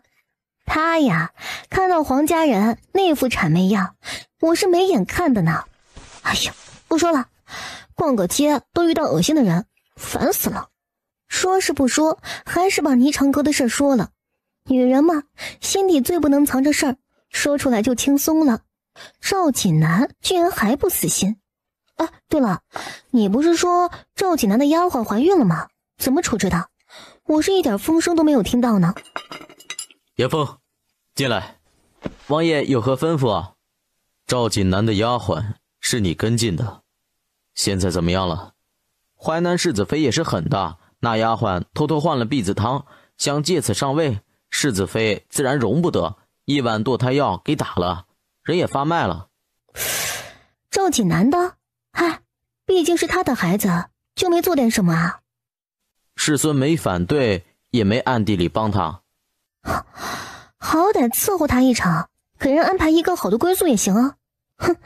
看来赵锦南骨子里就不是个重情义的人，幸亏我只馋他的脸，没走心。看人不能只看外表，男人要的是人品才学，脸好看有什么用？你挑夫婿不能这么选。赵锦南你别惦记了，不是良配。我给你说几个不错的世家子弟，你可以考虑一下。等会儿，王爷，您刚说什么？您帮我选了夫婿，给我挑？您真打算抢了我爹的差事啊？你是我救回来的，我自然是希望你能过得好。你放心，我不会害了你的。家世人品都是千挑万选，数百人里才选出这么几个。对了，这次秋猎你跟着我，我让你见见人。那个王爷呀，我要是出嫁，让你跟我爹坐一起成吗？就凭您为我操的这份心，就不枉我喊您一声爸爸呢。燕王想起他穿着嫁衣，俊朗的新郎官笑得傻兮兮的牵着红绸和他一起跪别父母，那画面怎么想着就想揍人呢？算了吧。燕王忍不住打了个寒战，有种老父亲的心酸。怪不得那么多世家子都看不上呢，这几个还是矮子里挑将军，勉强入眼。以后再说，现在想这些还早。啊，对了，你马术练得怎么样了？啊，糟了，我还没学呢。吃饭吧，待会儿我要带你去我的马场，下午教你骑马。幸好今日遇上了，要是秋猎那天你还不会骑，可真麻烦了。没关系的，我想好了，让我弟弟帮我控马，我俩共同骑一匹马，有弟弟使唤不怕。还是我教你骑马吧，别祸害你弟弟了。萧天爱突然伸出手，在燕王眼前挥舞几下，吓得燕王不自觉的后退。你干嘛呢？王爷，你看得到啊？本王习武多年，哪怕瞎了，感官还在呢。别说你一个小姑娘，就是来几个杀手，想杀本王都难。你在我眼前挥手，我能感觉得到的好不好？退一万步讲，就算我真是装的，你这样揭穿我，不怕我杀人灭口吗？你姑娘家的，洁身自好，动手动脚，成何体统？你送上门来的，我不动一下，对不起您这张英俊的脸。咱不是去骑马的吗？天色不早，晚了就回不了城了。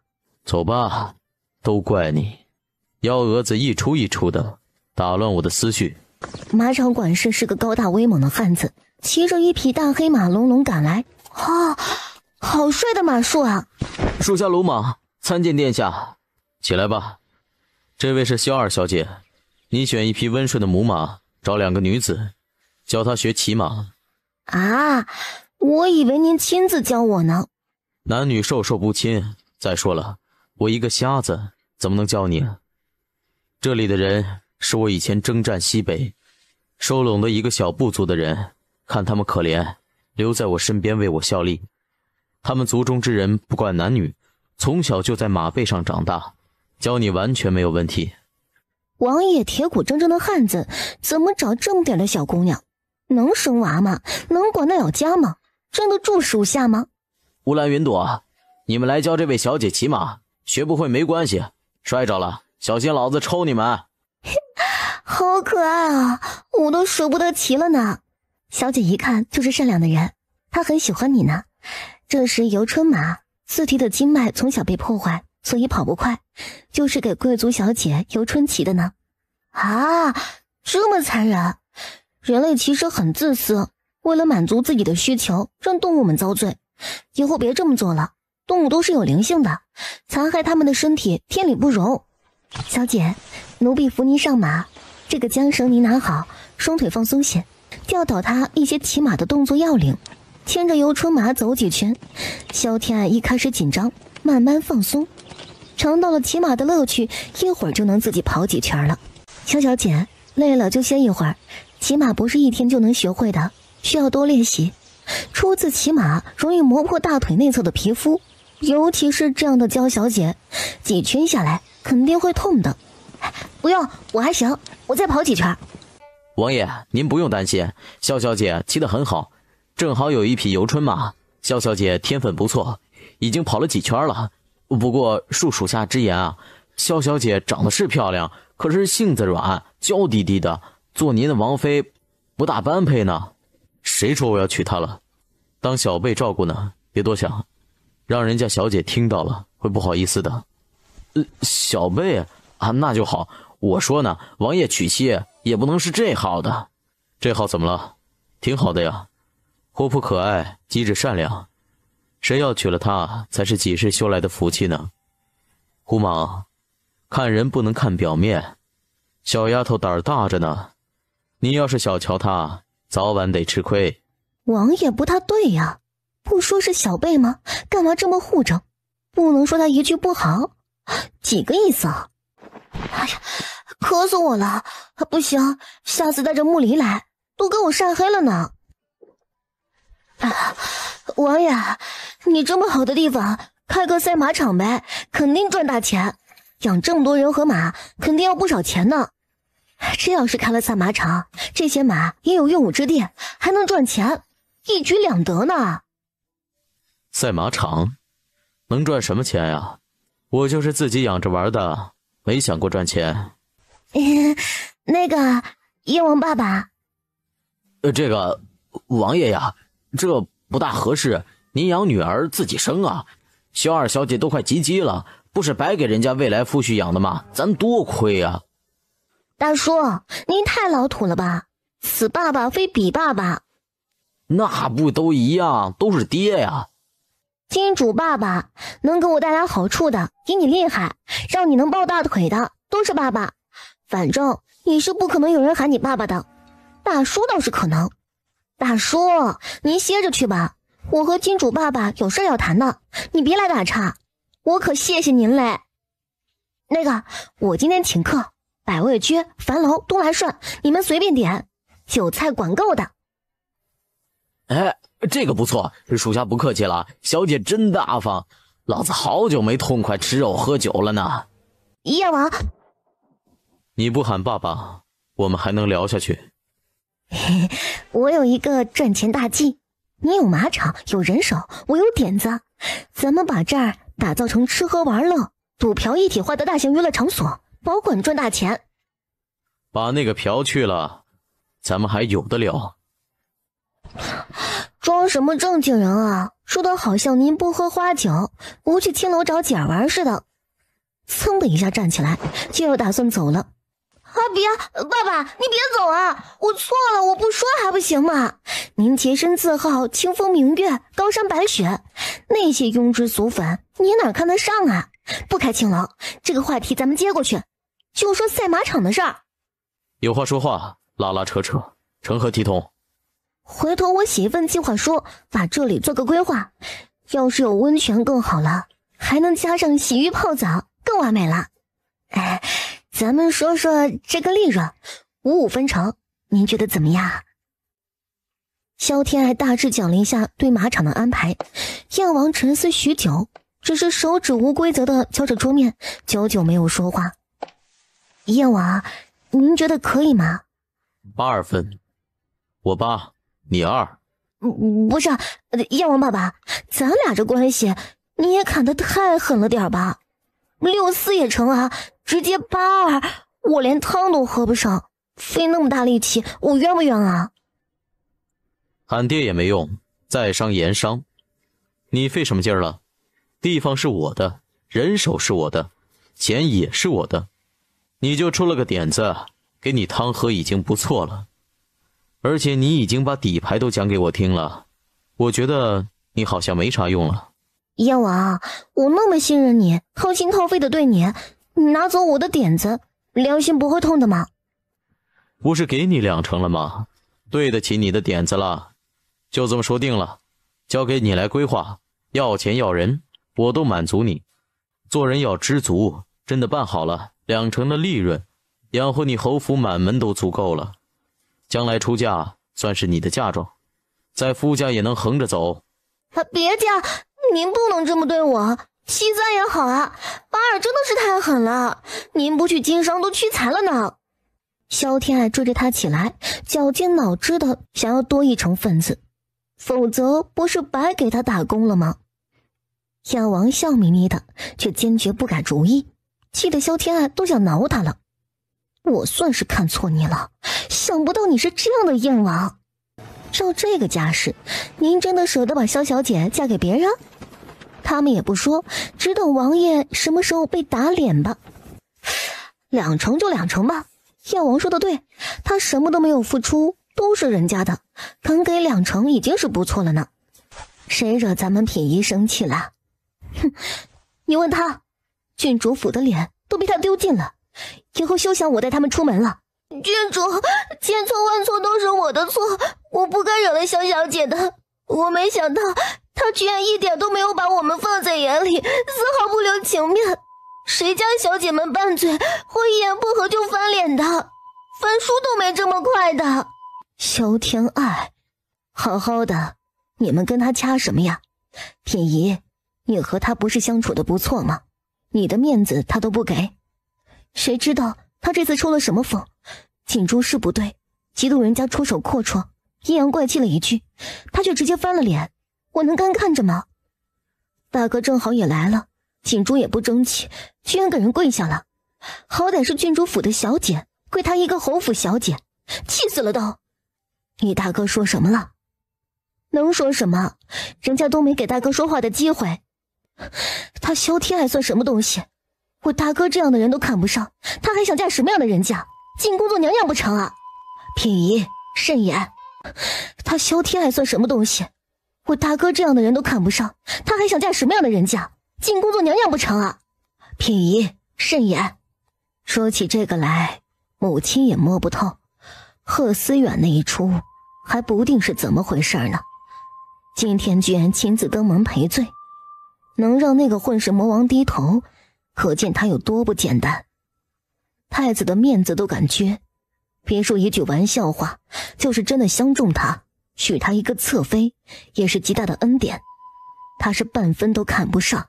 哼，这么说来，拒绝了咱们郡王府也不算稀罕事儿。瞧着娇娇怯怯、斯文秀气的，做的事儿倒是胆子大。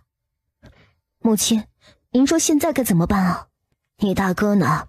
不是说碰到你们了吗？不知道，萧天爱走了，他也走了呢。唉，冤孽呀！世孙回来，让他来见我，不管多晚。世孙慢点喝，奴家还想和世孙吟诗作赋呢。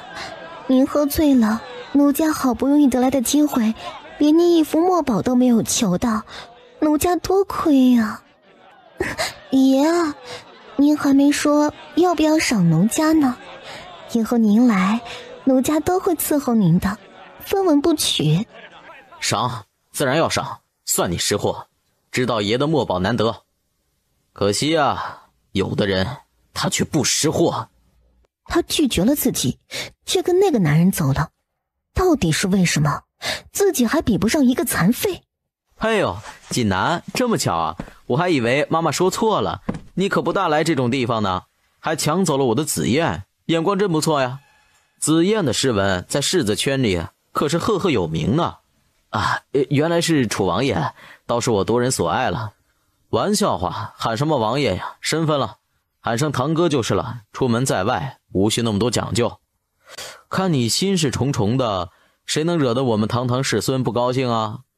没有谁，是我自己看不破一个情字而已。不怕堂兄笑话，我真不明白，我差哪儿了？他为什么越发的厌恶我？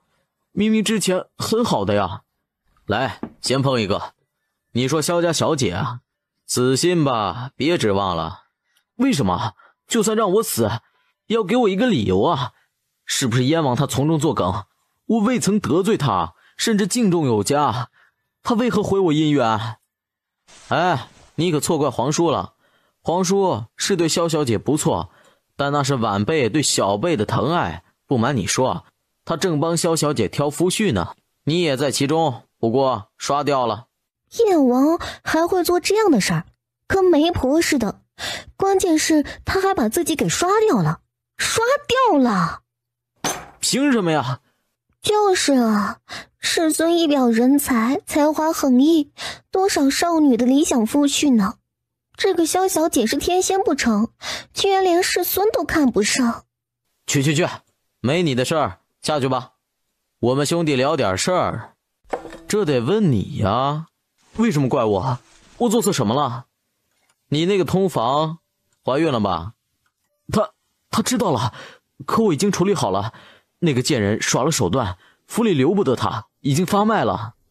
既然做了就要承担，就算是丫鬟耍手段，可毕竟是他的孩子，他就一点都没有觉得惋惜心痛。处理一条生命还妄想隐瞒，看来皇叔不看好赵锦南也是有原因的。然后呢？还有什么然后啊？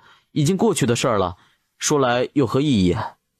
得，楚王觉得自己的一番苦心白费了，人家根本不觉得这算什么事儿，倒是他矫情了。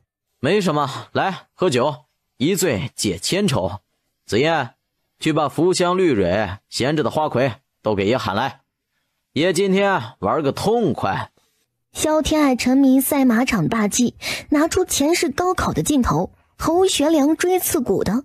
书房被他挂满了图纸，她也是个坏心眼的姑娘，暗戳戳地买下附近村子的几百亩荒地。她还是没放弃开青楼的打算，就算自己不开，也可以租给别人开呀，做个包租婆，美滋滋。姐，你没事吧？躲屋里孵蛋呢。你才孵蛋呢，跟谁学的不正经？姐姐我给你赚钱娶媳妇儿呢。说吧，什么事儿？你说什么事儿？后天就是秋猎了，咱明天就得启程了。你要骑哪匹马？这么快啊？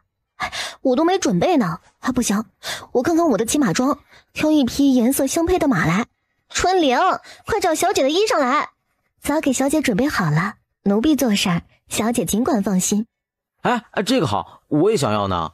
和你这个一比，我的骑马装都没法看了。姐，亲姐，你真没给我准备吗？你说呢？姐忘了谁也不能忘了你呀，早让人送到你院子里去了，还是白色的呢。鲜衣怒马，白衣少年郎，多少女子都会看上你，哭着喊着嫁给你呢。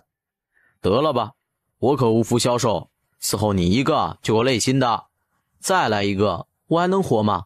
我回去了，明天早点起，还要出城呢，猎场在山上，离着几十里地呢。哎呀，也不知道谁有福气能做我弟媳妇儿。小姐说话太逗了，不该有福气嫁给少爷的吗？合着人家是为了做你的弟媳妇儿才嫁给少爷的？要不还是算了吧，大嫂留下得力的嬷嬷，有母亲照看着，最多半个月而已，不耽误府里运转。看弟妹说的，哪里的事儿，这不是怕弟妹累着吗？这么大的府邸，可不能没了主事的人，我自然是信得过弟妹的。天爱和天落你也放心，我会照顾好他们的。只求大嫂别插手，我就谢天谢地了。燕王殿下好呀，您大帐在哪里啊？我得了空过去做客呀。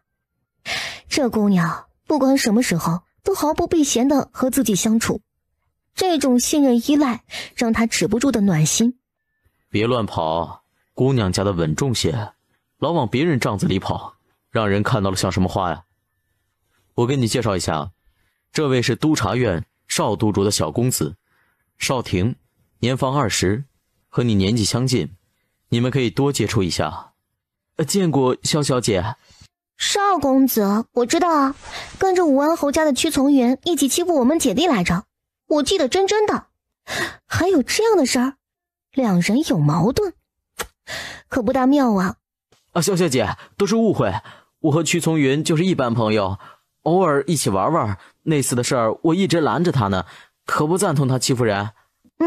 那倒也是，不过屈从云实在不是东西，你以后甭跟他玩了，近墨者黑，瞧你也是个单纯孩子，别被他给带歪了。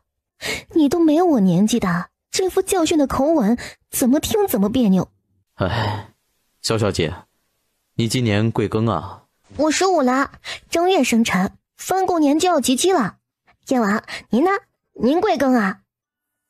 本王是在问你年纪吗？你还未及笄，哪来的资格说人家是孩子？你自己才是孩子好不好？成了，你回去吧。少家家风清正，掌管全国督察，刚正不阿。少廷人也不错，你们多玩玩。这人居然是燕王给自己介绍的未来夫婿，心中好笑，他还真是说到做到呀。不过他心理年龄可是老阿姨了，对少廷这样的单纯小弟弟实在是无感。好的吧，您还没说您贵庚呢，干嘛指问我呢？好叫小姐知道我们王爷年方24了呢，12月初8生辰，到时候欢迎小姐来府里做客呀。那么老成稳如老狗的性子，怎么可能只有24？许志安，你这狗奴才，忘了你是谁的人了，领30鞭子去。生气了吗？心眼真小。去吧，我晓得了。我和他差1个月，我是正月初8，这么算起来，他比我也没大几岁呢。萧小姐，少什么来着？你找我弟弟玩去吧，明儿个咱们一起狩猎，多照顾我弟啊。好的，一定会的。留步，回见了。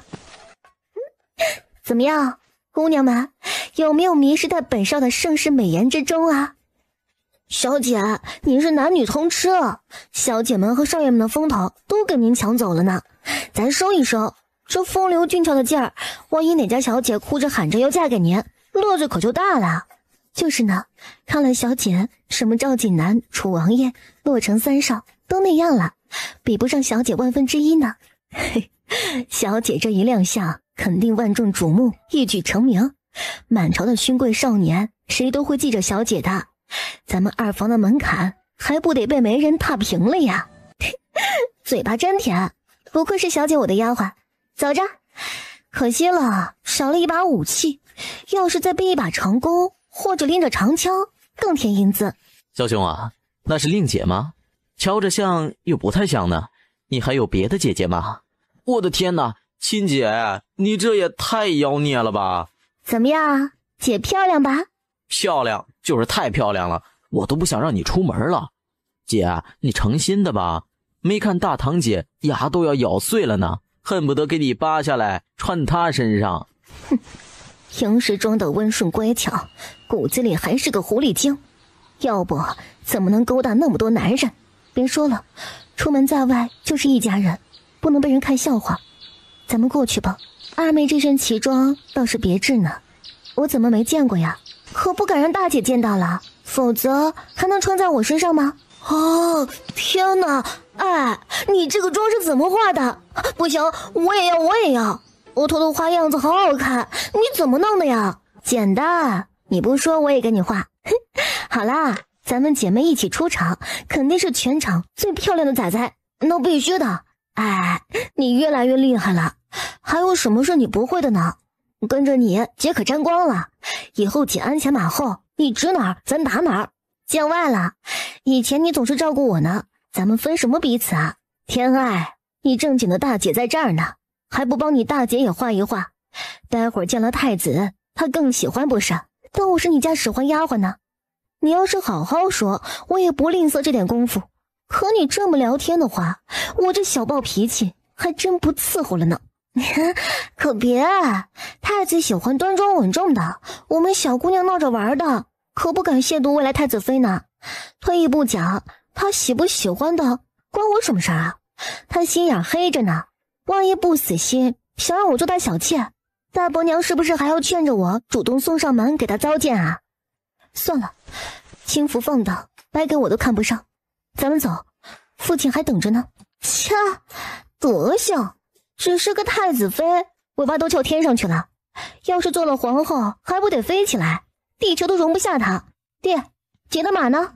这儿呢，还是姐你帮我买的那匹大青马，威猛高大，真正的神骏啊！我都舍不得骑，让姐姐你骑呢。要不，姐，你踩着我爬上去，弟弟给你当马凳。在家里怎么都成，在外面可不能踩着弟弟的面子。他是男人，将来要顶门立户的，不能被人看笑话。一个小矮子还妄想骑你马大爷，傻眼了吧？先爬上来再说吧。小样儿，当姐拿你没法子吗？趴下来，等我上去了，你再站起来，多简单的事儿啊！算了，亏你想得出来，你跟马较什么劲儿呢？找个奴才来当马凳，实在不行搬椅子来都成。不是马大爷太弱，实在是对手太强大。啊，你刚才说什么来着？没什么，我什么都没说。咱们走吧。堂姐，要一起走吗？不用，你们先走，咱们也不顺路。咱们走吧，人家可是皇家儿媳妇儿，咱们这些小臣子家的姑娘，哪配跟人家走在一起呢？那可是户部尚书的女儿，真正的二品大员，可不敢惹。夏小姐言重了，天蓝莓那个意思，玩得开心点儿，有空来我这儿吃点心。侯夫人也言重了，我这人啊有口无心的，您别介意哈。他们就是帝国的下一代，有他们在，帝国方能绵延万代，长盛不衰啊。皇兄所言极是，少年强则国强。少年们崇尚弓马阵法，喜欢上阵杀敌，举国少年都受感染，投身军伍，报效国家为荣耀，大焉必能海晏和亲，四海升平。哈哈哈！九弟所言极是啊，你可是年轻一代的骄傲。提起燕王，谁家少年郎不是崇拜敬佩啊？少年只知你燕王，不知有皇帝，这种捧杀不可谓不重。皇兄言重了，好汉不提当年勇，臣弟一介莽夫而已，往日荣耀不敢再提。崇拜臣弟的少年虽不少，但更多的书香门第，更热衷科举报国，为皇兄效命。学的文武艺卖于帝王家，不管文武，都是为了皇兄的赏识器重，什么崇拜敬佩的，都是面子功夫，不值一提。这番话回答的多得体啊，捧了皇上还不落自己的面子啊！谁说九弟寡言少语，不善言辞的？听听说的多好啊！那些御史都没有这个口才好呢。皇上，您老说些朝政的事儿，多出来玩还不忘这些，咱们什么时候开始啊？臣妾都等不及了呢。今天臣妾也要下场，给皇上亲自打猎物，让皇上见识见识臣妾的本事。好，爱妃有心了，朕等着爱妃的猎物，那就开始吧。稍等啊，皇上，那是谁啊？打扮得好漂亮啊，臣妾都心动了。这是城里最新流行的衣裳和妆容吗？臣妾问问啊，皇上给臣妾1刻钟，马上就好。女人呐，见了漂亮衣服就走不动，你的衣裳都装满2个屋子了，还不够吗？哎呀，皇上，你没有听说过一句话，女人的衣柜永远少一件衣裳。臣妾打扮得漂漂亮亮的，也是为皇上看着养眼啊。成，你有理。来人，去把那位小姑娘喊来，朕看看是谁家丫头这么有才啊，贵妃都惦记了。小姐是哪家的？陛下有请。喊我的吗？啊，是的，就是你，赶紧的，陛下和贵妃娘娘还等着呢。又是这个死女人。臣女云海侯嫡次女萧天爱参见陛下，祝愿陛下身体健康，长命百岁，万事如意。不错，萧爱卿家的姑娘都很好呢。太子妃的妹妹，说来咱们还是一家子呢。你这衣裳挺稀罕的，贵妃都瞧上了呢。啊，是吗？臣女自己做的呢。大家都说漂亮英气，出来骑马就要利索爽利，方便打猎嘛。皇上，您贵庚了？他们都说您到了知命之年，臣女瞧着能有30吗？哎呦，小姑娘有意思，朕今年可是40有5了，可不快到知命之年了吗？真有那么年轻吗？绝对有，白头发都没得一根呢。说您是太子兄长都有人信。好你一个小妖精，真是会哄人，皇帝都被他哄住了。好你一个小妖精，真是会哄人，皇帝都被他哄住了。萧二小姐这嘴皮子一如既往的厉害呀。你这什么衣裳？不男不女的，有失体统。还有额头上画着什么玩意儿？哗众取宠，女孩子还是要端庄贤淑，你这妆太过艳俗了。贵妃娘娘教训的对，是臣女的错，这就擦掉了，您别罚我。皇上，臣女碍着您眼睛了，能退下吗？秋猎大事，臣女不敢耽误。是你说人家衣裳好看，还来了一顿痛斥。女人呢，真是多变，人家小姑娘多无辜呀。你看你这么严厉干嘛？朕看着挺好的，待字闺中的少女就该活泼俏丽，出阁了端庄也不迟。好了，别哭了，是个懂事的好孩子。下去吧，今晚狩猎完了，来朕这里，朕赏你些好东西。谢皇上，臣女也要去打猎，给您打个大猎物回来，不能白要了您的赏。哎呦，今儿真是好日子，朕的爱妃和晚辈都要给朕送猎物呢，朕就等着看你们谁打的猎物更厉害。好的呀，臣女肯定能赢。既然这么有信心，咱们就来点彩头。娘娘头上的流苏簪子，臣女很喜欢，配上我这白玉冠更好看呢。不如娘娘就拿这个当彩头吧。好得很，你输了呢，拿什么做彩头？燕王殿下，借点彩头呗。这是我祖父在世亲手雕刻的松柏长青玉佩，分量足够了。你要是输了的话，扣你1成份子。啊，别呀，燕王大大，您这也太狠了。那就算了，女人打赌，本王才不想掺和呢。一言为定，我一定能赢的。笑话，到了我的手里，能给你还回去吗？小姑娘，你跟九弟很熟吗？熟啊，他救过臣女的命，跟我爹似的爱操心，脾气还不好，心眼小。哎，皇上，你有这样的弟弟，肯定不省心啊。哎，皇上，你有这样的弟弟，肯定不省心啊。你呀，除了你，没人敢说堂堂燕王了。朕这个弟弟还真没让朕操心过呢。怎么会？就算他是王爷又怎么样，那也是您弟弟啊。都说您像是燕王的父亲一样，从小看他长大，都没有娶妻生子。您不操心谁操心啊？不过比起我弟弟来，燕王算好的了。我弟老惹祸，我都想揍他了呢。燕王要是不听话，你也揍他，该管教的时候就得管。小姑娘自来熟得很，都跟朕讨论怎么教导弟弟了。天生一副过来人的语气，咱们有共同的话题，还让他觉得真是这么回事儿。该说他心大还是傻呀？好有手段的死丫头，是个劲敌。从现在起，倒是要花心思好好的对付他了呢。皇兄，时辰不早了，秋猎该开始了啊！许久没人跟朕聊得这么开心了，朕晓得了。弟弟跟半个儿子一样，该揍就得揍。你先下去吧，朕回头得空啊再找你聊啊！许久没人跟朕聊得这么开心了，朕回头得空啊再找你聊。好的，臣女告退。您等着臣女的大猎物，我尽量抓活的呀。糟了，忘了问我弟有没有给我带弓箭了。哼，给你弓箭，你拉得开吗？我弟弟能拉开就是了呗。有事弟弟扶其劳。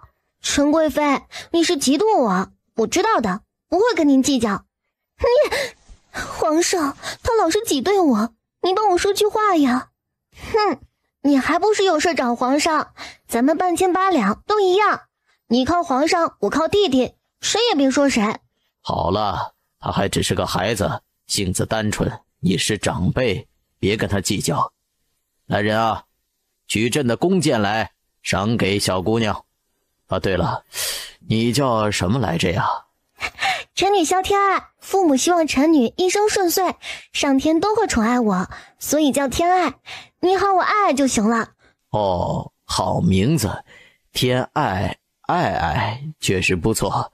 你父母疼孩子，难怪能养出你单纯活泼的性子来，还受不得一点委屈。这把弓箭赏你了，丑话说在前头，猎不到猎物，你可得还给朕啊。您放心，赏给我的就不能给他还回去。不打扰你们了，我真的走了呀。陛下，等我的好消息啊。可算走了，朕看他呀，就是来讹朕的长弓呢，不到手不肯走。还不是觉得皇上脾气好，得寸进尺，我都不是你最喜欢的小可爱了。朕库房什么东西没让你挑啊？看他跟女儿一样，又是太子七妹，那是晚辈，赏点东西也应该。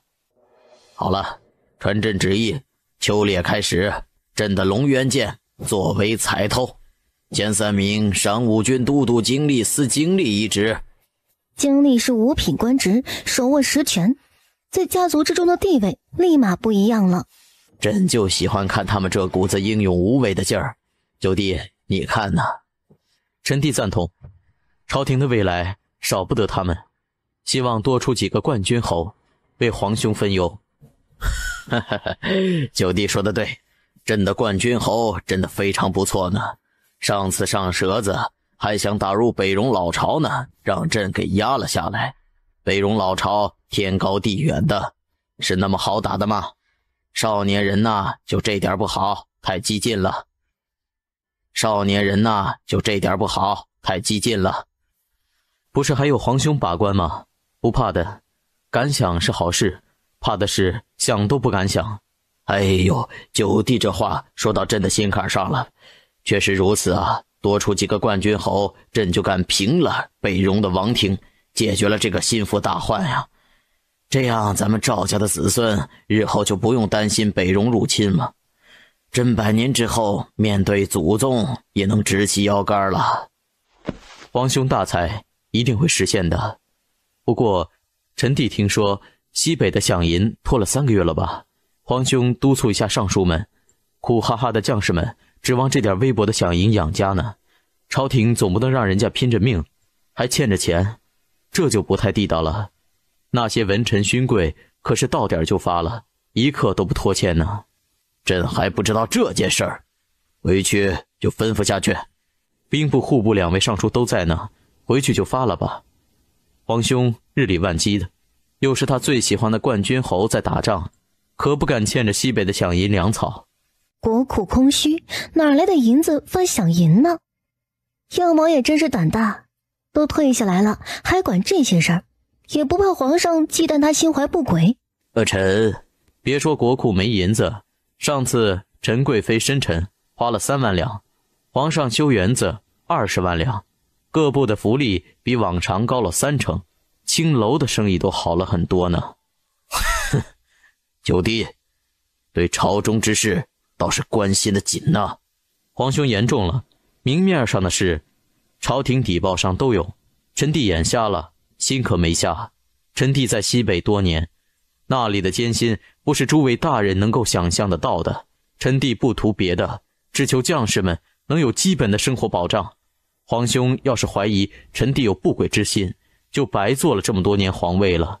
朝廷该发的饷银，将士们只会感激皇兄体恤他们，跟臣弟可没有一点关系。夏爱卿，不管你想什么办法，饷银给发下去。咱们燕王都关心将士，没道理朕不闻不问的。臣遵旨。萧小姐，衣服不错呀，是你去换还是本宫换呀？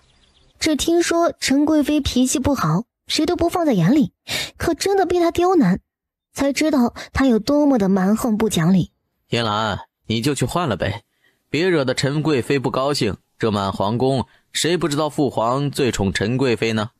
太子还没进门呢，夫君就帮着别的女人，尤其是太子看着陈贵妃那张绝美的脸，熠熠生辉，更让他心中泛酸。愣着干什么？不就是一身衣裳吗？摆这副脸色给谁看呢？待在帐子里就算了，一点都不懂事儿。好吧，臣妾去换。太子你别生气。慢着，上次害得自己被父皇罚跪半夜，膝盖差点废了，他还敢在姑的面前晃。参见太子，贵妃娘娘好呀。有心了，没你的事儿了，退下吧。堂姐，这是要去哪儿啊？未婚夫妻多好的培养感情的机会呢，堂姐可不能放弃啊。无需你管，你玩你的去吧。哼，你当我想管的吗？除了会窝里横，堂姐还有别的本事吗？你不嫌丢人，侯府还有脸呢。谁都知道你和太子一起呢，还没开始打猎，灰溜溜回去了，人家怎么看咱们侯府啊？要不是为了侯府，欺负死他算了。小二，姑的家事你也要管吗？哎呀，太子姐夫别生气啊，咱们可是一家人呢，你家的事儿不就是我的事儿吗？刚才我都看到了，这衣裳是得换，不过不是我堂姐去换，而是陈贵妃，你应该去换才是。哼，凭什么呀？你算什么东西，也管得着本宫头上？别得寸进尺，真当本宫好脾气，奈何不了你的吗？哎呀，我好害怕呀！贵妃娘娘，不要这么凶嘛，女人要温柔才讨喜呢。就凭你是个妾，而我姐是堂堂太子妃，你就得换。正红色可是只有正室夫人才能穿的，妾室穿红色就是坏了规矩，是大不敬。陛下宠你，你怎么穿没人计较，可既然撞衫了，那作为妾室不该避让的吗？太子姐夫都是夫妻一体，妻子被人欺负，你不维护妻子，反而维护外人，难不成太子觉得你爹小妾的半拉屁股也是你的吗？我的爱爱姑奶奶，你还真是什么都敢说啊！萧天爱，你好大的胆子，胆敢污蔑姑！姑何时有过这样的念头？你休想拿屎盆子往姑头上扣！啊，没有吗？谁家丈夫让妻子给姨娘避让的？能觊觎小姨子的人，未尝不能觊觎老弟的姨娘，这是人品问题，有前科的呀。要不咱们找大家伙来评评理？也不知道皇后娘娘知道了自己的儿子纵着姨娘穿正红色，心里是什么滋味？疯子，姑错了，惹不起，姑躲得起。太子妃，咱们走，以后别让我看到你这个妹妹。谁家小姐有她这样的，牙尖嘴利，无理扰三分，搬弄是非，姑倒要看看谁敢娶她。好女不愁嫁，多谢太子关心。对了，堂姐，以后就穿正红色，谁也不用避讳。皇后娘娘现在喜欢紫红，更端庄。只要你穿，整个大宴的夫人们谁都得避让着，看谁敢跟你撞衫。陈贵妃也不占理，恶狠狠地瞪他一眼，一鞭子拍在马臀上，眼不见心不烦。萧天蓝心中说不出的复杂，二妹帮他维护了脸面，狠狠撅了陈贵妃的面子，出了一口恶气，可因此也把太子给得罪狠了。太子要是因此迁怒自己，可怎么办才好呢？萧天爱瞧他这副不争气的样子，气不打一处来。他说这么多都是对牛弹琴了，烂泥扶不上墙的东西。走啦，晚了猎物都被人抢光了，我可是和陈贵妃打了赌呢。再看到某人犯贱的样子，我怕会吐出来呢。你堂姐怎么这样啊？以前看着挺好的，知书达理，落落大方，怎么选了太子妃反而畏畏缩缩，满是小家子气啊？哼，他那点本事全都用在了对付我身上，对着外人从那跟鹌鹑似的。要不是一笔写不出2个萧字来，我管他丢不丢脸呢。哎呀，不说这俩糟心玩意儿了，咱们打猎去。哎，对了，你会拉弓吗？你家侍卫本事怎么样？你不会拉弓没带护卫，话说那么满，跟你是弓箭高手似的，还跟人家打赌啊？输人不输阵，气势不能输。再说不是还有你吗？哎呀，希望运气好吧。这种秋猎也就装装样子，凶猛有危险的猎物都给清理了，只剩下一些獐子、兔子、野鸡什么的，打着热闹。想胜东南，没关系，就算输了，皇上还能真把弓箭给要回去啊。这可是御赐的弓箭，装逼的利器，只这一样我就不亏。哦，妹妹，我突然发现你有点不要脸。脸有什么用啊？能有弓箭香吗？得，当他什么都没说，夏疏影甘拜下风。天爱，疏影，是你们呀？有收获吗？参见郡主。免礼。天爱，上次的事儿是我不对，我跟你道歉。我很珍惜你们2个朋友，不希望我哥的事儿影响我们的交情。郡主这么说，我要是没点表示，倒是我小气了。买卖不成仁义在，我和世孙无缘，但是也没想过和贵府结仇，做朋友挺好的。就是嘛，甭搭理我哥，他空长那么多岁，其实幼稚小气，什么都听母亲的，还爱告状，烦死他了都。品姨，你说这话非常对，你哥还没断奶呢，将来你找夫婿可不能找这样的人，气死你还没有地方说理呢。3个人有着共同八卦的人，品姨竹筒倒豆子似的，把赵锦南从小到大的囧事和2个人说了一遍，比如爬树下不来，跟人打架输了回去告状，逗得两人合不拢嘴。赵锦南要是知道被妹妹给卖得彻底，估计得哭晕在厕所里。啊，跑得这么快，好像是一只狐狸呢。天哪，白狐哎！谁要是抓到了，肯定是头彩。咱们快点儿，本宫要那只白狐，要活的。不管你们想什么办法，给本宫活捉了它。你们自己玩，我抓白狐去了。别这样啊！山高林子密的，可不能冲动。那白狐岂是那么好抓的？虽然秋猎没有多大危险，但是每年摔下马断了脖子的世家子弟们明争暗斗下黑手的事儿可不稀罕，总有伤亡。没关系的，我会找天洛来帮我，他带的家将多，放心啦，我有分寸。你们也小心点儿，等我的好消息。你们俩跟着过去，听从萧小姐吩咐。疏影啊，你对天爱可真好，他性子那么软，被人欺负了也不敢反击，我不护着他怎么行啊？怼得太子都要自闭了，还不敢反击的吗？二愣子呀，咱们这是跑哪儿了？都说老马识途，你把我弄这儿来，可得把我带回去，否则晚上我扒了你的皮，烤马肉吃。你控制缰绳迷路了，怪我马大爷？马肉是酸的，一点都不好吃，你不知道的吗？不远处传来一阵虎啸声，哎呀妈呀，老虎呀！马大爷扛不住啊，马溜跑吧！快，老虎呀！大家伙，遇到了就是缘分呐，可不能让他跑了，冲上去！你让我一匹马去挑衅老虎，嫌马命太长了吗？赶后退，扒了皮做诱饵，喂老虎！哼，早屎晚屎都是屎！马大爷咬着牙顺着声音跑过去，早屎晚屎都是屎！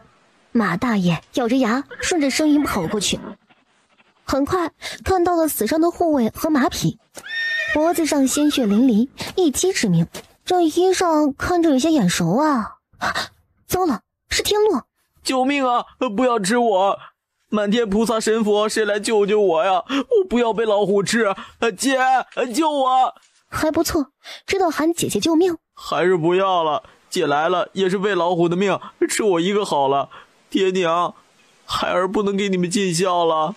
比起那些熊孩子，他家弟弟简直是稀世宝藏了呢。爹啊，坚持住，姐来救你了！嗷呜一声，血盆大口展开。姐，快跑！这可是老虎啊！老虎才没有心情看他们姐弟情深呢，一个虎扑就过去了。萧天洛觉得今天是自己过得最玄幻的一天。孽畜，敢伤我弟，找死呢！这是他姐吗？我在哪儿？虎大爷的猎物呢？谁敢打我虎大爷？哎呀，活着就好，臭小子，算你命大！老虎嘶吼一声，萧天爱猛然回头，小乖乖，胆儿挺肥呀，伤了我的护卫，害我弟弟，你说扒皮熬骨也没冤枉了你吧？哼，想跑，问过你姑奶奶了吗？萧天爱动作更快，一跃而起，直接扒到了老虎的背上，一拳拳砸在虎头上，砸得老虎哀嚎连连。姐，小心啊！哼，看虎大爷压不死你！可是紧跟着，他觉得两边的树木不断升高，不是做梦吧？他姐居然一只手把500斤的老虎硬生生给举了起来。扑通！萧天爱才不惯他毛病呢，小拳头虎虎生威，一拳拳砸得老虎凄惨嚎叫，怎是一个惨字能形容的？哼，敢害我弟弟，敢不敢啦？老娘扒了你的虎皮当褥子，虎骨泡脚，虎鞭送老爹补身子，看你还敢不敢吃我弟弟了？敢不敢啦？啊！姐，这是一只老虎，你让它开口说话，强虎所难了，差不多了吧？再真打，给打死了。哼，打死了正好，不打死了留着害你啊！带刀子没？姐扒了他的皮，虎胆给你吃，补补胆子。啊，别，我不吃，真弄死啊！不弄死留着过年吗？虎大爷也是求生欲极强，希望这个女暴龙能饶他虎命。姐，你看他还会求饶呢，成精了吧？太好玩了！老虎这东西其实就是大猫，智力挺高，能养熟的。姐，它能听懂咱的话，肯定能养，活着多好玩啊，多有面子啊，咱就留下了呗。养是能养，但是呢，万一伤着人，可不是闹着玩的。啊，有办法了，牙给它拔了，就算咬人也死不了啊。犬牙给拔了，老虎全靠犬牙撕咬东西，喂的时候肉切成小块，饿不死的。张开嘴，我看看。它不想拔牙的呀。臭死了！这么尖的牙，拔了怪可惜的。拿矬子磨平吧。啊，不是说秋猎的时候大猎物都被清理掉了吗？怎么还能有老虎？弟弟啊，姐要是来晚一步，你的小命可就没了呀。说说吧，到底发生了什么？那么多护卫都死光了，就剩你一个？我也不知道，追着一只麋鹿，渐渐和大家失散了。护卫领的路之后就遇到了老虎，那是我命好命大，大难不死必有后福。谢谢姐。可是你不该解释一下你为什么这么厉害啊？以前可是走路都喘呢，要不是模样没变，我都怀疑你是不是我姐了。好吧，我摊牌了，咱娘当年生了双胞胎，我是你二姐肖小爱，从小被送到山上习武，一程下山专门保护你和爹娘的。姐姐我10年练剑，受老大罪了，你可要孝顺姐姐啊，比亲娘都要孝顺。说人话，弟弟我不傻。得了一门功法，我一直偷偷练，吃那么多补品都是为了练功，正常人谁能那么补啊？早流鼻血流死了。我能练吗？我也想像姐姐这么厉害呢。成啊，改天教你，学点功夫保护自己也不错，不过消耗太大，穷文富武，补品成奢侈。正好姐我找了一门赚钱的买卖，等姐赚了钱，足够你练功用的了。什么买卖呀？不是我瞧不起你，逛街买衣裳、胭脂水粉、首饰吃食，你是行家，赚钱吗？你长这么大，给家里赚过一个铜板吗？你赚过。二少爷，属下来救你了，你可要顶住啊！是护卫找咱们来了。哼，来给你收尸吗？扯了扯萧天洛，两个人躲在灌木丛里，摆摆手，让虎大爷也藏起来。二少爷遇到老虎还能活着吗？生要见人，死要见尸，咱们这样回去没办法跟二太太交差啊。二老爷心善，只要咱们没错，不会随便打杀人的。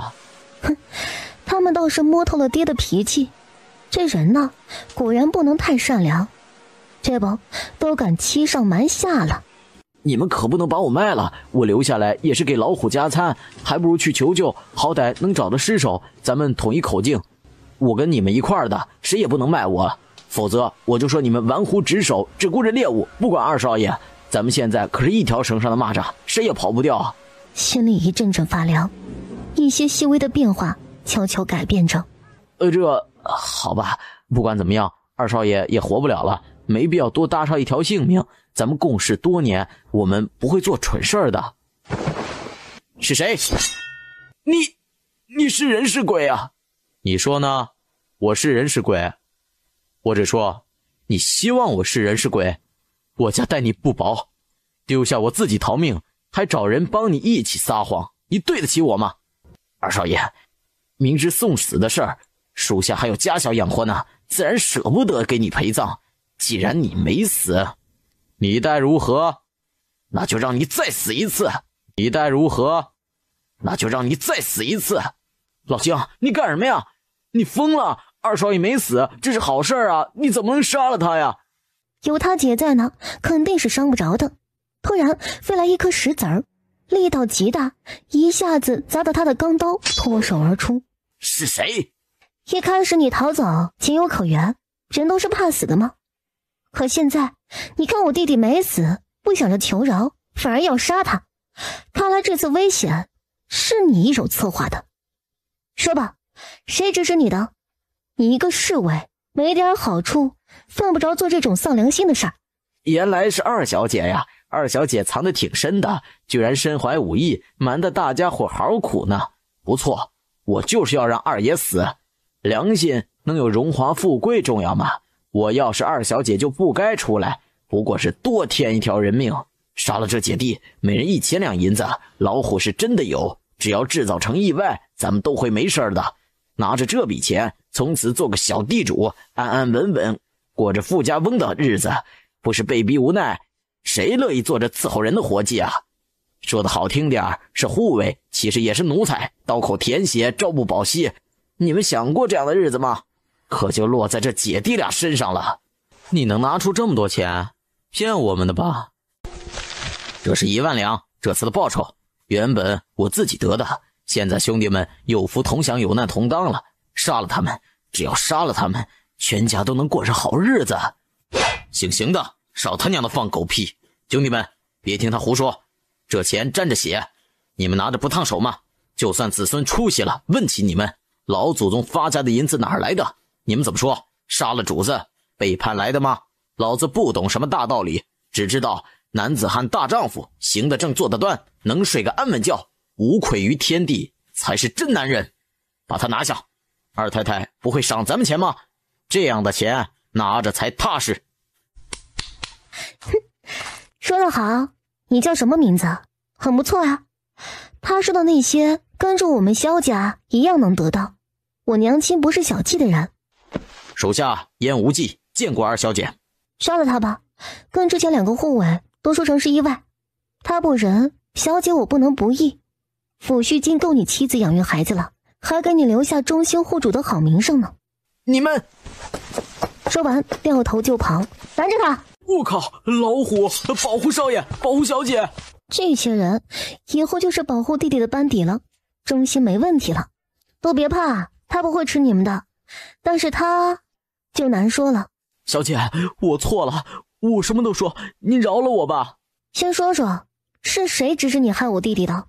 小的也不知道，那人蒙着脸，声音也变了，找了小的几次，出手阔绰。小的之前欠了不少赌债，没办法才答应他的。不知道啊，这么说留着你也没用了。没用的人是没有资格活着的。仔细想想啊，实在想不出来，那就对不起了。你想让我弟弟被老虎吃，报应不爽，轮到你被老虎吃了呢。别介，小姐手下留情啊！我想到了，那个人身上有。直接命中邢俊辉的心脏，吓到了吧？别看了，准备回去了。看来是有人想要你的命呢。你最近一直在家里养伤，也没得罪谁啊，只能是之前有过节的，必须要查清楚，哪有千里防贼的道理啊？现在该怎么办啊？自然是实话实说了。有人想害太子的妻弟，这事儿可不能善了，怎么大怎么闹。你不是不喜欢太子吗？是不喜欢啊，但是不耽误我拿他的名义来用啊。你当我让萧天兰嫁给他是为什么？为的就是这种时候，毕竟渣渣太子的身份还是很唬人的呢。咱没仗着他的势力为祸乡里，作威作福，他该偷着乐了。不愧是他姐，总能找到对自己有利的东西。他们这边刚商议好，远处传来隆隆的马蹄声，同僚传回消息，林中居然出现老虎。皇上大惊，派出禁卫军，务必保护好诸位少爷们的安全。二少爷，二小姐，你们还好吗？萧天爱眼珠子转了转，白眼一翻，直接晕了过去。姐，你挺住啊！快找御医！萧二小姐晕倒了，这里有情况！萧二小姐晕倒了，这里有情况！话音刚落，感觉一阵风擦身而过。发生什么事了？你姐还好吗？有血腥味儿。天哪，是战神燕王，他最崇拜的大将军呢！说话！我姐胆儿小，被死人吓晕了。给我。哦。怀里的人儿轻飘飘的，怎么这么瘦啊？没有那些乱七八糟的腌制味道，只有淡淡的清香，说不出来的味道，却很好闻。这个弟弟不能要了，就这样把亲姐交给别的男人，不怕他占你姐的便宜吗？许志安，你留下来善后，调查清楚。严峰，你去把御医背来，给二小姐诊治。搭个棚子，二小姐总不能被这么多人看着吧？是，卑职马上去做。太有压力了，燕王爸爸不用对我这么好的吧？别怕，我在呢。哎呦，好撩啊！爸爸，你该不会对我有什么不轨之心吧？怎么办？我是接受呢，还是接受呢？有钱有颜有权，好心动啊！王爷，是人为的，有人收买护卫，暗害二少爷，事情败露了，被灭口了。彻查，无非是今日一起来狩猎的世家子。二少爷怎么说？可有怀疑人选？没有，二少爷还小，平日只读书玩乐，从不与人结怨。还有件事好叫王爷知晓，属下都觉得不可思议。什么事儿？二少爷把那老虎给收服了，还说要带回家养呢。他能有那本事？属下刚开始也是不信的，可那老虎就在二少爷脚边，还摇尾巴，乖得跟猫似的，属下摸着都不咬人，挺好玩的。那是他的事儿，看来是个有福气的，多派护卫照料，万不可伤着人。属下遵命。二小姐怎么样了？还没醒，肯定吓坏了。雨衣呢？还没来。这里离这营地好远呢，就算骑马来回也得大半个时辰呢。二小姐呢？我听说她也在场，她还好吗？安静点儿，瞎嚎什么？萧天洛可以呀，以前没啥存在感，一闹就是大动静呢。多谢关心，我姐还好，只是胆儿小，晕了，已经去请御医了。敢问帐内可是燕王殿下，在下少廷，二小姐可好？睡着呢，不方便打扰。你和二少爷玩去吧。在下担心二小姐，女孩子本就胆子小，就在这儿等她醒来。少廷暗暗感激燕王搭线，他清楚知道自己心动了，所以此时他遇险，少廷希望自己能陪着他，第一时间看到他醒来，最好他第一个看到的也是自己。晕了，你不会掐人中吗？犯得着把我弄过来？燕王爷，老夫求求你了，我好歹堂堂太医院院守，这点小毛病你能别折腾我吗？这丫头气血旺盛，壮得跟牛犊子似的，比老夫都健康，掐几下就能醒了。你多大岁数了？半截身子入土了，他还年轻，自然比你健康，这个没法比。他被吓着了，你开些安神的方子来。女孩胆子小，跟身体无关。再说了，哪有晕了就掐人中的，很疼的，他能受得了吗？掐他2下就受不了了，老头子我起码半个时辰就能受得了，又不是你闺女，瞧你那心疼样，不掐也行，扎针啊，不疼能醒吗？糟老头子坏得很，居然对这么可爱的我下这么狠的手，我就不行，看你怎么办。他看到了什么？这姑娘的脸皮莫不是牛皮做的？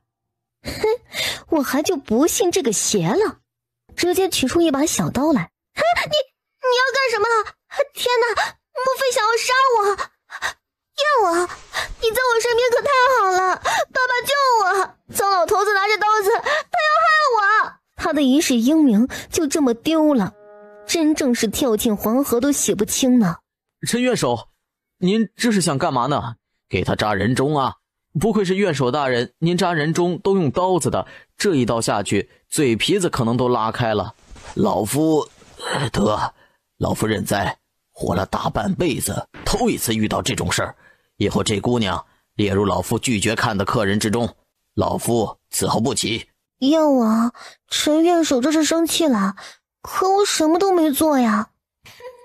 糟老头子，让你拿针扎我，那么粗，那鞋底子都够用了。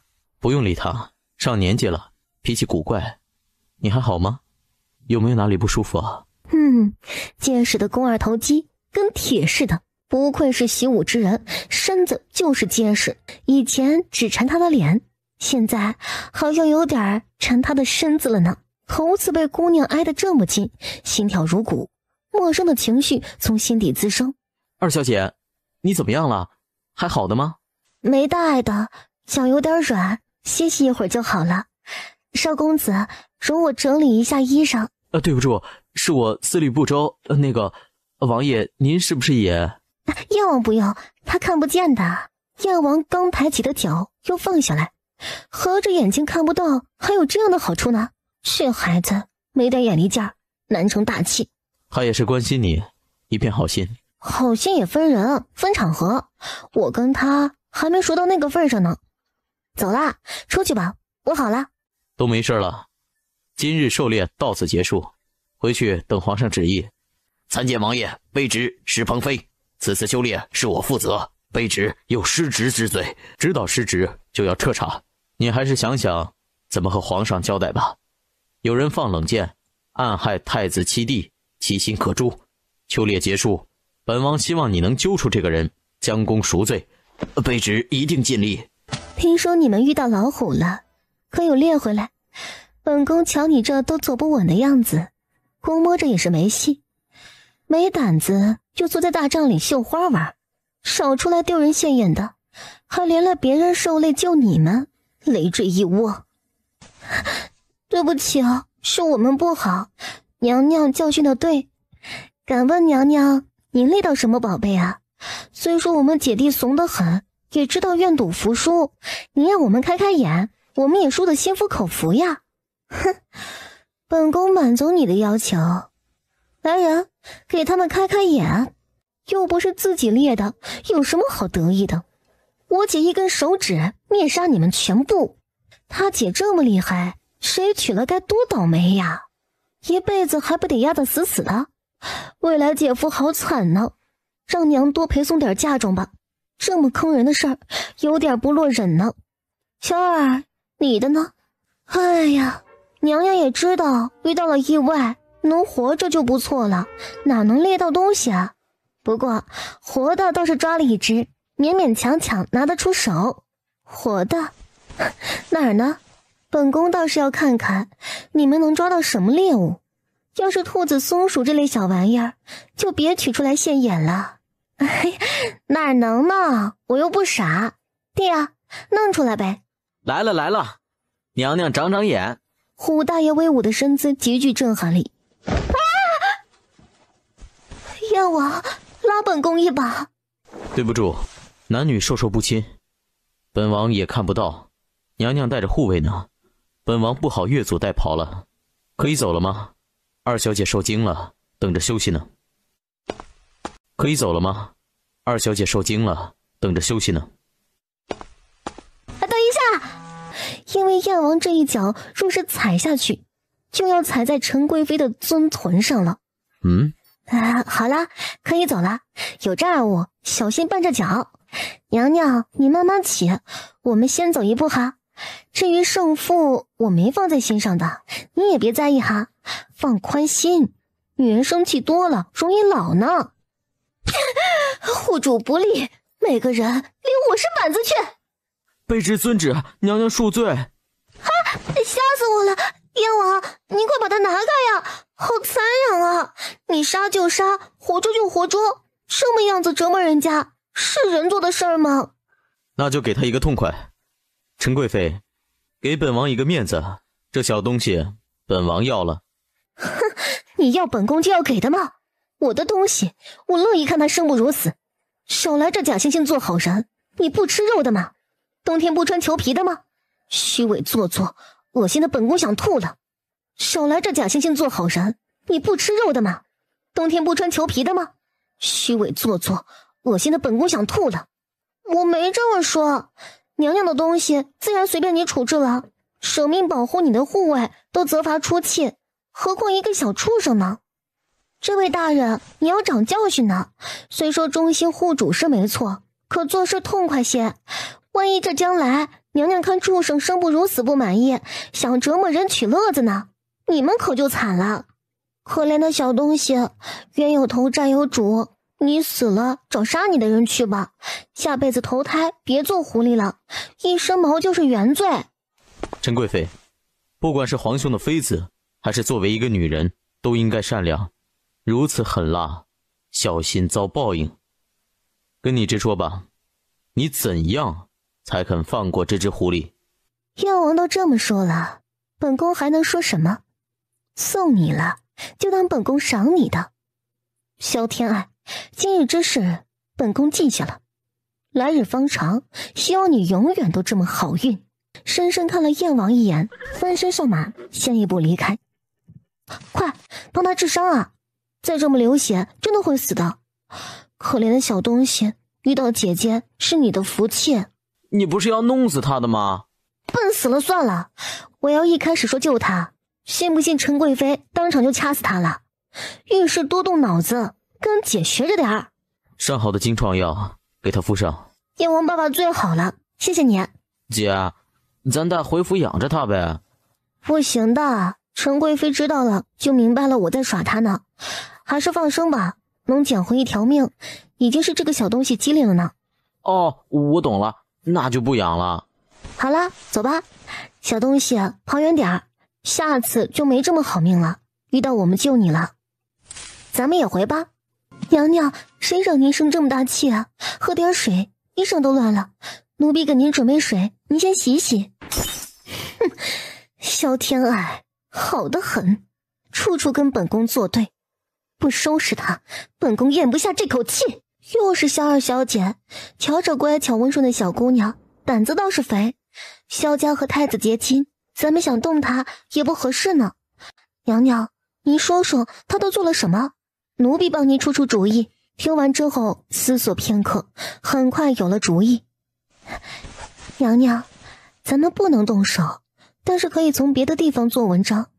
那只老虎，哼，这个主意好。本宫妆台上喜欢什么，任挑一样。就这么办，我看他萧天爱怎么死。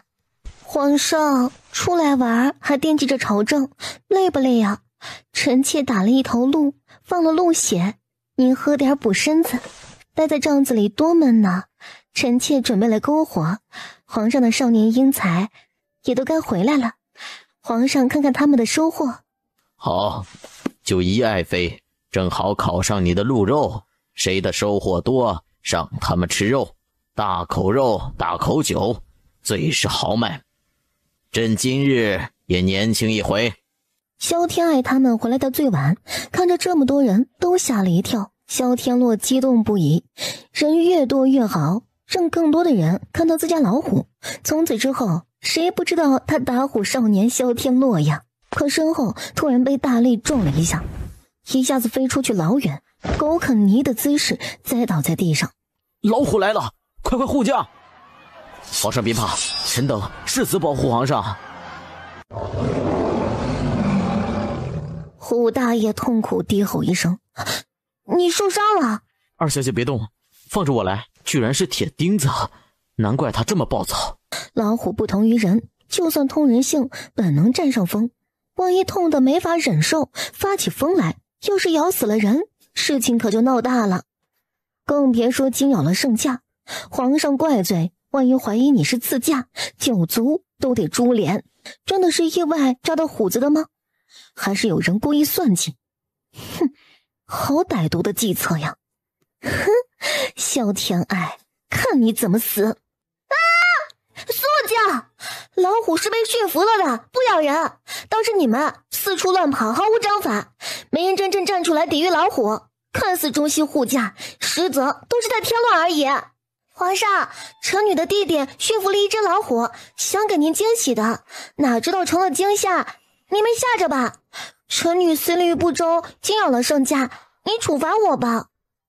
你一个女孩子家都没吓着，朕堂堂帝王能被一只大虫给吓着了？你太小瞧朕了。臣女看您沉着冷静，坦然无畏，运筹帷幄，就知道您没吓着。这不是先请罪认错，想着您能宽容几分，罚得轻一点儿。都让开了，让皇上瞧瞧萧家送给皇上的礼物，一个个的胆子还没有我一个女孩子大呢。老虎怎么了？你们这么多人，一人一刀都能变成肉泥，慌什么慌呀？请皇上责罚臣女惊扰了圣驾。你弟弟怎么驯服的他呀？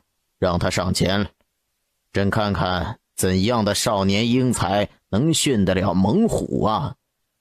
小子萧天洛参见皇上，皇上万岁万岁万万岁！说说吧，这老虎真是你驯服的？看来身手不错嘛，给朕说说，怕不怕呀？是他姐训的，可没法说呀，这个锅只能自己来背了。是我的侍卫和我一起驯服的，并非我一人之功，侍卫都殉职2人，小子情愿不要这份荣耀。不错，赤子之心，体恤下属，是个好孩子。朕看着这次修炼没人比得过你了，这次冠军非你莫属啊，只是年纪小了点儿。平时都有读什么书啊？4书5经都通读一遍，在博雅书院就学，学子之中排中等吧。博雅书院多出人才，好好学，朕记住你了。先去督军府挂个副职，学业有成，朕再用你。臣谢主隆恩，定不负皇上厚爱。小蹄子命真硬啊！皇上原本想让胡宝给您表演个节目呢，可是回到营地的时候，不知道是哪个缺德没腰的家伙乱扔钉子，扎到我家胡宝的小脚脚了，流了好多血呢。臣女都心疼坏了，原本小事一件，不值当跟您说的，可是又怕万一别的地方还有，扎到马匹猎物冲撞了皇上，那可就不好了。有这等事儿？虎大爷也是戏精，前爪子举得老高，生怕别人看不见似的。这就是老虎吗？老虎都会撒娇卖萌装可怜啦。可怜的虎宝儿，那么长的钉子，硬是忍住没发疯，就怕冲撞了皇上呢。臣女没见过这么通人心的老虎呢。皇上，我家虎宝儿肯定很乖的，你千万不要让人害了他，臣女保证他绝对不会伤人的。虎宝？皇上，您别看虎宝儿长得大，其实还是个宝宝呢。既然如此，朕就准你养着他的，但是如有伤人命，必须处死。谢皇上，臣女就知道您是历代历朝最英明、最仁慈的皇帝了呢。皇上，既然大家都回来了，咱们早点开席吧。臣妾的鹿肉鹿血都准备好了呢，且让你得意一会儿。死女人不服气呢。皇上啊，臣女和贵妃娘娘打赌，臣女带回了虎宝，算不算赢了呢？那么贵妃娘娘的金簪子，老虎不是你弟弟猎来的吗？皇上都赏了，你还有脸继续讨要？应该是你怀了皇帝御赐的弓箭才对，你可是空着手呢。皇上，小姑娘心太贪了，您甭理她，大家都等着呢，她已经耽误了太长时间了。起身吧，贵妃说的有理。皇兄稍等，二小姐的猎物在这儿呢，既然有赌注，还是愿赌服输的好。他为了这个小蹄子，居然亲自出面帮他，不愧是燕王爸爸，果然靠谱。九弟，你对这个小丫头倒是有心了，朕可从未见过你对哪个女孩子这么好呢。小丫头挺乖巧的，又懂事儿，嘴甜。臣弟好歹有过几面之缘，不忍看她被人欺负，举手之劳哄她高兴，算不得什么。她不高兴，我就开心了。都说古代女子恪守妇道，她倒好，吃着碗里的看着锅里的，我一定要保护好燕王爸爸，不能被他霍霍了。皇上，爱妃别晃了，朕都被你晃散架了，不给他咱不给他，不过欺负人家小姑娘也不合适啊。这样，江公公取朕那块灰砚来，赠给小姑娘吧。朕记得小姑娘才华不错，诗书双绝呢。今日咱们君臣同乐，不醉不归。你呀，还是外柔内刚的，皇后都忌惮陈贵妃3分呢。你惹得她狠了，以后哪有好日子过呢？我若是跟她服软，她会放过我吗？狠狠整辱一番是必须的，看她心情好坏了，那不就结了吗？不管我怎么做，她都不会喜欢我。那我干嘛要委屈自己啊？只要我不犯错，他就不能拿我怎么样。贵妃也要讲道理啊，好歹我也是太子的小姨子，本身就是皇后这边的人，注定跟他不是一条路。干脆啊，抱紧皇后大腿，再怎么蛮横跋扈也是个妃子啊。让陈贵妃吃瘪，皇后就高兴了，肯定会护着她的。她以前实在是小觑了这个萧二了，没能做自己嫂子，实在是可惜了。经此一事，品姨明白了，不是她配不上自家哥哥，是大哥高攀了人家。萧儿，本宫赏你的，你今个一天也怪辛苦的了。果然女人都是小心眼的，还是不肯放过萧二小姐呢。想给老娘添堵，是教训的不够，还是不死心呢？谢娘娘赏赐，娘娘有心了。呀！怎么，萧儿，本宫赏你的，你不想吃的吗？不得不说，陈贵妃这个女人还是有两把刷子的。可惜碰到的是你爱爱姑奶奶，有自己在，她注定讨不着好来。谢贵妃娘娘赏赐，臣女哪有不从的道理？可是兔兔那么可爱，怎么可以吃兔兔呢？臣女一想到它雪白的皮毛，红红的眼睛，只吃草，胆小无害，心中就悲痛难耐，怎么下得去口啊？让你吃你就吃，哪来那么多事儿？弱肉强食，兔子这种无用的东西，能让人填饱肚子，也算是它物有所值了。臣女遵旨。娘娘呀，臣女看着他，忍不住想起他的父母、姐妹、亲人被杀了吃肉，他们会是怎么样的悲痛欲绝，却又无力反抗。难道弱者就有罪，就该被人肆意欺负，食其肉，剥其皮，丢其骨，尸骨无存？老天何其残忍！算了，不吃就不吃。小姑娘心思多，胆子小，没得让人觉得朕欺负下辈。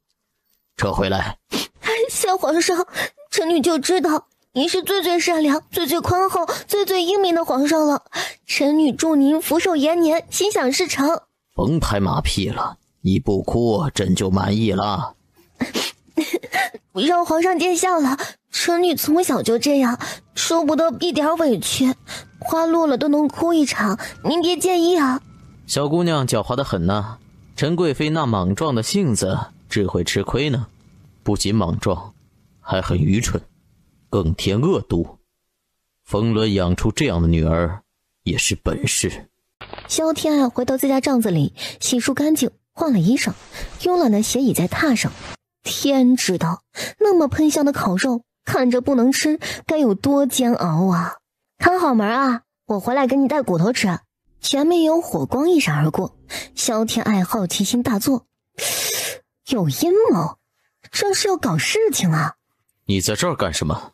燕王爸爸，吓死我了呢！可算遇到活人了，我迷路了。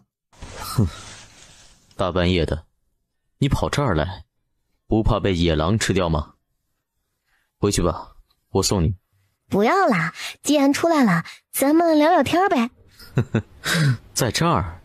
你确定？这里很好啊。啊，你的护卫呢？抓些野味来，咱们烤着吃，边吃边聊嘛。您是不知道，我睡了一觉，肚子饿，又内急，那种滋味实在是太痛苦了。内急好解决，可一泡尿撒完就更饿了。幸好遇到您，您真的是我的福星呢。萧小姐，说话文雅点儿，这样子怎么嫁得出去啊？你想娶我吗？这不可胡言乱语。本王眼瞎了，非人一个，没想过娶谁家姑娘跟着我遭罪。那不就结了？你没打算娶我，我也没想着嫁给你，咱们跟朋友一样。我心里更是把您当半个长辈，说话自然要随意一些了。难不成私底下相处还斯文客气、斟词酌句的，累不累啊？原来他不是这个意思，心中涌现出淡淡的失落。烤兔子啊，二小姐吃不吃啊？吃，怎么不吃？麻溜的，饿死了都。先声明，兔脑壳留给你，本小姐要吃兔子腿儿。女人果然是善变的，谁之前哭着喊着不要吃兔兔的？可以吃了，二小姐小心烫。二小姐啊，你吃着兔兔不怕他的父母兄弟会伤心的吗？良心能安？不会啊，你可以把他们全家都抓来，让他们一家团聚，这样就不会伤心了。一锅端，还不用担心余孽报仇诅咒咱们，多完美啊！二小姐说的太对了，我竟无言以对。您吃着，我端了他们全家去。叶王，你也吃啊？我不饿，别撑着了，小心积食。积食？在我这儿不存在，你放心好了。谢谢你今天帮我那块砚台，我送你好不好？好吧，估摸着你也用不上了。啊，王爷，瞧不起人呢！我读书很厉害呢，夫子都教不了我，含羞辞职了呢，换了宫里的楚辞女官来教呢。不信你可以去问问。你确定不是夫子被你气走的吗？既然这么有自信，本王考考你。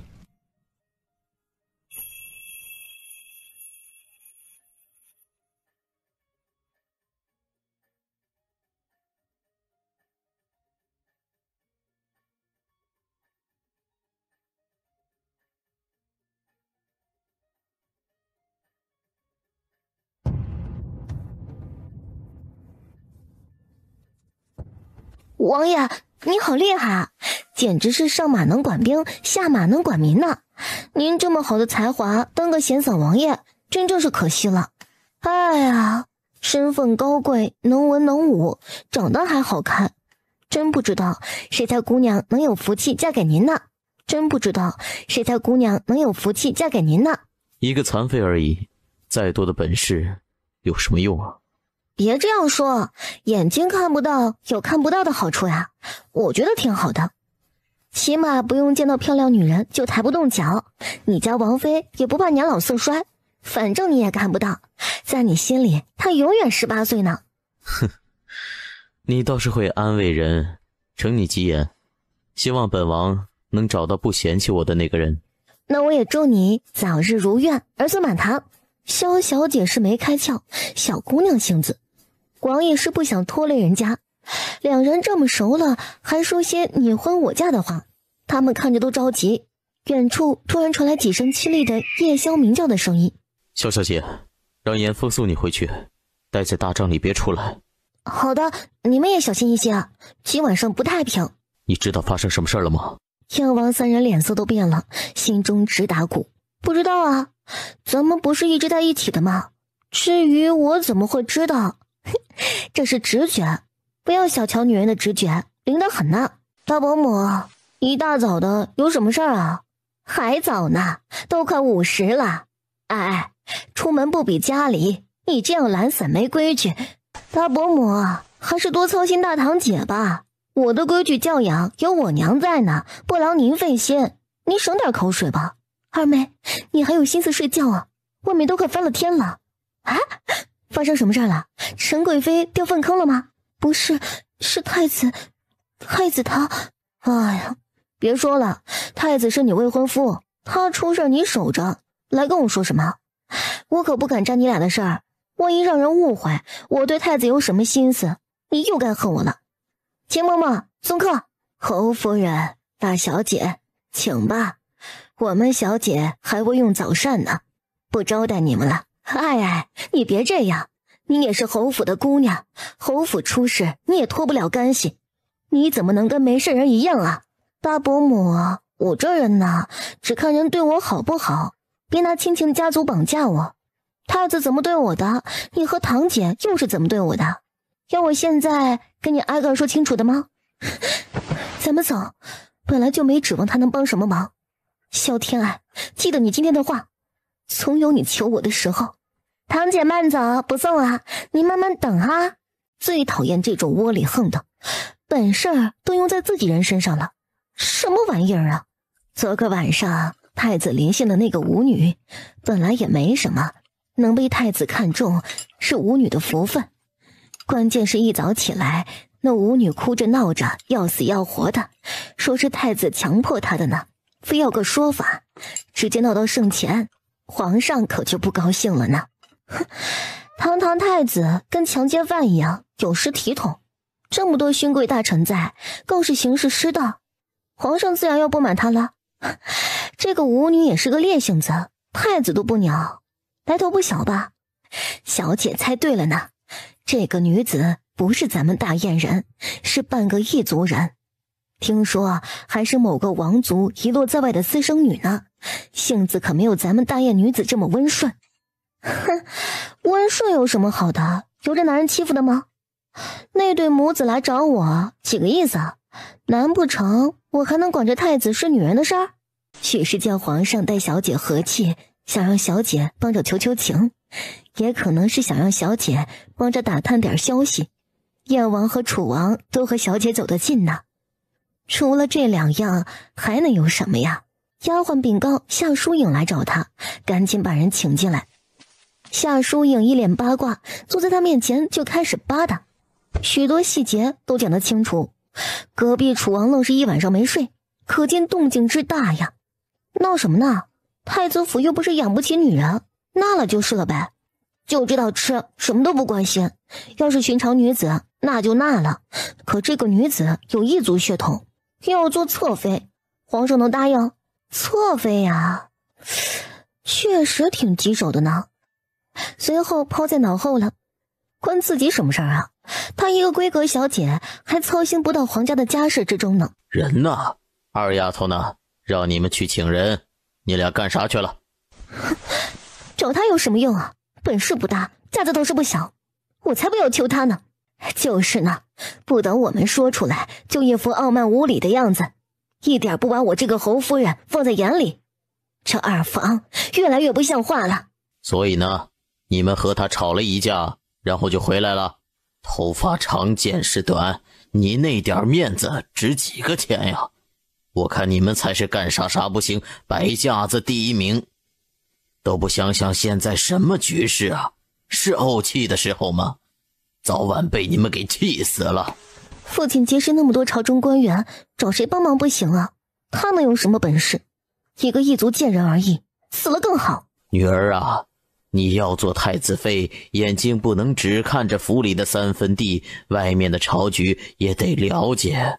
她是异族女子，但是背后是塔奇部。她是俘虏不错，但是塔奇部休生养息，日渐壮大。要是他们的公主被太子欺辱而死，就有借口宣战了。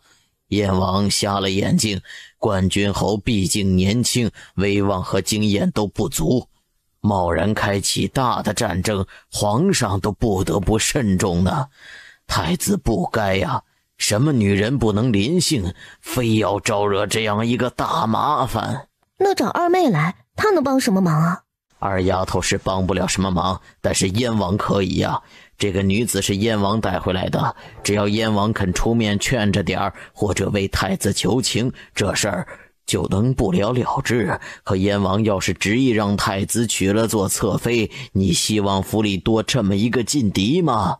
萧天蓝的脑袋瓜子也就瓜子仁一般大，实在想不清楚其中的因果关系。燕王为什么要帮那个女子啊？第一，燕王和太子因为石宣瑶几乎反目。第二，塔奇部都是燕王打败的，人也是燕王带回来的，等于是燕王的功勋。燕王可以不在乎那个女子，但是太子这么做就会打他的脸呐。燕王就算没了军权，威望在那儿摆着呢，能由着太子打脸？那我再去找一下二妹，跟她服个软。算了，二丫头不傻，精着呢。你们要还是拿着这副轻慢的心思，迟早吃大亏的。我和曲先生商议一下，想想别的办法，你们自己回帐子等消息吧。萧二小姐，你大姐怎么没来呀？是不是忙着给太子纳小妾呢？你这个当妹妹的也不帮着点儿，还有心情游山玩水的吗？给妍姐姐添个姐妹，太子府更热闹呢。妍姐姐都有心情玩，我更有心情了呢。哎呀，做人正是夫人就这点不好，男人偷嘴啊，还得替他们收拾妖艳贱货，忙着呢。还是妍姐姐好，万事不管，只管过自己的舒心日子。萧二小姐倒是生了一张利嘴呢，以前是藏拙了吧？怎么会呢？我以前也这样啊，只是妍姐姐眼界高，从没有在乎我呢。我的利嘴是看人的，可不是逮谁怼谁。妍姐姐下次好好跟我说话，你就会发现我嘴很甜的呢，很会哄人的。你的嘴巴甜吗？本王可没觉得。不错呀，你们姐弟居然驯服这么个大老虎，本王初次见到。宫里的驯兽师都是从小养，早没了野性，哪有这个威猛啊？和本王说说，怎么做到的？萧天洛下意识看他姐，能说是被他打服的吗？靠我弟弟的无上魅力，用他高尚的人格打动了他，甘愿给我弟弟当坐骑呢。你能再给我驯服一只，我就信了你的鬼话。没啦，楚王不知道，老虎是独居动物嘛，方圆数百里只它一只，休想找到第二只。老话怎么说的来着？一山不容二虎。你读书肯定没认真听，学渣一个。燕王殿下，你说对不对啊？皇叔，你不再是我最敬爱的皇叔了，都快变成他的人了。书上也没写这个呀。本王才名远播，谁不夸本王学问好？也就你敢说本王学渣。咱们靠事实说话。你说一座山怎么才能容得下2只老虎呢？不是说一山不容二虎吗？哪里还能有第二只？这可是你说的，自己打脸。自然是能有的，还有后面一句，除非一公一母，老虎也要找媳妇儿的嘛。啊，忘了，您还没娶媳妇儿呢，怪不得不懂呢。都什么歪理呀，算你厉害。楚王爷，那边怎么解决的？跟我们说说呗。还能怎样？纳了呗。太子好艳福啊，沐天席地的，别有一番滋味。少混说，都是女孩子家的，注意点影响。是我错了，皇叔下手轻点，这么多人呢，给我留点面子。那个干坐着多没意思啊，咱们射箭吧，谁射得好，本王有赏。好啊，谢楚王。去取来本王的方天戟案，添个彩头。天洛、坤白，加油啊！谁能得了第一，二姐那套皇上赏赐的弓箭也给你们用，外加1000两银子的零花钱。赛马场也可以加入射箭比赛，这个好呀，不占地方，世家子弟都能亲自下场比赛，亲自参与。你还有什么好玩的项目可以跟我讲，我都添进去。你看着办吧，我相信你。你看着办吧，我相信你。说是相信，其实是看不上我弄这些。你是大战神，可不敢使唤你。哼，走着瞧，我会让你刮目相看的。嗖嗖嗖，燕王，坤白很厉害呢，你跟着他接你的班，说不定就是下一个战神呢。战场可不是什么好地方，刀剑无眼，环境更是你想象不到的困难。聂家人丁不旺，嫡系更是只有他一根独苗苗了，可不敢让他去冒险。可我觉得坤白很喜欢上战场，他拿着弓箭的时候眼睛里闪着光，拿着书本的时候是低沉的。本是将军的胚子，愣是让他走文臣的路子，压抑孩子的天性，这是不对的。你们应该问问他的意见。年纪不大，懂得倒是多，过2年再说吧。要是真的喜欢，可以试试。这就对嘛，你要是教导坤白，顺带连我弟弟一块教了，这么好的师傅，打着灯笼都找不到呢。合着说这么多，都是为了你弟弟啊，拐着本王给你弟弟做师傅，哼，也就你敢这么做了。您就说答不答应吧。萧天爱，你可想清楚了，你弟弟真的让我教，别人可就把你们家当成我的人了。我和太子合不来，你不怕太子排挤你们吗？你是姑娘家，朝中的弯弯绕绕你不懂，你跟我没大没小也就算了，别拉着你弟弟站在我这边，对你们二房没好处的。虽然他很贪恋萧天爱给他的温柔，多少勋贵重臣对他避之不及，生怕被太子记恨，只有这丫头毫无保留地信任他，依赖他。这份信任让他冰冷枯寂的心每次都会泛起阵阵暖流。燕王啊，您是把我当成不懂事的孩子呢？恕我直言，太子这号人真的登上那个位置，可是大应的灾难呢。老皇帝春秋鼎盛，太子正是热血年少，一腔抱负，父强子强，绝非好事。权力的诱惑足以让父子反目，未来怎么样也有的看了。你还懂这个？我倒是小瞧你了。哈，你以为我只知道吃喝玩乐吗？我很聪明的，你可别小瞧我了。弟弟，加油！实力不如人呢，再加油也没得用啊。第一件居然脱靶了，引来一阵哄笑，尤其是屈从云等人笑得更是前仰后合。天洛更加羞窘，虎宝，去把贺寿给我请来，就是那个最边上那个穿白衣服的，黑心烂肺的家伙，有脸穿白色衣裳，没得玷污了这身衣裳。二小姐，有事儿您言语一声，别吓我呀，我胆小经不住吓的。哼，我怎么觉得你胆大得很呢？刚才不是笑得挺欢实的吗？继续笑啊，待会儿你也上场，我倒要看看你比我弟弟强多少。好说，我当时陪着萧兄弟玩了，其实我很少摸弓箭的，累死个人，哪有看我这张嘴秃噜起来没个把门的。您放心，谁敢笑萧兄弟，就是跟我贺思远过不去。没有大姑娘小媳妇好玩是不是？我警告你，别让我听到你祸害人，后果你自己想。啊，不对啊，是不是你心里恨着我呢？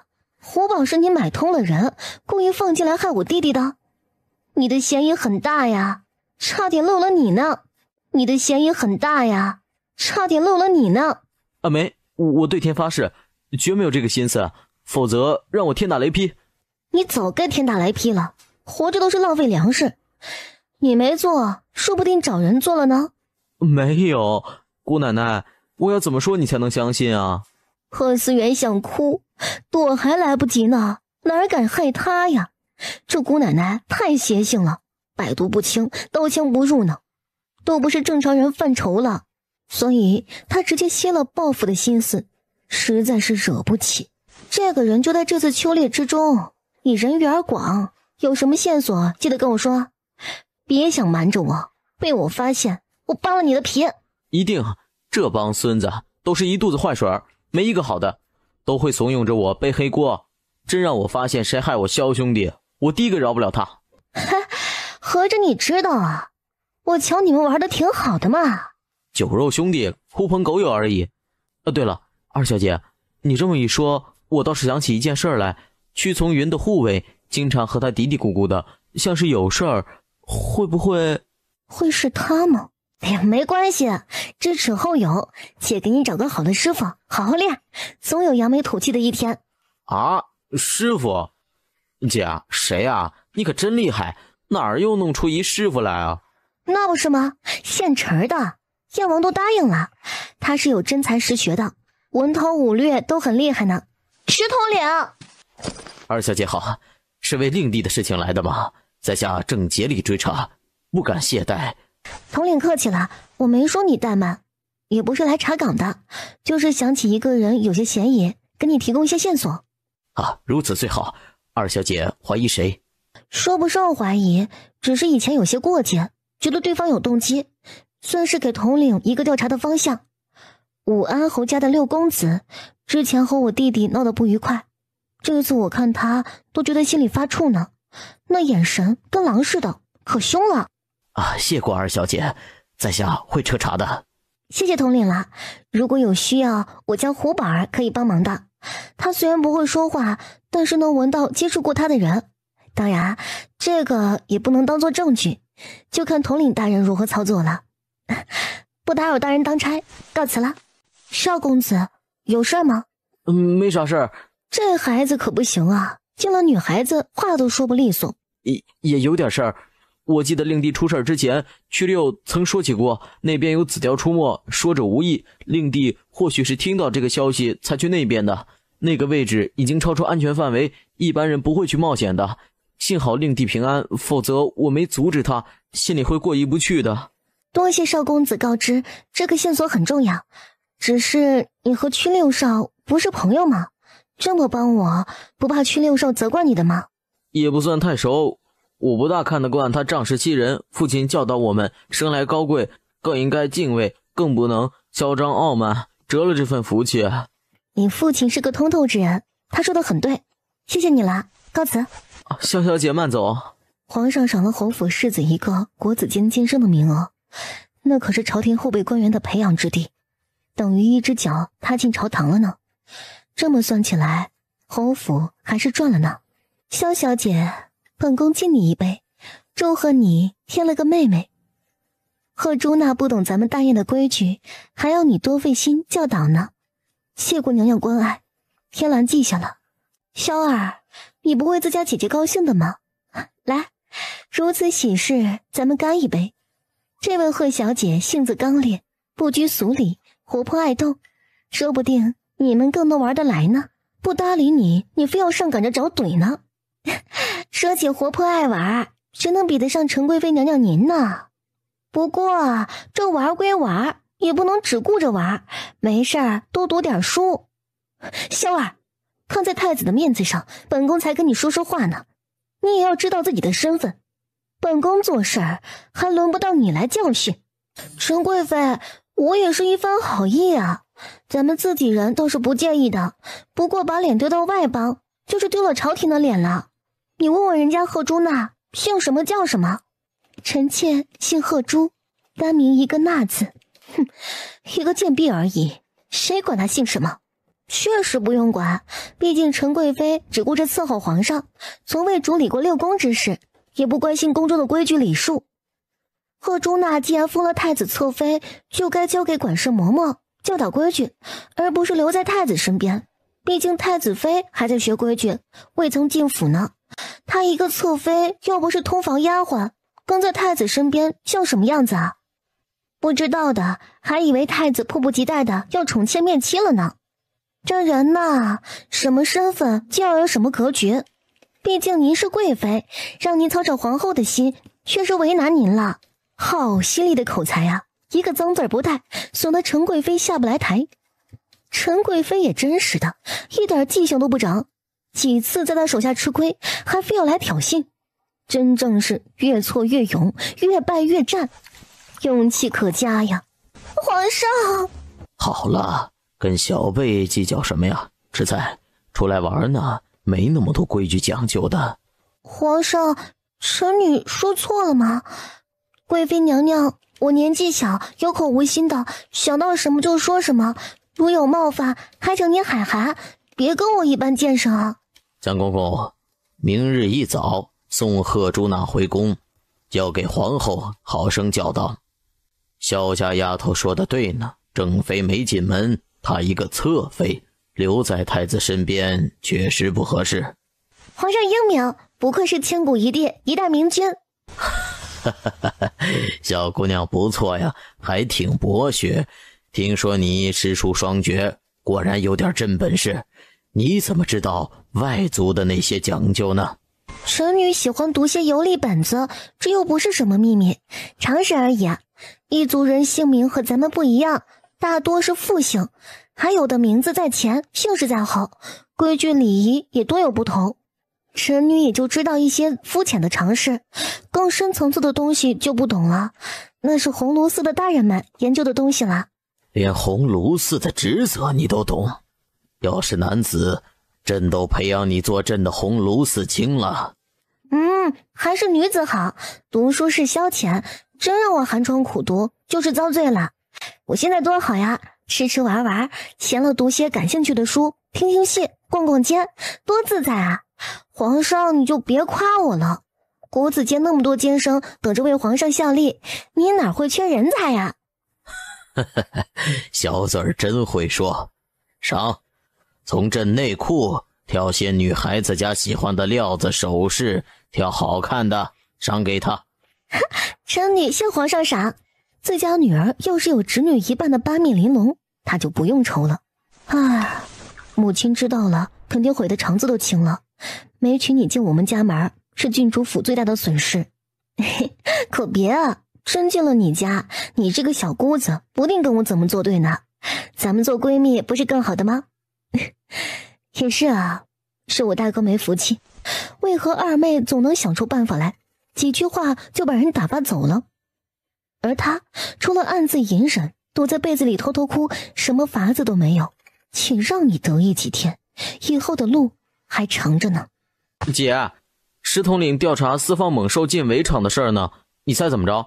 屈从云一帮人都被喊去问话，看来要动真格的了。二小姐，统领有请二位，劳烦二位带上您家老虎，统领有用。好说，胡宝儿来吃那么多肉，该干点活了。父皇有旨，派本王旁听。统领继续，能抓出歹人，也了了父皇一桩心事啊。本官调查了所有的护卫，事发当时都能说清楚行踪，也有人证作证，只有诸位的护卫行迹最可疑，今日只好得罪了。若是说不清楚，不好意思，刑部大牢等着你们呢。此时若是坦白，本官自会求皇上从轻发落，可要是等我查出来，那就是牵连你们的家族，不只是少年之间的义气之争了。石统领已经认定是我们做的，还请找出证据来，别说这些吓唬人的话，咱也不是被吓大的。好叫屈公子知道，动物的鼻子可是很灵的，只要是接触过它们，气味是瞒不住的。这老虎既然被驯服了，自然能认出那个人的气味来，挨个一闻，这人可是藏不住的。石统领，你也说了，老虎是被萧二少驯服的，万一受他指使，故意栽赃于我呢？屈公子，我都没说是你做的，在场这么多少爷呢，怎么就只会逮着你栽赃呢？再说了，萧二少怕是连自己的护卫都认不全，更别说是你家的护卫了。这里有40-50号人呢，他怎么就知道谁是你家的护卫？屈公子，雁过留痕，你这事儿做得并不高明，本官就让你心服口服。萧二少，请吧。虎宝，去闻闻，你认识谁的味道，就把人扯出来，待会儿奖励你酱肘子吃。别给他吃太多盐，会掉毛的。而且猛兽吃多了熟食，捕猎的本领就会退化，最终只能变成空架子。你别瞎养，好好的猛虎让你养废了。没了野性更好呀，我当大猫养，废了就废了呗，养着玩呢。男人和女人想的天差地别，他想着保留野性，能发挥他最大的价值，人家却当玩具玩。算了，他也是白操心，只有真正和老虎接触过，才察觉到他的厉害。大嘴巴张开，脑袋都不够塞的。最后3个护卫气势格外冷冽，眼神平静，好像没有人的感情似的，不带一点慌乱。还好虎宝甩甩脑袋，没有把人扯出来。我都说了，我没做过。石统领，我们可以离开了吗？行李都没收拾呢，没时间跟你磨叽。来人，把他们几个统统带走，彻查祖宗18代。石鹏飞，你这是何意啊？屈六少，你不觉得你家护卫太过镇定了吗？什么人才能面对猛虎面不改色呢？只有死士。六少爷，跟本官走一趟，有什么话跟皇上解释吧。统领大人，我全都招了，我承认是我想害萧天洛的，他害我关禁闭，害我表妹伤心，我心中不忿，一时糊涂，才想要了他的命呢。我真的没想过对皇上不利，求大人明鉴呀。他的表妹是哪位呀？这里面的水怪深的呀。这些话六少爷留着和皇上说吧，本官只负责调查。楚王爷，您还有什么交代的吗？你表妹是哪位啊？是严大学士之女严玉娆，钦定的太子侧妃。呀，秀儿小姐，口下积德，我只是为表妹不值，她才华人品，凭什么屈居于侧妃啊？你萧家那位是什么品行啊？你不比我更清楚的吗？我什么都没说啊，屈六少，你可不能冤枉人呐！我堂姐很好呀，皇后娘娘亲自选的人，你不服大可找皇后理论，迁怒于我们姐弟是何道理？带走。在外还习惯吗？母亲放心，都很好，带了很多好吃的给您呢。林子里可好玩了，下次有机会咱们一家子都去。山林里能有什么好吃的？有这份心就行了。快进家来好好洗洗。突然觉得好像忘了些什么事儿，一时间没想起来，干脆不想了，什么都没有宝贝女儿重要。算了，我已经是大人了，岂可拘泥于形式上的关心？男子汉要坚强。去看看二小姐和二少爷回来了吗？怎么不来请安？我看着孩子们灰头土脸的，让他们洗洗再过去。母亲体恤孙辈，想必能理解的。你先回吧，石头好了就过去。侯夫人趁机上眼药，把萧天爱的所作所为编排一遍。大伯娘还真是干啥啥不行，告状第一名啊！请安祖母，我和天洛打了一些猎物，特意带回来给祖母尝鲜，还采了一些菌菇，煲汤喝着最是美味呢。你们有心了。大伯娘，那个什么那的，你也多打听一下。虽说太子是天家，可抬头嫁女，咱们也不能太软弱了，失了骨气。祖母，您是不知道，我们在山上居然遇到老虎了呢。后来怎么样了？天洛没吓着吧？祖母的心肝儿有，下次这么危险的事儿，咱们不去了啊。祖母，您别担心，那老虎不吃人的，一点都不可怕，可听话了，我们都给带回来了。待会儿您看看去，很好玩的呢。可不能大意，那可是百兽之王，哪能不可怕呀？老大，这么大的事儿，怎么没听你跟我说呀？你当大伯的，就让他单独跑，没派人护着他。祖母，你别怪大伯，是武安侯府家的屈从云报复弟弟呢，故意放出了老虎进来，还收买了府里的护卫，把人调走。得亏那老虎通人性，否则您就看不到弟弟了。我当时一听说，脑子都炸了，坐马就冲上去。老虎要吃就吃我，说什么也不能吃我弟弟。都是菩萨保佑，你们姐弟感情好，不离不弃的，菩萨都不忍心。送来一只好老虎，明儿去白塔寺烧香还愿，多添香火钱。明明是姐姐打趴的老虎，关菩萨什么事儿？菩萨那么忙，哪会管自己一个小人物呢？祖母放心，明儿一早我们就去。我跟您说后头的事儿可多着呢。您知不知道那个侧妃颜玉娆，她呀居然和……这么一聊，马上忘了找二房的麻烦，还赏了不少东西，将他们带走。方氏，你是当家主母，眼皮子不能太浅，只盯着自己那一亩3分地儿。天爱和天洛说的那些事，你为何一件都不讲，就会嚼舌根子，想着我这个糊涂老太太给你当枪使呢？我帮你做的恶人还少吗？你是太不知足了。母亲，我这不是还来不及跟您说吗？万幸一切都好好的，您别生气，媳妇儿知错了。还有件喜事儿，好叫母亲知道，皇上赏了天傲国子监监生的名额，这可是半只脚踏进朝廷里了呢。媳妇儿已经给天傲写了信，最多半月就能回，是该回来了。侯府世子，没有一直在外飘着的道理。你们2个可得好好管教他，侯府是要交到他手上的，可不能任性妄为。是，媳妇儿记下了。都回吧，早早歇着。我看着天爱这孩子，真正是机灵懂事，都是一家人，一笔写不出2个消字来。以后少打那些小算盘，再有下次绝不轻饶。大小姐越发不懂事了，奴婢瞧着还不用二小姐贴心懂事。这要是到了太子府，能管得好一家子吗？唉，路已经给他铺好了，怎么走就看他自己的了。天爱这孩子比起以前活泼许多，倒是机灵。他的婚事儿可得好好盘算盘算。儿子以为可否求云海侯出面，他若是原谅了小六，肯为侯府说和，皇上说不定会网开一面。父亲，到了此时可不能意气用事啊，面子有满门的性命重要吗？罢了，老夫舍下这张脸，连夜走一走。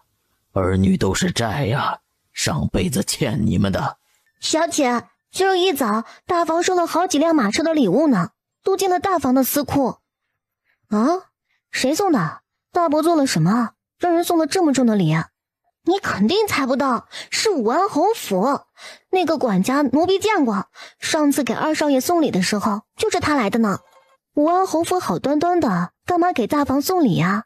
自然是请侯爷帮着求情的。咱们二少是苦主，苦主不计较了，侯府也不是真的谋逆，武安侯就能度过这次危机。看来侯爷和武安侯做成了交易。哼，拿我弟弟谋好处，言语一声都没有。大伯这是把我们二房置于何地啊？弟弟命悬一线的时候，他们在哪儿呢？你们做交易我不管，但是想踩着二房吃独食，也不问问我答不答应。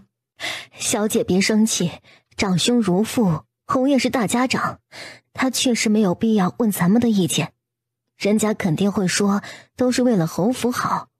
二老爷要是讨要，就是不顾大局，不敬兄长，从来都是他坑人的，没有谁能占着他的便宜。来人，去请二少爷来。姐，你找我，什么事儿啊？弟呀，大伯把你卖了，正数银子数得开心呢，咱们却一点好处都没有看到，帮着数钱都没有资格，欺负人也不是这么欺负的，你能咽下这口气啊？必须不能啊！虽然他对这件事没有多少感触，不知从什么时候起，他姐对钱财格外在乎，看到银子珠宝，眼睛都闪着绿光。很好，从这儿回去呢，你就病着，卧床不起，我去给你请大夫去。病了？我这刚好，还打算去书院呢，卧床不太好吧？不会耽误你太久，喝了这杯茶你就回吧。总觉得他说的不大靠谱。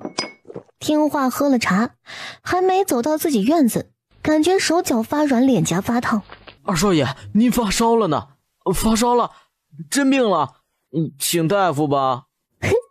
女儿的嫁妆不用愁了，那小崽子还是有点用处的。很严重吗？昨儿还好好的，怎么突然病了呀？都怪我要是不跟弟弟说那些话，他就不会气怒攻心，一下子病倒了，都吐了2口血，吓死人了。好好的怎么会吐血呀？哎，你和天罗说什么了？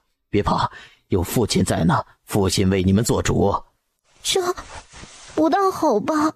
为了些小事让父亲难做，就是女儿都不孝了。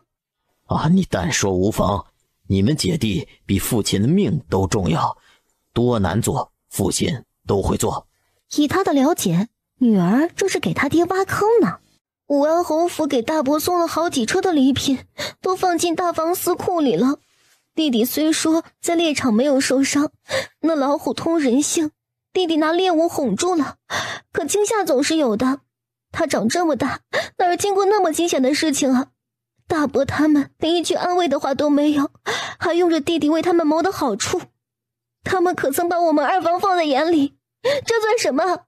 把弟弟卖了，钱都不让数，直接进了他家腰包，还美名其曰为了侯府好，咱们说理都没有地方说去。弟弟急怒攻心，这不病倒了，都是命啊，不忍不行啊。阿言，你看着孩子需要什么药尽管用，我去找母亲。爹，您别和祖母吵，都是为了家族，咱们做些牺牲，受些委屈都是应该的。为了身外之物闹得兄弟失和，都是咱们的错了。为了身外之物闹得兄弟失和，都是咱们的错了。爹心中有数，爱就是太懂事了，爹知道，放心，爹知道该怎么做，照顾好你弟弟啊。老爹挺靠得住呢。娘亲，你别担心，弟弟不会有事的。你呀，真是一点亏都不肯吃，算计的劲儿跟你外祖父有一拼。不算计，哪来天下首富的名号？外祖父很有本事呢，我最佩服外祖父了呢。正好啊，你外祖母写信来，有2年没回去看他们了，外祖父想你了，你带母亲回去尽尽孝心，小住几个月，可好？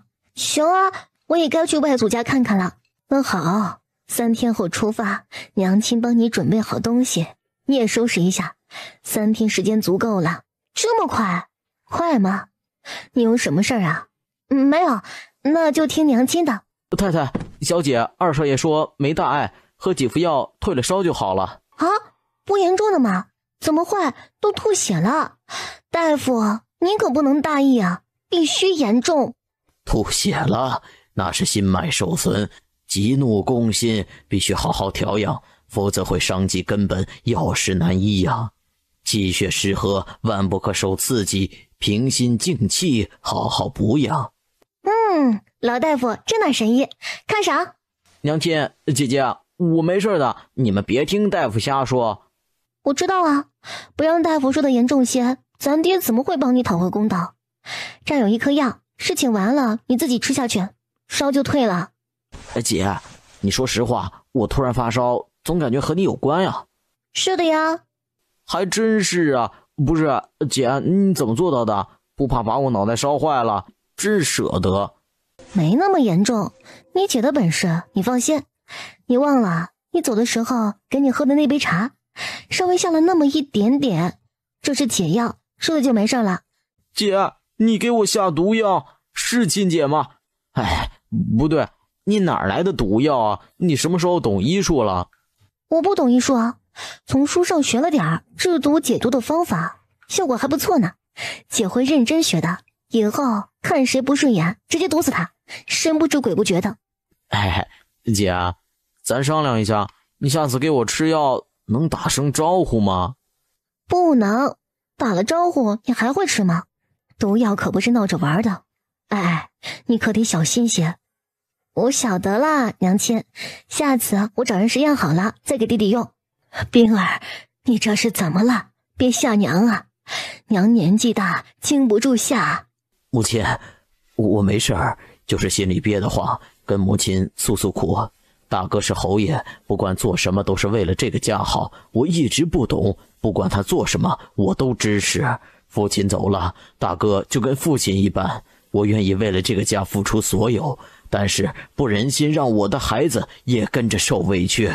母亲，我这心是真的凉啊。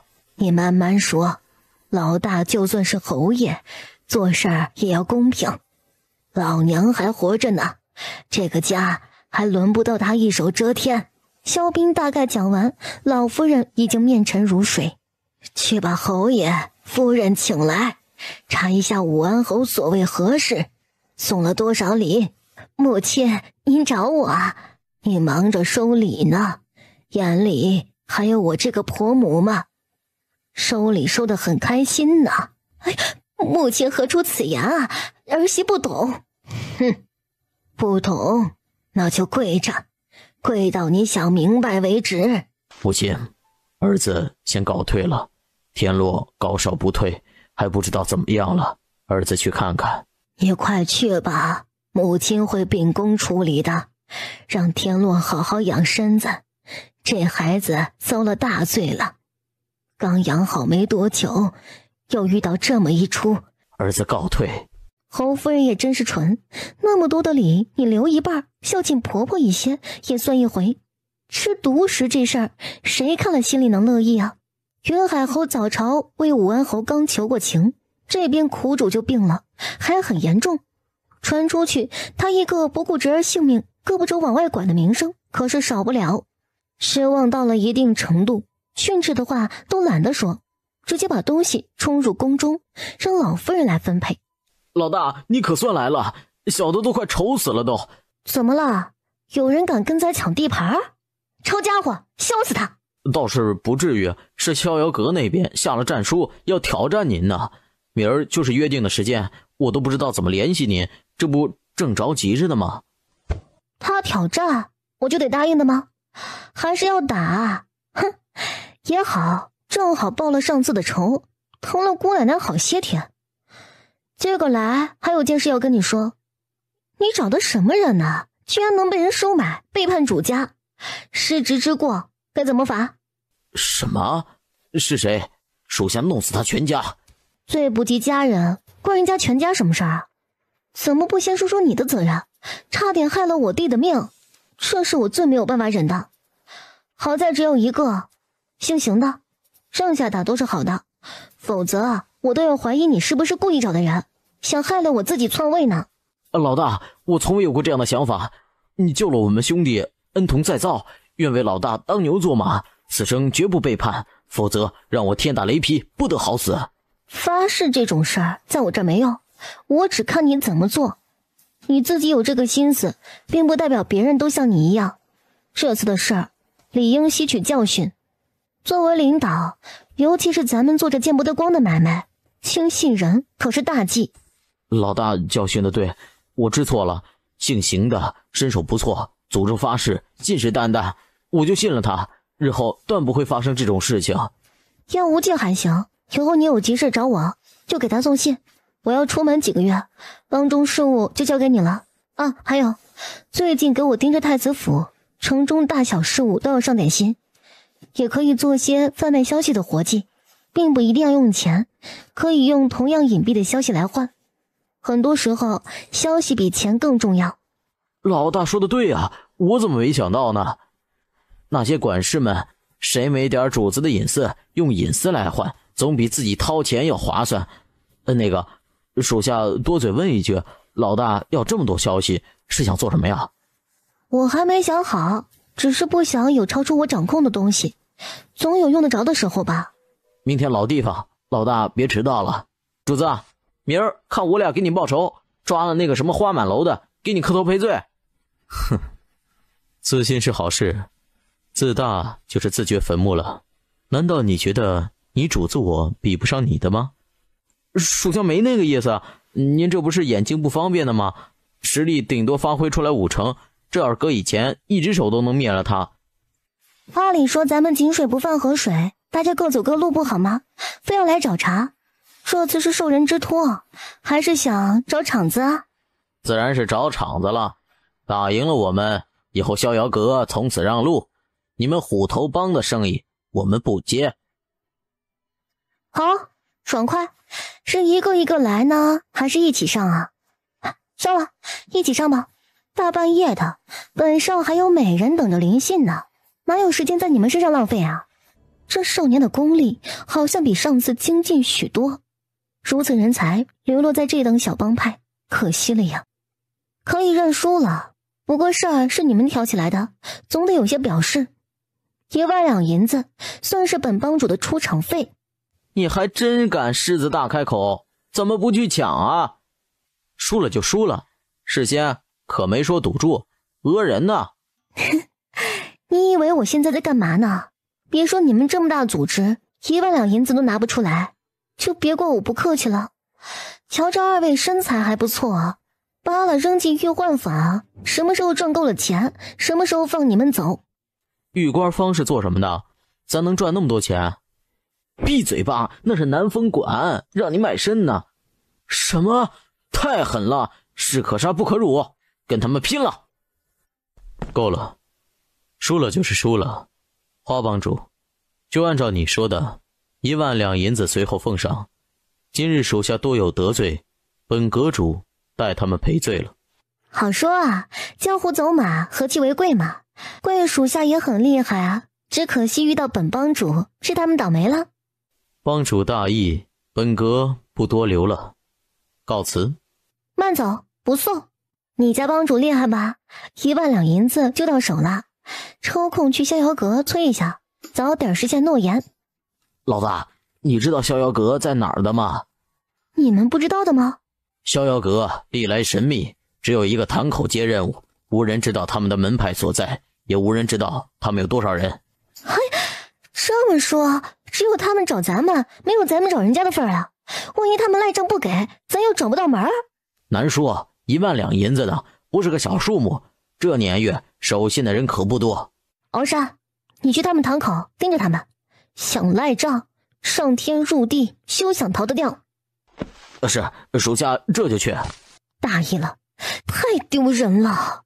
他英勇强悍的帮主形象哟，一下子崩了。回去睡吧，不算什么大事儿，就当是跟人切磋，败了就败了，用不着哭丧着脸。1万两银子呢，卖了属下也不够啊。我有说过要给吗？传令下去，堂口撤了。主子，您这是打算赖账啊？主子，您这是打算赖账啊？这是其一，还要让那少年晓得，武力并不代表一切，还得靠脑子，叫他长点教训。一看就是单纯的孩子，被家里的人保护得太好了，哪里知道世道的险恶呀？本王这是做好人好事呢。二妹，路上小心点儿，不年不节的，怎么突然想去外祖家了？去外祖家还用挑时候的吗？外祖父想我了呗？还是大堂姐好呀，外祖家离得近，去一趟不用这么麻烦。不过我记得堂姐好像很久没去看你的外祖一家了吧？做了太子妃啊，就是不一样，外祖家都少走动，不知道的还以为堂姐心气儿高，看不上外祖家了呢。侯夫人娘家原本是四品工部主事，可惜后来犯事儿了，就罢了官，沦为普通平民，家族子弟也不争气，没有撑得起门楣的人物，都靠侯夫人接济。你，萧天爱，你太过分了！萧天爱，你太过分了！我说的都是实话呀，实话不让人说，别委委屈屈、抽抽搭搭的样子，让人看到了还以为我怎么堂姐了呢。当家主母要大度端庄，哭哭啼啼博人同情，是小妾做派。未来太子妃呢，可不能这么点度量。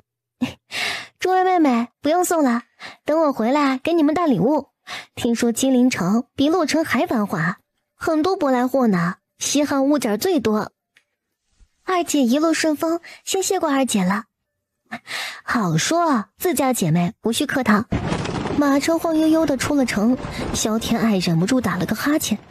1万两银子虽说肉疼，可他不是钻牛角尖的人，心大得很。怼完萧天蓝，闷气出了，开始犯困。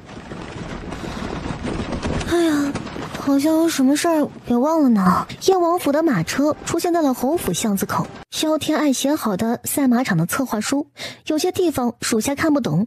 燕王邀请他出门吃饭，顺便问一下，见了萧二小姐不能夸他，他这个人容易骄傲，经不住夸，尾巴还不得翘天上去，得打压着来。王爷，二小姐有事不能出府？不是的，二小姐不在府中，出远门了，去了金陵外祖家，估计得几个月，说不定到年前了。哦，知道了，回府吧。二小姐也真是的，出了门招呼都不打，亏得咱们王爷待她那么好，真正是没良心。你这话说的可不对，又不是至亲，什么关系都算不上，人家凭啥跟咱们打招呼啊？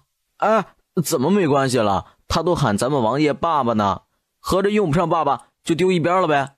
你才看出来啊，二小姐那个人小孩子性子，有事儿喊爸爸，没事儿喊燕王，闹着玩的，你也信啊？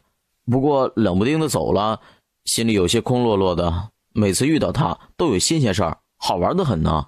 你俩很闲吗？这么爱八卦，要不要送你们去楼子里做龟公，让你们说个够？爷，这是生气了？属下失职，小姐受累了。没事儿，不怪你，天要留人，谁也没法子。早点安顿好，你们也歇着吧。进入破庙，天空突然传来一阵凄厉的鸟鸣声，吓了东林一跳，差点摔在地上。哼，好一个变毛畜生，正好打下来，今晚加餐。燕无忌，带着弓箭没？射下来。算你跑得快。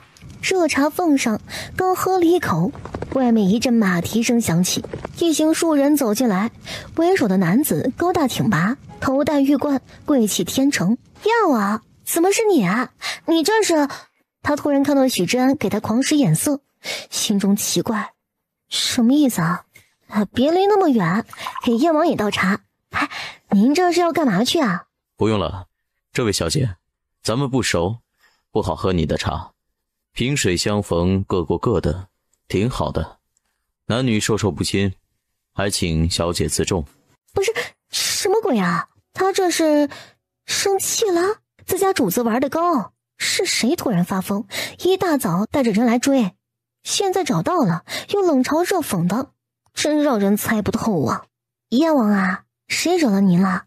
气性这么大？小姐，请自重，本王和你认识吗？哎呦，有意思啦！排除掉电视剧里演的狗血剧情，就算他失忆了，俩属下总不会也失忆了吧？那就只能是生自己的气了。可他没做什么呀，秋烈回来面都没顾上见，怎么惹着他了？小姐，饭菜好了，可以吃了。好，给燕王他们也送一些，让人多做一些来。不必，本王还吃得起饭，无需小姐施舍。嗟来之食，不吃也罢。啊，你这人阴阳怪气的，装什么阴阳家呀？有事说事，跟女人似的，小气巴拉，耍什么小性子啊？是不是男人啊？本王是不是男人，好像跟小姐没关系的吧？嗨，热脸贴了冷屁股，萧天爱也有火气，冷哼一声，回自己位置了。王爷，您吃一点儿。小姐，先喝碗鸡汤垫垫，待会儿还有烤羊排、素炒三鲜、清炖乳鸽、红烧肉。您吃米饭还是馒头呀？还有点蟹肉，要不给您包了蟹黄包子吃吧？萧小姐真会享受，不知道的还以为她在酒楼里呢。吃米饭吧，蟹黄包子和粥，明天早上当早餐吃，让大家都好好吃，不用减少。大冷天的，吃顿热乎饭才是人过的日子呢。哎，不是还有酒吗？每个人喝3两，驱驱寒气。别贪杯了，醉了没办法当差了。不错，乳鸽软辣，红烧肉更是香呢。汤汁就在米饭上，太好吃了。小姐，我能吃3碗。哈，小羊排烤好了吗？多放孜然胡椒，味道更好。吃好喝足，真舒服啊！待会儿炖一锅肉汤给对面送过去，谁没失忆认得本小姐的都有份儿。至于那失忆不认识本小姐的，咱也别讨人喜爱，人家有骨气，咱也别去诱惑人家，让人堕落。萧小姐够义气，认识我们小姐吗？天知道王爷想要干什么呢？这一趟出来匆忙，也不说什么任务，只顾着闷头赶路，合着是追着女孩子来了。萧小姐一片好意，他们要是再不领情，和王爷就真的闹掰了。萧府二小姐自然是认识的。壮士请用，还有刚出锅的烙饼，要不要来2张？你这饼子硬得跟石头似的，能吃吗？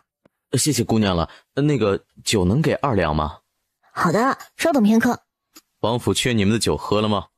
一个个没出息的样子，本王的脸都被你们丢光了。男人呐，还真是不能惯着，越惯越来劲儿。本小姐赏的，谁不喝就是不给我面子。你们王府的酒现在喝得着吗？有我的好喝吗？甭搭理你们主子，还抽风呢，抽完了就没事了。萧天爱，本王的人还用不着你来管。啊，你喊我呢？敢问你哪位啊？咱们可不熟，这么连名带姓的喊人，很不礼貌呢。男女授受不亲，这位爷请自重啊。哼，好男不跟女斗，本王不跟你一般见识。这个男人他到底是个怎样的人呢？之前的屡次帮助包容他的一切小脾气，这次突然的生气，让他有种男人心海底针的感觉。天知道他这几天有多纠结，想着他招呼都不打就这么走了，真把自己当抹布了，用过就丢啊。有事儿喊爸爸，没事儿喊燕王，怕是连自己的名字都不知道吧。亏他为他操心劳力那么多天，真是比他爹都操心。合着他一点都没把自己放在心上，甚至连朋友都不算。可不干之后，开始担心起来。这一路上山高水远的，侯府就放心他一个闺阁小姐自己出门的吗？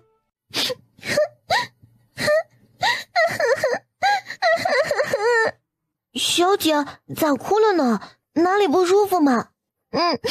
我的心好难过，我都这么累，还挨雨淋，吃不好睡不下的，他还凶我，我强撑着想对他好，可人家不领情，我的心啊，给伤得千疮百孔，痛得难以呼吸了。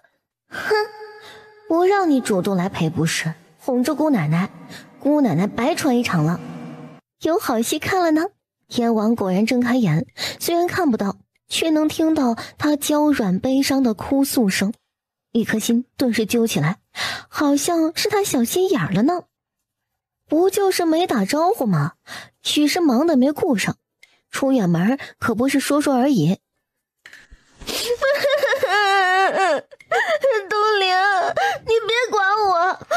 就是心里难受，哭一场就好了。谁让我想着尽孝心，独自出门呢？没人疼，没人爱的，还让人戳着心窝子，活着可太难了。主子，上啊！小小姐哭得老伤心了，您伤的人，您不得哄吗？好了，是本王的错，不该凶你，别哭了。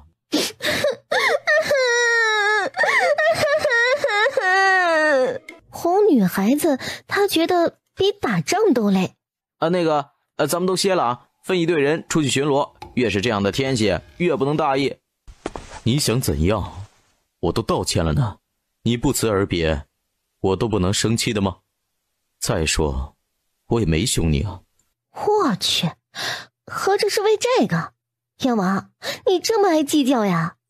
怪不得他出城觉得少了点什么呢，原来是忘记和小伙伴们打招呼了。主要是被逍遥阁赖账给气的，忘了这一茬了。都是逍遥阁的锅，你说不认识我，比凶我都伤人。就算我不对，你骂我2句就是了，干嘛说不认识？好吧，如你所愿，咱们划清界限。你是高高在上的燕王，哪里会在乎我一个小丫头？好吧，我道歉，别哭了。我都不追究你让他们喝酒吃肉，不管我呢，就算扯平了吧。哼，你别说我可没你那么没良心。东陵，端过来，不哭就好了。哎，别说你吃饱了吃不下啊，塞也要塞进去。我一开始就准备了2份，想和你一起吃的。你吃冷饼子都不肯和我一起吃，在你眼里不是那么没良心的人吗？你出门都带着厨娘食材的吗？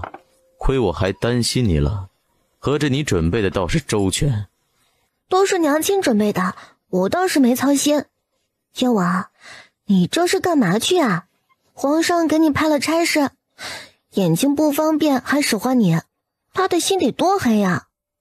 一点私事，皇兄巴不得我闲着呢。我一出城，他今晚都睡不着了呢。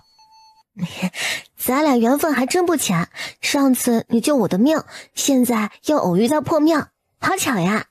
不是巧合，是我追着你过来的，知道你出远门，怕路上不安全，顺道来看看你。燕王爸爸简直太好了，这么关心他，更好奇他怎么找到自己的。他们好像没联系吧？燕王心中说不出的酸涩，这算什么啊？自己希望他过得好，嫁个好人家，现在这么冒冒失失的追来，说一些不知所谓的话，又不能给他幸福的人生，何苦拉他一起痛苦啊？哼，真是个孩子呢。不告诉你，估计今晚上睡不着了。原本想明天跟你说的。取出一只鼓哨子，吹了几声，也没听见什么声音。天哪，这只扁毛畜生是你的！我之前还想让人打下来烤了吃肉呢。哟，你还凶我，毛给你扒光了信不信？叫的难听死了，跟鸭子似的，丢鹰的脸。好了，别斗嘴，以后指望他传递消息呢。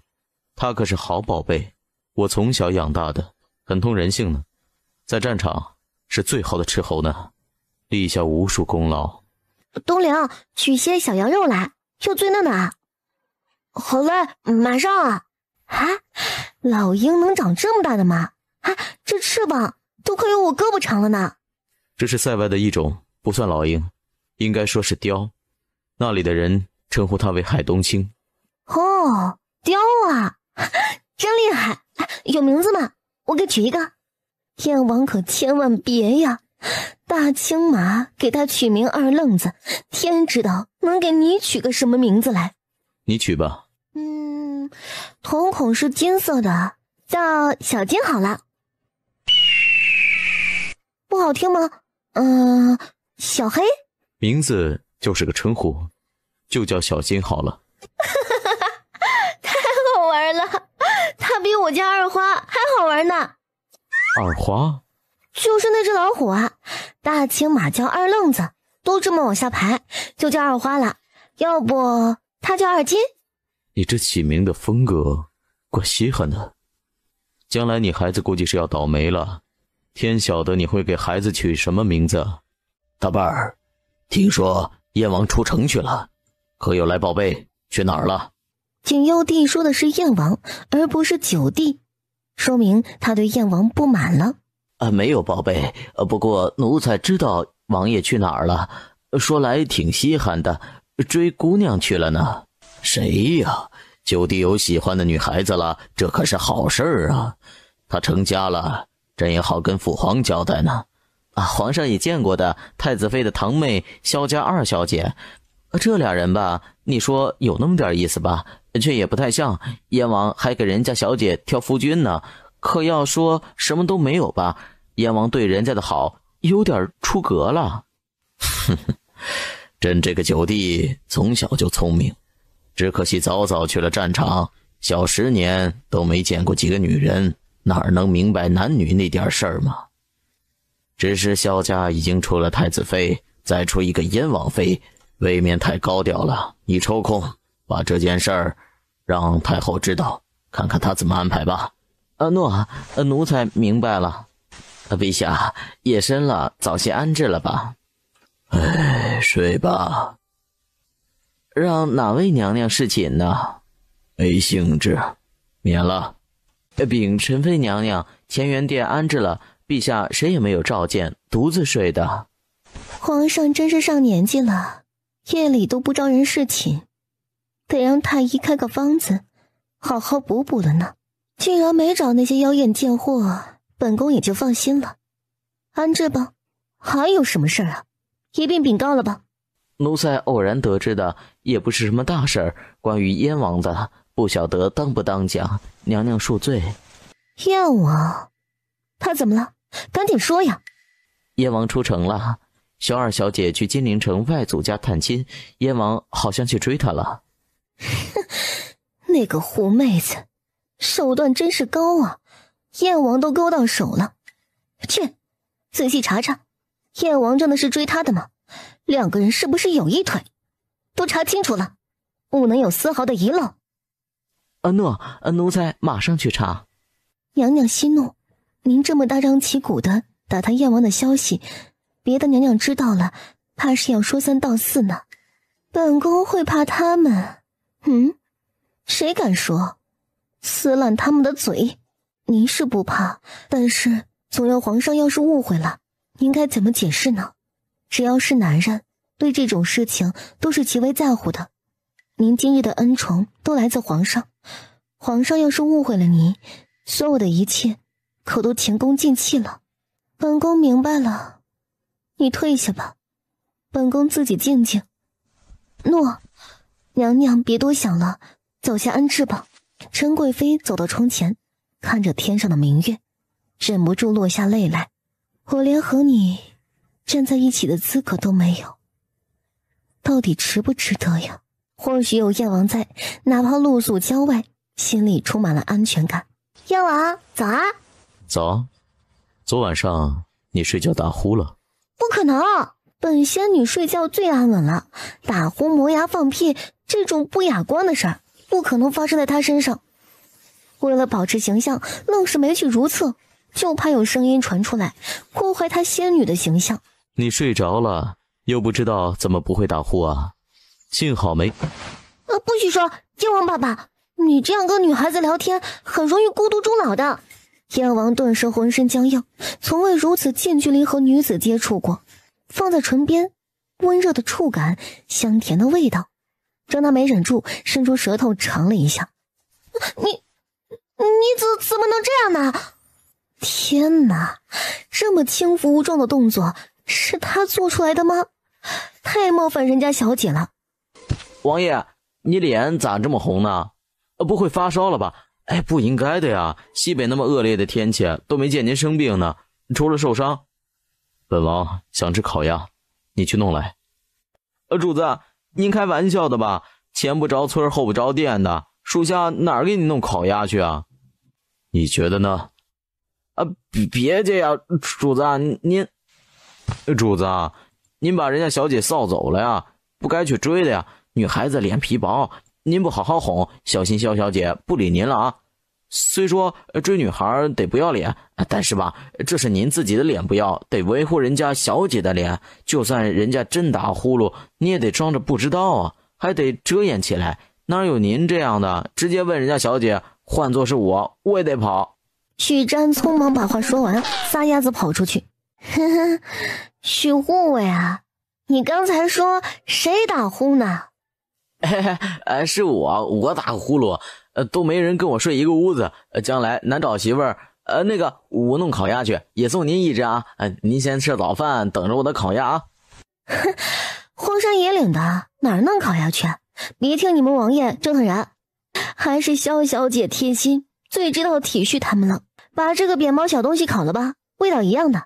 瞧他这么大块，肯定能吃饱。亏他能说得出口，他敢把那只鹰给烤了，王爷能把他给烤了。燕王，你不是不吃嗟来之食吗？我可不敢侮辱您呢。撤了吧。我错了，你没打呼，我骗你的，磨牙也没有，甚至都没翻身，睡相最老实了。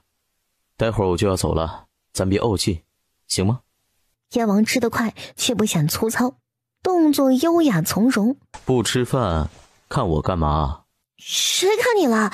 我是心疼我家饭菜，被你吃这么多，都没给银子呢。以前求我的时候，可没说给我银子。说起银子，赛马场的一些问题，底下人不明白，让我问问你。早点开业，早点赚钱啊。哼，不忙，过了年再开吧。寒冬腊月的，可未免冻冰棍的嘛。我才赚多少啊？您是大股东呢。好吧，我再给你1成份子，算我的早饭钱。啊，真的吗？真分给我1成啊？哎呀，爸爸就是好。您吃够吗？再给您添点儿，可不能饿着咱爸爸。咱们上元节开业，正好举办灯展，让所有的勋贵子弟们都知道咱们的马场。开春赛2场，热热身，不出1个月，声势起来了，正好3月踏青，银子还不是像流水似的泼进来。用完早饭，2个人都有些沉默，因为他们都知道离别在即，谁都不舍得说分开。你我给你留下10个亲卫，都是战场上杀出来的好手，你的人还差不少，否则也不会把你搁在野外。他们只听你的话，你放心用。这是我的令牌，可以驻当地驿站，更安全。有事去官府，也会给你面子，你收好了。有事让小金传消息给我，半天就能到，很方便呢。这只鼓哨子送给你，一吹它就能感应到。这是什么骨头做的？挺漂亮的。鹰骨，以前养过一对儿，雌鹰被敌人射杀了，雄鹰撞地自杀殉情了，我就用他们的骨头做了一对鼓哨子，送你一只。后来我养海东青，只养1只。鹰这种动物最是忠诚，不忍心看他们殉情的场面。很多时候动物比人痴情，选择了伴侣都是一生一世。现在下聘，男方都会送1对大雁，因为大雁也是生死相依，一方离开绝不独活的动物，代表了忠诚。可惜啊，真正能白头偕老的没有几人。想想也挺讽刺的啊！想起一首诗，念给你听吧。问世间情为何物，直教人生死相许。天也妒，未信鱼。莺儿燕儿俱黄土，千秋万古，未留待骚人。狂歌痛饮，来访雁丘处。唉，小金太可怜了，就因为你怕自己伤心，剥夺了人家找媳妇儿的权利。东陵啊，给小金准备最好的羔羊肉，快安慰一下人家。小金是雌鹰，不找媳妇儿，那更不好了。自己养的女儿，万一被野男人拐走了，岂不是更难过？嫁女儿可比娶媳妇儿更难受呢。你非要往我心口上戳刀子的吗？你的心肯定是黑的，黑的透透的。好啦，你真不经动，咱们小金拐个上门女婿回来，不嫁人。时候不早，我走了，再留一会儿怕被你气死。燕王，路上慢点啊，不行就让小宋带着你，别逞强啊。我年前回来给你带礼物啊。小天爱，你可以不喊我燕王，喊我名字吧，听着别扭。他软软的喊自己名字，肯定很好听。你叫什么呀？好像没告诉我呢。我不知道啊，老早就想喊了，没好意思问你。你，又生气了。燕王吃错药了吧？怎么总生气呢？果然，男人心海底针，不可捉摸，太难伺候了。小姐，燕王名唤赵无疆，众所周知啊，你怎么会不知道啊？人家爸爸来看你，又送护卫又关心的，闹了半天，你连人家名字都不知道，换我也生气啊。这么一说，还真的是我的错。赵无疆，万寿无疆，好名字，先皇肯定很疼他。说完又想起了一个词儿来，大爱无疆，他们名字都般配。哎呀，怎么会这么想呢？好羞涩呢。天字1号房，小姐您请。慢着，小姐请上楼，这里小的来应付。萧天爱点点头，他也不想招惹是非。站住！本小姐跟你要上房，你说没有，现在他一来就住天字1号房，你不是没有的吗？你糊弄本小姐呢？你给我让出来，本小姐要住，看谁敢拦着！我让你站住，你没听到的吗？大哥，你让人拦着他呀！小小的一城都敢欺负我，他也不听我的话，给我砸了这家店！大妹，不许任性。驿站是朝廷所属，你想连累父亲，抄家丢官，到时候你就不是千金小姐了，是要被卖到教坊司的，狱卒都比你高贵。我不管，我就是要住上房，我的房间连单独的净房都没有，都没法泡澡，我受不了这个委屈。大哥，我求你了，你不喜欢我了？我不是你最爱的小可爱、心肝小肉肉了吗？文静优雅的小姐说这样的话这么顺溜，可见在家里也是受宠的，没少撒娇。哈，是你啊！你不该谢谢我的吗？我可是帮你说了你想说的话哟，不用客气的。我先上楼，你慢慢发脾气哈。你在嘲笑我？怎么是嘲笑呢？是消遣你。想要上房啊？可以啊，喊我一声爸爸，我让你住。这是一个什么样的女孩子？怎么说话跟纨绔子弟似的？我呸！你做梦！来人，给我拿下！我要杀了他！不是你爸爸，为什么要让着你啊？小姐姐，好叫你知道，除了你爹娘，没人惯着你的臭脾气。当然，你命好，还有个大哥呢。大哥哥啊，想好怎么跟你的好妹子擦屁屁了吗？元凶啊，他想杀了本小姐啊，你说怎么办？刷！属下先弄死他。小姐放心，别说在这小破店，就是在洛城，咱都横着走，杀几个不开眼的东西，陛下都不会怪罪。好的呢，谁敢动手，脑袋都给他剁了，好让这位小姐姐小哥哥见见血，洗洗进水的脑子。做了你爱吃的玉带虾仁、糟肘石鱼、蟹粉狮子头，还有入炉羊肉，多吃点儿。谢母后了，在边关这些年，做梦都想吃着狮子头呢，想不到您还记着我爱这一口啊。可怜的孩子可受罪了，金娇玉贵的皇子，在那苦地方一待数十年，真是苦了你了。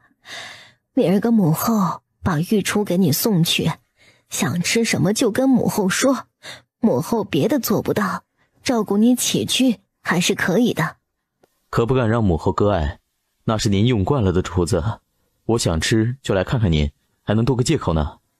都说你冷言寡语的，这样的话就该让他们听听。江儿那是不屑说，心是好的，母后这心呐，暖洋洋的。那么多皇子皇孙，属你最贴心。今儿个喊你来啊，是商议你的婚事呢。听说你追人家萧二小姐出城了，心里属意她了。是有这么个事儿，但是要说属意还谈不上，有事顺路，对她是多照看几分。不过是看她可爱乖巧，当晚辈疼呢。她年纪还小，单纯的很，理应找个儒雅俊秀的少年郎，郎才女貌，方是良配。而不是我这个废人。即使如此，母后也不提这件事了。可你的婚事真的拖不动。寻常人家的孩子，到你这个年纪，孩子都满地跑了。偌大的燕王府，没个女主子也不像话。母后帮你选几个相貌俱佳的闺阁小姐，你抽空原本想说看看的，又想起他的眼睛，遗憾地叹口气。他选王妃，相貌倒是最不重要的。母后做主吧，您觉得好就行了，只是别委屈了人家小姐，得让人家自愿，门第差一些也无所谓。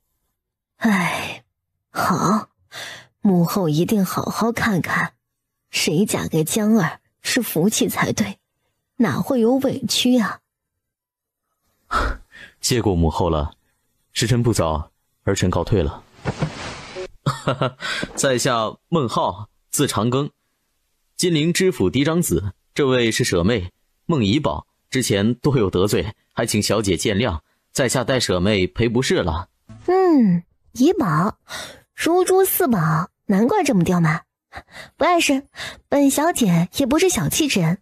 我叫萧天爱，云海侯府二房嫡女。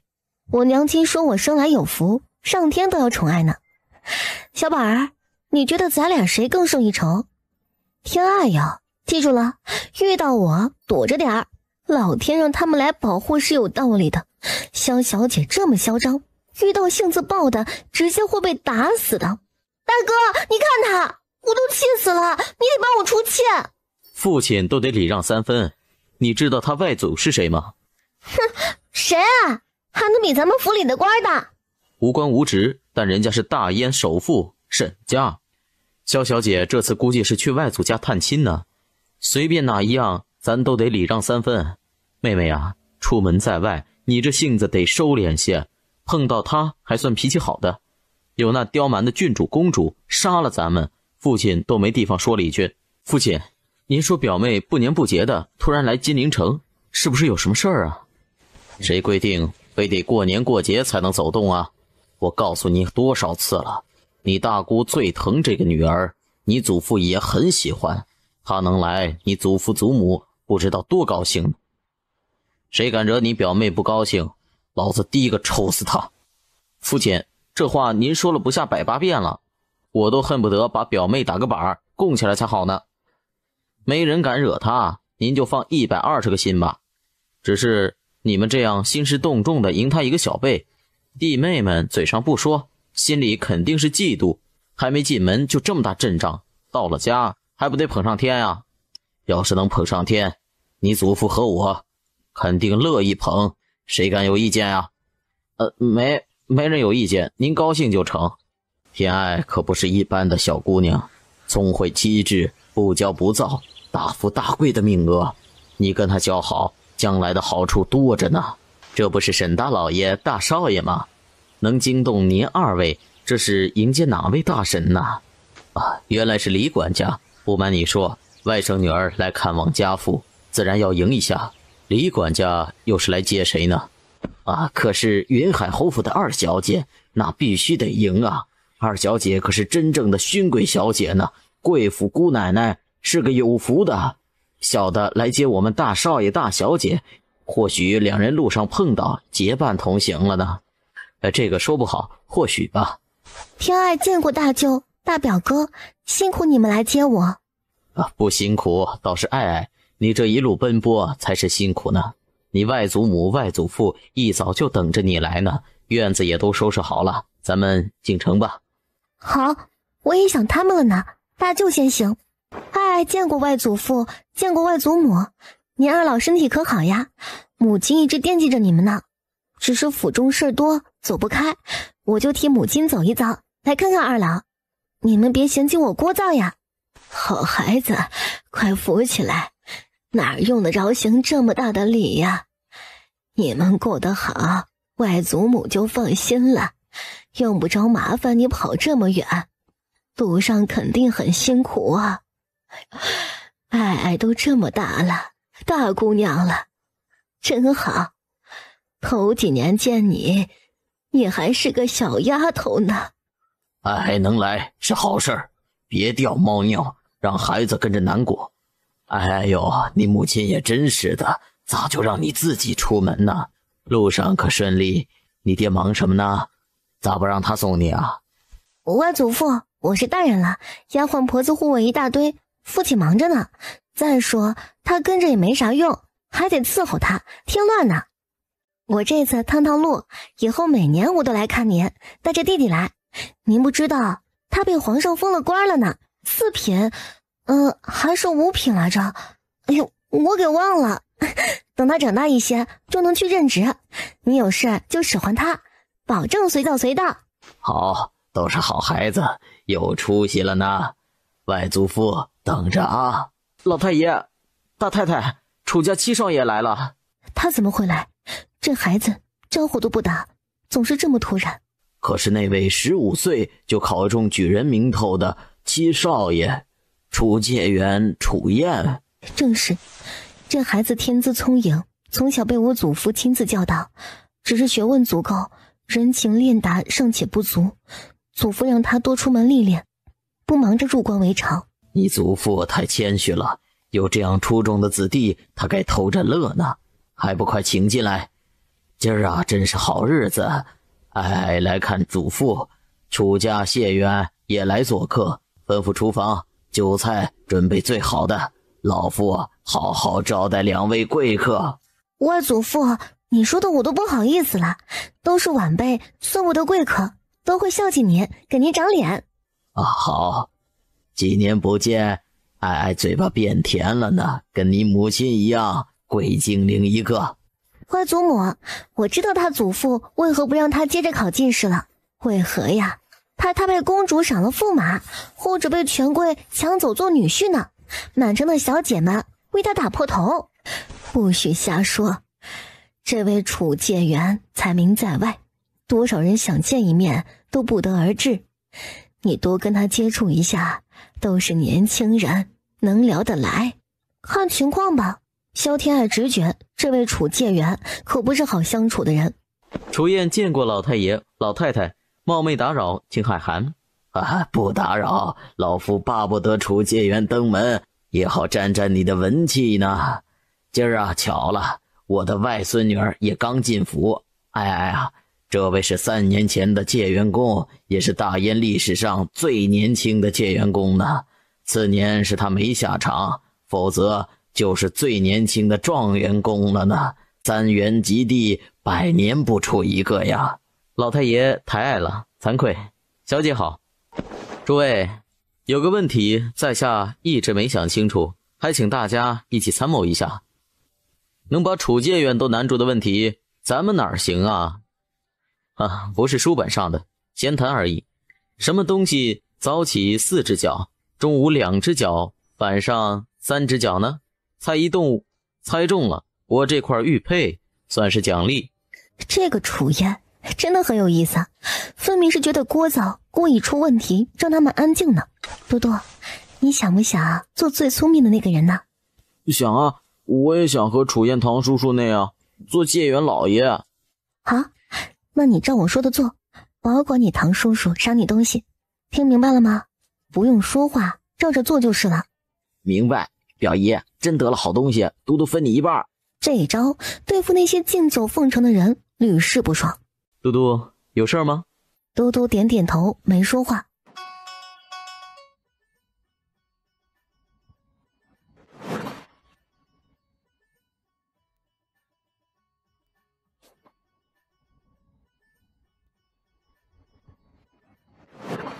楚燕神色渐渐认真，嘟嘟做完动作，跑到了他身边，伸出肉乎乎的小手来。介元公，你怎么给他了呀？因为他说出答案了，自然要给啊。什么？我们怎么不知道啊？答案是什么呀？慢慢想，5岁孩子都知道呢。表姨，你说的真准，堂叔给我的，我分你一半啊。笑笑姐，你很聪明，我记住你了。啊？难道学霸都是这个调调，跟霸道总裁似的？女人，你成功引起了我的注意。楚建远，我一直都知道我聪明，不用你说。谢谢你记着我，我也记着你了。不过不是因为你聪明，而是因为你这张脸。毕竟这么标致的美人儿可不多见呢。哼，装的倒是像。女人嘛，人前一张脸，人后一副面孔，最会骗人。眼眸升了升，笑容多了几丝玩味。萧天爱在一丛粉色蔷薇之前停下来，探出身子想要摘几朵玩。突然，萧天爱哎呀一声，身子就要栽倒下去。小心！哎呀，楚阶远，地上多脏呀！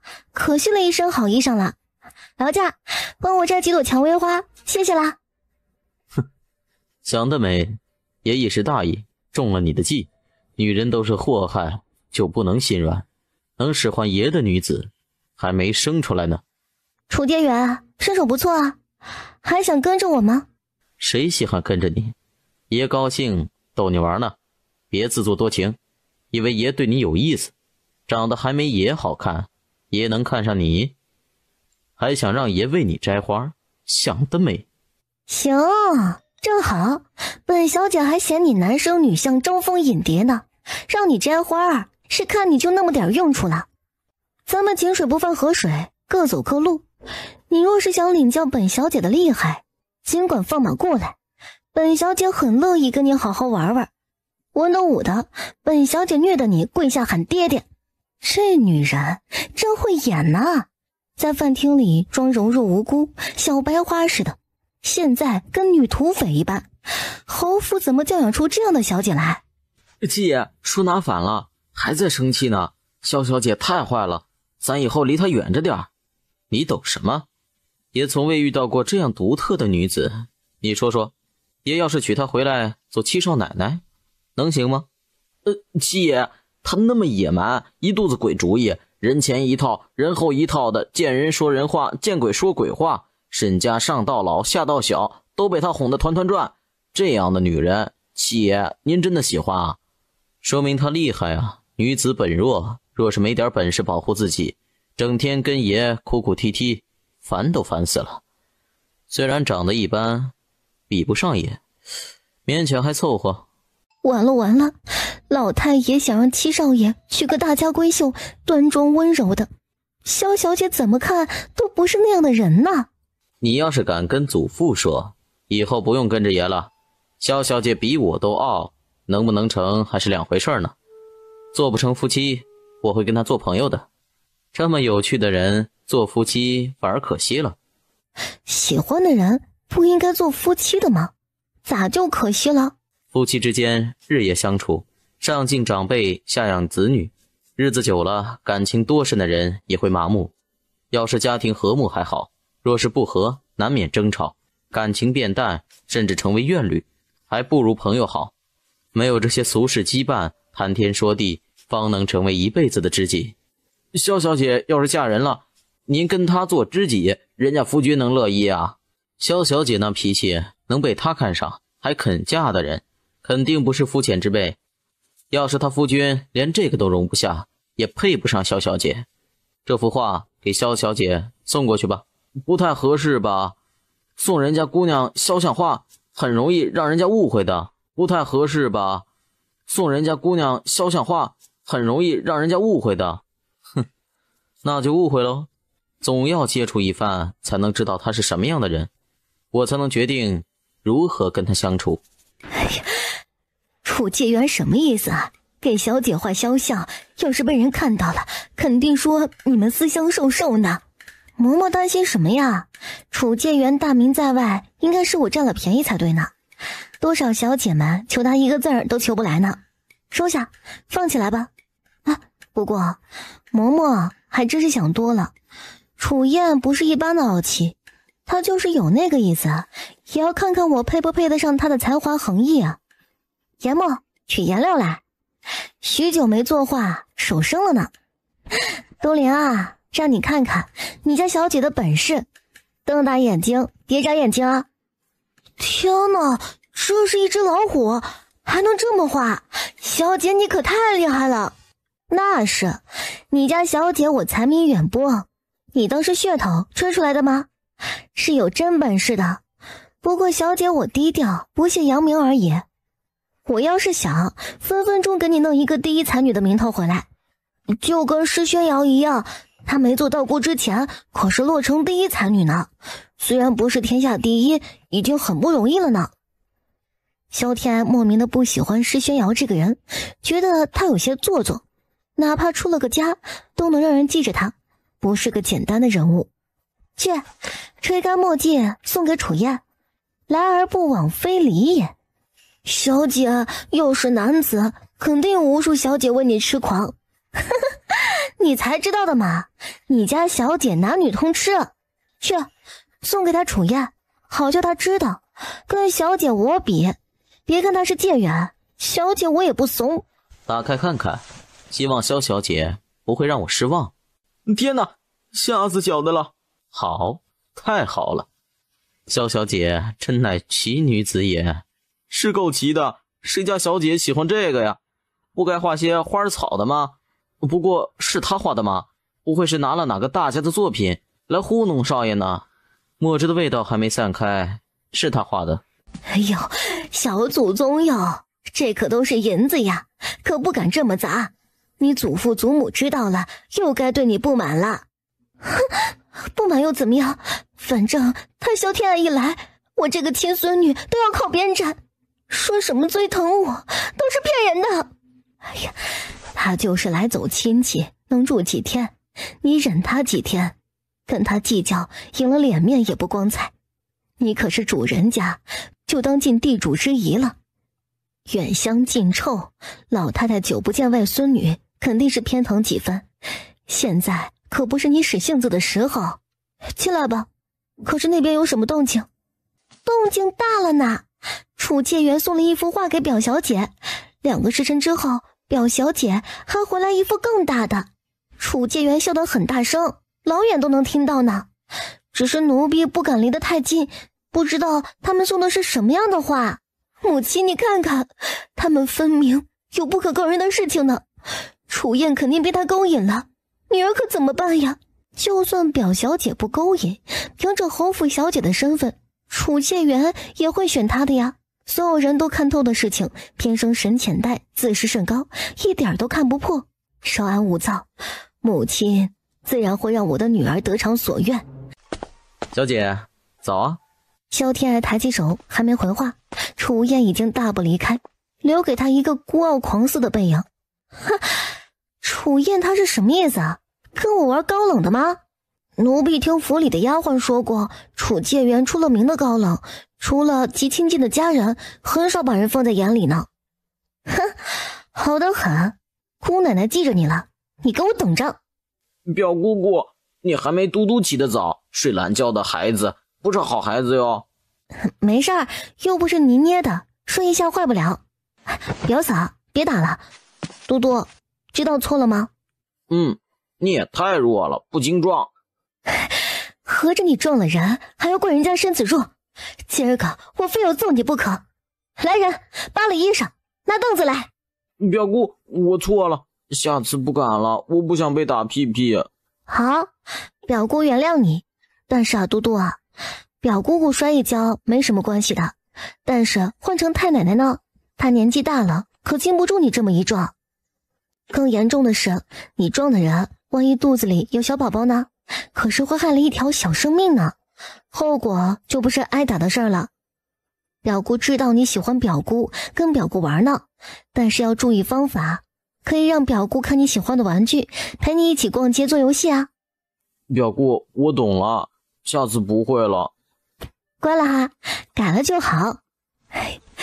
爱倒是会教导孩子，嘟嘟这小霸王从不认错道歉，已经跟他认了2次错了呢。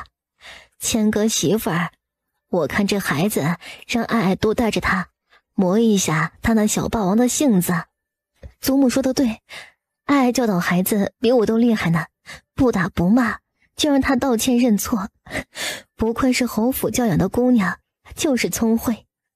表嫂可别夸我了，我也是一时新鲜，能耐着性子哄他。要是我自己的孩子，我也会跟表嫂一样，一天揍8回，揍到他改。小崽子一个，还能让他翻了天去。侯府教养的好，萧小姐也是难得的聪明之人，更有女子少有的坦诚率真。嘟嘟跟她玩，长不歪。干嘛这么看着我？有问题吗？没问题啊，只是你骤然这么夸我，我有些不大适应。毕竟刚才在路上，你可是爱答不理呢。刚才有遇到吗？估计我没认清楚。萧天爱心中奇怪，这人不大对劲儿呢。两人你瞄我一眼，我瞪你一下，眼神厮杀的一片刀光血影。外人却看不懂他们的眼神，只好奇贾介元对萧小姐另眼相看呢。看他们彼此也有意，应该撮合一下，说不定女儿交代的事情就能完成了呢。启禀老太太，孟知府派人送来帖子，府中大小姐、大少爷回府，特开家宴，宴请府中小姐少爷们前去赴宴。那得去，原本老身还想让你们去城中游玩逛逛呢，明儿个再去吧。楚介元，你也跟着一起去凑凑热闹。孟家大少也是难得的少年英才，听说也考了秀才功名，你们年轻人正好一起玩。孟知府也给楚谢远下了帖子呢。那就一起吧。老太太，您喊我从后就好，祖父给起的名字，无需和我客气。好，老身就喊你从后了。我家爱爱，你也多照顾着点儿。祖母还有孙女呢，你有了外孙女，不想要亲孙女了吗？哪有，祖母都疼，哪个都是宝贝儿。你表姐难得来一趟，你作为主人，可要招呼好你表姐啊。好的呢，我会的。孟家我也常去，表姐跟着我就好了。楚介元，你祖父起的字真好听，我能喊你的字吗？从后哪里好听了？说他脸皮子厚吗？还是不要了，我的字长辈喊的，朋友喊的，沈小姐不熟，没到那个地步。楚燕这厮又是在现代，妥妥的钢铁直。表姐，你也笑话我的吗？祖母，谢介元他就是这么看不上孙女的吗？丢死人了，我没法活了。表妹，你别这么说，我真的冤枉，真不是笑话你，是想起楚介元的字从后，莫不是小脸皮子厚一些？你看啊，两个人的后呢。是你想多了，真没有笑话你。我还想帮你和楚介元理论，他怎么能这么说表妹呢？毫无风度，堂堂介元欺负女孩子，心眼太小。若是惹得表妹要死要活的，我可没脸待下去了。我还是走吧。是我的错，我不该这么说沈小姐的，一个名字而已，沈小姐想喊就喊吧。只是楚某也把话说清楚，沈小姐离我远点，我这个人脾气不好，直来直去，从不看男女，只看脾气秉性。沈小姐要是还这样子，日后得罪的地方怕是更多。沈小姐有几条命都不够死的。再者，身体发肤受之父母，动辄寻死，乃是大不孝。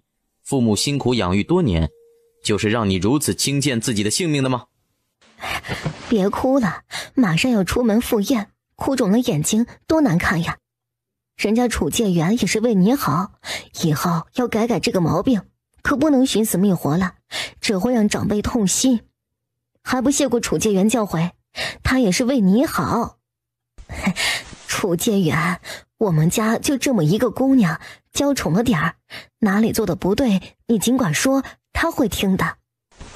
有点道理，教育要从娃娃抓起，表妹都要及笄成人了，现在教迟了点儿。就是嘛，萧小姐和沈小姐年纪相仿，琴棋书画、女红针绣，样样精通。沈小姐应该多和萧小姐学着点儿。萧天还瞪他，真会给自己拉仇恨。你自己的桃花自己掐，少拉扯我。天爱自然是极好的，以后你表妹还劳你多教导。有道是会叫的狗不咬人，这种不会叫还处处摇尾巴陪笑脸的才是真的狠。二舅妈言重了，好说，只要表妹不嫌弃，我愿意倾囊相授。府中从小请了女夫子，针线师傅，情谊大家，吃得苦中苦，方为人上人。别看我是女子，每天的功课可都是排得满满的，也就是转过年幼及笄了，才能出门走亲戚。我们楚家也一样，堂姐从小和我们一起上课，还要学女红厨艺、算账管家，比男子更辛苦。谁的学问不是说说就能有的？人人都看到我们人前显贵，谁又看到人后受罪啊？受教了，沈家的孩子缺的就是各种教导。我带浅带回去收拾一下，时辰不早，该准备赴宴了。表姐，楚介元，都是我不好，谢谢你们肯教我。表姐，咱们一辆马车好不好？我想和表姐说说话，多亲近亲近呢。好啊，那就一辆车，咱们亲表姐妹，无需外道。表姐，你是非要和我争的吗？表妹这话从何说起啊？我跟你争什么了？少装样子。楚介元，别以为我不知道，你们昨天晚上就私相授受了呢，还侯府小姐呢，真不要脸。这么说，表妹是在监视我们了？我是不是要去问问外祖父，客人在家里还要受人监视？你少打岔，你不做见不得人的事儿，怕别人监视的吗？楚介元不知道，我可很清楚，你是在洛城惹了祸，来金陵避难来的呢。姑母都让祖母帮你选夫婿，说不定你这次出来不用回去了呢。那正好呀，长这么大没出过城，第一次出门就遇到楚介元这样的青年才俊，人中龙凤。哼，我们还真是太有缘了。你不要脸，楚介元是我的，他脸上刻着你的名字啦。你说他是你的，你喊一声看他答不答应。切，我哪里不要脸了？男未婚女未嫁，志趣相投，门第相当。哎，这么一说，楚介元还真是上天赐给我的好郎君呐。哼，跟我斗，一指头都能戳死你，太没挑战性了。我打死你！啊，我的手！小天儿，你害我！哼，知道这叫什么吗？自作自受。下次跟人呲牙的时候，先掂量一下自己几斤几两重。现在闭嘴，再聒噪，下巴给你卸下来，让你流一肚子口水，看你怎么见人。表妹，来，我扶你啊。沈浅淡下意识想摇头，可看到萧天爱眸子一沉，似笑非笑地盯着自己，下意识伸出手让他扶着。楚大哥，表姐她要害我，你可要帮帮我呀！人家楚燕就差直接说你滚远点了，还死气白赖的往上贴。这表妹脑子里装的都是水吗？也不对，一半水一半面，一晃的全他娘的成浆糊了，不是一般的糊涂。楚燕厌恶蹙眉，一闪身躲开3丈远，深浅带直接扑到了地上，摔了个狗啃泥。楚燕还真是可爱呢。表妹，你怎么样了？都愣着干嘛？快扶着小姐啊！一个个的没点眼力劲啊！楚介元，你这么做可不大地道呢，怜香惜玉，不懂的吗？对不住了，楚燕活这么大，只有自己人和外人，没有男人女人，还真不懂。你看热闹不是挺来劲儿的吗？如果是你，我倒是乐意连上一连。就怕楚介元这小身板架不住我一扑，只有本小姐怜惜美人的份儿，没有让美人受累的道理。楚介元，你别被他骗了，他心肠最是恶毒，我的手都被他折断了呢。哼，沈小姐自己蠢，别算上我，我怕沾染你的蠢气儿。萧小姐，沈小姐到。哎呀，不愧是侯府的小姐，仙女儿一般，气度更是好。夫人太客气了，我外祖一家承蒙知府大人多照料良多呢。我年纪小，您把我当晚辈就是了。表妹，来给夫人见礼，以后请夫人多关照。见过孟夫人。好，沈小姐也经常见，快入座吧。表姐妹一个赛一个的漂亮呢，沈老太太好福气哟。这是姐姐膝下的嫡女，叫怡宝。怡宝，你多照顾萧小姐啊，你们年纪相仿，能说到一块儿去。萧姐姐好呀，还请你多指教我呢。好说，都是好姐妹，一块玩吧，我们坐一起。萧小姐，洛城好玩吗？你见过皇上没有啊？没有呢，我一直待在闺中，很少出门。这样啊，岂不是很无趣？你们平时有什么消遣呢？怎么会无趣？女红读书、抚琴、画画，功课很多的。想要做大家主母，需要学的东西太多了，家里管教很严，学的功课不好是要挨骂的。女子无才方是德，又不需要科举，学那么辛苦干嘛？身在高门大户也不是多好的事情，哪像我们逛逛街、踏青郊游，逍遥自在，多开心啊！你说的对啊，你这衣裳的料子很好看呐，我都看不出来是什么绸缎。谁送来的呢？忘了呀。小宝儿要是喜欢，改天我送你2匹啊。我堂姐选了太子妃，有宫里赏下来的，我对这些不大感兴趣。肯定是贡品，好东西呢。我先谢过了。真是丧母长女，真不懂规矩，人家送你还真好意思要呢。这也是孟怡宝的痛处，母亲早逝，受伤害最大的就是她，一下子被伤得鲜血淋漓。还未请教，这位妹妹是哪个府上的？嫡母外家，钱家的庶出小姐，闺名碧琪，府中没有嫡女，她养在外祖母膝下，当嫡女教养。啊，庶女呀，刚才忘了问了，你嫡母可曾向朝廷请封诰命？前世是继室，有的夫家会让继室继承前妻的诰命，有的缅怀前妻会留着诰命，让死者享受哀荣。不曾。既然不曾啊，那我倒是坏了规矩了，不该喊孟夫人的，应该喊孟太太才对呢。果然不是正经的原配诰命，办的事儿不大懂规矩呢。虽说是在金陵城，规矩礼数不太计较，可庶出就是庶出，和嫡出小姐安排在一起，这是贬低嫡出呢，还是无视规矩礼法，冒天下之大不韪呢？萧小姐，你是侯府小姐不错，可是来主人家做客，不该客随主便的吗？你这样指责主人家，就是你侯府小姐的规矩教养的吗？秦嬷嬷，小姐安坐，交给老奴来办。你要干什么？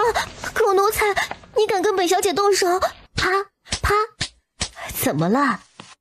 天哪，碧琪，你谁呀？怎么敢打我的侄女儿？姑母，你要为我做主啊！我的脸。孟太太不曾进封诰命夫人，有些规矩太太不知道，老身就给夫人说道。老身大半生待在皇宫，伺候过皇妃，此时在萧小姐身边当差。孟太太嫡庶不分，也就在这金陵城，换作在洛城，御史的折子能有1箩筐。钱小姐刚才说女子无才便是德，老身好心告诉你一句，那是上不得台面的阿扎货色。真正的贵族小姐无才真的是会死人的。越俎代庖，多有得罪，孟太太恕罪则个。奴才一样的东西也敢在我们小姐面前叫嚣，打你都是轻的，要是在宫里直接杖毙了。辛苦嬷嬷了，是我思虑不周，我和萧小姐道个歉。不必了，我家小姐和孟小姐一见如故，孟太太知道就好，毕竟你年长，小姐没有怪你，聒噪东西打发了就是了。孟怡宝简直太佩服了，萧小姐自己厉害，手下的奴才都这么霸气，好羡慕，好崇拜呢。萧小姐，你腿上还缺挂件吗？收下小妹吧，我鞍前马后把你当亲姐姐伺候。小菜一碟，你就把自己给卖了呀？那个什么碧池的，再怎么样也不过是个庶女，该打打该骂骂，你可是正经的嫡出大小姐，被他给骑在头上拉屎，这么点出息，本小姐不稀罕你这个挂件呢，太蠢了，挂不出来，丢脸。那你还帮我出气呢？求你了，你就收下我吧，不管大小，我都给你做妹妹。好歹是我欺负顺手的，要欺负也只能是我欺负。一个碧池小蹄子也敢欺负你，我岂不是很没面子？哎，好啦，甭跟我撒娇，我又不是绝世美男子，这招没用。他叫钱碧琪，你老喊什么碧池的，谁知道你说的是谁？我耳朵没聋，知道呢。碧池是骂人的词儿，蠢货、贱婢的统称，以后就喊他钱碧池了，挺应景的。哦，这样啊，萧姐姐骂人的话都这么厉害，一个脏字不带，骂得她狗血淋头，好厉害呀！会骂人就算厉害了吗？萧小姐，你可别带坏人家小姑娘了呢。楚燕，天哪，谁呀？好帅呀！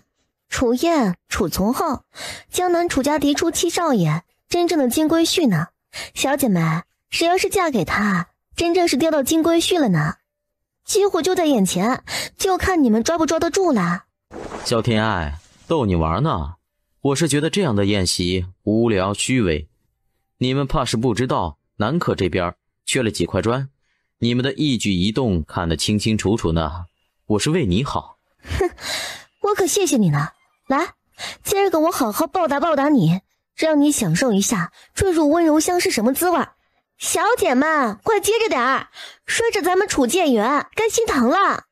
楚建元，你别慌，我来救你。还有我，楚建元，奴家周雨诺，周家大小姐。楚建元，别忘了我呀。别，萧天爱，我错了，你不能这么狠，咱们可是亲戚啊，手下留情，你让我做什么我都答应了，真的会死人的。我就想让你和小姐姐们亲香亲香，想不到吧？你楚建元也会有今天呢。手上用力，楚燕头朝下栽下墙头。楚建元，天哪，活的楚建元，我摸到了，太开心了。嘿，这么点出息，亲呀，盖上谁的章，他楚建元就是谁的金龟婿。小天爱，过分了啊，我跟你没完。哼，没完是吧？裤子给他扒了，这不太好吧？有什么不好的？错过这个村可就没这个店了，正事做不成，做个妾也是好的呀。是啊，僧多肉少，不扒肉可得没得吃了。扒。松手，快松手啊，爷的清白之躯啊。哎呀，可乐死我了，这种热闹可不多见呢。千古奇闻，旷世绝唱，小姐姐请收下小妹的膝盖。小意思啦，小宝儿，你喜不喜欢楚建元啊？要不要姐姐帮你保管你喜的家婿？我可不要，我还小，不着急嫁人。姐姐可不敢乱点鸳鸯谱。哎，姐姐跟楚建元这么熟悉，干嘛不自己留着呀？楚燕这个人自视甚高，脾气刚烈，嘴巴还损，要说做夫婿也不是不可以，就是我怕哪一天一个没忍住把他给拍死了。他瞧着人模人样的，其实还是个大男孩，读书行，人情世故就不擅长了，就跟没长大的孩子似的，想要调教的外圆内方，圆滑老道，可得费老鼻子劲了呢。我是想找夫君，能照顾我疼我的人，可不是找儿子，还是个逆子，没那精力跟他玩。小姐姐，你是故意逗我笑的吗？哎呦，不行，我肚子抽了。你笑点太低了，你当我是开玩笑的吗？这是至理名言，好的婚姻等于找了个爹，把你宠成任性的女儿家，坏的婚姻等于找了个儿子，懂事的还好，相敬如宾，遇到这样的逆子，迟早得气死。小姐姐，我求求你闭嘴吧，你再这么说下去，我都没办法找夫君了，不是想着爹就找儿子的，太可怕了。小天爱，你好得很，此仇不报也就不是楚燕。楚建元，你不要这么凶嘛，人家好怕怕，是你先不守规矩的，哪有爬墙头看女孩子的？这官司就是打到孟知府面前，本小姐也说得过去。好了啦，别生气啦，不叫楚燕，还可以叫楚从后、楚介元、楚七爷。赶紧去换换衣裳，这副样子，你玉树临风的翩翩家公子形象呢。萧小姐，你看这事闹的，传出去多不好听啊！有什么不好听的？这么多双眼睛看着呢，又没有私相授受，就当是少爷小姐们玩游戏了。这要是传出去不好听，知府家的内宅，小姐们赴宴，还能让男客看到，是故意的还是巧合呀？孟太太，不用我说的太明白了吧？好歹是4品大员的太太，学着楼子里的老鸨，还帮人拉客的吗？楚燕这个人最见不得这等阴私事儿，直接就给戳穿了。没有的事儿，许是年久失修，巧合而已，我这就让人去修好。怡宝，你陪着萧小姐，母亲去忙了哈。接着此事儿，你跟你父亲说，把内宅掌家权要在手里，名分上你不能拿前世怎么样，就要有自己的权利。前世拿捏你，无非是内宅吃穿用度还有婚事儿，内宅握在手里，就不怕他作妖。能出门应酬，主动权就在自己手里，找个好的夫婿还不容易的吗？父亲能答应的吗？就看你有没有足够的本事啊，让你父亲对你刮目相看了。前世这次的错处不可谓不大，你父亲既然没有给他请诰命，说明前世在他心中位置也有限。主意给你出了，能不能做到就看你的了。反正我是不喜欢自己的命运前途捏在别人手里，这只是第一步。前世若是不安分，你可以把你祖母接来，还弄不住他一个续弦。傻姑娘，办法总比困难多，不只问你自己，还有你大哥。你敢保证前世不敢对你大哥下手？他还有2个儿子呢。谢谢你啊，小姐姐，以后你就是我亲姐，我一辈子的恩人，楚介元。哎，明儿个等着看吧，不知道有多少人家会来你们家找他负责呢。今儿个可是和很多小姐们亲密接触了呢。你是不了解楚燕，他们注定要失望了呢。给你看个好玩的。楚燕目不斜视，一如既往的冷傲拽酷。楚介元，小女子倾慕介元已久，可否给提一副墨宝，让小女子日夜缅怀？仰慕本少爷的人多了，都题字，也不得累死啊！哪儿凉快哪儿待着去，长得丑就算了，还出来吓唬人，脸是个好东西，别往外随便丢。你才丑呢，你全家都丑！楚燕，睁大你的大眼珠瞧瞧，姑奶奶是谁？你还是想着怎么讨好我吧，后果你自己想。你，萧天爱，你玩什么呢？你早起出门梳的不是这个发型啊？哼，说你傻你还不承认？你都说了是早上了，我回府不能换的吗？你拿发型认人，亏你好意思吹自己多聪明。男人都一样发型，你怎么认啊？男人都一样发型，你怎么认啊？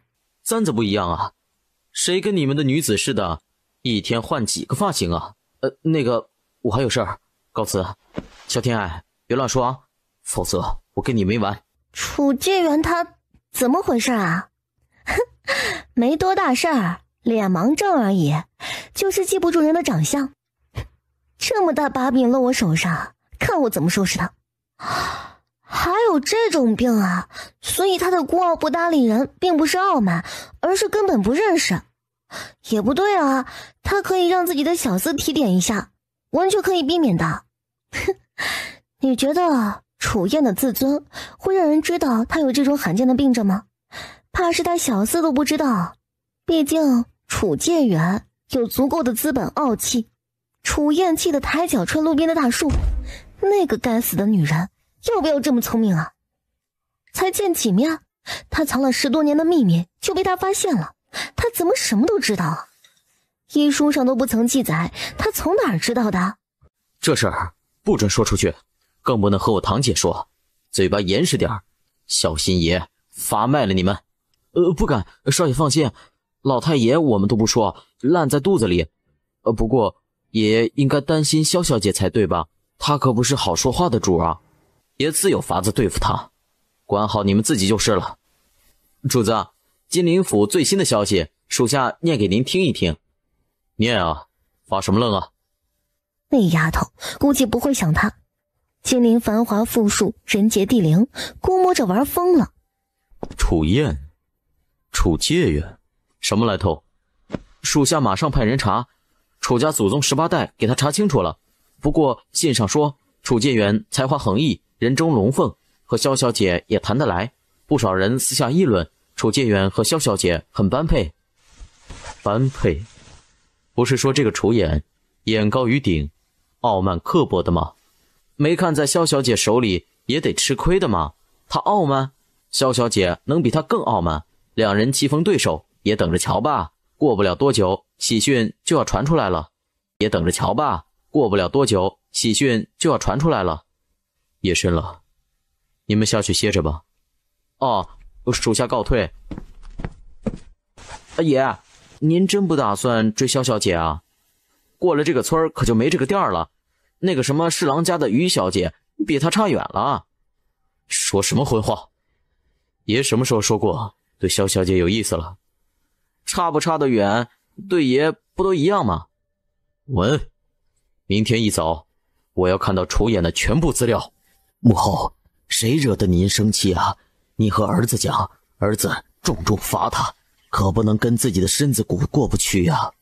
哀家命苦，这一生都没自己的儿子，临了都得看人脸色，硬气不起来。哀家别的不求，只盼着吴家能有个完整的家，九泉之下见着姐姐也能交代了。皇后，你有什么话可说的？母后都是儿媳思虑不周，儿媳也想给九弟选个高门大户的王妃，可是人家不乐意呀。您是不知道，但凡家世不菲的适龄女子都在急着找婆家呢，就是怕。所以你就挑些歪瓜裂枣塞给我儿。那个什么金兆府的外甥女儿，胖成那样子你都能带进来，给谁看呢？秦小姐的身子骨最适合生养啊，腚大个子高，相貌是差了点儿，但是九弟不也看不到吗？给她配个天仙也白瞎。你听听，他说的是人话吗？江儿看不到，别人都看不到的吗？燕王妃若是让这样的人做了，你一个刻薄弟弟的名声也休想逃得过。我可怜的江儿，为了这个国家，先帝驾崩都没能回来，他现在成了废人，你们就忘了他流了多少血，立下多少功劳。我老婆子还活着，你们就这么欺负他？我要是哪天走了，你们是不是把他撵出城去啊？那不能够，母后多虑了，九弟可是朕的亲弟弟啊。皇后，你连夜再去选人，朕的亲弟弟看上谁家姑娘是他们的福气，谁敢嫌弃，朕亲自登门说媒去。臣妾马上去，幕后息怒，下次臣妾先让您过目，再给九弟看。老乞婆怎么还不死？实在是受够了他的气，明明跟自己年纪差不多大，一口一个老婆子，寒碜谁呢？娘娘，您受委屈了，夹在皇上太后之间太难做了，这样的日子什么时候是个头啊？除非那老太婆死了，本宫的日子才好过。本宫乃是一国之后，凭什么受他的阿扎气？他夜里换上男装，化名方天洛，青楼楚馆、酒店戏楼逛了一个遍，还结交了不少朋友呢。花了些银子，孟知府的太太替人拉线搭桥，堂堂知府太太做着劳保的勾当，在市井之中流传开来。肯定是萧家那个小贱人做的好事儿。我说最近怎么没人请我赴宴了呢？慎言，那可是侯府小姐，好好的惹她干嘛呢？哼，还不是你家碧琪惹出来的祸，人可是她先挑衅的。哎呀，别提那个不争气的东西，那种名声传出去，还能说什么好人家，远远嫁了干净。眼下的事儿才是最打紧的。太太，老爷有请，请您马上去前院。我知道了，这里有客人呢，完事就去。老爷，找我何事呀？我且问你，帮人拉线搭桥的事儿，你可做过呀？后宅院墙那些取了的砖头，可是你的手笔。老爷，妾身怎么会做那等糊涂之事？就算帮人牵线，也是未婚男女说和，哪有外面传言的那般不堪？这是有人故意坏了妾身名声啊！分明是冲着咱们孟府来的，其心可诛啊！帮人拉线说媒，彼此相看，内宅夫人也是常有的事儿。可要见面，大可去寺庙上香，正大光明的看。你以为老爷我不懂内宅之中的那些规矩吗？自家府里闹出这等事儿，出门应酬谁都揶揄自己，要来府中做客，为的是见识一下那面能看清楚女眷的院墙。天知道孟知府费了多大的毅力，才按捺住直接做了前世的心思。老爷，妾身知错了，求老爷饶我这一回吧。我想饶你，满城的流言蜚语可饶不了我呀。从今日起，内宅就交给怡宝来管，你待在院子里，哪儿都别去了。嫡母放心，祖母有教过我，我能做好的。实在不成，还有祖母在呢，只能辛苦他老人家来府中常住了。可是大小姐很快要及笄了，总要嫁人的。没关系的，大哥也要娶媳妇儿的，大嫂进门，更无需嫡母操劳。就这么定了，你下去吧。说吧，谁给你出的主意啊？没人给女儿出主意啊。父亲你说什么呢？能和侯府小姐交好，对她利大于弊，何不请楚建元来问问？只要他点头，楚家主母还能不认的吗？我们也不求正妻之位，给个妾室的名分也是好的。万万不可，他最了解楚燕的脾气，他一出面，不知道得得罪多少人呢。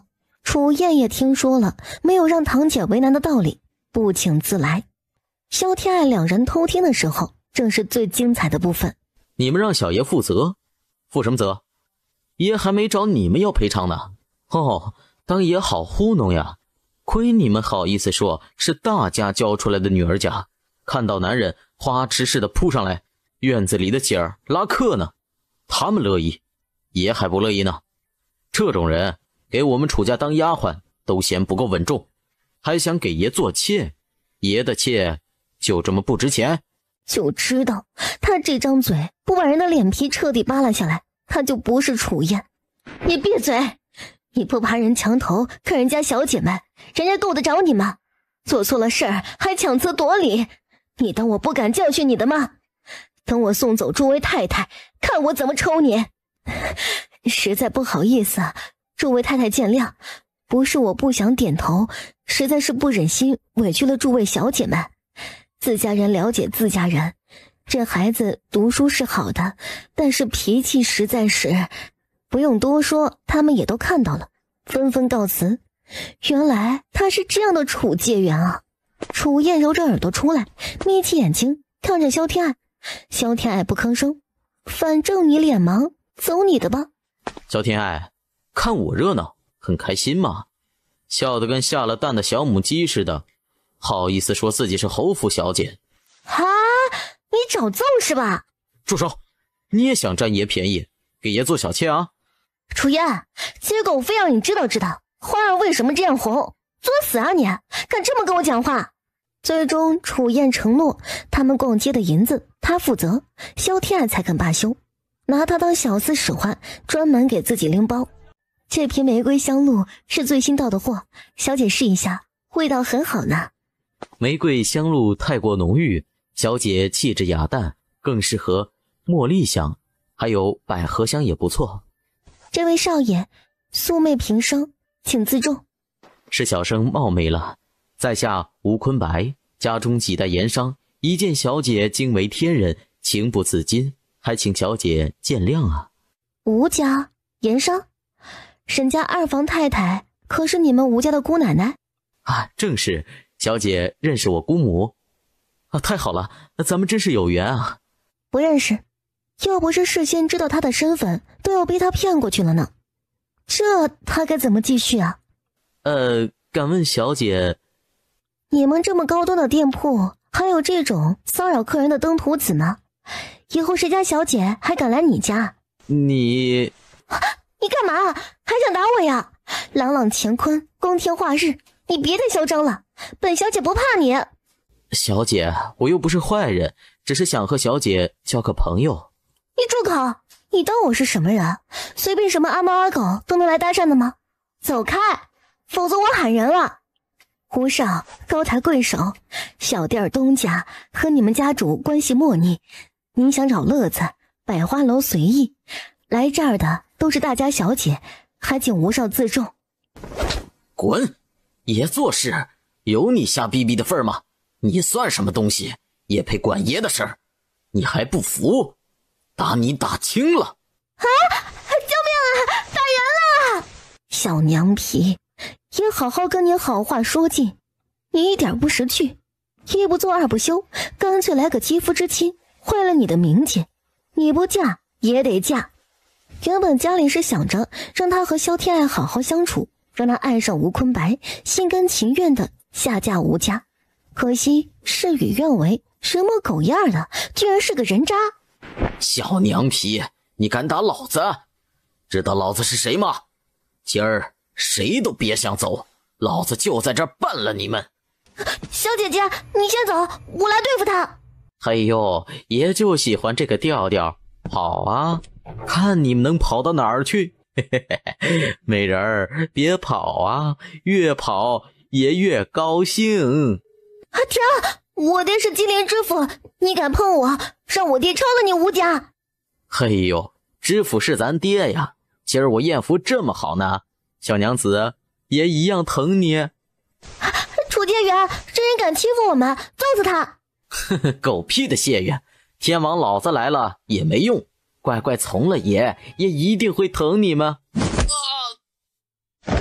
子路、子瞻，杀了他，给爷杀了他！管你是谁，坏了爷的好事儿就得死。让你欺负姑奶奶，想杀人家，你先去死吧！住手！你们少爷现在可是在我们手上呢，谁敢动一下，现在就剁了他！爷就喜欢这个调调，辣得好啊！愣着干嘛？爷就不信他真的敢杀了爷。小娘子杀过鸡没有啊？一刀划下去，那血哗啦啦的流啊，一时半刻断不了气儿，还能扑棱翅膀满院子飞呢。至于杀人，讲究更多了，有一刀割喉，血扑哧一下喷满脸，热乎乎的，那个味道你闻过吗？小脸白的，吓着了吧？也疼你啊！看来吴坤白手上人命不少，甚至是个杀人取乐的变态。姑奶奶是吓大的，姑奶奶杀鸡宰羊的时候多了去了，三言两语就想吓唬我，瞧不起谁呢？还有力气说话，揍得你轻了。算了，跟一只疯狗计较，掉了咱们的身价。结果这事儿，吴家要是不给个说法，咱就告到御前。我那便宜姐夫可是堂堂太子呢，这时候不用，留着他过年啊！呸！脏了姑奶奶的手！我萧姐姐宫里有人，你吴家算个屁呀！滚！再敢出现在我面前，我见一次打你一次！萧小姐，算起来咱们也算表兄妹呢。我吴家别的没有，就是银子多。这女子嫁人，无非就是求个随心所欲。你来金陵低价，不就是想活得自在顺心吗？我吴坤白是混账，但浪子回头金不换。只要你进了我家门，整个吴家都让你做主，逍遥自在。也睡过的女子不计其数，看到你才知道那些都是庸脂俗粉。大户人家养出来的小姐就是细嫩。癞蛤蟆想吃天鹅肉，好大的脸！萧姐姐，咱们走，多瞧一眼都嫌脏。哈，你撒手！楚燕眸子中杀气闪现，萧天爱已经先他一步，下意识抬脚就踹。好像有什么东西碎了呢。哼，活该，让你手欠。小姐姐别怕，下次咱们出门，我带把刀子来，可我爪子给他剁了，还以为他今儿个吃错药了，一味的示弱，合着搁这儿等着呢。这个样子可比杀了他还惨了。不会是蛋碎了吧？什么蛋？吴坤白身上还藏着鸡蛋呢，你们都看到了，是他先对我动手动脚的，我才还手的，不能怪我。楚燕，你让人送医保回府，我找外祖父评理去。他吴家虽说是姻亲，却没有这么欺负人的。吴坤白满心的惊恐，不甘心伸手，还想拽萧天爱的衣裳，吓得他惊恐大叫，双脚无意识乱踩，细微的咯巴声响起。吴坤白不知道断了几个骨头，白眼一翻，晕了过去。你故意的吧？什么呀？我好惨，出门逛街都遇到这样的变态，好怕怕呀！楚燕，都是你的责任，你要是寸步不离的保护我，我能受到这场惊吓吗？哎呀，我心口疼，我头疼，你快给我找大夫去啊！吴坤白下半辈子要做太监了吧？你二舅妈肯定会怨恨你的。哼，他做初一，别怪我做15。这么恶心的人，留着那2两肉祸害姑娘的吗？让他死了倒是便宜他了，不死不活做个活死人才是最好的报应呢。死了确实便宜他了。哼，原本我还对你有那么点意思，毕竟能和我势均力敌的女人可不多见。可今儿见你这么收拾吴坤白，我觉得还是离你远点的好。那句女人是老虎，以前听着嗤之以鼻，现在觉得很有道理。我面前就有一个老虎一样的女人。合着你楚从后也有怕的时候呀？不可能啊，坤白这孩子怎么会做出这等事情来？你敢说你没有和你娘家人说起过爱爱的事儿？老生此生最后悔的事，就是让我儿娶了你这么一个愚蠢又恶毒的女人。爱爱要是有个好歹，你也滚回吴家去。吴坤白想对爱爱动手动脚，爱爱失手踹了他一脚，怕是不太好了。二太太若是担心娘家侄儿，就该去看看，也顺便问问这事儿他们吴家打算怎么交代。这么说，是沈家的外孙女废了我孙儿。老大，召集人手找他沈家去，那个小贱人敢废了我孙儿，就得伺候我孙儿一辈子。既然坤白看上他，咱就娶了他，让他伺候坤白一辈子，守一辈子活寡。万万使不得呀，那萧小姐可是侯府千金，更是太子外家，咱们可得罪不起啊。这事儿本是想着结亲去的，让坤白和人家小姐好好处处，谁让这混账动手动脚了？那是咱能惹得起的人物吗？合着你的意思，坤白就这么废了，这个仇咱就这么忍了吗？坤白怎么样了？那小贱人回府就病倒了，我们家那老不死的还想找茬休了我呢。母亲，这可怎么办呢？他敢！够了，你们别添乱了，这事儿是咱们理亏在先，就算打死坤白，咱们不也得认啊？我跟你回去赔礼道歉。无论如何，侯府不能得罪啊，更别说侯府背后的太子了。我可怜的大孙子哟，奶奶的病哟！你劝劝母亲，都是你们惹下的好事儿，结亲不成，反结仇了。这个亏咱就吃定了吗？妹子，你是不懂，你大哥服软的时候多了，可最终有几个能笑着的？吴老爷这是要出门吗？我们老爷请您过府，有要事想问，还请您跟老奴先走一趟。今儿孟小姐陪着萧小姐一起的，怕是准备厚礼，先去孟家。这事儿就这么算了吗？听说萧小姐受到惊吓，卧床不起。会咬的狗不叫，你别看吴长兴此时卑微的跟条狗似的，心底不定打着什么恶毒的主意呢。这老狗最喜欢背地里阴人，你和怡宝最近多小心些，为父也要早做打算。吴家背后是当朝宰辅韩阁老，是阁老最大的钱袋子，韩阁老是占太子一系的，当然皇子们没有谁越过太子，板上钉钉的储君，也就萧家是太子岳家，否则今天这事儿就是咱们吃亏了。韩宰府就由得吴家这样嚣张，那可是堂堂宰府，百官之首啊。宰府就不爱银子了吗？韩宰府这个人看似谦和，实则最是霸道，不容一己，城府深沉，被他阴死的人死都不知道怎么死的。不过韩宰府势力过大，圣上多有不满，只怕要对他动手呢，差的只是一个契机，也是为父能否更进一步再登一步的契机。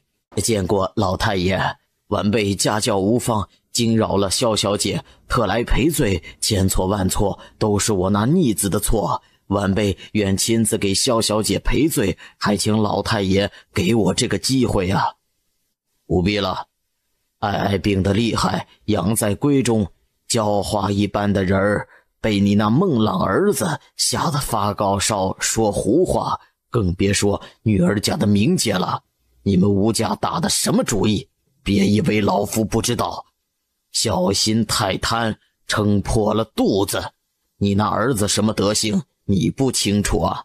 给我家爱爱提鞋都不配，你们倒是敢想。是，那是自然，都是被我母亲惯的。此事我确实不知情，妇道人家见识短，一厢情愿。那个逆子，我只当他死人一个。只要萧小姐无碍，吴家愿意付出任何代价。这些是大夫开的补品，我们沈家不是吃不起，可是你吴家做的孽，没有我们破费的道理啊。你就当做医药费，先吃吃看吧。值100年份的人参就要10根，血莲灵芝这些可遇不可求，搁谁家都留着保命的东西，萧小姐一个女儿家吃得了这么多吗？哎，这孩子打小身子骨就弱，补品里泡大的，这些只是第一批，先吃着看，不好的话再请大夫来开。你若信不过老夫，可以自己找大夫来。心神失调，气血两虚，何该这么补才行？你越是犹豫，说明这事儿很不寻常。念吧，等爷把你踹出去，重找人来念，还是你打量爷看不见，想着瞒过去？没有的事儿，王爷息怒，属下只是太意外了，这就念。护卫不能随行伺候，才会出了差错。不过事后严修没能及时救人，也有失职之过，每人领10鞭子，再有下次，直接滚回西北去。吴家什么情况？查清楚了吗？自古盐商巨富，背后牵连复杂，他背后靠的是谁？卑职自然查清楚了，是韩宰府。韩嗣同那个老匹夫吗？倒是个好机会。备马车，爷要出门。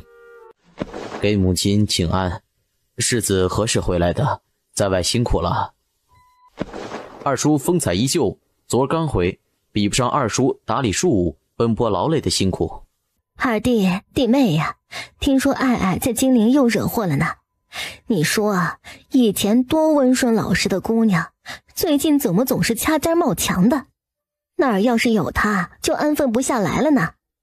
弟妹，你可得多管教管教，毕竟是侯府的小姐，人家说起来，侯府脸上也没光彩呀。是啊，却是丢了侯府的脸，被人欺负病了，都没人敢帮忙出头。说什么太子岳家，也就自己觉得是个人物，瞧瞧外面那些人，谁会把咱们放在眼里呀？二婶儿，你也不用担心，二妹那边我会留意。母亲的意思只是女孩子还是少出门，自身端庄守礼，自然不会有那么多是非。看看我大姐，从未有这种事情传出来，要不然也不会选上太子妃。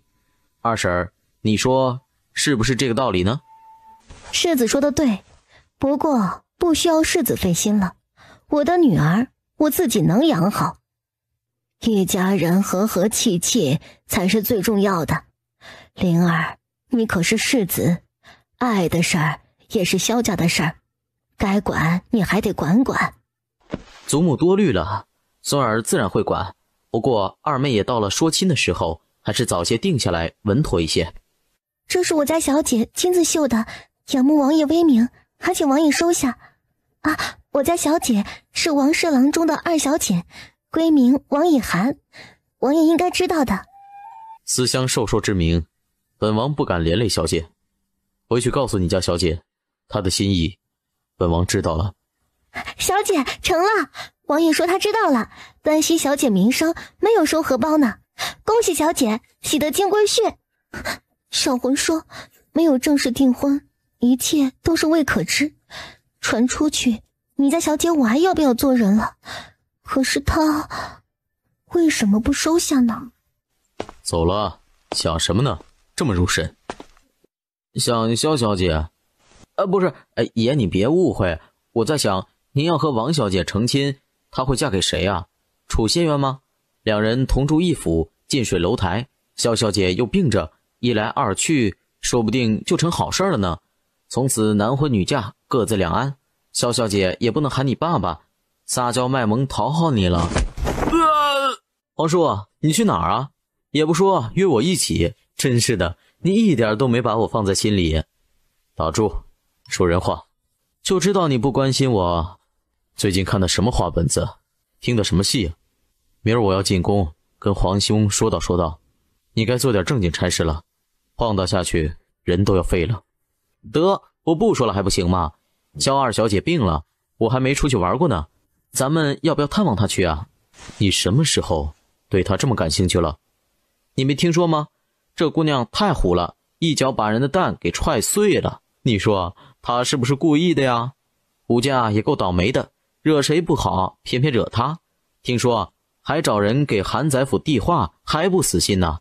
萧小姐好歹和咱们玩得不错，咱们看看她，给她撑腰啊。不枉她老喊你什么二爹呢，你这当爹的总得有点表示呀。帮人也要看怎么帮，这事儿说不定就得落在你身上呢。最近你可有上朝？上朝？我脑子有病，天不亮爬起来去那儿当木头桩子，早忘了这茬事儿了呢。明儿起上朝去。别呀，哪有千日防贼的道理？我从来都把敌人彻底消灭，斩草除根。吴家这事儿还没完，且有的闹，你看着吧。这事儿办成了，咱们直接去沈家邀功，让萧小姐请客，好好招待咱们。你现在去探望人病着有什么用啊？好吧，都听你的，谁让你是叔叔呢？不过萧小姐病了，你就一点都不担心？病了而已，又不是快死了，她病的时候还少吗？也是，之前也老是病着，走了那么远，水土不服，又受了惊吓，病一场也不意外。成吧，我先走了，明儿我就上朝去，有事儿侄儿扶其劳。哎，皇叔啊，我对你可比亲爹都好，你可不能负了我哦。明天进宫跟兰贵妃请安，挑一些合用的礼物，种上一些。爷就是高，让兰贵妃收拾他。楚王这嘴花花的毛病最近有些严重呢，是不是去教坊司多了，给带坏了？你也想和他一样吗？话多的人都吃亏在这张嘴上。没有，属下马上去办。各方势力忙着安排，陈院守被燕王急匆匆地从宫里叫出来了。哪里不好了吗？这么急着找我来？又一个被他家爷坑得可怜的老爷子。都挺好。老爷子，你在洛城待的时间也不少了，不想去逛逛吗？比如去金陵，那里的海鲜还有名呢，各种物资比洛城都齐全，说不定还能淘到稀罕药草呢。嘿嘿，听说萧二小姐病了，人在金陵外家呢。王爷是不是连落脚地都给老夫安排好了，就安顿在沈家了啊？沈家可是首富，铁定亏待不了你。你这神医的名头，谁不是奉为座上宾啊？我派人护送你，保证安全。皇兄那边你请个假，太医院又不是没人了，哪能可着你一个人使唤呀？我可谢谢你吧，不怕我这把老骨头给颠簸散了吗？王爷哟，明人不说暗话，你要承认那丫头会是未来的王妃，老夫受累走一趟也无妨。可你要没这个心思，做这么多有意思吗？轮到燕王沉默了，许久才说道：老爷子，我不能太自私了。咱们走的什么路，何苦把她拽进来？她那样一个单纯善良的好姑娘，我只想着她能过得好一些。燕王妃的位置太难了，我不忍心啊。得，算我什么都没说，我去还不行吗？上辈子老夫欠你的。哎呀，早知道当年我就不该随军，做什么军医啊，被你坑得死死的，可怜我的老骨头哟。感谢的话不多说，萧小姐那边您多费心，需要什么药材尽管从库房里取。自然找你要，难不成还要老夫赔药材不成啊？那姑娘身子跟无底洞似的，吃下去多少补品，仍然气血亏损，老夫行医多年，从未见过这样的体质啊。亲家母，咱们两府可是嫡亲的亲家呢，你孙儿伤着，我外孙女儿还病着呢，是非对错众人皆知，你们吴家也赔礼认错了，现在又来闹，到底想怎样啊？呸！你不可理喻！呸呸呸！当老娘是死人呐，敢欺负我家老头子，死不要脸的老乞婆，老娘撕了你！吴老婆子，你就说今儿个欺负到我沈家门口，到底要怎么样？养出这么个畜生一般的玩意儿来，也好意思拉出来丢人？要不是看着我家二小子的面子，老娘还要让你给个说法呢。没弄死他，都是我们沈家仁慈了。你家小姐要是本本分分的，能惹得男人迷了心，我不管，她废了我孙儿，就要伺候我孙儿一辈子。嫁到我们吴家来，生是吴家的人，死了也是吴家的鬼。要不我跑他们侯府要说法去，别以为我不知道，洛城做下了丑事儿，待不下去了，跑我们金陵城祸害人了。哪是大家小姐呀，分明是那勾搭人的狐妹子。吴老婆子，你也不怕死了落个拔舌地狱，红口白牙？你如此污蔑我外孙女的名声，老娘今儿个要是轻饶了你，老娘跟你姓。这种缺德冒烟的主意你也能说得出来，不怕遭了报应，断子绝孙的吗？你敢撞我家，这人我要定了，哪怕他剩一口气，也得葬在我家祖坟里。祸害我孙儿，这事儿没完。去喊二太太来，让她来处理。若是真的一丝情面也不留，这门亲事就此了断，咱们两家老死不相往来。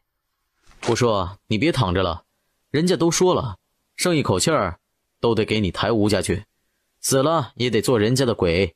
吴家这一招够恶心够损，真是一点脸都不给沈家留了，说什么姻亲，仇人都不带这么干的。他也没想到吴家会这样下作，给沈家惹来这么大的麻烦，心里有些过意不去。你说做个女儿家多难啊，死都不得清白。我后悔了，怎么没一脚踹死他算了。弄死人更加撇不清了。吴家有些不大正常，这是往死里结仇呢，他就不怕侯府的报复？说明他们找的能对付侯府的人有恃无恐，才敢这么打沈家的脸。楚燕，你有什么法子没？我读书还行，过目不忘，长这么大就读书了，对朝政局势不太懂。你问我还真想不出招来。所以说百无一用是书生呢，要是我燕王爸爸在就好了，10个吴家都得下尾了。什么尾了？你跟燕王很熟吗？爸爸什么意思啊？没什么，就是怂的意思。哎呀，不要在乎这些细节了。爸爸就是爹的意思，有的地方会这么喊，各地风俗不同嘛。沈小姐来看望小姐呢。不见，不是说进组的吗？想来看我的热闹吗？这个时候聪明了。表姐啊，你这倒是清静，外面都会打成狗脑袋了。把我们沈家祸害成这样，你的良心就不会痛的吗？楚介远，你怎么会在这儿啊？哼，探病呀！你以为谁都跟你一样来落井下石吗？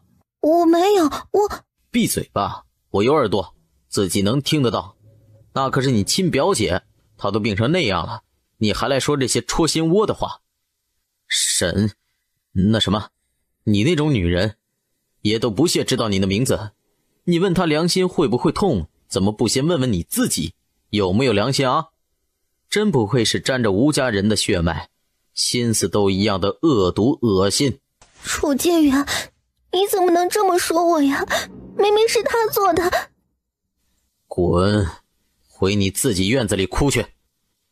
爷这儿都被你吴家烦得不行了，你还来添堵，刚有点主意都被你哭没了。我不活了。要死死远点，跟我说得着吗？啊，你倒是骂痛快了，我可麻烦了。等着瞧吧，他肯定把账算在我头上。你们读书人不是骂人不带脏字吗？引经据典的吗？怎么到你这儿骂得跟市井混混似的？我倒是想斯文，关键是他也得听得懂啊，跟什么人就要说什么话，不说那个扫兴玩意儿。说说你跟燕王呗，说不定可以借着燕王的势力来对付吴家背后的人呢。你能想得到，我都想到了。这是燕王的令牌，你拿着，去外面把吴家人给打发了。燕王把这么重要的东西都给你了，看来你们的关系非比寻常啊。你说说，燕王会不会对你有意思呀？楚介远，你一男的怎么这么八卦呀？我倒是想有什么，也得人家看得上啊。也是，你这样的燕王那样的大英雄，真入不了人家的眼，趁早些了，妄想只会让自己难过。滚！萧小姐人呢？让她出来！小爷为了她人都废了，她还想躲到哪里去？祖母，您是没见过，不愧是侯府小姐，小脸那小手。住口！侯府小姐是你能污蔑的吗？你们吴家真的要不死不休的吗？老子都成这样了，死也要拉着他做垫背，不让我说，我还偏要说。孙儿，反了！你们敢下此毒手，老婆子跟你们拼了！本将动的手，一介商贾也敢肆意污蔑堂堂侯府千金，眼里可有勋贵朝廷？你是什么人？来人居然是严修，燕王派给萧天爱的护卫首领。凭你也配问本将的名字？带着你这些垃圾，跟老子滚！你不能不讲理！胆敢污蔑我家小姐，没一刀剁了你，都是老子脾气好。你确定要继续挑衅我的耐心？小小的吴家也敢老虎头上撒野，谁给你的胆子？这是金陵城，你们不能无故杀人。侯府也要讲道理，他害得我儿这么惨，不该给我们吴府一个交代的吗？交代？吴家男人都死绝了吗？让女人出面撒泼，可惜呀，这招对老子没用。你儿子是什么货色，你自己不清楚？你该庆幸当时老子没在场，他还能有命在，就该求神拜佛了。不知死活的东西，既然还敢找死，老子成全你们！哼，什么玩意儿？给你们脸了还？也不问问谁罩着的地方，敢来这儿撒野？还有谁不服的？杀人了！侯府要杀人了！王法何在？天理何在？现在想起王法天理了？你们污蔑我们小姐，怎不想后果？老子数3个数，谁还敢留在这儿？别怪老子刀下无眼！父亲，求您看在媳妇儿的面子上，别杀我家人。嫁出去的姑娘泼出去的水，你为我沈家生儿育女多年辛苦，老夫不会因为吴家欺人太甚迁怒于你。不过从此你只是沈家的媳妇儿，与吴家断了关系。你若是执意要为吴家出头，老夫也成全你，你继续回吴家，看看吴家容不容得下你这个归家的姑奶奶。父亲，您要休了儿媳。合理吧？我孙子孙女儿有个被休弃的母亲，传出去也不好听，也别说我们沈家欺负你。老太爷，万万使不得呀，都怪我没有约束好家眷，有话好好说，你我两家多少年的关系，哪能说断就断呢？老夫还没老眼昏花呢，你爹在世的时候，我们相交莫逆，可换作你吴长兴啊，你自己什么样的自己不清楚的吗？做人别太贪太霸道，终究会自取灭亡的。晚辈受教，不过论起霸道，好像谁都比不上您这位外孙女儿，一言不合就要人命啊，以后谁还敢得罪沈家呀？那就不劳你费心了，我沈家做事向来无愧于心，人不犯我，我不犯人。别拿侯府说事儿，本将乃是燕王府亲卫，有什么冲着燕王府来，与萧家无关。你不可能，燕王怎么会管侯府的事儿啊？需要跟你交代吗？不敢，多有得罪，将军勿怪啊。滚！萧小姐有一点不好的流言传出去，想想你们吴家有多少颗脑袋够本将军砍的。还没走呢，一阵马蹄声传来。陈院首，您怎么来了？赵武将这个兔崽子，老夫要是再信他的话，名字倒过来写，一把老骨头，非要赶路，都快散架了。你也是的，才退下来几天就提不动刀了，小姑娘都被人欺负病了，还得折腾老夫来，一个个的都见不得老夫好过。是，卑职有罪，劳您受累了。这位就是沈老爷子，老太太。老爷子啊，这位是太医院院首陈大人，特意给萧小姐看病的。之前萧小姐一直由老爷子调理身子，刚有起色，又出了这种事儿，老爷子生气了呢。麻烦陈院首了，快家里坐。厨师啊，安顿诸位将士休息去，招待好客人。老爷子客气，分内之事都是自己人，无需客气。吴老太一听他是院首，动了心思，厚着脸皮扑上来。发慈悲，那你得去庙里找菩萨，别找老夫啊！真当老夫是那坐堂的大夫，阿猫阿狗都给看的吗？那置皇上和各宫娘娘于何地呀？小修子，这人谁呀？堵在人家家门口干嘛呢？怎么着也是云海侯府的亲家，谁敢在这儿闹事儿啊？萧小姐的病就是她孙子给吓出来的。金尊玉贵的千金小姐，是她这么个玩意儿能冒犯的吗？要不是看在沈家的面子上，属下早剁了她呢。脸真够啊！你不怕我一副药结果了她？御医都派来了，还有亲卫。燕王对萧天爱不像他说的那么简单。不应该呀，你这丫头除了气血虚，哪儿都强，甚至比一般人都强，奇了怪了呀。世界之大无奇不有，人的身体更是有无数变化，谁也不能说完全精通。没事就好，气血虚就补呗。劳驾您老人家跑一趟，怪不好意思啊。我还好，您休息去吧。算你有点良心，不过这人情算不到你头上，自然有人会还的。你这皮肤感觉不太对劲儿呢。我皮厚，天生的哈。老夫怎么觉得你有些紧张呢？之前胆子不是挺大的呀，太子都敢怼，皇上都不怵，做什么亏心事儿了？没有，都是他们欺负我，我真的什么都没做，天地良心，日月可见。行了，不跟你啰嗦，老夫开个温补的方子，你觉得上火流鼻涕就停下来，没事儿就慢慢吃着。谢谢院首大人，顺便帮我外祖父外祖母也给瞧瞧，放着您这大院首不用多可惜啊。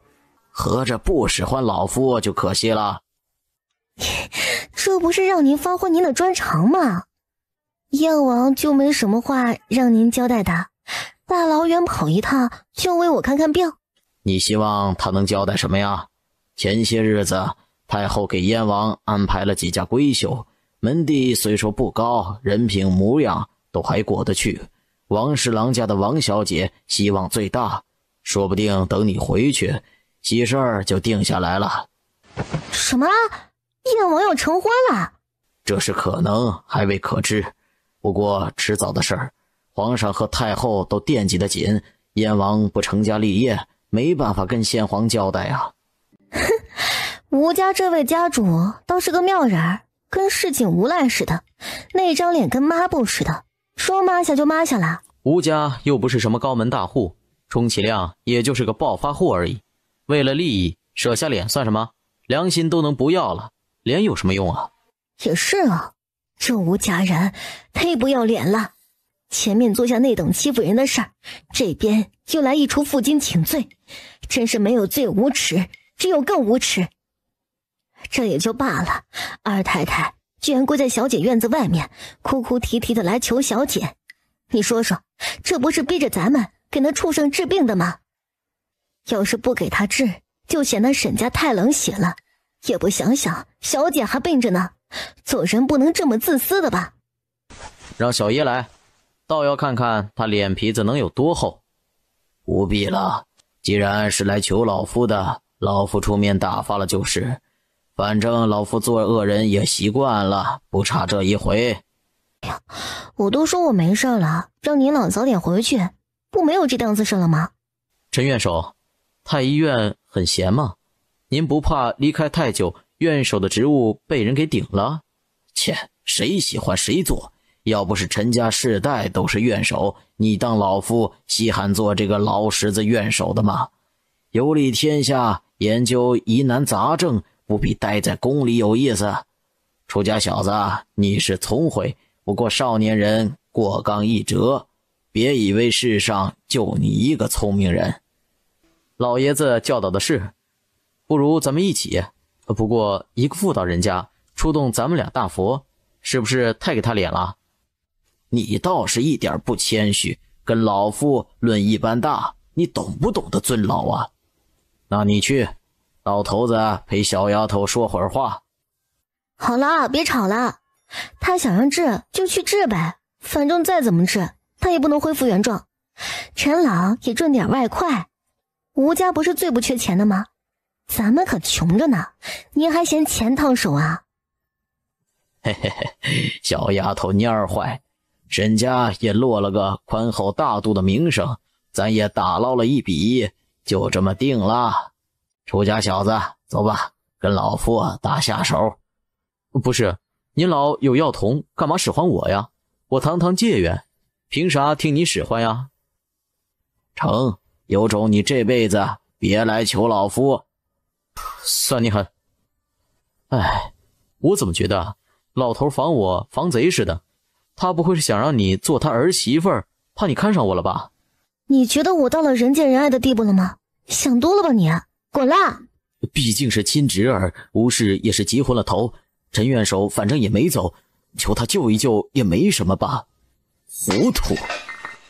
陈院守那是什么人？吴家逼的是陈院守吗？分明是逼着咱们沈家，人凭什么给咱面子？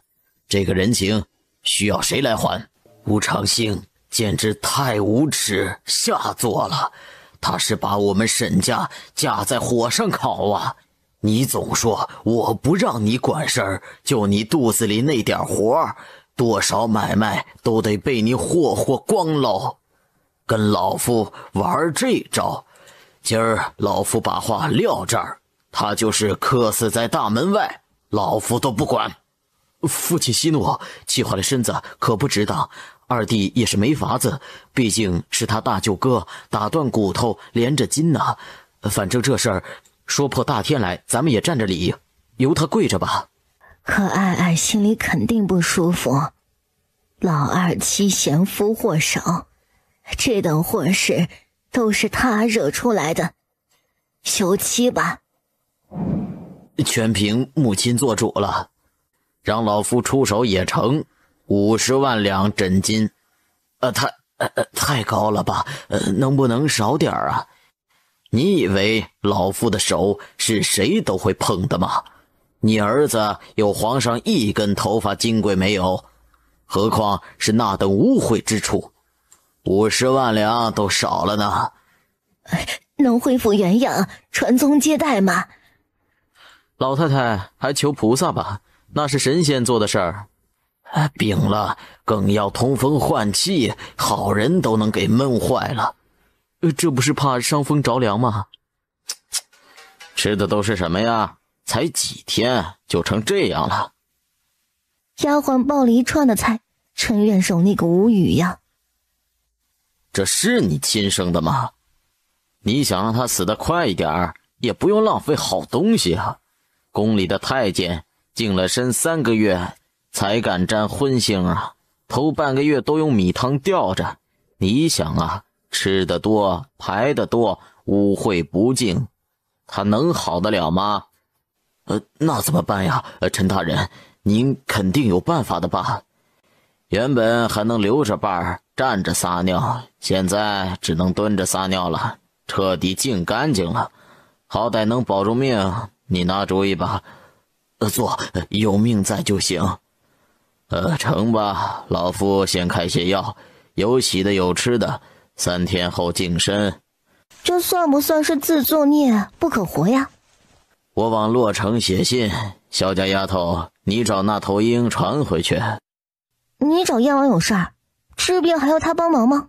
当然得找他，净身这种活儿自然是太监最擅长了。你让我堂堂御医做那种辣眼睛的活吗？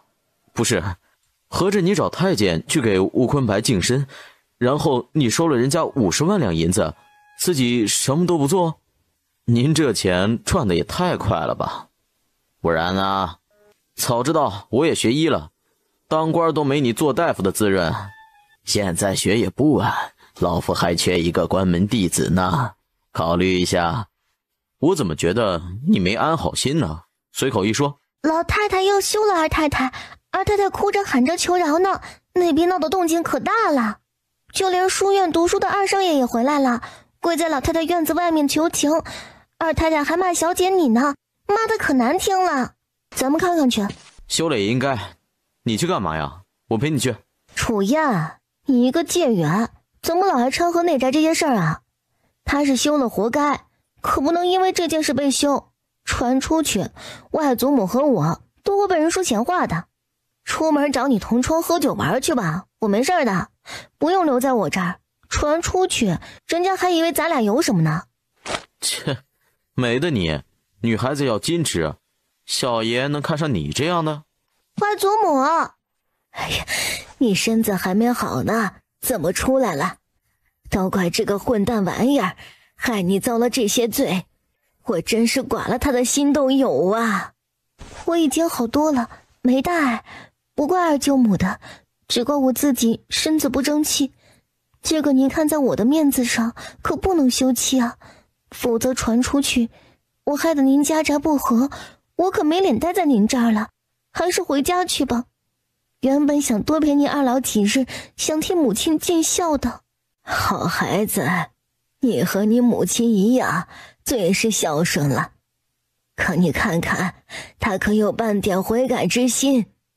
为他求情，他不配你这份心呐。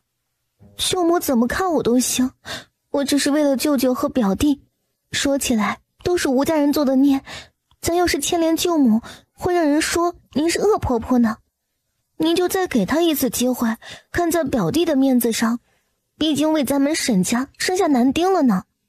别让他和吴家联系，单独辟出一方院子，让他待着就是了，也显得咱们沈家仁义。小天爱，你好狠的心，你这是要把我软禁起来呀？杀人不见血呀！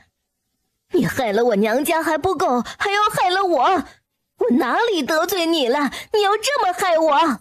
无事，你太不知好歹了。明明是你想做侯府女婿，算计我外孙女，也不看看吗？吴坤白什么德行，给我爱爱提鞋都不配。亏得爱爱把你当长辈看，你配得上他帮你求情吗？来人呐，把二太太关起来，没我的命令不准她出来，对外就成重病了。来人呐，把二太太关起来，没我的命令不准她出来，对外就成重病了。萧天爱心里也不舒服，如果可以，他真不想闹成这个样子呢。毕竟是亲戚，间接惹得沈家也不安宁。别想太多，真的不怪你。我没事儿，您别担心。现在您满意了？别管他，管得没个样子，早点找婆家嫁了省心。你也想开点儿，本来就不关你的事儿，是他们贪心自作孽。谢表嫂，我真不想让你们家宅不宁的。不管怎么样，都是因为我的到来打扰了你们原本的生活。哎呀，怎么能这么想呢？前代任性自私，吴家人本就为富不仁，这些事情本就存在，迟早要惹出事儿。不是你，也会是别的人。表嫂，你真好。咱要怎么办啊？一个吴家跟癞蛤蟆似的，害不了人，却能饿死人。那就让这个癞蛤蟆消失好了。通知楚王，明天开始吧。得嘞，属下马上起。只是爷，您做这么多，萧小姐她知道吗？本王需要她知道吗？你怎么知道本王是为她才做的？我赵家的江山由得了他们这样子祸害吗？官商勾结，受苦的只能是百姓们。您就自个儿忽悠自个儿吧，也就您自己相信。儿臣有本奏，弹劾金陵盐商吴家贩卖私盐，为祸乡里，藐视朝廷，求父皇明察。承安，不错呀，都知道帮朕分忧了呢。既然这样，就交给你调查。督察院派一名巡查御史随行，此事若是属实，你们督察院是不是该给朕一个交代啊？怪不得朕的国库总是没钱，都被那些蛀虫给弄进自己口袋了。二弟，你不是对朝政不感兴趣的吗？要不要当哥哥的给你安排个差事做做呀？可别，弟弟我就是借着机会去金陵玩玩，吴家不开眼，惹着我了，可不敢麻烦皇兄啊。我吟诗作赋还行，朝政上的事儿是一窍不通，就算有了差事，也是占着位置当摆设。太子觉得这个摆设说的怎么就是他自己呢？随便你吧，别说当兄长的不照顾你。我说什么了？怎么就生气了？真是的，翻脸比翻书还快。楚王殿下，韩宰府，您找我呀？没大事儿，只是很欣慰，楚王也能为圣上分忧了。老臣还记得，当年还为皇子讲过书呢，一眨眼，楚王都长成男子汉了呢。多少年的老黄历了，难为他还能翻出来。自然是记得的，阁老的学问自然是一等一的好，本王现在也很仰慕。不敢当，殿下琴棋书画都有不菲的造诣，老臣被朝政缠身，比不得殿下了呢。有空来老臣府里坐坐，老臣得了几本孤本，与殿下共赏啊。那感情好，阁老别嫌我烦呀，定会去叨扰一二。老臣恭候大驾，告辞。阁老慢走啊。跟这样的老狐狸打交道真累心，生怕一不留神掉进他的套里面去。不是，燕王殿下也要去啊，可有圣上的旨意啊？怎么，皇兄有下旨，本王不能出城的吗？本王跟着楚王去散散心，还需要请皇兄下旨不成？皇御史这口气，好像本王做下十恶不赦的大事儿，给软禁了呢。没有，下官没有那个意思，燕王勿怪啊，下官一时口误，殿下恕罪啊。还不走吗？还是说皇御史要进宫去禀告皇兄啊？不敢，这就走。不过一天的时间，吴家从天堂沦入到地狱。哟，你这是不看少年郎，喜欢美娇娘啦？不要这样子看人家啦，人家会害羞的啦。小姐姐，你认识燕王？认识啊，怎么了？哎，吴家怎么回事？你知道什么内幕？给我讲讲呗。还真知道，因为燕王就在我们府上。不是，你说什么？燕王在你府上？没开玩笑。不仅是燕王，还有楚王也在，我爹都要吓死了。楚王啊，哎呀，不用怕，他俩人都很好呢，不是太子就行，太子才是真的坏呢。我爹让我来求你帮帮忙，那么2尊佛，我家真的容不下。除了他俩，还有谁来？奉旨还是私刑啊？还有朝廷一个御史，楚王是奉旨调查吴家贩卖私盐的事儿，燕王陪着，不知道他来干嘛。不过御史和楚王都是以他马首是瞻的。爹还说燕王调动卫所的兵没用知府衙门的，回去跟你爹说没事儿。之所以不用衙门的兵，一来战力不足，吓唬老百姓还成，抄家抓人还是当兵的擅长；二来吴家盘踞多年，谁知道府衙内有没有内应啊？万一走漏了风声，转移了证据，他们的差事就难办了。听你一说，我就没那么担心了。哎，不陪你聊了，我赶紧回家告诉我爹去，他都要急死了呢。啊，我也不留你了，让令尊别担心，实在不行你就提我的名字，燕王总会给我几分薄面的。你和燕王什么关系啊？其实啊，我是燕王流落在外的私生女。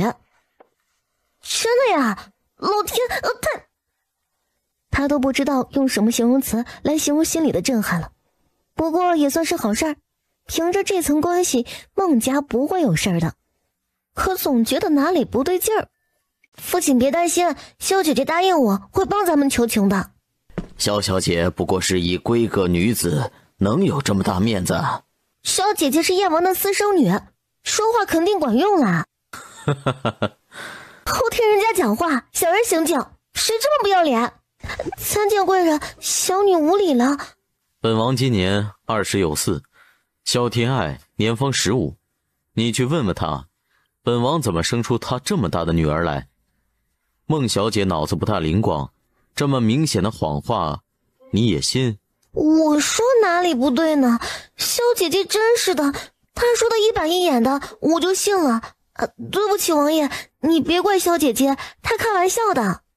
没事儿，反正萧小姐喊皇叔二爹爸爸也不是1次2次了，不过这次上升到亲爹了，萧府二老爷知道了肯定心痛，这个女儿白养了。爹这一查咋就越不过去了？他有那么老的吗？小女子告退。这是令千金，挺有意思的。说正事儿，吴家贩卖私盐，数目之大，骇人听闻。更加严重的是，还走私到了北戎，已经不是简单的贩私盐了，而是通敌卖国。孟大人，你是一府主官，一个失察的罪过就逃不过。不过本王今日给你一个将功折罪的机会，就看你能不能抓得住了。谢王爷，下官全凭王爷吩咐。你又不是大夫，要人家医术有什么用啊？还不是被陈大夫给气的。这东西是大夫就想要，看他以后还怎么威胁我。小爷我平时最烦的就是人家威胁。随你高兴了。吴家的事儿你听说了吗？怎么看的？皇帝想对韩宰府开刀了呗，借此机会敲打韩宰府呢。做皇帝的容得下臣子贪，但是容不下臣子通敌，对咱们是好事儿啊。你萧小姐现在在金陵城能横着走，谁都得巴结讨好你。我是螃蟹嘛，稀罕横着走啊。那你烦些什么呢？萧天爱不理他，他能怎么说？燕王来了，两人待在同一座城里，却面都不见，算什么事儿？燕王到底来干嘛呀？也不来见自己，难不成自己姑娘家家的主动去见他？本就是众人瞩目的时候，他去见燕王，不定传出什么话来呢。真的是金盔要掠吗？快让老夫看看。想看呀，是不是该说点什么呀？哎呀，你说你年纪不大，这么爱记仇啊？以后只要你开口，老夫都会出手。这种行了吧？好说，咱也享受御医随传随到的待遇。不枉小爷和那老和尚辩了3天3夜，差点被他忽悠的剃了度。啊，真的吗？就是他了。楚燕，你做了件正经事儿啊。司礼还有没有别的古本啊？你能不能多忽悠几本啊？也有什么好处啊？行，老夫亲自去。小小姐，你要不要一起出门呀？法华寺很有名的，出门散散心也不错。好吧，喊上小宝还有表嫂嘟嘟，大家一起去。我护送你们去。寺里的摘菜味道不错，上千年的银杏树，风景不错。后山还有一种白羽鸡，吃着松子长大的，味道最是鲜美。这么好玩的地方，你只顾着自己去玩，太没义气了。我是为了医书去的，又不是玩。明天就去，我去找表姐。孟小姐，你这地主一点都不好客，自己出门玩不管客人了。我们都是女眷，楚王殿下，你跟着不合适，所以就没邀请你。啊，对了，我大哥在呢，让他陪着你们。开玩笑的，我们俩大男人还能要人陪啊？正好今天我们也去寺里玩玩，路上结伴也好有个照应啊。就这么定了啊，我们先走一步，你跟上来啊。你说楚王也随行，搞什么鬼？燕王呢？燕王没见着，不知道跟没跟着。不愧是战神，我连正眼都不敢瞧他呢，一颗心都快要提到嗓子眼了。不怒自威，对，就是这个词，不怒自威。我爹出了一头一头的汗，太吓人了，谁家姑娘敢嫁给他呀？要不要雇几台滑竿？女子力弱，爬上去得累瘫了。好，那就雇吧，我不用人抬，我自己走。小宝，你呢？我也不用啊，我可不是娇小姐，爬山而已，上树都行。你还会上树呢？爬一个给爷看看。楚王殿下好啊，我就那么一说，您别当真。你笑话人家小姑娘算什么本事？我跟你讲，小宝儿是我罩着的，你敢欺负他，小心我找人收拾你。你找谁呀？我皇叔吗？还不是，你和皇叔什么关系啊？使唤起皇叔来倒是顺手。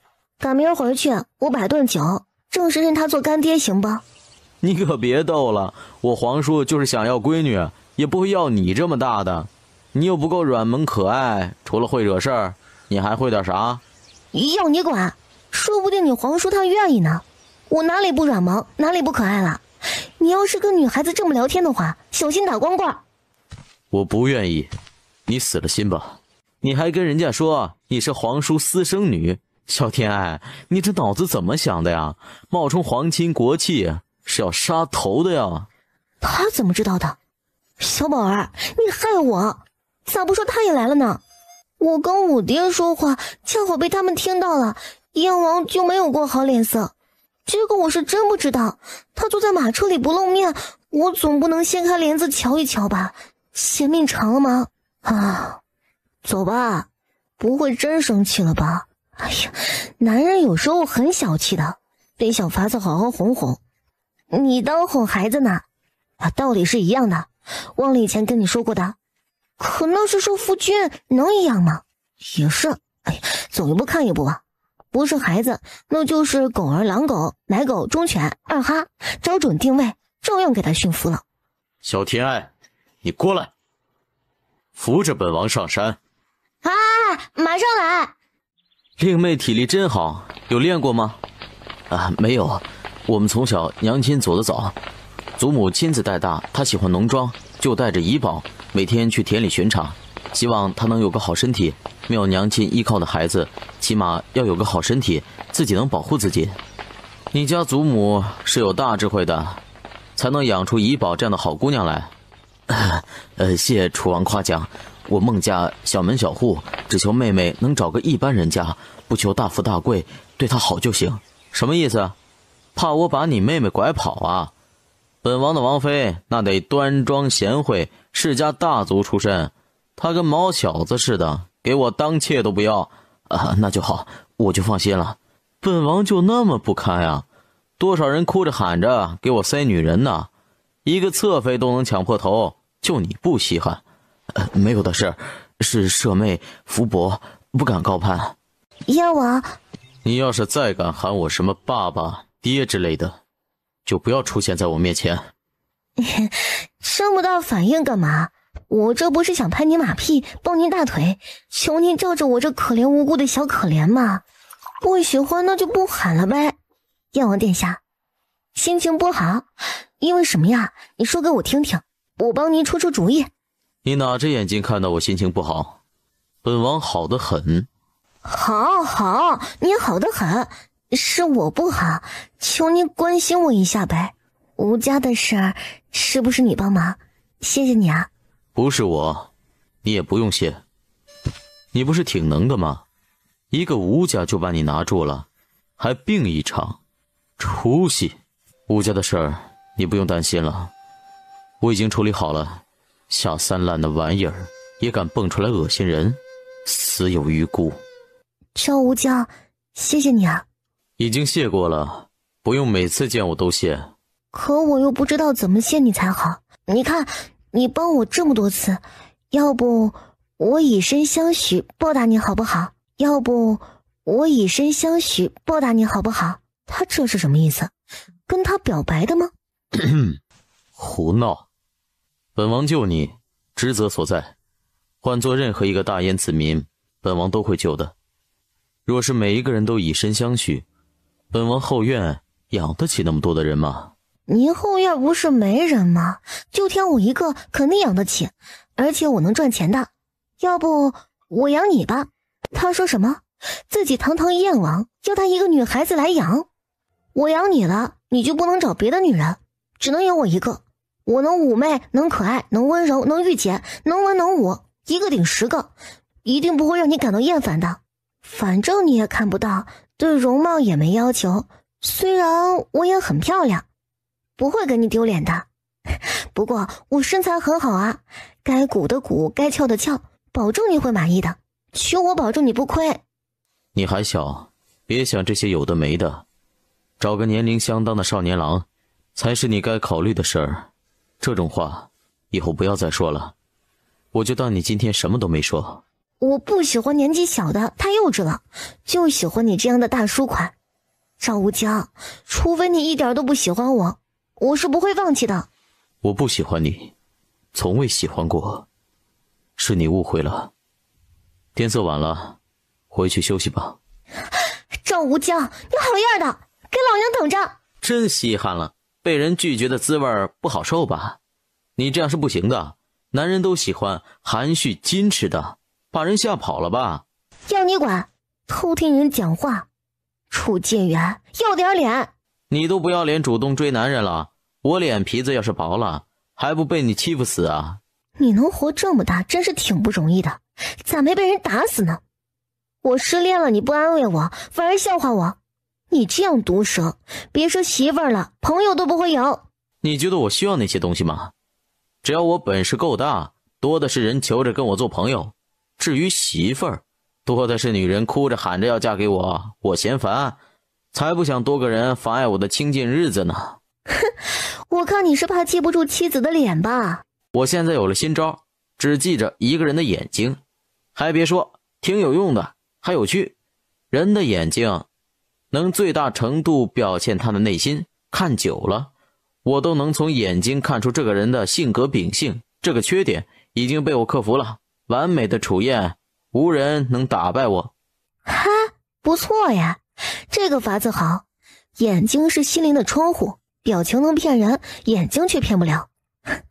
虽然你这个人臭屁得很，确实真的聪明。你终于说了句正确的话，我自然是聪明的。别难过了，没人娶你，大不了我牺牲一下，我娶你好了。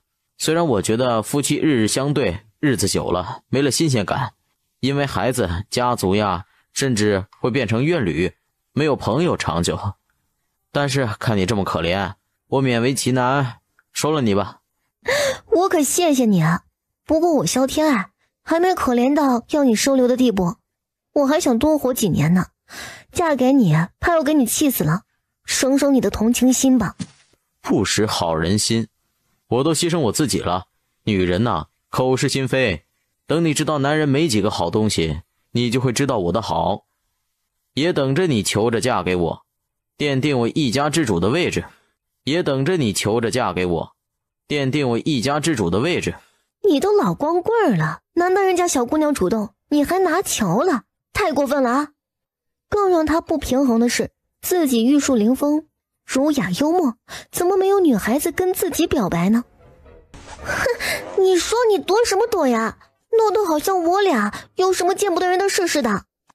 怪我，现在他们走了，咱们可以说说话了。谁要跟你说话？你们黄家人没一个好东西。第二天一早，看到萧天爱的时候，格外的心疼她。萧姐姐，你没事吧？我很好啊。你这莫名其妙的来的哪一出啊？他是真没放在心上，喜欢就要去争取，一次不行就两次，两次不行就放弃，不能为了感情伤得面目全非。争取之后没有遗憾就行了呗，他没有伤心难过就好。皇叔，有事说事儿，突然蹦出来，不怕我控制不住揍你啊？我看你心都在人家身上呢，你就真的不后悔啊？要是有女孩子跟我表白，我肯定从了。你偷听我们讲话？没有啊，无意路过，听了一嗓子，真不是故意的。你可真是亲爹，哪有送自己女儿为自己谋前途的？您这是卖女求荣。你当爹愿意的吗？你是不知道吴家的事儿牵连有多大，爹这个官儿能不能当下去都难说，甚至还会被抄家流放。你看，爹愁的头发都白了，但凡有法子，爹也不会出此下策呀。哎呀，罢了，当爹什么都没有说，明儿啊，给你说个人家，把亲事定下来，万一出事儿了，罪不及出嫁女，也算对得起你九泉之下的母亲了。哎呀，只希望遇到厚道人家，不会因为孟家落魄迁怒于你，这样的人家可不好找啊。楚王，他说话能管用吗？不是说燕王做主吗？燕王是做主，可他没弱点，说句不好听的，爹把你送给人家，人家还看不上呢。只求楚王能帮着求求情，能留下咱们全家的命，安稳回老家，爹就谢天谢地啦。我试试吧。哎呀，爹对不住你呀。小宝，我准备了一些饭菜给王爷送来。你陪我一起用吗？小宝，你有心事吗？谁欺负你了？本王帮你出气。没有，王爷，我服侍你歇下吧。哎呀，男女授受不亲，你能陪我吃饭，我已经很高兴了。天色晚了，你回去吧。喝多了，不送你了啊。来人啊！不用，我今晚留下来。留下来干嘛？小宝，你到底怎么了？自荐枕席啊！楚王殿下，你不会真看不出来吧？我家牵扯到这么大的案子，为了家族，我愿意伺候你。现在你懂了吗？这个大可不必。你不说，我也不可能看你家落入险地。你过得不好，我也担心呢。可是那啥，真不用了。我要是这个时候留你，岂不成了趁人之危的小人了吗？小宝，我等你心甘情愿嫁给我，风风光光娶你做王妃，而不是无美苟合，那是对你的亵渎。是你不要我的，不是我家没有贿赂你。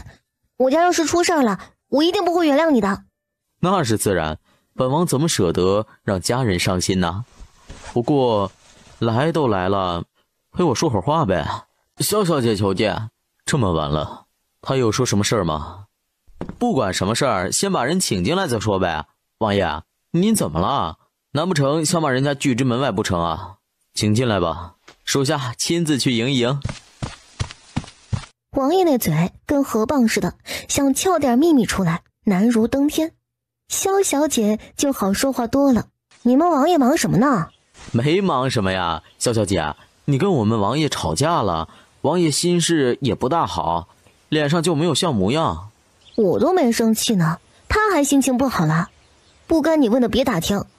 对了，太后给你们王爷说的亲事，他答应了吗？那家小姐漂亮吗？别提了，都是些歪瓜裂枣，我都替我们王爷不值。皇后分明是欺负人呢，也就王侍郎家的小姐还能看得过去。不过我们王爷也没表态，愁死个人了。这么晚了，有事儿吗？还是大事儿，我二舅舅有些把柄落在吴家手里，我来求王爷手下留情，别牵连到我外祖家。当然，我求人也不是白求的，金银珠宝，甚至是美人，王爷开口都会满足王爷的。本王知道了，若是沈家真的无辜，不会牵连他们。可沈家要是不无辜呢？王爷是不是要公事公办了？公事公办，天色深了，你该回去吧，被人看到了不好。哪里不好？怕我名声有损？萧二小姐深更半夜夜宿燕王住处，玷污了您燕王刚正不阿的名声。萧小姐，请自重。赵无疆铁了心的拒绝自己，他也不能没脸没皮的死贴着呀。这又不是后世，男子对女子很宽容，太过主动的女子只会被男人看不起，觉得放荡轻浮，不是好女子。心中有些后悔，不该捅破这层窗户纸。他们还能像以前那样说说笑笑，不该捅破这层窗户纸。他们还能像以前那样说说笑笑，好吧？说正事儿，吴氏挪用沈家的钱，参与吴家走私，我外祖父并不知情，求你帮帮忙，算我欠你一个人情。还是那句话，沈家若是无辜，不用求我，我也会秉公办理，一切以事实说话。行，当我没来，你又不是主办方，楚王好像才是呢，我找他去。燕王殿下，失礼之处，请勿怪罪。王爷，您这是何苦呢？萧小姐真的生气了，谁家女孩子被您这么无情对待，心不得凉透了呀？您说您图什么呢？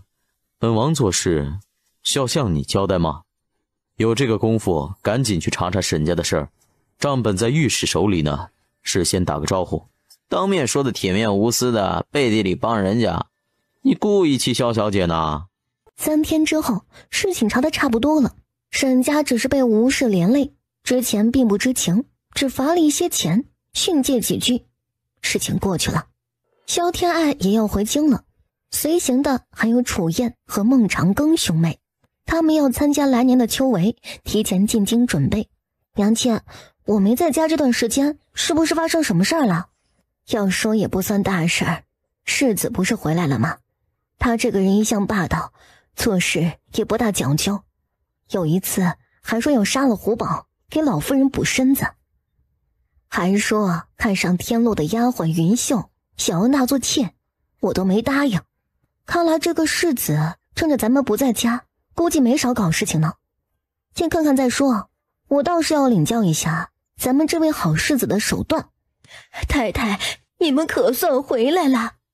慢慢说，天还没塌下来，只要没死人都不叫事儿。是，老奴也是被气着了。太太刚走，世子就带着人想要弄死胡宝。太太刚走，世子就带着人想要弄死胡宝。幸亏胡宝单独关在院子里，没有关笼子。胡宝挣脱猎网跑走了。因为这事儿，侯爷还被御史弹劾，惊扰了百姓。世子越发有话说了，就该弄死才是。哦，跑了就跑了，有机会再抓回来。还有别的没有啊？是云秀出事儿了。上次世子和太太讨要云秀，太太没答应，他居然怎么样？他劫了云秀，弄到自己房里，给糟蹋了。更过分的是，他还说是云秀主动勾引他的，往云秀身上泼脏水。侯夫人还指桑骂槐，帮着他羞辱云秀，害得他几次自杀未遂。老奴派人时刻盯着呢。欺人太甚，我找他去。坐下，还有没有了？大伯他们既然想搞事情，不可能只羞辱一个丫鬟。虽然还有，侯夫人说大小姐需要几样陪嫁，想去夫人库房里找，带了好些人，看那架势是要撬了咱们库房的门，直接搬空了呢。是燕护卫挡着不让进，刀子都抽出来了。那些婆子小厮不是对手，被打回去了。老爷，你怎么说？你大哥是逼着咱们走呢，侯府都没有咱们立足之地了。咱们现在就去找老夫人，容不下咱们还不屑呆了呢。好，他们不把我当亲人，我也没必要顾忌什么，干脆撕破脸。我倒要看看大哥到底想干嘛。稍安勿躁，侯府可不是大伯一个人的，凭什么他让咱们走，咱们就得走啊？哎，你说咱们该怎么办？今儿个就当什么都没有发生，大伯他们就等着咱们发飙呢。咱们毕竟没丢了东西，一个丫鬟而已，在人家眼里根本不算事儿。祖母一向偏心，说不定还怪咱们小题大做。我去看看云秀，就当什么事都没有发生。这事儿得从长计议，不出手则已，出手就要让敌人万劫不复。龙有逆鳞，这次让他们尝尝触动逆鳞的后果。二小姐，手下冒犯了侯夫人，伤了几个人，侯夫人降罪，您把属下交出去吧。不，你做得很好，没有辜负我对你的信任。你是我的护卫，守护的是我的家。我不是凉薄的主子，没有放弃自己属下的道理。安心当差，东陵赏燕护卫500两，其他当差的每人100两。咱们院子里的下人没有吃里扒外尽心当差的，长侍赏50两，大丫鬟赏20两，其他人每人10两。二叔啊，干嘛这么看着我？见到我不高兴吗？我可是一直很担心二妹呢。二妹平安回来，我不知道多高兴呢。谢大哥关心了，我很好呀。见过祖母、大伯、大伯娘，多日不见，甚是想念呢。正是我从亲陵带回来的特产，外祖父问祖母安呢，还有给您的补品。亲家有心了，你多孝顺他们。孙女记下了。哎，你是不知道，你养的那畜生发狂伤人，为这事儿，你大伯还被皇上好一顿训呢。是我考虑不周了，不该养那么危险的东西，大伯受累了。天洛呀，你也听说了，你的丫鬟不检点，趁早发卖了。这种野心大的丫鬟，带累着主子，不能安心读书，可是祸家的根源呢。我的丫鬟什么品行，我最清楚，断不是那种人。敢做不敢认，也好意思说自己是读书人啊？圣人教诲都读到狗身上了吧？你是在质疑本世子的吗？萧天洛，念你年纪小，这次不跟你计较，再有下次，我会让你知道什么是孝道，什么是恭顺。这是侯府，还由不得你撒野。还要谢世子大度呢，侯爷最大，世子次之。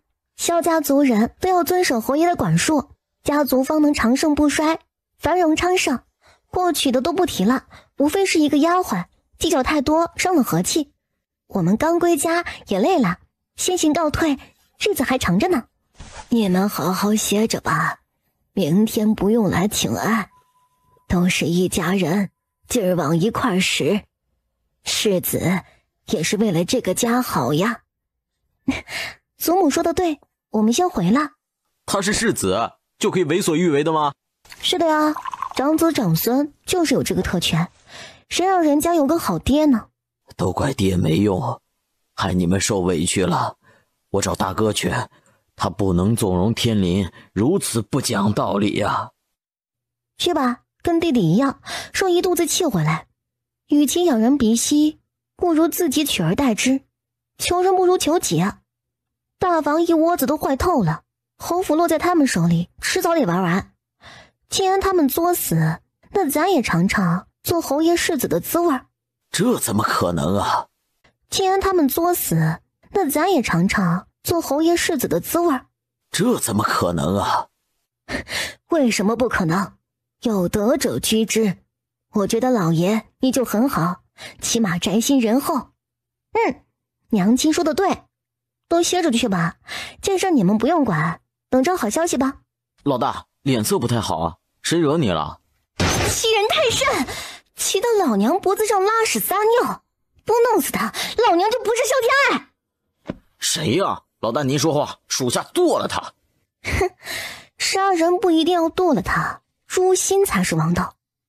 我要让他活着，看着曾经属于他的一切一点点夺取，踩入泥地里，让他生不如死。你亲自去查，我们府上的世子爷这样残忍毒辣的人，手底下的案子肯定不少，全部调查清楚。3天时间够不够？必须够，我这吩咐下去，老大您瞧好吧。可是萧二小姐，奴婢是王侍郎府上的，我家小姐想请小姐一叙，还望小姐赏脸。王小姐，哪位啊？为何不递帖子，半路拦着我，不大礼貌呢？递了帖子，只是一直没回应，我都不冒犯了。关于燕王的，我们小姐和燕王要定亲的，我与你家小姐素未平生，她想见我就来聚仙楼吧。不是说萧二小姐温婉贤淑，最是好脾气的吗？怎么会如此傲慢？说不定她也爱慕燕王，心情不好呢。毕竟小姐您才是未来的燕王妃，对您有敌意呀。休得胡言，未曾下聘，传出去，小姐我怎么做人？咱就去聚仙楼会会这位萧小姐。谁惹着你萧大小姐了？一张脸黑的，还有你奈何不了的人吗？看我不开心也很高兴的吗？我可不是大小姐，是二小姐，话都不会说，就你这情商能找到媳妇儿才怪。没有遇到比我好看比我聪明的人，我是不会找的。你虽然比我聪明，但没我好看，怕你自卑，也就不霍霍你了。你虽然比我聪明，但没我好看，怕你自卑，也就不霍霍你了。给你看样稀罕东西，洛城果然人才济济。这位大儒改变了断句难的千古难题，用这种方式书写，能让无数学子少走弯路啊。这不是他当初书写的格式吗？一句一竖行，简洁明了，一句一句各不干扰。好啊，居然被人剽窃了，给自己谋利。哪位大儒啊？难得你楚燕都服气的人，肯定是有大才华的。改天我见见去。你闺阁女子哪懂这个呀？这位程老夫子虽然只是秀才功名，也快60了，穷尽一生能研究出这种法子来，称得上一声大儒。这都能称大儒，那大儒也太不值钱了。我也能当大儒。不得胡闹，被人听到了，一口一个唾沫都能喷死你。自古以来，开创前人不曾有的功勋，都可称之为半圣呢。楚燕，想不想扬名立万，超越这位程大儒啊？但是你要帮我做成一件事儿。哦，你说说看，帮你做事儿，我什么时候退缩过？都快成你的奴才了呢。哪有那么夸张？哎，你看啊，这么写是简单明了，断句清晰，但是它有个最大的缺点，它费纸啊。一点纸张跟学问比起来，还是可以接受的。能省下来不是更完美？哎，你看呀，这里加个逗号，这里一句写完了，加个句号，还有这里感叹号，增加气势，一问号就加问号，几个简单的符号，是不是就解决了？行啊你，萧天爱，不愧是我认可的朋友，就是不一般，确实比原先更好。有了他，我楚燕也能被人称为楚大儒了，名垂千古。别笑了，至于这么夸张吗？这耗子要了。你是女子，要这个虚名也没用，我就不客气了。但是我楚燕不是忘恩负义之人，只要你有事，万死不辞。回家偷着乐去吧，没有这个，我要你做事你也得听。哈，我就奇了怪了，咱俩认识不久，怎么就跟多年的朋友似的？我会信任你，也懂你的脾气，却不会喜欢你，想要你做夫君。都说男女之间没有纯粹的友情，你说说怎么回事啊？萧天爱，你跟我说这些话，不怕你未来夫君吃醋吗？只能说咱们俩都太优秀了，骨子里其实是一类人，同样的骄傲。不过你很聪明，掩饰在女子的柔弱里，不露锋芒，这样也挺好啊。为什么非要做夫妻啊？难得你说了一句人话，来干杯，为咱们的友谊。说起爱情，我觉得挺失败的。不说了，都在酒里。萧小姐，王小姐说您约了她，您看，你去屏风后躲一躲，我见个客人。萧二小姐，冒昧打扰，请恕罪。无妨，不知王小姐见我所为何事啊？慕名而来，想和小姐说说话。不知萧小姐对燕王是什么心思？不知萧小姐对燕王是什么心思？初次见面啊，问这么私密的话题，不大合适吧？名人面前不说暗话，我和燕王不出意外会结为夫妻的。我未来夫君为了萧小姐2次出城寻找，我想我问问，不过分吧？哼，宣誓主权，明白？我也不是善妒之人，你和王爷若是有意，等我进门会求王爷纳你为侧妃的。咱们都是为了燕王府好，不是仇人。萧小姐无需这般仇视于我。哼，侧妃，王小姐好大的口气啊！如果燕王对我有情，我为什么不做正妃，指望你施舍我一个侧妃？你脑子有问题也别来恶心别人。我还告诉你，这个燕王妃你做不成，趁早别做美梦了，慢走不送。你怎么知道的？太后属意于我，父母之命，燕王安能不答应？哼，太后愿意，你嫁给太后去啊，跟燕王有什么关系？你觉得燕王会是那种任人摆布的人吗？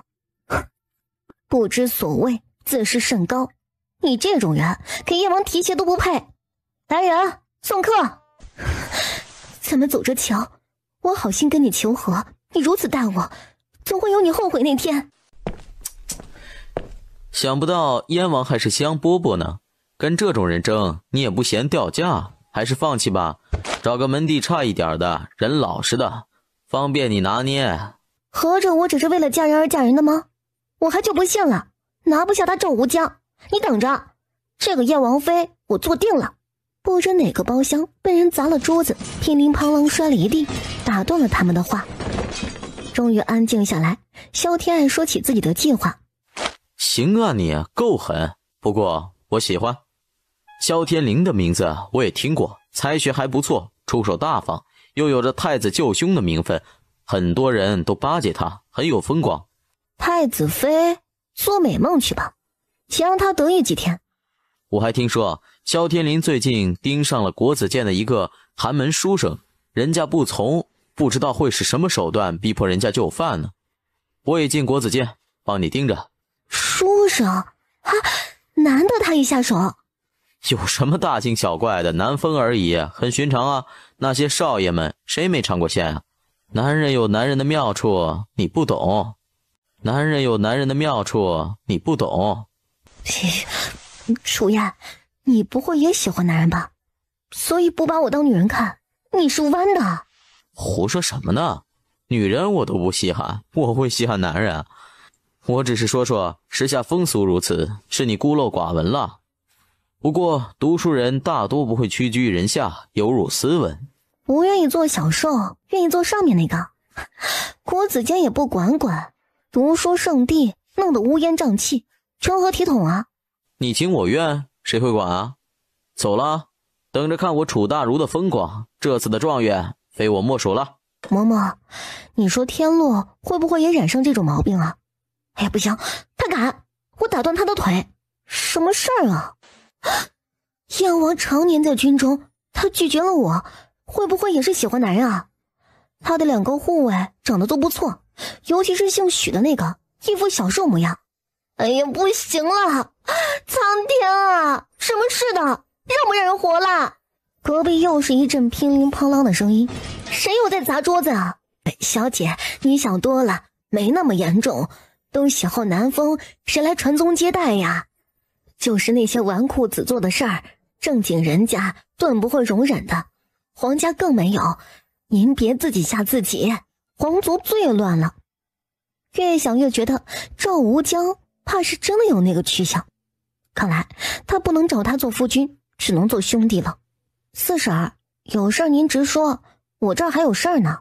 哎，四婶知道你是个心地善良的好姑娘，这次大房做的事儿确实委屈你们了，世子跋扈不是1天2天了。你知道当初他为什么离开出门求学吗？四婶但说无妨，我保你4房安稳。想必你们在府中的日子也不好过吧？何止不好过呀，简直苦不堪言。有一次，天小顽皮冲撞了他，一脚就把孩子踹出去老远，险些没了命。世子他就没把我们当亲人看，最近还听说想让天青嫁给国子监祭酒当田房，那个祭酒都40多了，这不是糟蹋人吗？说正事儿，他为何离开侯府？侯夫人身边有个丫鬟叫紫渊的，是家生子，甚是美貌。世子就说在房中做了通房丫鬟，要说也没什么。等世子夫人进门抬了妾室或者打发了都好，可是紫渊心大，偷偷换了婢子汤，有了身孕，想凭着孩子多一层保障。庶长子在哪家都是大气，紫渊又是自作主张，世子一怒之下，不知怎么的把人给掐死了。紫渊家里人来闹，都给打发回去了，原本赔些钱压下去就了了。只是紫渊有个哥哥和妹子感情很好，去金兆府喊冤，侯夫人花了大价钱，人给弄死在牢里了。生下老两口，儿子女儿都没了，也吊死在家里。侯爷恼恨他下手残忍，又担心御史知道了弹劾，让他出去避避风头。谢谢四婶，我知道了，这个消息对我很有用。我跟你说这些，是让你该忍耐就要忍一下。世子残暴，他容不下任何人忤逆他。大小姐之前吃亏，世子肯定不会放过你的，趁早找个人嫁，早嫁了，离开侯府。四婶放心，我心里有数，他嚣张不了多久的。快去看看，状元楼有新鲜事儿啊！楚介远对断句有了新的发现，说不定又是一次变革呢。程老的断句是好，但是费纸啊，一本书写下来足足厚了1倍呢。哎，谁说不是呢？虽然学问比起纸更珍贵，但是能省下纸，对谁都方便呀。楚介远，你这是公然剽窃老夫的创意，是盗贼行径。老夫不否认你的方法很好，但是你也不能否认是踩在老夫的创意上才有了创新。达者为先，你应当尊我为师。诸位来说说，是不是这个道理啊？程老先生是吧？来，上前来，咱们好好探讨一下。程老夫子以为他服软了，摆了一派高人风范，走上高台。我呸！庶子耳敢，有辱斯文，枉为读书人。你还有脸说你创造出来的？从哪儿来的？你心里没点数吗？提醒你一句，云海侯府二小姐跟我家有姻亲关系，最近1个月我可是和二小姐一直在一起呢。原本我也很敬佩你创造的断句，可惜呀，偷来的藏不住，到底谁是窃贼还用我说吗？程老夫子脸色顿时惨白，遗忘的记忆再次浮现在脑海里。诸位，程老夫子之前在侯府做先生，教导过侯府小姐们，这个断句其实是萧二小姐萧天爱创造的，只是她那闺阁小姐对此事不大上心，不知道此举的重要性，就被这老匹夫安到自己头上。你们说，我啐他一脸，可曾冤枉了他？老贼，楚建元说的可是事实。萧二小姐也是老夫的学生，她的也就是老夫的，怎么有盗贼之说呀？真会往自己脸上贴金，为何之前你不曾说过自己收过这个女学生呢？未曾行拜师礼，根本不算。就算是有师徒名分，也没有做师傅的剽窃徒弟创意的道理。如此人品，枉为人师啊，不配做读书人。滚出去！楚介远，此话当真？萧二小姐真有如此大才？我和二小姐谈论此事，她也是无意之间发现的，原本只是为了方便自己，并未放在心上。若不是前些天我说起，她都忘了呢。所以这个功劳，楚燕不敢居功，理应有二小姐一半的功劳。萧二小姐素有才名，妙手偶得之，殊为难得，只可惜是个女子。楚介院高风亮节，没有据为己有，更让人佩服啊！此事我和诸位山长商议之后再做决定。谢过山长。萧二小姐不在乎浮名，是楚燕不忍她的才华被埋没。楚介元好帅啊，好厉害啊！哎，你得介绍给我认识。我娘每天在我耳根子念叨，让我选夫君，我都愁死了。别呀，你别只看脸，你不了解他，他那脾气不是一般的狂傲，能气死你。不信你问小宝儿，他先认识的，让他嫁给楚燕，你看他愿不愿意？啊，可拉倒吧，我看着楚燕就想逃，太打击人了。怎么样，我给你找回场子了吧？从今儿起，你萧天爱的大名无人不知。我可谢谢你啊，楚燕，你做事能不能问问我这个当事人的意愿啊？我又不是青楼里的花魁，需要财迷来烘托身家。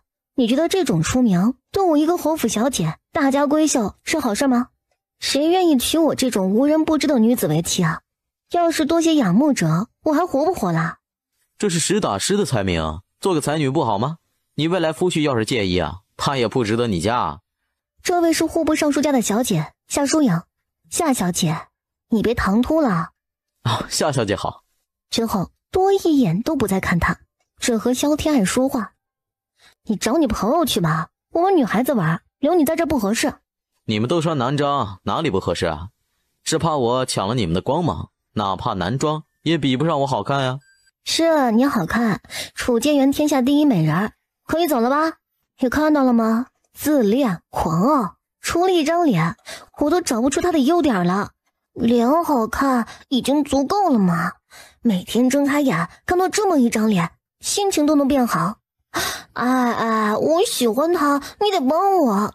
一见钟情，钟的是脸，等你看腻了这张脸，日子怎么过？傻姑娘，你醒醒吧，楚燕不是你的菜，我真是为你好，我一辈子都不会看腻的。你要是说你想留给自己，我立马放弃，朋友妻不可欺，这个我懂。好吧，话都说到这个份上了，我只能帮你制造机会，成不成的我就不管了。夏姐姐，楚介元嘴巴毒，人也傲慢，你喜欢他会很辛苦的。爱情就应该是有苦有甜的，先苦后甜更珍贵。谁啊，把你们俩吓成这个样子？没谁，喝茶，让小儿上饭菜，咱们吃了回家吧。客官，你们点的饭菜好了，小的能上菜吗？我说看着像你呀，还真是的。几天不见，萧小姐风采依旧啊。小宝，怎么不去找我玩啊？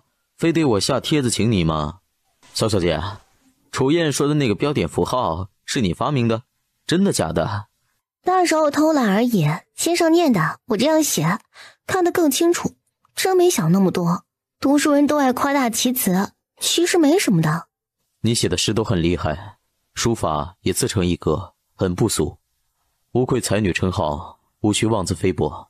燕王夸奖了，女子无才便是德，我只想安安静静的过日子，并不想有才名。你不用怕，谁要是刁难你，有我在呢。萧天爱心中蓦地升起一股怒气，当初施宣瑶可是第一才女的称号，还不是被逼着出家了？怎么没见燕王殿下帮她撑腰呢？作死啊，跟燕王提什么施宣瑶？皇叔啊，别生气，萧小姐无心之言，没别的意思啊。她既然对自己没感觉，又何必来撩自己呢？她萧天爱也不是离开她燕王就活不下去了。你们吃吧，我累了，告辞。萧天爱以前不这样的，就是吃错药了吗？有些人不知道怎么想的，不想接受就断个干净，藕断丝连的，搁谁都会生气。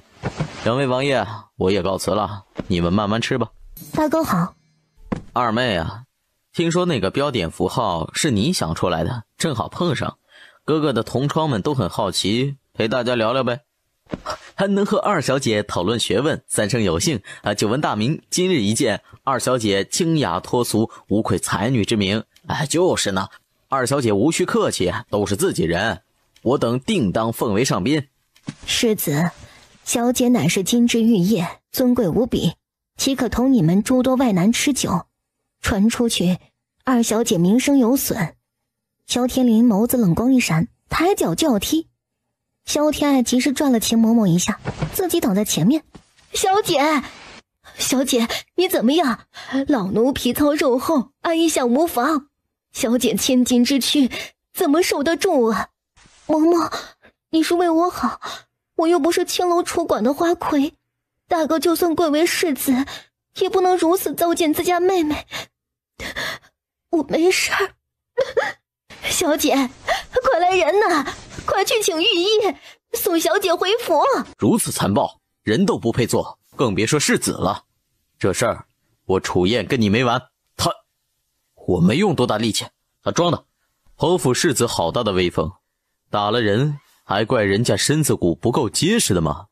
身为兄长，不知有爱弟妹，逼着妹妹抛头露面，共同窗嬉笑，品行败坏，举止荒唐。明日早朝，本王定要参你一本。燕王，这是我们侯府的家事，您未免管得太宽了。是吗？本王倒是多管闲事了。萧世子好大的威风啊！没等萧天林得意，燕王抬起一脚踹在了他的肚子上。本王没用几分力气啊，萧世子装的吧？想讹本王吗？没关系，尽管来讹。下次本王一脚踹死你，去阎王爷那儿告状吧。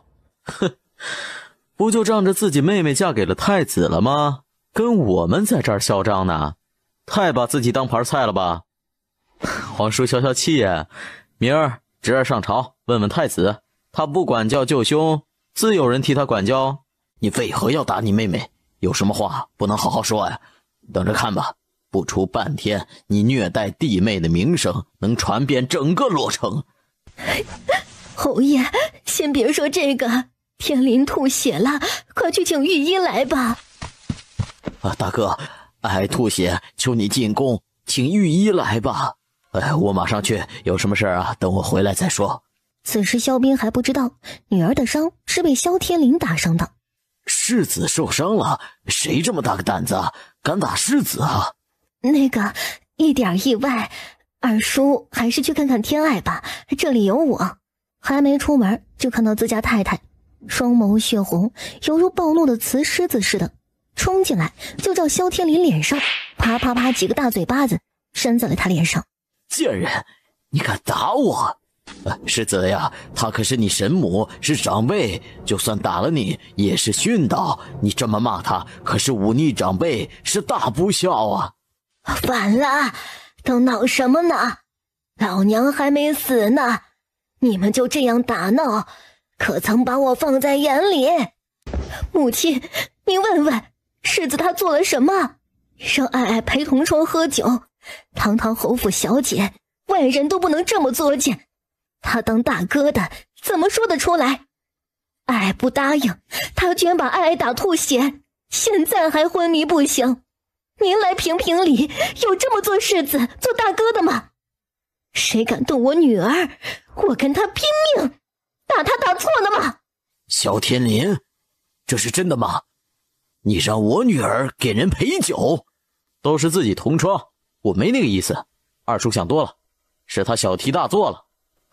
成啊，明天我请同僚来府中做客，大哥请大小姐出面作陪，你们也别多想，也别小题大做啊。母亲，我知道大哥是长子，理应继承侯府，我从未想过跟大哥争什么，但是他不能因为自己是侯爷就不把兄弟们当人看呀。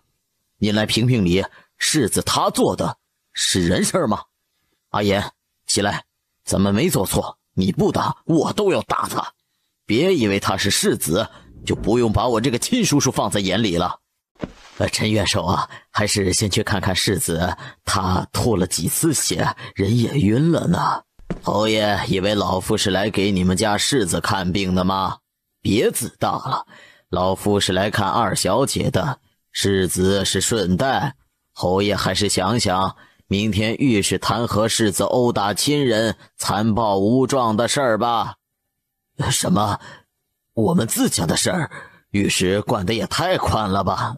侯爷没上过朝吗？御史都是干什么的？专门盯着你们这些勋贵重臣，尤其你家还是太子岳家，更是盯得紧。你以为你家是乡野小地主，关起门来为所欲为？你说你这丫头咋这么多灾多难呢？真可怜呀，又被人打了，赶紧找个有本事的夫君护着吧，这样下去迟早小命得玩完。他不会是燕王派来的说客吧？之后就去看萧天林，开的药又臭又苦，喝了一碗吐一半，肚子更疼了。去，准备好钉板，看看哪个不开眼的，扰人清静。看到击鼓的穿着生源服，起码也算是个秀才，就收了钉板，让府尹温大人升堂。堂下所站何人啊？有何冤屈，速速讲来。学生邵阳见过府尹大人，实在是有辱斯文，难以启齿。可学生实在没招，只能求助府尹大人帮学生做主啊。邵生源，尽管道来，本官身后还有朝廷呢，断不会让你们读书人也受了委屈。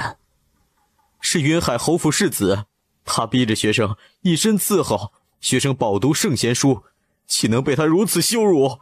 幸亏他受伤，最近没来国子监，学生方才保住清白之身。可是他明天就要回来了，他曾扬言归来之时就是学生委身于他的日子，学生万不得已只好求大人帮学生做主啊。你可有证人呀？学生有几位同窗，愿为学生作证，世子几次骚扰学生，还给学生写过验词，还望大人明鉴。本官知道了，回去侯府帮你说和，警告萧世子，只凭着几句证词无法顶嘴，退堂吧。大人，你都不缉拿萧世子来问罪，他报复学生怎么办啊？哎呀，不会，国子监的山长本官会打招呼的，无需多言。退堂。慢着，大人这是明显的敷衍，莫非想着借此去巴结侯府？今日你草草退堂，来日邵生若是遭了萧世子毒手，你能负得起这个责任吗？你是何人，胆敢咆哮公堂？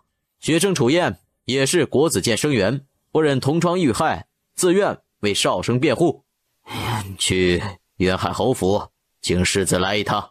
你们就说楚世子若是还想被人弹劾，大可别来。萧天林听到邵阳吃了豹子胆，居然敢去京兆府告自己，气得想打人，自然不肯去。楚世子若是不想被弹劾，还是走一趟的好。楚建元出面，外面围着不少读书人，邵世子还是去澄清一下比较好啊。楚燕，他要跟本世子过不去吗？无奈跟着衙役去了，谁都没料到萧天林这一去再也回不来了。世子欺负弱小，很有成就感的吗？楚燕，你非要跟本世子对着干的吗？别以为你萧家有点虚名，本世子就会怕了你了。趁早滚开，本世子饶你这一次。哼，久闻世子嚣张跋扈，今日一见，果然是非比寻常啊。萧世子，你可有逼迫邵生委身于你？启禀大人，不曾，我堂堂男人岂会逼迫他一个穷书生？多少花魁小姐投怀送抱，本世子会看上他？这里有你写的验词，还有人同窗作证，你对邵生几次骚扰，事实俱在，你怎么说？这是本世子写给百花楼紫燕姑娘的，不知怎的遗落，被她捡到了。至于骚扰，不过是同窗之间的关爱，如果邵生觉得被冒犯了，本世子改了就是了。证据不足，邵生啊，萧世子也认错了，此时到此为止吧。这个官司就像后世的性骚扰，没有实质证据，很难定性的，也是最难告的，大多只能忍了。大人明鉴，不过邵生只是其中的受害者，萧世子所犯罪行罄竹难书，足足数十条人命，其中有侯府丫鬟，一家4口皆被他所害，丫鬟表兄委托学生为他申冤，还有他游走路上抢占民女，性质恶劣，为了引人耳目，动辄灭人满门，苦主就在门外，请大人恕案并审。楚燕，你未免管得太宽了，到底想要做什么？为所有无辜的百姓抱不平，为世间铲除你这等毫无人性的恶魔，为朝廷铲除你这等为非作歹的纨绔子弟。好，楚建远说得好啊！惊天大老爷，我女儿死得好惨呀！这个畜生，他骗我说收了女儿做妾室，却把她给害了。尸骨都扔进乱葬岗，被野狗啃噬，只剩2根骨头。你要为我女儿做主啊！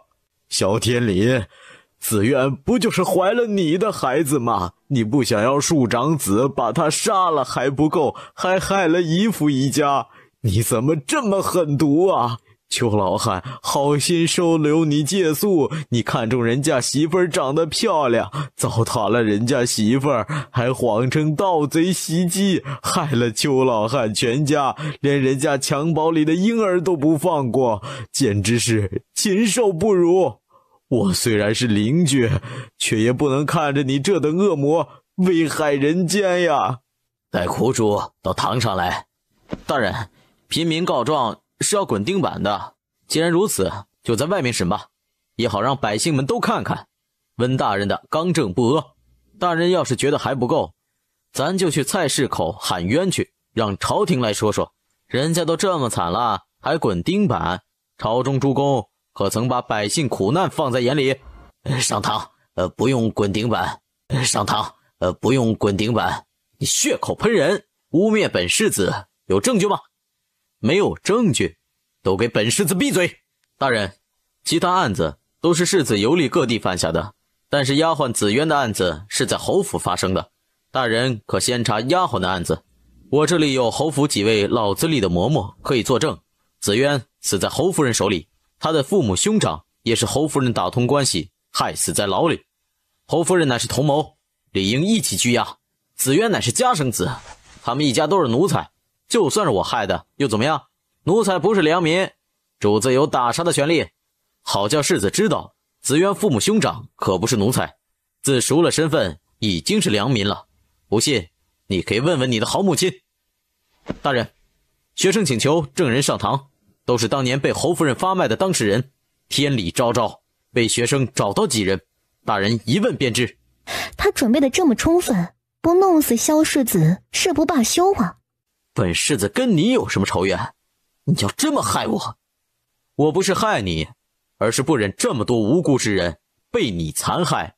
萧天林，你害人的时候就该想到，报应总会来的，做的孽总是要还的，今日就是你伏诛之日。都是些贱民而已，我可是侯府世子，是太子舅兄，他们忤逆我，我杀了就杀了，我就不信谁府里不死人，想踩着我做圣人，门儿都没有。这么说，萧世子是认罪了？温大人，签字画押吧。我不签，不认罪，区区四品府尹也想定我侯府世子的罪，你还不够格。既然这样，府尹大人，先收监吧。这些证人就由学生保护，不劳大人费心。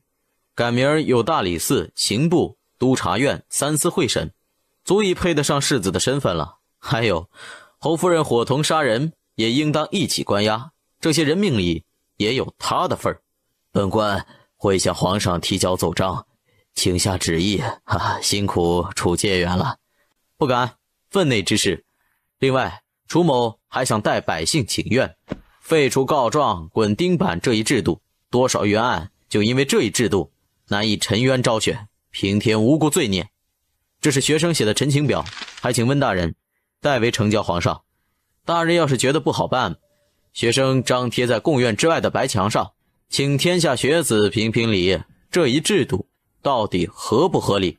都想着明哲保身，挖空心思往上爬，没有几个低下头为百姓做点好事的。没人做，他楚燕来做。多谢楚介远，楚介远是好人呐。为天下昌生，楚燕万死不辞。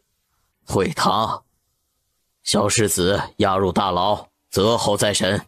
云海侯在门外求见。不见，他还有脸来？孤都要被他害死了。还是得见，毕竟那是您岳父，不孝的名声太子不能担着，无非是为了世子的事儿。请进来吧。求太子救救犬子，臣可就这么一个嫡子啊！侯爷慢慢说，我们也正商议此事呢。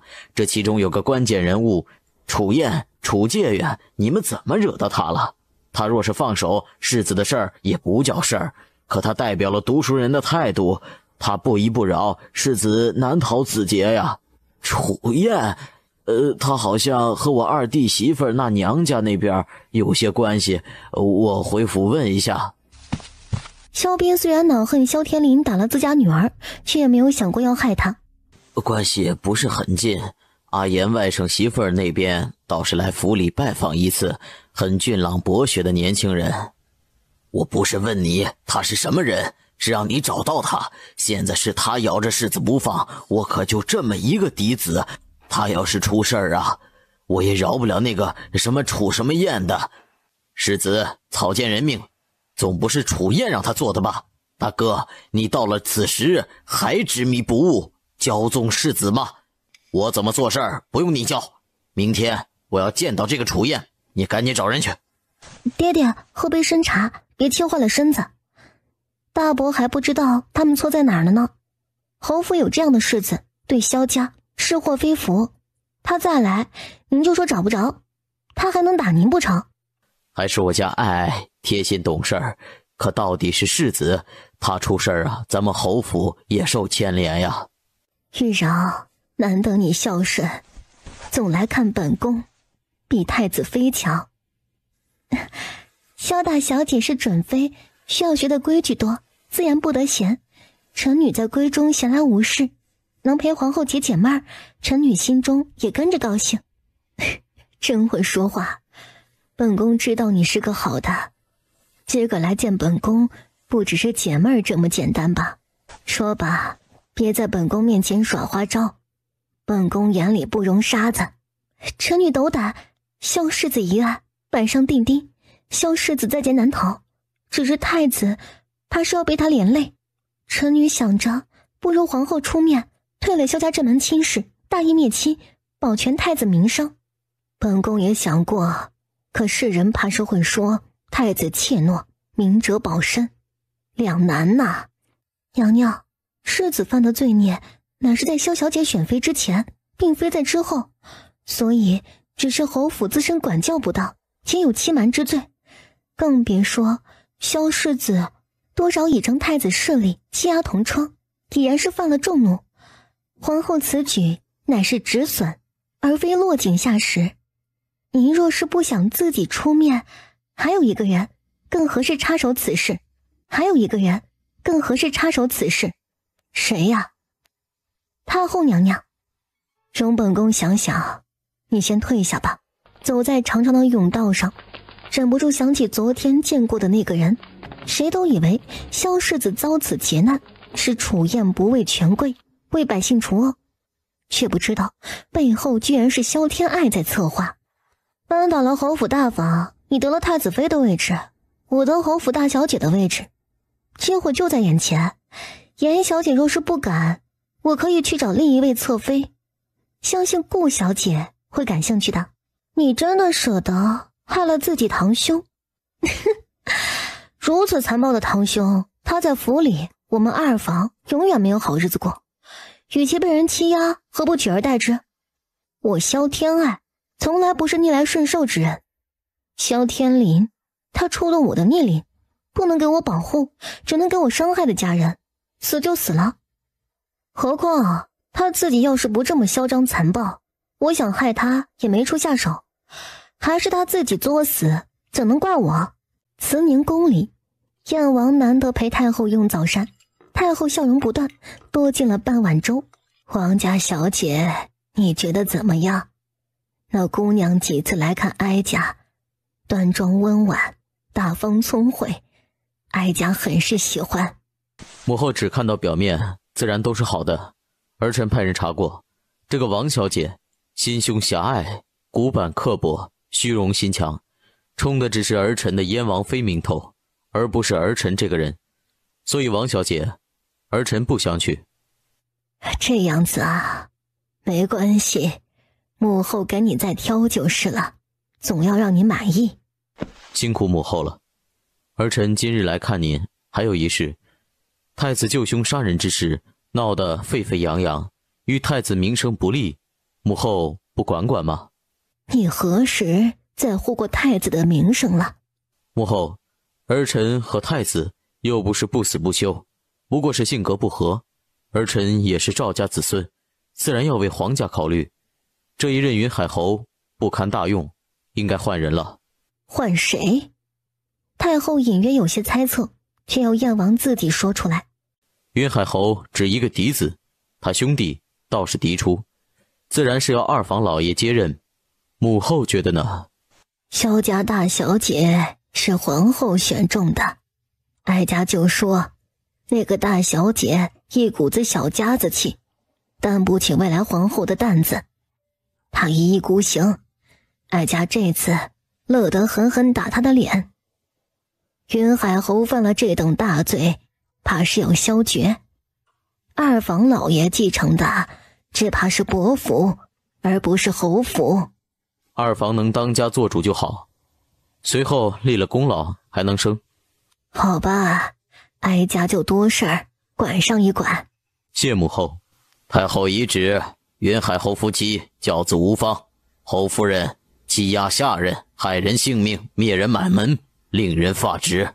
侯府世子更是有辱斯文，品行不端，此等门第不足以匹配太子。太后做主，收回婚约，萧天灵3次会审，按律处置。萧天灵3次会审，按律处置。皇上，请您三思啊！哼，你是在责怪朕的吗？朕还没有追究你的责任呢。作为太子岳家，理应谨言慎行，辅佐太子。可你看看，你家孩子做的都是什么事儿啊？朕器重他，何止让他进了国子监，就是为了方便他卸完同窗的吗？他把朕的未来栋梁当成什么人了？传旨，剥夺云海侯侯府爵位，贬为平民。父皇，云海侯个人行为不代表整个侯府。侯爷膝下只一嫡子，还犯了大罪，按照规矩，是不是该由二老爷萧斌接任侯爷爵位呢？萧斌，此人才学如何？能担得起侯爵吗？萧斌乃沈家的女婿，别的不敢说，盘账算账的本事不输户部诸位。父皇，您识人善用，让他来户部试试呗。从未见你举荐什么人，这个萧斌跟你什么关系啊？儿臣冤枉呀，就事论事，什么关系都没有呢。不过他的儿子父皇倒是知道，秋烈打了老虎那个。哦，是个不错的孩子，年少有为。如此，朕就破例让他去户部任个主事，先坐着看。侯府犯了如此大错，只惩罚云海侯是不够的。萧爵成为锦中伯吧，萧斌接任伯爷，户部上任。父皇英明。是你，肯定是你搞的鬼！萧天爱，你好毒啊！别以为我不知道，这一切肯定是你做的。你从一开始就想夺了我的太子妃。哼，是我让世子和侯夫人灭人满门的吗？是我让世子欺压同窗，罔顾阴阳人伦的吗？别以为谁跟你似的稀罕做个太子妃，若不是父亲奔走，咱们全家都得被牵连。你以为你还能好好的住在这个家里吗？不会的，太子不会放弃我的，我们马上就要成婚了呀，他怎么可以退婚？我要去找太子，来人，备马车，我要去见太子。我可怜的天籁，将来可怎么办？被太子退婚，谁还敢娶？别闹了，自古皇家无情，太子对你本就没有几分情意，去了也是自取其辱。祖母还在呢，你还是府里的大小姐。祖母，我不甘心，我明明有大好的前程呢，我要当太子妃，我要当皇后呢。哎，皇上还给父亲赐了个户部的差事，你看。好事啊，父亲要做官了，还是实权呢。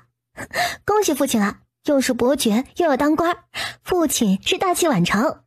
二小姐，楚王殿下求见，快请进来吧。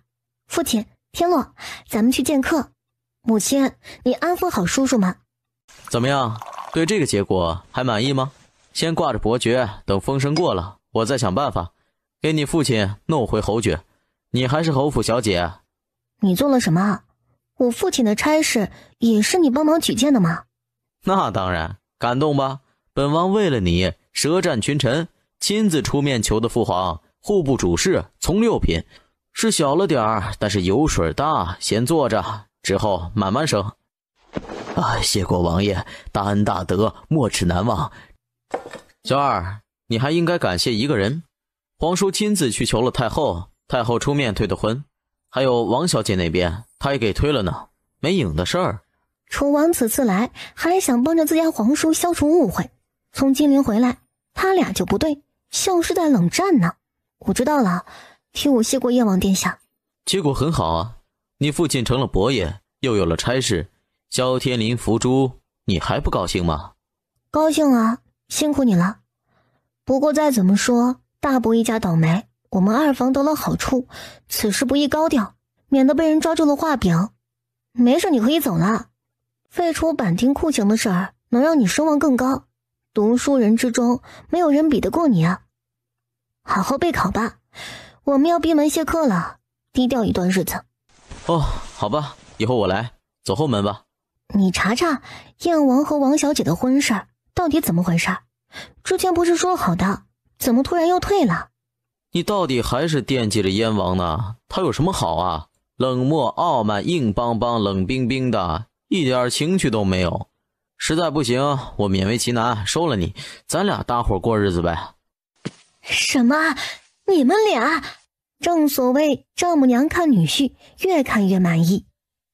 抛开楚燕的性格，无论相貌、才学、家世，楚燕都是金龟婿的上上人选，更别说他和女儿这么熟了。娘亲，别听他瞎说，他这狗脾气，我要真嫁给他，怕他狗命难保。小天爱，我哪里狗了？咱不带人身攻击的啊！我为你做了多少事儿，你这么说我很伤心的呢。萧天爱指了指门外。行吧，我滚。这么一看，真没点夫妻的样子，倒是跟天洛似的，像个弟弟。3天之后，判决下来了，萧天林罪大恶极，判处斩立决。侯夫人方氏作为帮凶，贬为庶民，流放边关。祖母，您对大伯占着主院的事儿怎么看？天爱，那可是你亲大伯，他什么都没了，就这么点要求，你就不能迁就一些吗？祖母，这不是迁就不迁就的事儿，是规矩如此。大伯害得萧家被消绝，已经是萧家的罪人，我们看在亲情，没有追究。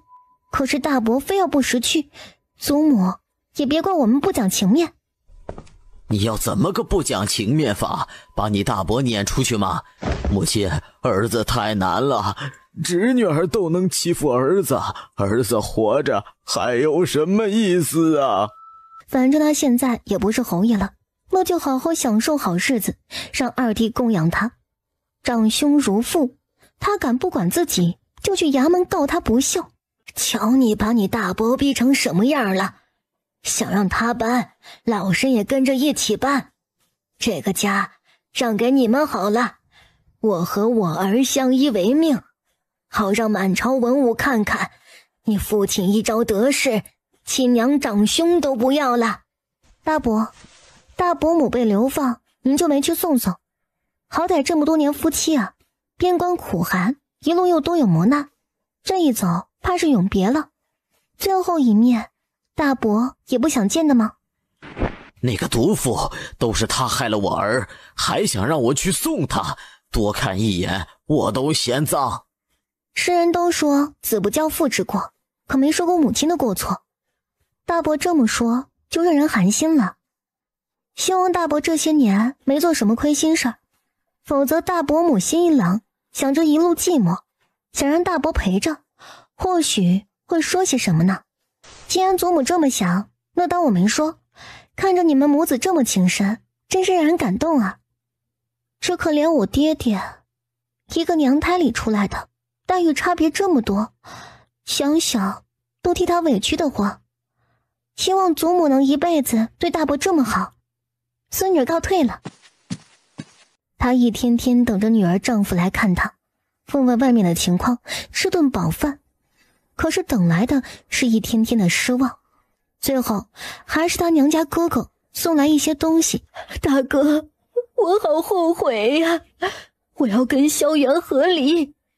你拿着我的嫁妆单子去把我的嫁妆要回来，补贴家用。他们一个个靠不住，幸好还有大哥你记着我。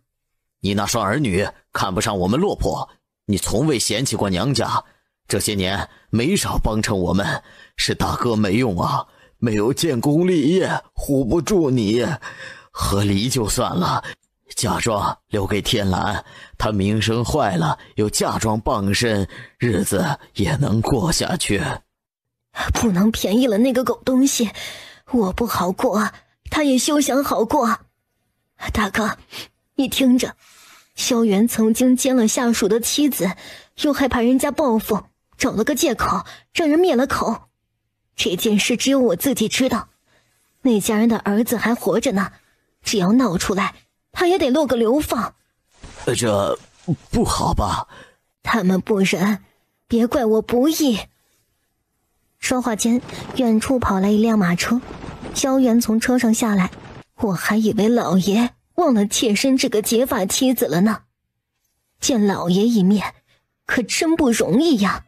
哎呀，我这不是来了吗？你还想怎么样？你不知道二弟当家，我的日子也很难。二叔一向宽厚，老爷当妾身好骗的吗？回去之后给我兄长2万两银子，否则我把你做的好事儿都给抖落出去。我哪里去弄那么多钱呀？你疯了吗？哼，老爷从宫中贪了多少银子，当我不知道？你这些年最少攒下10万两，二叔累死累活，自家没花多少，都肥了咱们大房，跟我装糊涂可没意思了。还有你那2房外室，生下的儿子能认祖归宗的吗？萧家，你现在说了可不算呢。一日夫妻百日恩，夫人说给我给就是了。九兄，回去就跟我回府去拿，就当我接济岳家了。这里有500两，你留着路上花用，也算全了咱们夫妻一场情分。路上以后也花不着，不如多准备些吃食衣服，大哥随后给我送来。我不孝，你照顾好爹娘，就当没我这个女儿。九兄啊，夫人她还有说什么吗？你说呢？哼，这是他们的对话。大老爷果然做了伤天害理的事儿，小姐算无一策。他这样不要脸的人能做什么好事儿？我原本不想赶尽杀绝的，偏偏总有人来挑战我的底线。哼，那么多条路不肯走，非要往死路上走，自作孽不可活。回吧，等着看好戏吧。还是咱们府里好啊，没那么多乱七八糟的事儿。萧小姐可真难啊，要不属下做了他那个什么狗屁大伯。用你出手吗？爱不会亲手沾上新人的血，只会让他们狗咬狗，自相残杀。以前我觉得她是个单纯可爱的小姑娘，没想到小姑娘的牙口这么厉害。小觑她了呀。您还亲手把人推开，萧小姐现在不定多恨您呢。以前有事儿撒娇讨好的求您帮助，现在人家自己解决了。王爷，您心里什么感受啊？看你家主子的笑话呢。滚！心里想的却是自豪，他的小姑娘比他想的更好。或许他们真的可以一起去走那条经济之路，胜了共享无上荣光，败了有他陪着，人生也不孤单。女孩子生气又怎么哄呢？回城进宫找太后。哼，看来王爷想通了。天爱啊，来大伯这儿有事儿啊？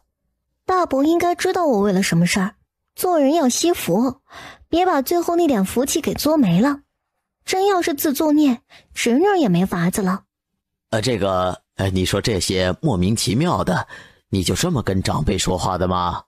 大伯知道为什么有钱都找不到接你买卖的人吗？你怎么会知道？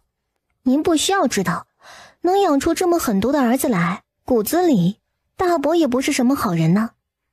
大伯母虽然是帮凶，但是你这个一家之主不点头，他怎么敢做？所以说，真正该死的人应该是谁呢？侯夫人也够可悲的，坏事自己做了，男人躲在背后当好人。古代的女人活得真是太难了。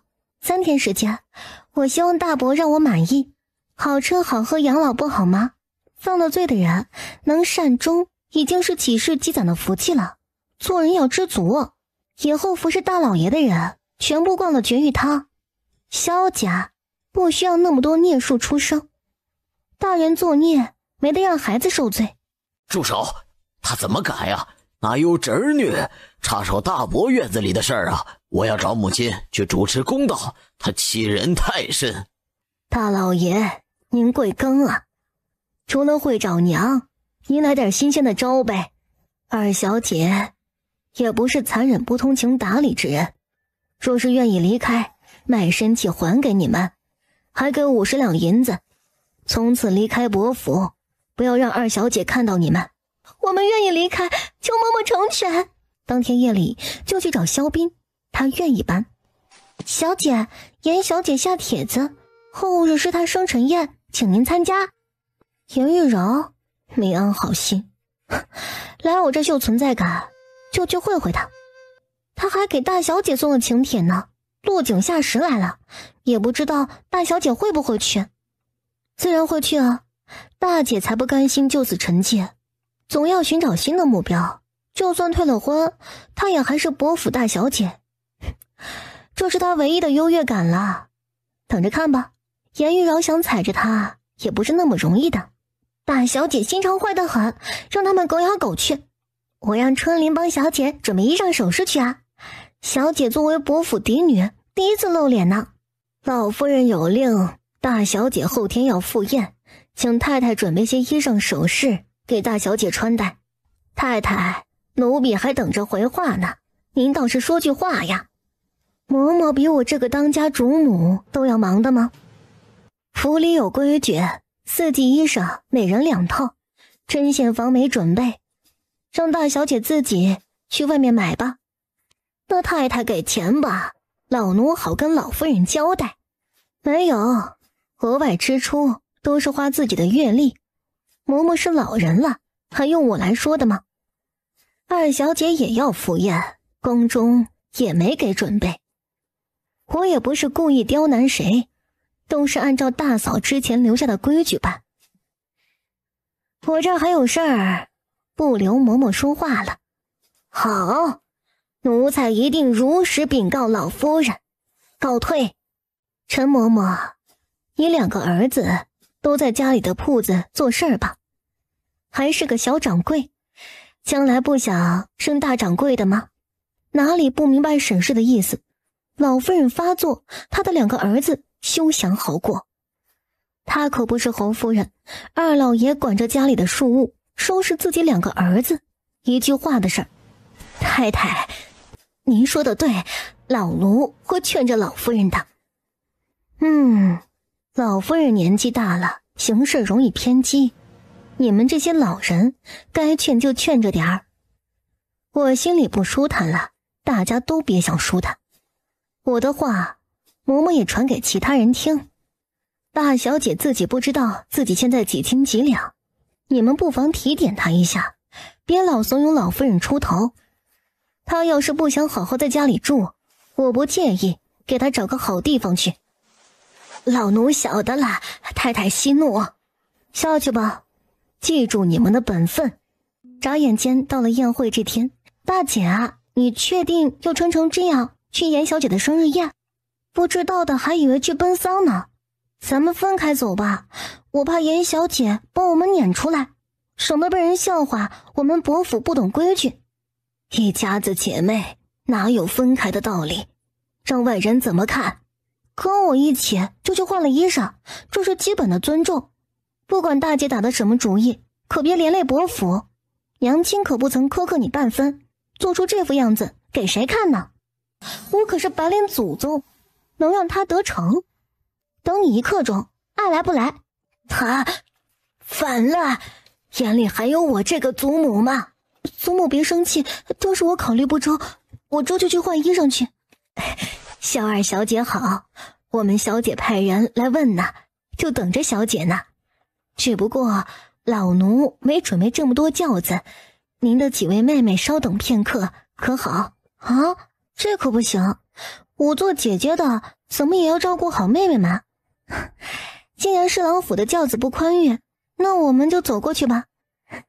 正好坐马车，腿麻了，活动一下。嬷嬷忙去吧，不用管我们。嬷嬷有些急了，要是被人看到，该说严家待客不周了。没等他想好怎么圆场，楚王、燕王还有太子居然一起从正门进来。参见太子、燕王殿下、楚王殿下。楚王觉得萧天爱变了一个人似的。平身吧，女眷不是要坐轿子的吗？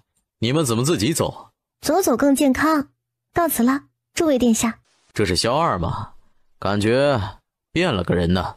以前笑眯眯的蔫坏，像是狐狸似的，今天感觉知书达理，像个大家闺秀了啊。她本来就是大家闺秀啊。走了，不过萧家姐妹几个长得都挺不错的呀。萧二小姐，谢谢你能来。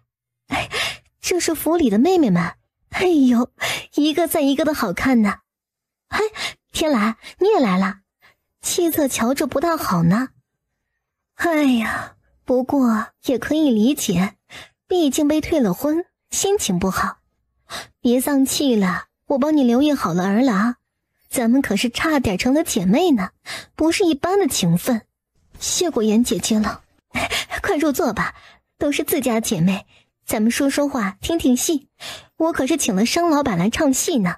哎，这边你们闭门不出，我可担心了呢。其实也没什么，伯爵侯爵差不了多少，都一样。还是不一样的。不过你父亲是伯爵，你就是伯爵嫡小姐了，身价更高，对你来说这样更好。身份什么的都是虚的，我没在意。哦，对了，楚介元呐，好些日子没见他了。他忙着会友，还要读书等着科举，我都好久没见他了。他这人狂傲散漫，又不够温柔，那些花魁都受不了他呢。收他的过夜钱，记得他跟我借钱呢，我都没脸说他。小天爱，太子殿下也来为我祝贺，我想着都不是外人，都安排在花园里，隔着屏风，不好意思啊，还来不及和大家说。冒昧打扰诸位小姐，请见谅。萧二小姐，请出来，楚某有话跟你说。我没话跟你说，虽然你是我表嫂的堂弟，咱俩也算是亲戚，但是你的为人我不敢苟同，以后不要来找我，你的那些红颜知己我不感兴趣。他多洁身自好的一个人，被他红口白牙这么的污蔑，给我等着，你能奈我何？你是不是对他有意思呀？你们这么熟，家里没有撮合的意思啊？熟悉就应该在一起吗？朋友不好吗？楚王，别太肤浅了，男女之间不一定非得是夫妻啊。开玩笑，不是夫妻就该保持距离。你这样考虑过萧小姐未来夫君的感受吗？楚燕啊，你这样可不行，会害了他的。燕王殿下好。哎，你……燕王殿下，您这么唤我不合规矩，咱们的关系没那么亲密，被人听到了，臣女还怎么嫁人呢？你别走，我想跟你说几句话。你别走，我想跟你说几句话。对不起，我觉得咱们之间没什么好说的，之前是我莽撞，多有不敬，殿下大人大量，别跟我计较，告辞。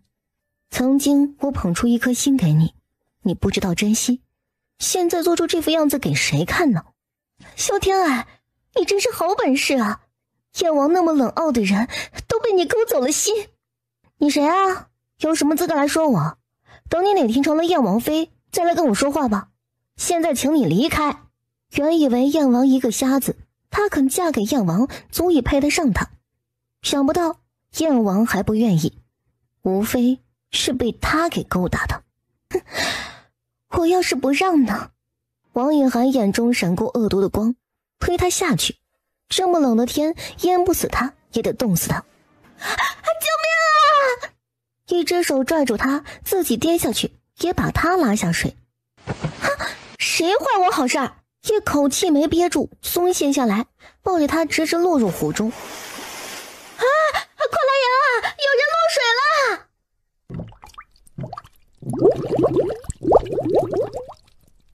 燕王殿下，你松手，我送爱回屋，照顾好她。我的爷，您看不到，又不会水，还救人，没把自己也搭进去。聒噪，本王就那么没用的吗？哎呀，快请御医去查查，到底怎么回事？他脑子抽了，居然在水底吻着燕王，这下可怎么收场啊？老天爷，下一道雷，劈死他算了！以后哪来的脸去见燕王啊？没听说你们有矛盾呀？他发什么疯？这事儿不能就这么算了，我一定要帮你讨个公道。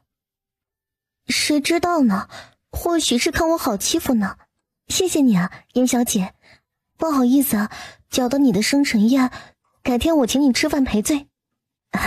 不用，也不是你的错，应该是我的疏忽。我让人送你回家吧。好，麻烦找一下我的妹妹们。大小姐，萧大小姐她怎么了？和太子在一起？什么？他们怎么敢？严小姐不用担忧，无楣苟合，萧天蓝是自绝死路，交给我来吧。我既然说了，太子妃的位置能助你得到，就会说到做到。怎么了？这是要去哪儿啊？抓奸。有事儿吩咐我去做，别着凉了。我去坏了太子的好事儿，你敢吗？姑奶奶，我楚燕这辈子没服过谁，就服你。走着，我给你打下手。怎么办？踹啊！你有更好的主意吗？好吧，听你的。滚出去！谁敢坏姑的好事儿？你出去！哼，既然敢做，就别怕丢人。你都不要脸了，还指望谁给你留脸啊？萧天爱，你放肆！哎呀，太子，你强行了我姐姐，是不是该给我萧家一个说法呢？是他主动勾引姑的，怎么能是姑强迫他？滚！都给姑滚出去！姑要灭你们九族！我们又没有犯罪，哪怕你是太子，也不能随便杀人。这个世道还是要讲道理的。我姐姐知书达理，被皇后宫中女官教导多日，难不成连最基本的礼义廉耻都不知道的吗？分明是你强行了她，还无辜栽在了她身上。太子啊，做人不能太无耻了。二妹，你住口！做下这等丑事，你还有脸让我住口？你住口才是！你不想嫁人，萧家这么多妹妹，还想找个好人家呢。你到底想要干什么？不干什么，只要你承认强行了我姐姐，就这么简单。好，姑承认，你可以走了。口说无凭，签字为证。你秋后算账，我们小门小户的，能怎么办啊？哼，太子这一身肉养得够细够白呀，可惜了，干巴巴的，白斩鸡似的，没看头。姐姐，你这么直勾勾盯着男人的裸体看，将来谁敢娶你啊？算你狠！求求你，你能转过去吗？你这么看着，我写不出来。不要嘛，错过这个村儿就没这个店了，都赶紧的，不看白不看。太子哎，机会难得哈。这下你满意了吧？还成吧。那个太子殿下，你们继续，我们就不打扰了。我满不满意的不要紧，重要的是大姐满意，你的妃子们满意才行啊。可惜了，没得比较，不满意估计他们也不敢说。回头让陈院守给你开点补药吃吃，补补肾。萧二小姐，你这么得罪太子，不大好的吧？哼，这才哪儿跟哪儿呀！秦嬷嬷，咱们进宫去。麻烦严小姐，我大姐在您府里待几个时辰，妹妹们你也多照顾。没我的话，她们哪儿都不能去。楚燕，你看好她，丢了我唯你是问。真把我当你下属了？知道了，进宫干嘛？待会儿你就知道了。燕王落水，身体不太舒服，喝了药有些萎靡，靠在枕头上回味那个吻。他怎么样？有喝药吗？精神的很呐，王爷啊，咱要不换个王妃吧？萧二小姐她太虎了，我怕您受不住。到底发生什么事儿啊？少卖关子。您是没看见太子那可怜样，跟盘子里的白条鸡似的。萧小姐还嘲笑他身材不好，让他补补肾。荒唐！他人呢？本王我看看他。进宫去了。备马，我也进宫。王爷，您的身体……本王还没虚弱到那个地步，让你备马你就去。他什么事儿啊？说是关于太子和萧大小姐的事儿，不见儿女婚事儿，还轮不到他一个未出阁的女孩子管呢。麻烦内侍再跑一趟，帮我求见太后，说是太子失德，皇后娘娘偏袒，萧家有冤要诉。啊，好说，您稍等。不必了，本王陪你去见太后。谢燕王殿下。不用客气，去准备2台轿子来。臣女实在没法子，才监督太后您的。太子他居然强陷了民女的姐姐，是他退婚的，此时又这么做，分明是欺负人嘛！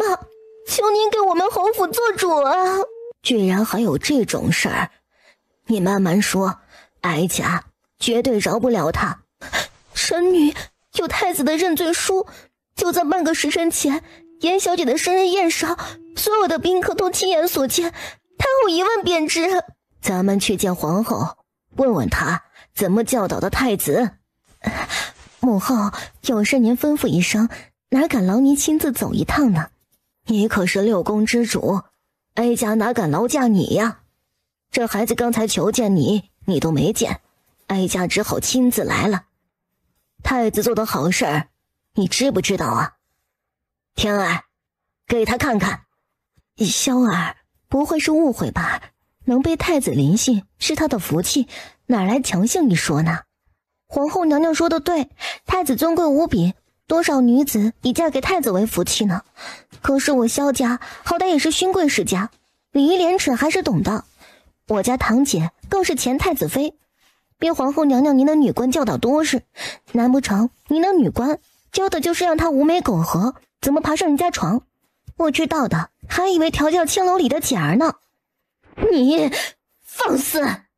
臣女不敢，更别说今日可是在严家，太子在臣子家临幸女子，这个是我堂姐，下次是不是兴致来了就是臣妻了呢？天爱说的不对吗？来人，去请皇上来，哀家问问，谁教太子做出这等事情？皇家的脸都被他丢光了。去把太子给本宫请回来。太子，您不要妾身了吗？妾身已经是你的人，求太子为我做主，我不求太子妃，做个妾也是愿意的。等姑的消息，姑和母后说说。妾身等太子，半路就碰到皇后派来的人。他还有脸告状？小天爱，姑上辈子杀你父母了，还是刨你家祖坟了？你要这么害我？父皇，你还有一点太子的体面没有？满朝文武怎么看你？禁足3个月，好好反省吧。小二啊，朕知道此事啊是太子不对，你有什么要求尽管说。萧家承蒙皇上厚爱，位列勋贵，享受朝廷供养，感恩不尽。萧家女子也是知书达理，恪守规矩，堂姐之事对萧家名誉来说是致命的伤害，以后世人都会说萧家女子毫无礼义廉耻，无媒苟合，谁还敢娶萧家女儿？所以臣女只有一个要求，此事乃萧天来一人所为，赐他出家忏悔。这一下萧家名声也保住了，世人还会敬萧家有风骨，不贪慕权贵。好，朕准了。谢皇上，您是最英明的皇帝，还请您给个恩典，直接送到皇家安中，臣女感激不尽。在庙里禁足，防守极为严格，进去就休想再出来了。您是最英明的皇帝，还请您给个恩典，直接送到皇家安中。燕王简直太意外了，他这招堪称完美。好，朕就如你所愿。江大办，你去办这个事儿，送萧家大小姐入皇安。老奴遵旨。萧二小姐真是聪慧过人，本宫瞧着就喜欢。之前太子和萧家一亲，可惜云海侯无德，现在萧家二房袭爵，皇上，你看这门婚事是不是可以重新议一下了？他好歹毒啊，居然想让爱爱嫁给太子。景佑帝也捋着胡须，像是在考虑这件事儿。皇后也不是省油的灯，这么快就算计回来了。他对皇上太了解了，若是自己表现出对爱爱极大的在乎，他更不会把爱爱许配给自己了。萧二，你的意思呢？太谢谢皇后娘娘了，能嫁给太子是每个女子的梦想，臣女自然是求之不得呢。太子，你也愿意娶我的对吗？咱们双宿双栖，做一对恩爱夫妻吧。太子，太子，你也愿意娶我的对吗？咱们双宿双栖，做一对恩爱夫妻吧。太子，不要啊，母后，我不要娶她。您让我娶她，我立马去死。您是不知道，她就不是个女人啊，不对，她连人都不是。太子，你怎么能这么说臣女呢？我可是对你爱慕已久呢。您说我不是人，是不是夸我漂亮，有狐狸精的潜质？您被我迷住了吗？谁迷住你了？你就是貌若天仙，姑都不会看你一眼。萧天爱，算姑求你了，你饶了我吧，我错了，以后见着你，姑绕着走。今儿真是萧天蓝主动的，姑才是受害者呢。你们萧家的女儿都是魔鬼，母后，打死我都不娶她。能把太子逼成这个样子，他都自愧不如啊。太子，别这么说嘛，只要打不死，你还是会娶的，对吧？皇后娘娘，您可别听他说，父母之命媒妁之言，臣女多谢您的赏识啊。婚期就定到年底吧，来年让您抱大胖孙子啊。婚期就定到年底吧，来年让您抱大胖孙子啊。婚姻大事不可儿戏，本宫就是有这个念头，以后再说啊。哎呀，再说了，萧儿，你还没及笄呢，是本宫考虑不周了。那皇后娘娘，您第一个考虑我呀。太子殿下，您这样对人家的小心脏可受伤了呢。好了，萧二和太子不合适，严学是嫡女就很好，早点下旨把这事定下来。朕还有事呢，不陪母后说话了。小九啊，你陪母后用膳，母后经常念叨你呢。臣弟遵旨。怎么了？身子不好啊？今日在严家，王小姐推萧二落水，臣弟去救，一起落了水，有些着凉，不碍事的。王小姐？哪位啊？居然推人落水，这么冷的天，这是要害人性命，心肠怎能如此歹毒啊？是皇嫂给臣弟选的王妃，不过臣弟听闻她心肠狭隘，跋扈刁蛮，给拒绝了。皇上，臣妾也没有想到这个王小姐是这样的品行，是臣妾眼拙了。您交给臣妾来办，臣妾定会严惩的。皇后以后遇事啊，多和母后商议，看看你选的人，萧大小姐父母兄长连她自己没一个好的，这个王小姐更是歹毒。小九的婚事儿你还是别管了，全由母后做主吧。臣妾遵旨。皇上，些许小事儿，哀家还能动弹，帮你分忧。辛苦母后了，朕走了。去吧，注意身体。姑累了，也告退了。你对太子做了什么？他见了你就跟见了鬼似的。皇后娘娘明鉴，臣女手无缚鸡之力，想做什么也没那个本事啊。臣女还很委屈呢。太子为什么不喜欢臣女呢？算了，你退下吧。臣女告退。母后，皇嫂，我也告退，还要喝药呢，改日进宫请安。去吧，让太医好好瞧瞧，可别落下病根儿。落水不是小事儿。儿子记下了。萧天爱，你等一下。萧天爱像是没察觉似的，脚下生风，眨眼间走出去老远。我喊你一起做教撵，你跑那么快干嘛？活动一下手脚。多谢您好意了，臣女不敢。刚才谁送你进宫的？用完就扔。萧天爱，你当本王是什么？是长辈，是战神，是恩人，日后定会厚报。告辞。你们要做什么？太子呢？我要见太子。皇上有旨，萧氏天蓝不守妇道，淫荡轻浮，玷污太子，行事恶劣，念其祖先之功劳，送入皇安修行，终身不得出安。不可能，太子不会这么对我的。我不要出家，我要见皇上。滚了，送走，咱家还得回宫交差呢。是你害我，你害了我大哥母亲，还要害我。你错了，是你自己选的路。我不过是为了萧家女儿们的名声，忍痛放弃你。到了庙里好好忏悔，伺候菩萨，每月的米粮灯油我会派人送过去的，正好给你大哥诵经祈福。那些他害死的百姓们到了底下，可不会因为他是世子就放过他的。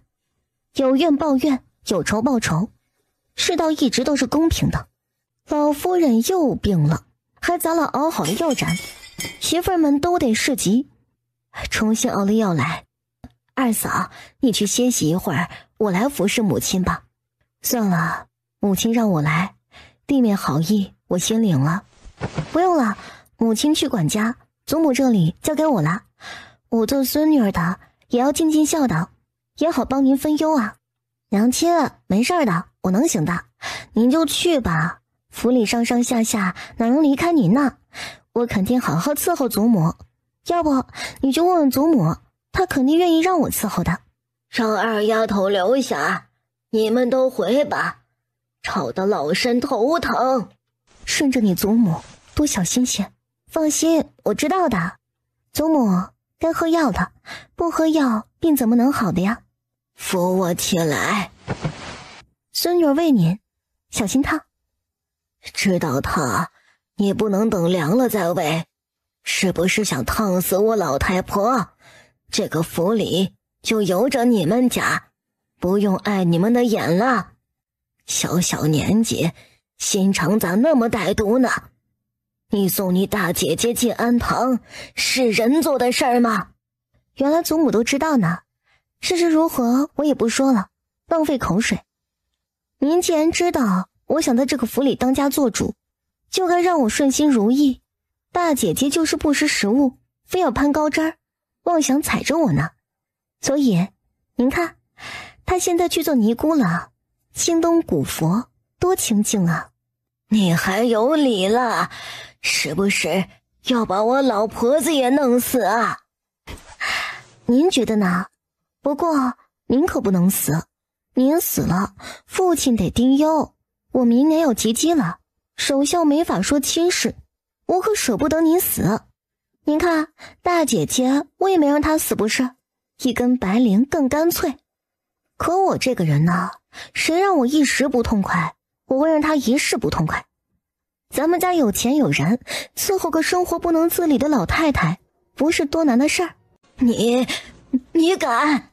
孙女什么都没做呀，什么敢不敢的？祖母放宽心，我不会给您下药，让您瘫痪在床的。虽然那些更能博得孝顺的名声，您活多久，我能让人伺候您多久。且放心，您安分了，我真不是那么心狠的人呢。来，喝药，凉了药效差，这一服药上百两银子呢，有钱也不是这么糟践的。我不喝，你拿走。祖母，乖了，不喝药身体怎么会好呀？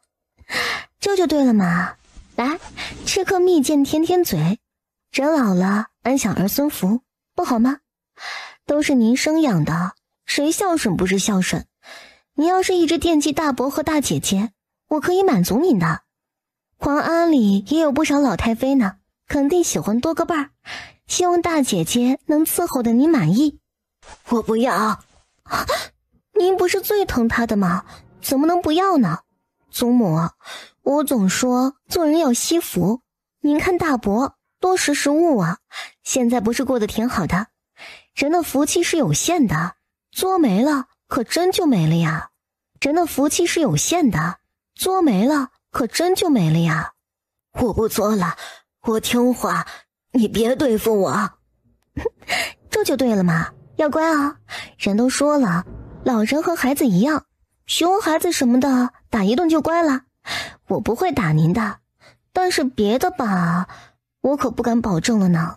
我会乖的，真的。这就好。现在病好了吗？好了，我下地走走。你忙你的去吧，我真的好了。不用急，慢慢养，我乐意伺候祖母呀。我去花园里透透气，散散步，一直躺着对身体也不好。嗨呀，祖母还懂这个呢。陈嬷嬷，你是祖母身边的老人了，伺候好祖母，如有差池，后果你懂的。这一次我就很不开心，陈嬷嬷，你也不乖哦。老奴知错了，求二小姐再给老奴一次机会吧。嬷嬷无需如此，我很好说话的，那就再给你一次。不过再一再二可没有再三再四了哟。我最讨厌别人把我的话当耳旁风的，嬷嬷应该不是这样的人哈。我最讨厌别人把我的话当耳旁风的，嬷嬷应该不是这样的人哈。不是的，老奴记着，老夫人年纪大，糊涂的时候老奴得劝着点儿。对的嘛，希望你没老糊涂，可别晚节不保，不得善终呢。祖母，您去散步，哪里不舒服记得跟我说，孙女儿真的很想孝顺您呢。你去忙吧，祖母记着你的好。那就好，母慈子孝，阖家和睦，这样多好呀。您且等着享福就是了，一个个的非得逼她发飙，她只想安静的做个白莲花一般的女子，怎么就那么难呢？小姐刚才的样子好可怕呢。哪里可怕了？我明明很和气的和祖母讲道理呢，声音都不敢高一下，已经够克制了呢。感觉很可怕，小姐以后别这个样子了。小姐也不想啊，总有人不省心，逼着你家小姐黑化呢。哎呀，黑莲花更难做呢，活着真是很难呢。太后派人请她西北送来一些好皮子，特意给她留了一些。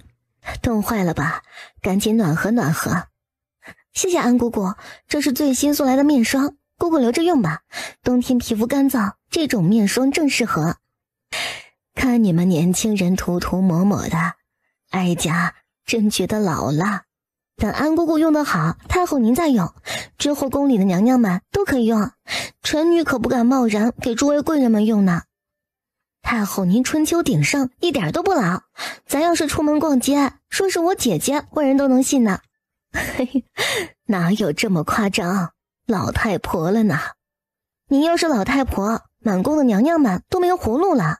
臣女瞧着皇后娘娘都没您气色好呢，早想来看您了，只是臣女不懂宫中礼数，不敢来打扰，还让您请我来，真的是很过意不去。哪有那么多礼数？哀家看着小姑娘花一般的脸，心里就高兴。安姑姑，把哀家的牌子给她一个，想什么时候来就什么时候来。天寒地冻的，哀家在宫里也闷得慌，就喜欢看你们小姑娘。谢太后，臣女就打扰了。江儿刚送来一些好皮子，哀家觉得颜色太艳丽了，想着你穿正好，你快看看喜不喜欢？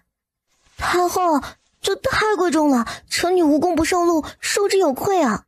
江儿送的，你要谢就谢他吧。哀家记得你们之前不是挺好的呀，最近怎么不来往了？燕王送来慈宁宫这些皮毛，太后一看就知道他打什么主意了，也乐意撮合他们。燕王乃是尊贵的王爷，臣女之前天真妄为，经历这么多，也知道和他的距离，自然不敢放肆了。燕王不怪我没规矩，我已经感激不尽了，哪敢去打扰他呢？没事儿，他那么闷的人，肯定喜欢活泼小姑娘，你不嫌弃他就行。热脸贴他冷屁股的事儿，做一次就够了。以后和燕王形同路人，再无瓜葛。姑姑，我哪里不对吗？有话您直说，我会感激姑姑的指点。指点说不上，只是觉得你这个样子有几分师姑娘的影子，知书达理，聪慧懂事儿。燕王殿下面冷心热，你可要把握机会呀。出家那个是宣瑶吗？是我失言了。燕王从小受师太夫教导，感情自然不一般，不过都是过去的事儿，只能怪师小姐没福气。我也没福气，没想着高攀。安姑姑一番好意，心领了。姑姑年纪也不小了，不是说宫女20岁就可以出宫的吗？你们有家人吗？怎么没出宫呀？我13岁进宫，习惯了宫里的生活，出宫不一定能有现在过得好。家里人都很好，我也放心了。那是自然，在宫里你是太后的女官，谁不给你3分面子？回了家，谁还把你当个人物呀？换做我也不出宫。不过姑姑这样也不是长久之计，女人嘛，总要嫁个好丈夫，生了孩子才算圆满。姑姑喜欢燕王？不是，我没有。燕王是大英雄，喜欢他也没错呀。姑姑近水楼台，不管是皇上还是燕王，傍上一个总比伺候太后有前途。能做主子，谁乐意做奴才呀？我看好姑姑呀，加油，给我这儿添堵，我让你更多。不信她没野心。萧小姐好口才，只是我对太后忠心一片，从我而心。做奴才挺好，我娘家平庸，就算得了宠幸也难长久。哎呦，这是谁呀？萧小姐，好巧呀，你这是去见谁了呀？参见陈贵妃娘娘，娘娘万安。跪下，你就是这么敷衍本宫的吗？娘娘，这不大好，萧小姐是太后的客人，本宫可是皇上亲封的皇贵妃，她一个臣女不该跪的吗？本宫还舍不得她跪一跪了。说到皇上那边，本宫都占理。跪下，别装得可怜兮兮的，若风拂柳的。本宫可不是男人，不吃你那一套。娘娘，臣女应该跪，不过天寒地冻的，臣女怕着凉。不如这样，我告诉娘娘一个秘密，娘娘开恩，日后都免了臣女行礼，可好？哼，少忽悠本宫，你能知道什么秘密啊？娘娘附耳过来，听过之后再考虑要不要饶恕臣女。萧天爱低声说了一句话，陈贵妃神色大变。臣女告辞，谢娘娘开恩。啊，好漂亮啊！太后赏的吗？真是有钱都买不到的好东西呢。压箱底儿吧，太打眼了。可是萧小姐啊，本王在樊楼订了餐，请你吃饭吧。多谢主王好意，我还有事儿不去了，改天我请你吧。那好吧，还想和你说说话呢。天降瑞雪，不如去梅花庵赏梅吧。抽你的时间，梅花庵的梅林可是一绝呀。殿下，你有事吗？还是对我有意，想追我？这么献殷勤，很容易让人误会呢。小二，你还是个女孩子吗？这种话能随便说的吗？女孩子要矜持。我更喜欢坦荡磊落，是你先让我误会的。男未婚女未嫁，想想咱俩也不是不可能啊。告辞，当我什么都没说。这姑娘太可怕了，她扛不住。萧天爱冷笑，抬眸看了一眼茶馆2楼，像是能看穿里面的人。回府，一个个的都来打老娘的主意，当我好骗的吗？哼！皇叔啊，那姑娘猴精的，你想约人自己去，我是不掺和了，吓死我了。我这不是约不到人才让你去的吗？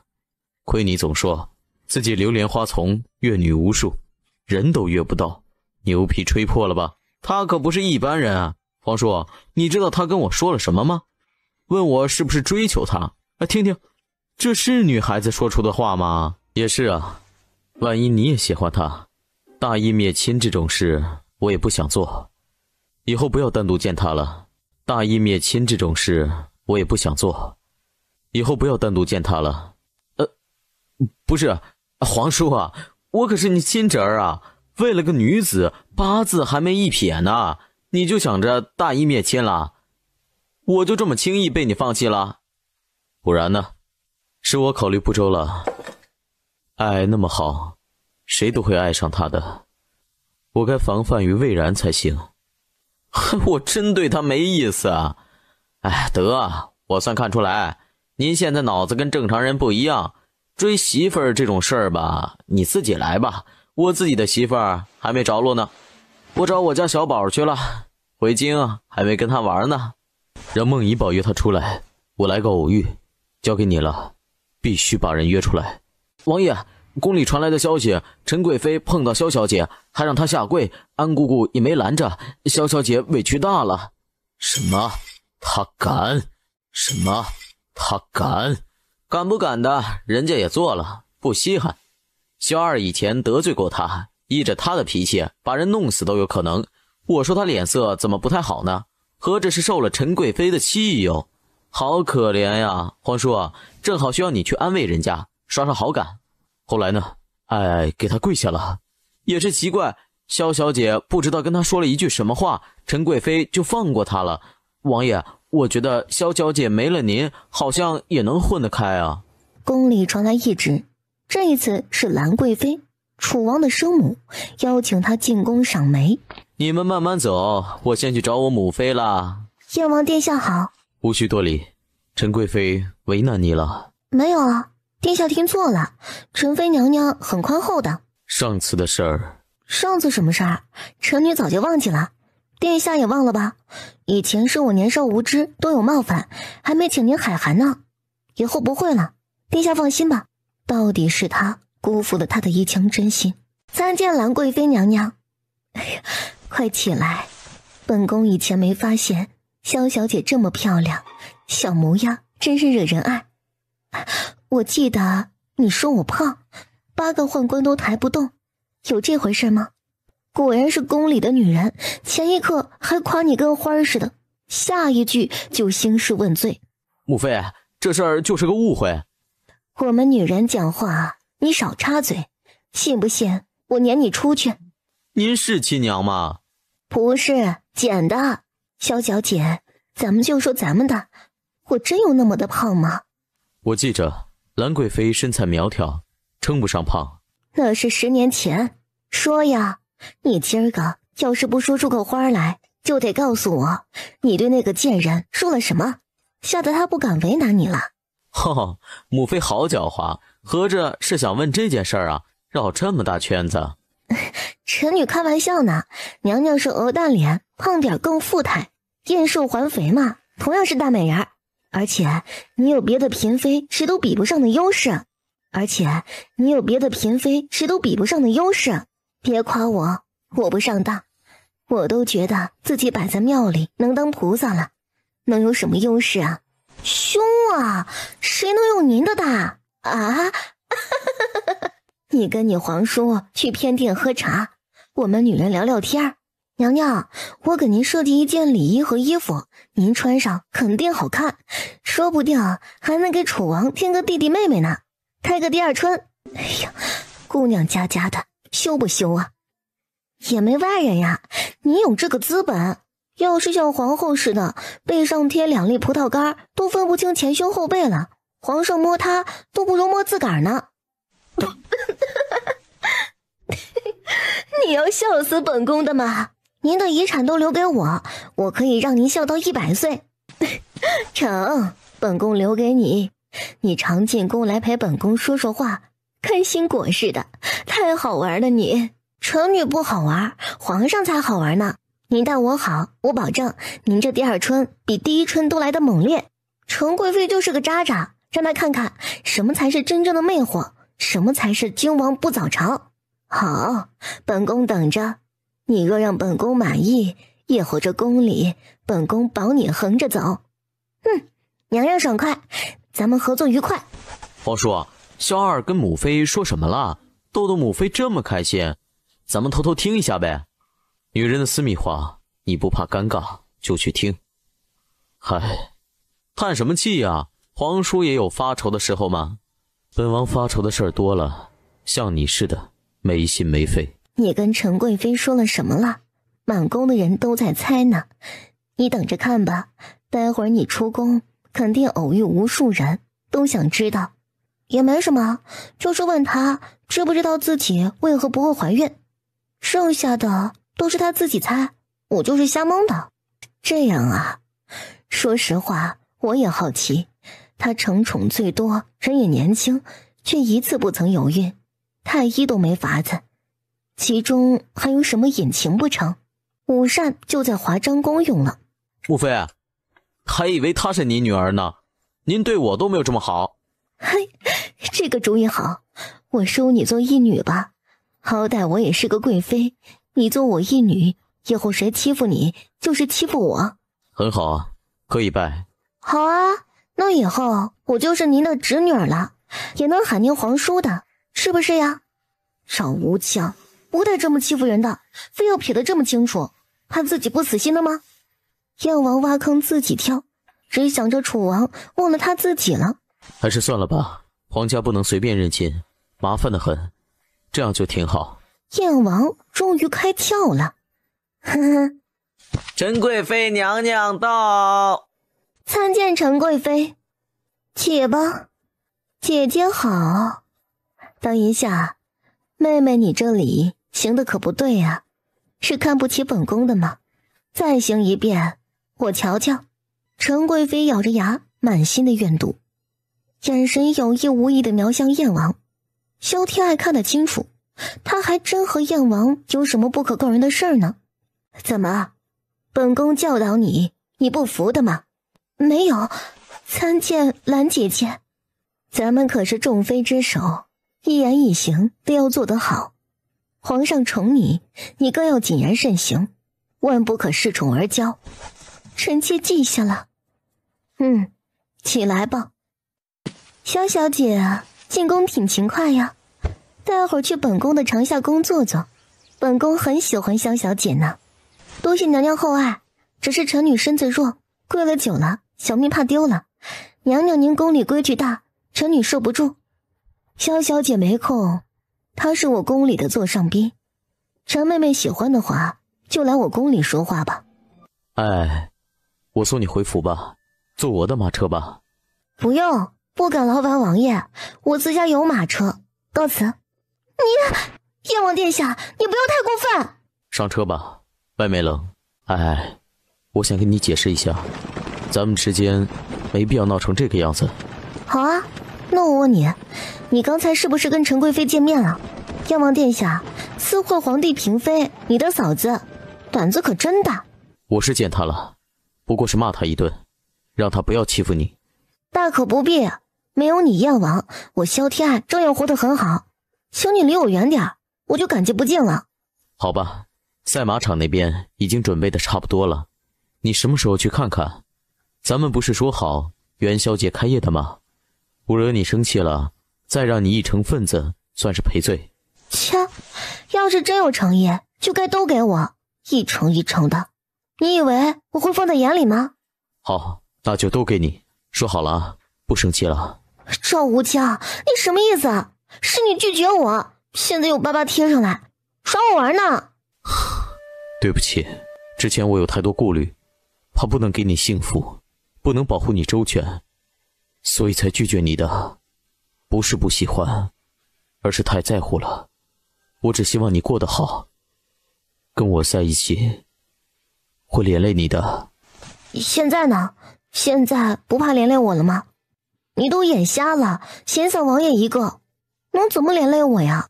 很多事情不是你看到的那样，我不想骗你，但是也不能告诉你。但是我真的想保护你，不会害你的，你可以相信我。虎公不受禄，既然你有苦衷，我也没兴趣知道太多，只想过安稳日子，各走各路不是更好？你又跟我说这些，对我特殊对待，不是更连累我的吗？燕王殿下，自相矛盾了。对不起，如果给你造成困扰，我道歉。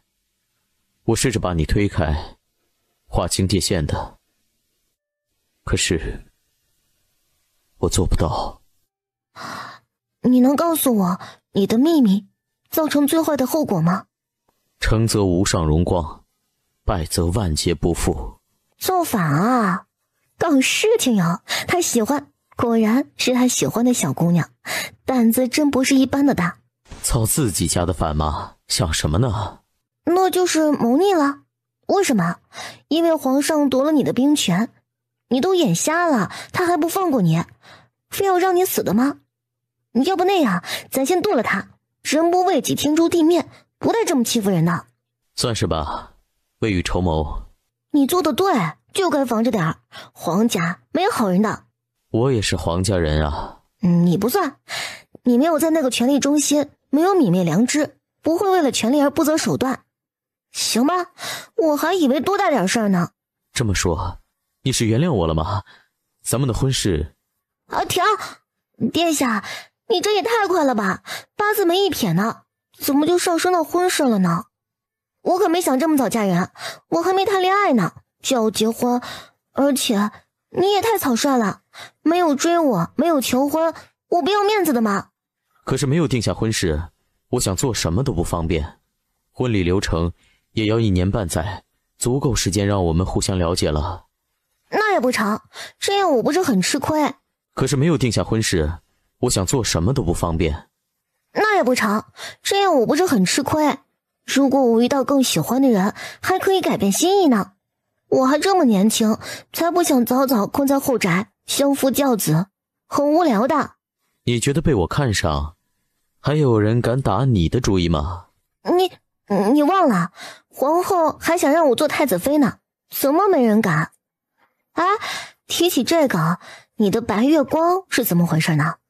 我可听人说了，我跟施宣瑶有点像，你是不是把我当成他的影子了？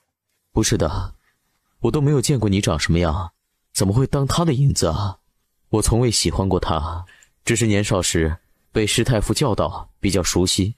太子那时候和我们一起授课，其实太子也和他挺熟悉的，甚至比我更熟悉。后来怎么发展成这样子，我就不知道了。不过他出家之前是给我写了信，表明心迹，我拒绝了。真的吗？真的，我发誓，跟他从未有过私情。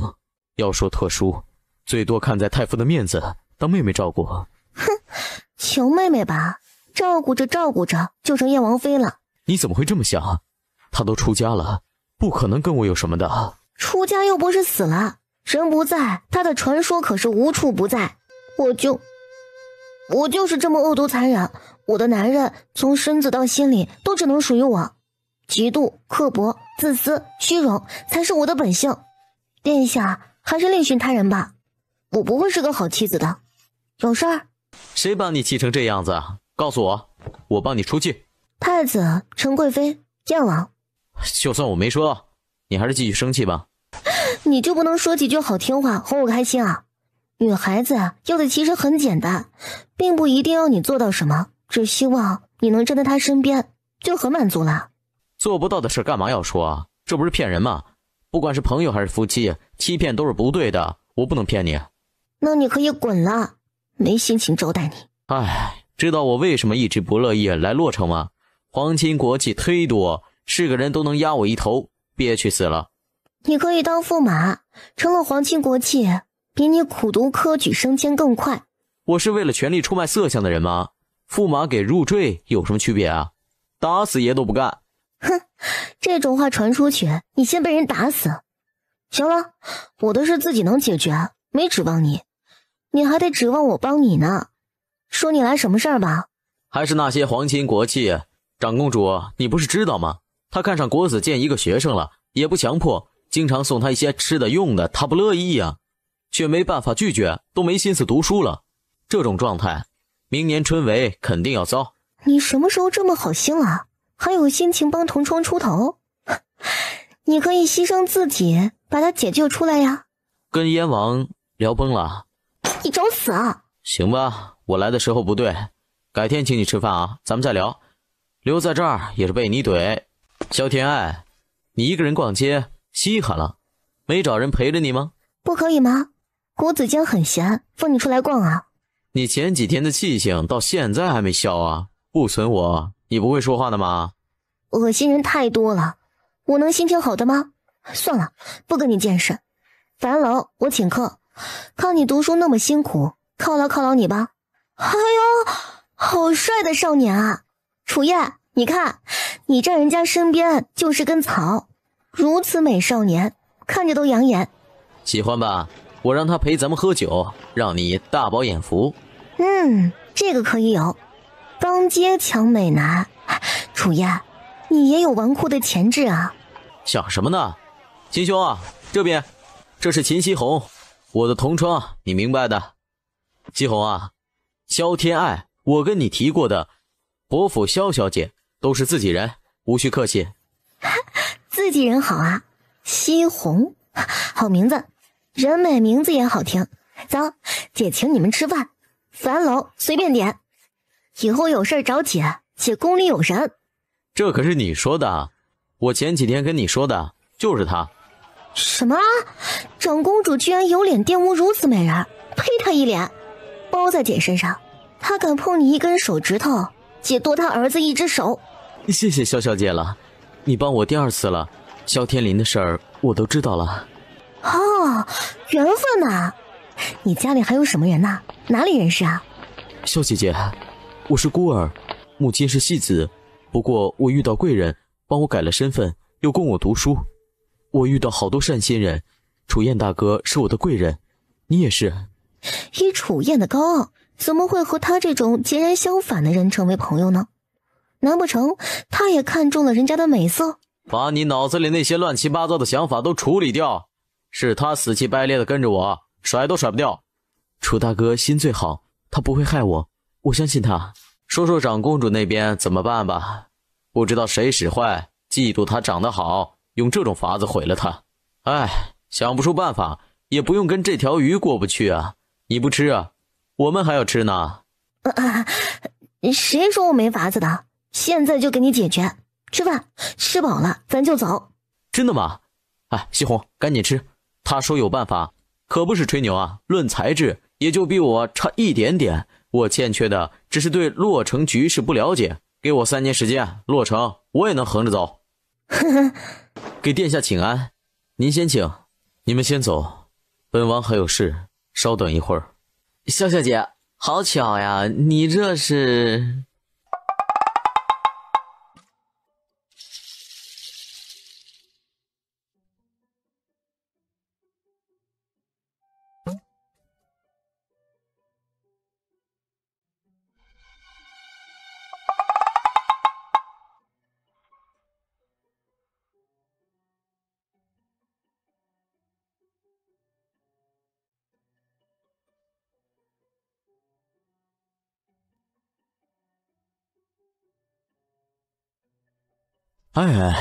你怎么会在这儿？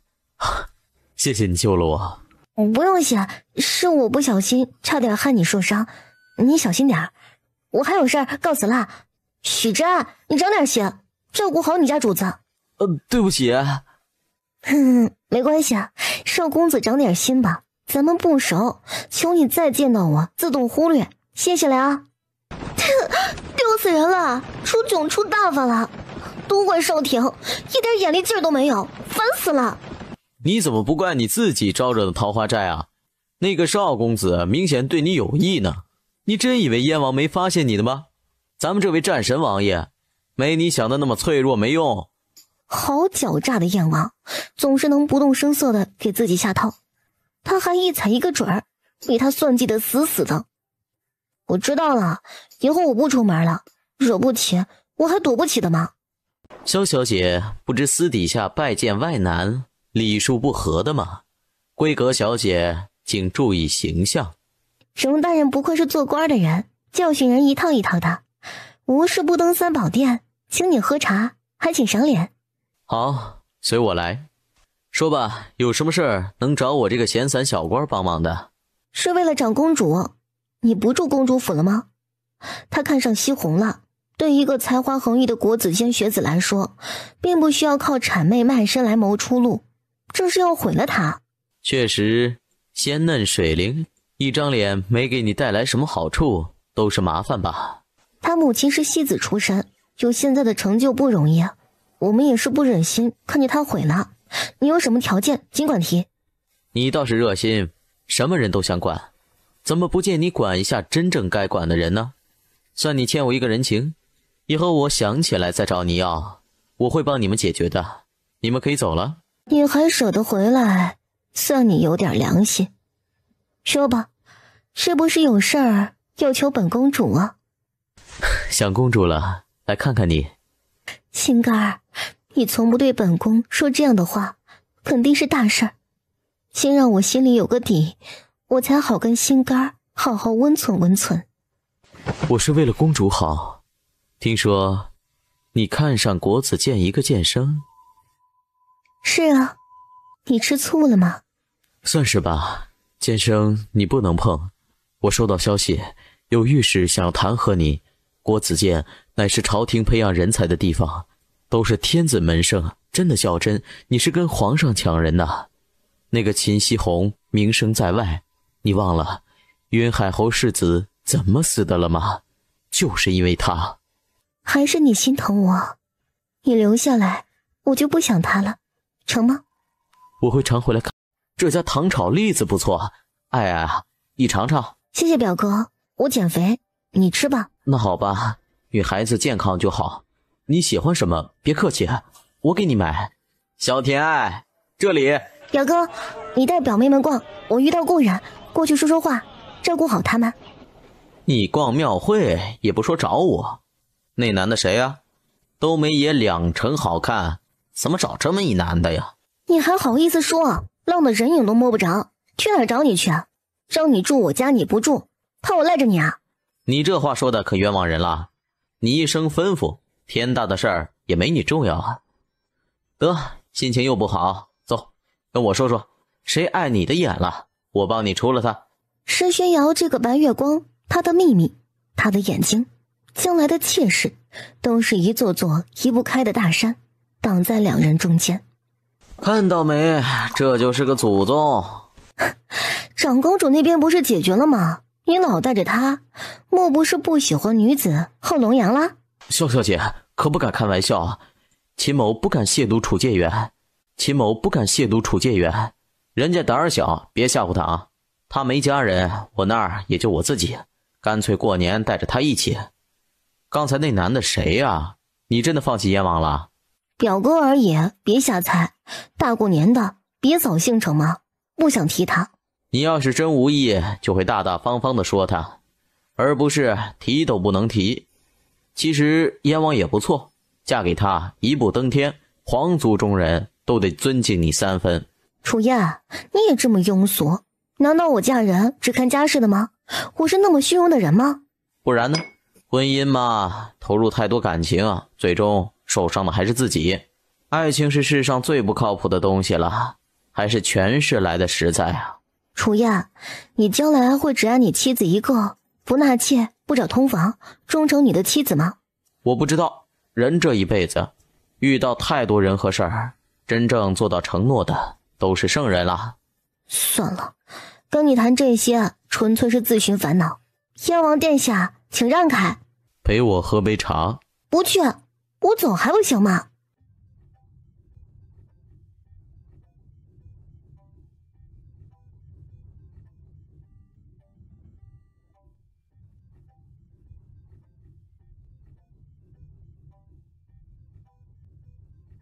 燕王殿下，你到底想做什么？逗我很好玩的吗？吃吧，我知道你喜欢吃。那个什么表哥的配不上你，你做得很好。哈，你跟踪我？燕王殿下，你不觉得你这样做太卑鄙了吗？那也比你受骗好。我查过他了，他和花颜楼的兰秀姑娘交情匪浅，只等娶了妻子就会帮他赎身的。而且那个花魁怀孕了，是他的。你告诉我这些有意思吗？哪个男人没有妾室通房的？外室红颜更是少不了，这也不算什么。作为祥辉的妻子，应该大度才对。我不在乎。如果你肯嫁给我，我发誓，除了你，不会有别的女人。我是将士，最看重的就是忠诚。我会忠诚婚姻，忠诚于你。你这算什么？表白吗？男人的嘴骗人的鬼，你的誓言又能维持几年？你不要跟我说这些，皇家太复杂，我不想嫁进皇家，咱们之间不可能在一起的。就像飞鱼和鸟，不属于一个世界，咱们不合适。咱们可以去封地啊，远离皇家。我的封地很富庶，足够养活咱们的。苏阳杭三州都是我的封地。真的吗？苏杭熟天下足，真是好地方呢。丝绸织造更是发达，如此富庶的地方居然是你的封地，可以啊。是父皇在世的时候就封的，我立下那么多战功，父皇恨不得把天下分给我一半。不过我没要那些赋税，都捐给皇兄充实国库了。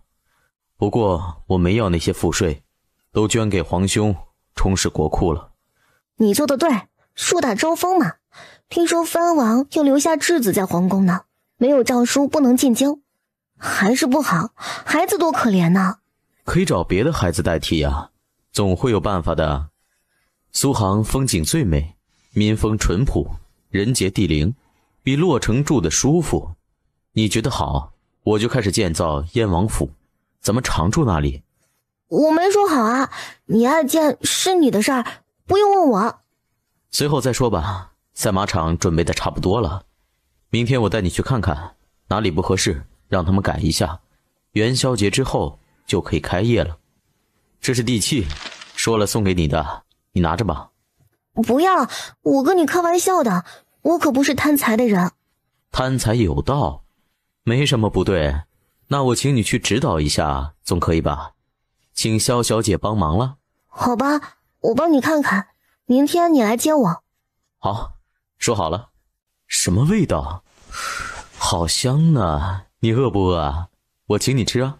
2碗馄饨，谢谢。你丈夫真宠你，肯陪你吃馄饨。我们老两口摆了大半辈子摊子，肯陪妻子吃馄饨的可不多见。他不是我丈夫，婆婆看错了。不是啊。哎呀，不管谁肯宠着小姐，就是小姐的福气呢。快吃吧，馄饨汤很鲜，是鸡汤熬的呢。别小瞧这些小摊子，味道很好呢。是不错，你喜欢咱们常来吃。时虚哈，你吃这么快啊？习惯了，打起仗来吃饭的功夫都没有。再来2碗，好吃就是好吃啊，有点少了。没零钱，用这个付账吧。算我们请你们吃了，不值几个钱，这么贵重的东西可不敢收啊。没零钱，用这个付账吧。算我们请你们吃了，不值几个钱，这么贵重的东西可不敢收啊。我来付吧，算我请你好了。不要，说了我请客的。2碗馄饨就把我打发了，我还等着你请我吃大餐呢，下次你再请。之后逛街，燕王最喜欢听他说话，叽叽喳喳，心情马上感觉欢快许多。能照他的样子捏一个吗？可以啊，不过要加钱。钱好说，捏吧。真不错啊，你总爱蹙眉，川字纹都给你捏出来了呢。小姐，给您也捏一个吧，瞧瞧你俩多般配啊，正好配成对儿。呵呵，这个好，赶紧捏，少不了你的赏钱。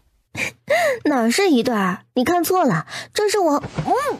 你闭嘴，别瞎喊了，我不想听。好了，二位啊，您拿好了。不错呀，下次还找你，这个钱赏你。时辰不早了，谢谢王爷陪我逛街，就此别过吧。初8还有大庙会，元宵节也有灯会，我可以陪你继续逛。好啊，咱就约好了。不行，我送你回家吧，你的护卫都跑哪儿去了？一点都不敬业。我很敬业的好不好？好，麻烦你了。不麻烦，咱俩谁跟谁呀？主子，你就这么让萧小姐走了？不然呢？就没送她回府？她送我回府，我再送她回府，送来送去的，都别回家了。享受的就是中间的过程啊，您不想多和她待在一起吗？还有啊，您可是男人，哪有让女孩送男人回家的？您不该保护她的吗？不该趁机表达您的关心和体贴的吗？好好的，干嘛打人呀？你现在说这些有什么用？早干嘛去了？被你害死了，我哪儿想到这些呀？小姐，奴婢觉得燕王殿下有点傻气啊，哪有让女孩子送回家还觉得理所当然的？没关系啊，以后你家小姐嫁给他肯定听话。小姐，你真打算嫁给他了呀？萧天爱这才恍然，他们之间的问题还未解决呢，怎么突然就和好了呢？还没想好，等等再说吧。小姐，燕王等在府外呢，说是跟你约好了，你可快点吧。什么？我什么时候跟他约好了？也用不到这么早吧？大冬天的都不让人睡个好觉。赵无疆，怎么不进来等？冷不冷啊？没有正式拜访，不好进府的。你吃早膳了没有啊？没有呢，找家早点铺子，咱们吃了再走。你来太早了，等着着急了吧？还好，等你，多久都不着急。是吗？张无疆，一夜没见，嘴巴变甜了呀。不过我喜欢。你喜欢就好，我说的都是心里话。继续保持啊！啊，你昨天是不是给我挖坑来着？好像没有交代清楚你的问题呢。想不到你转移话题的本事挺厉害的嘛。我以为我都说清楚了，你没问，我也不知道你还想知道什么。不过没关系，咱们有的是时间慢慢聊。有也没关系，你肯花心思骗我，我也乐意被你骗。对女人来讲，事实怎么样并不重要，重要的是你肯哄我开心，我就足够了。天色渐渐晚了，燕王依依不舍送他回府。马车跟在身后，他们漫步在街头，看着陆续赶回家的百姓们，燕王恨不得现在就娶了萧天爱回府，这样他们就不用面对离别了。怎么了？石宣瑶，他在前面。他不是在青云观吗？怎么会在这儿啊？无疆哥哥，萧小姐，贫道进城访友，马车半路坏了，车夫去换马车，贫道等候片刻。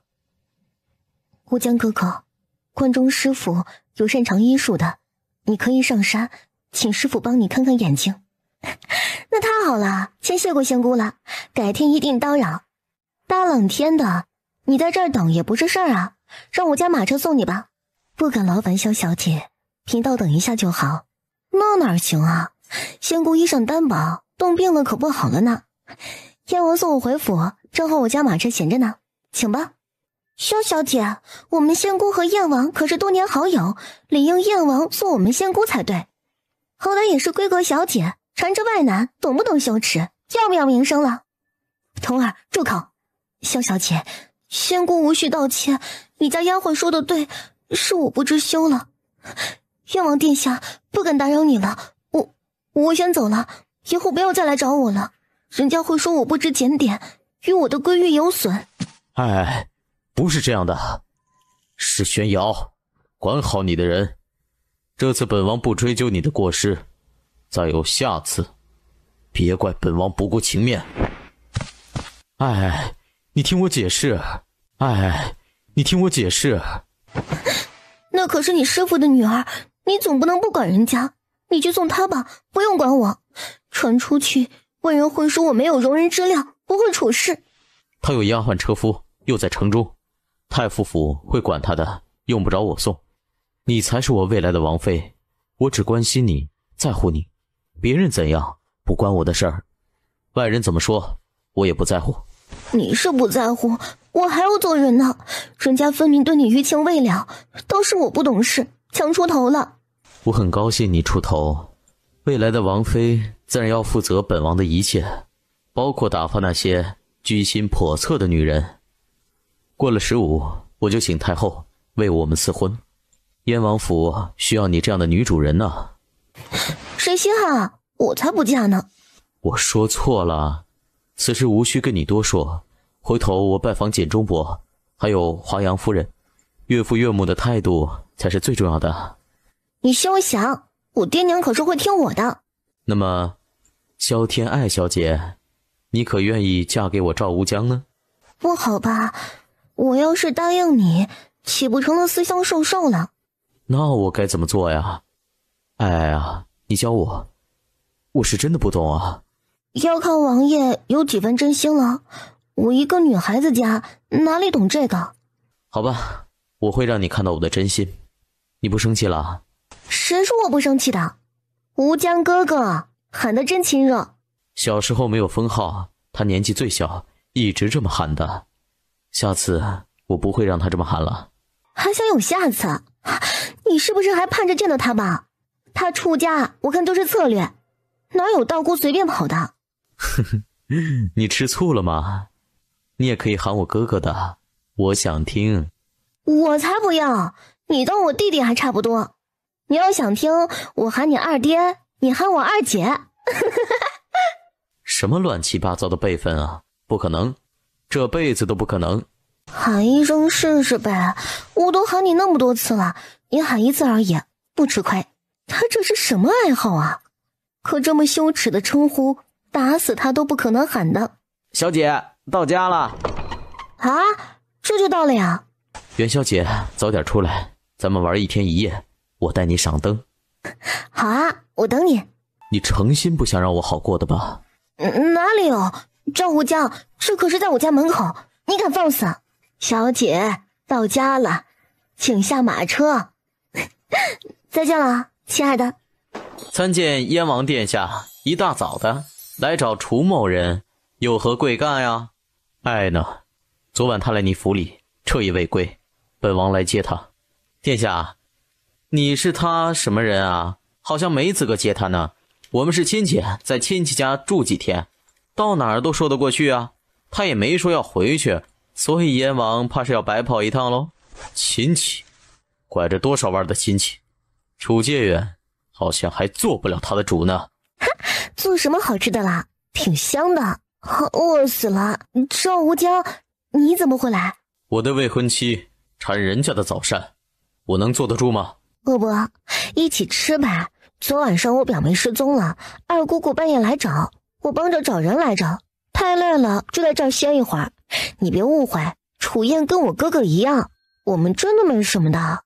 出息，还没嫁人呢就低三下四的，丢人不？你个单身狗懂什么？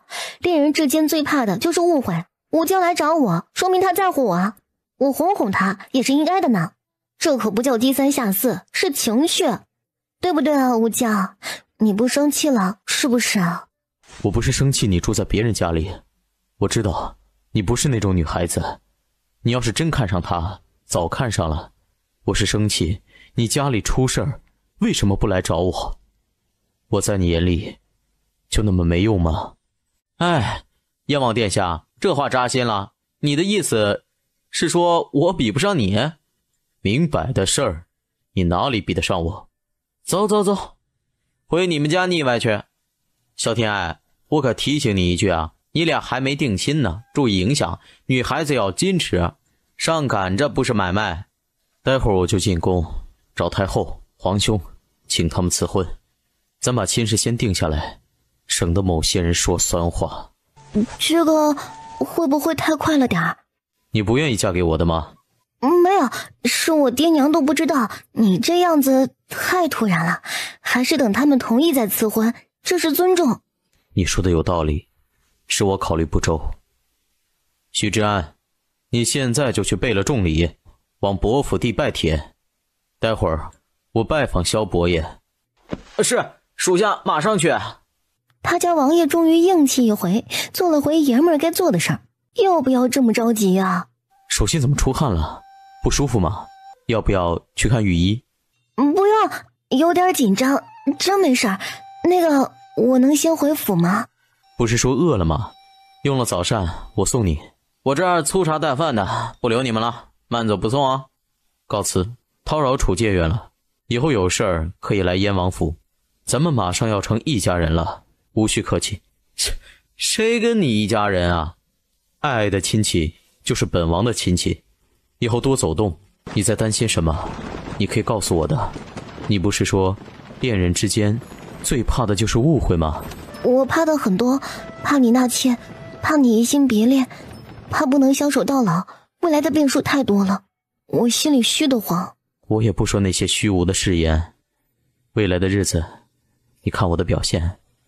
我活了20多年，第一次喜欢一个女孩子，从那时候起，一颗心都被她占得满满的。没有别人的空隙了。赵无疆，你从什么时候开始喜欢我的呀？说说嘛，我想听。记不住了，你喊我二爹爸爸，我觉得这个女孩子这么信任我崇拜我，我怎么着也要护着她呀。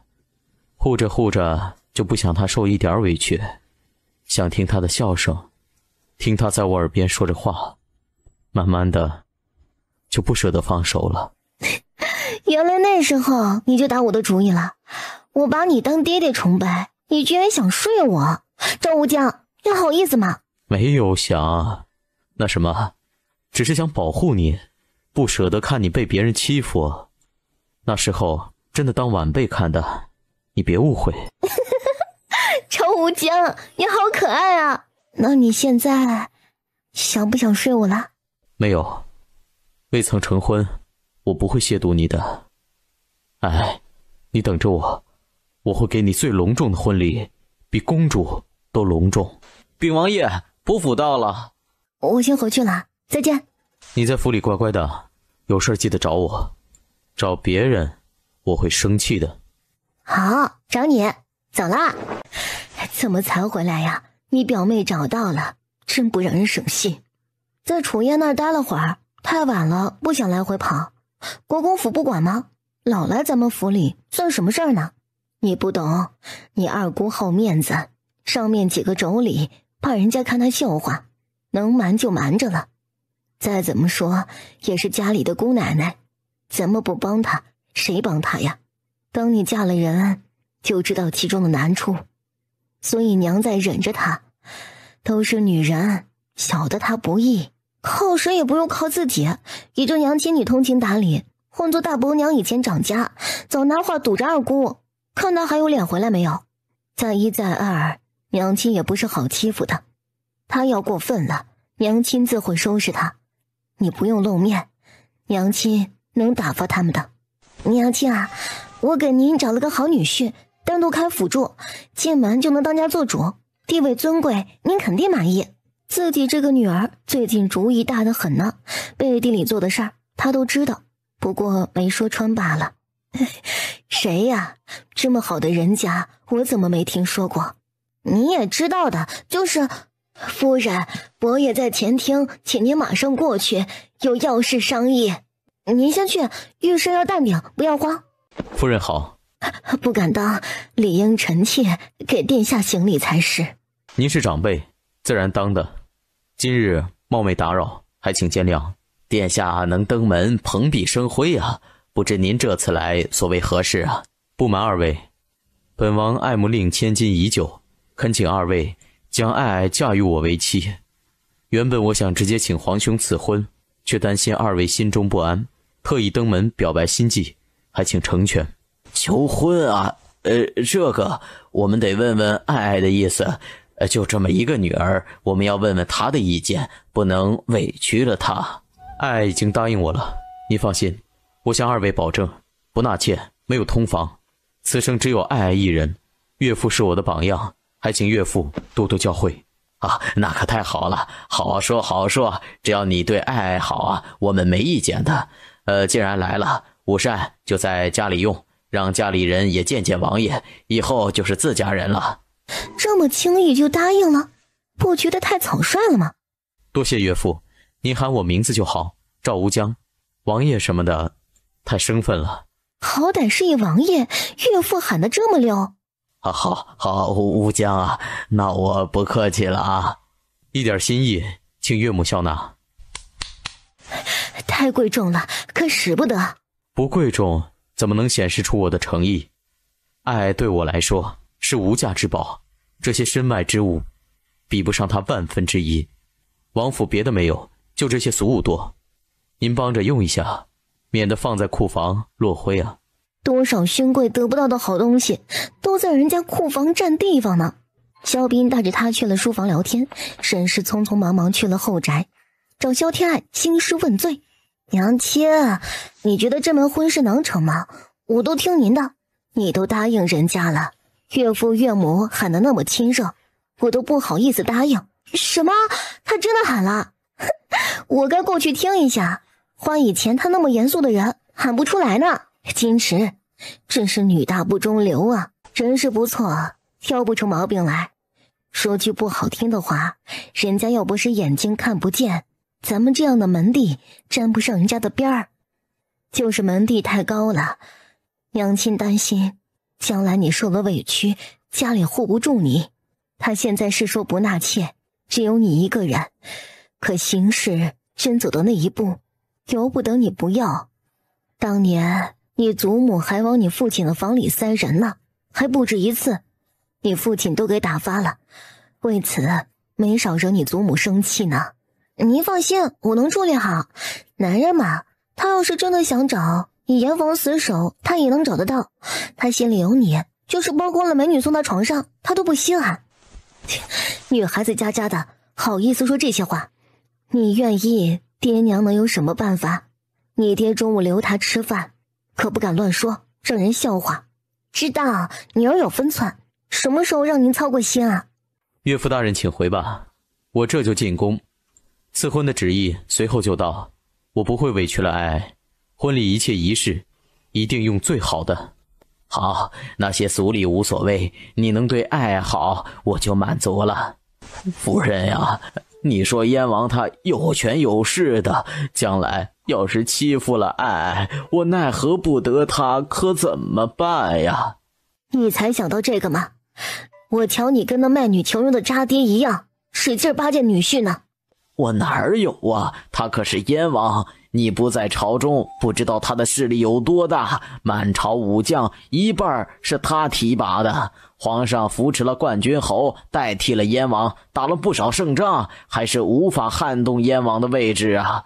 哎呀，我敢不对他客气吗？别看他现在和和气气的，真正是杀人如麻的主，跟洛城那些闲散王族都不一样的。爹爹，燕王杀的都是敌人，他的刀子不会对准自己同胞的，你把心放在肚子里吧。你也无需怕他，敢对您不敬，女儿有办法收拾他的。我出门了，晚上不用等我。你老出门忙什么呢？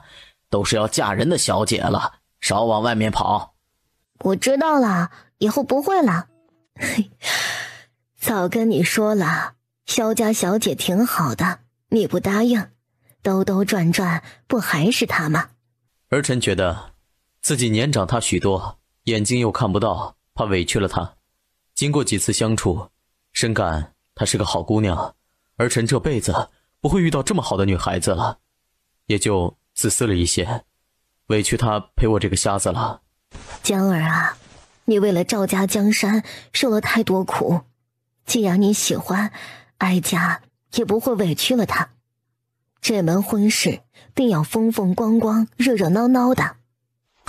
谢过太后，儿臣知道您对我最好了。真是开了窍，要娶媳妇儿的人了，嘴巴都变甜了呢。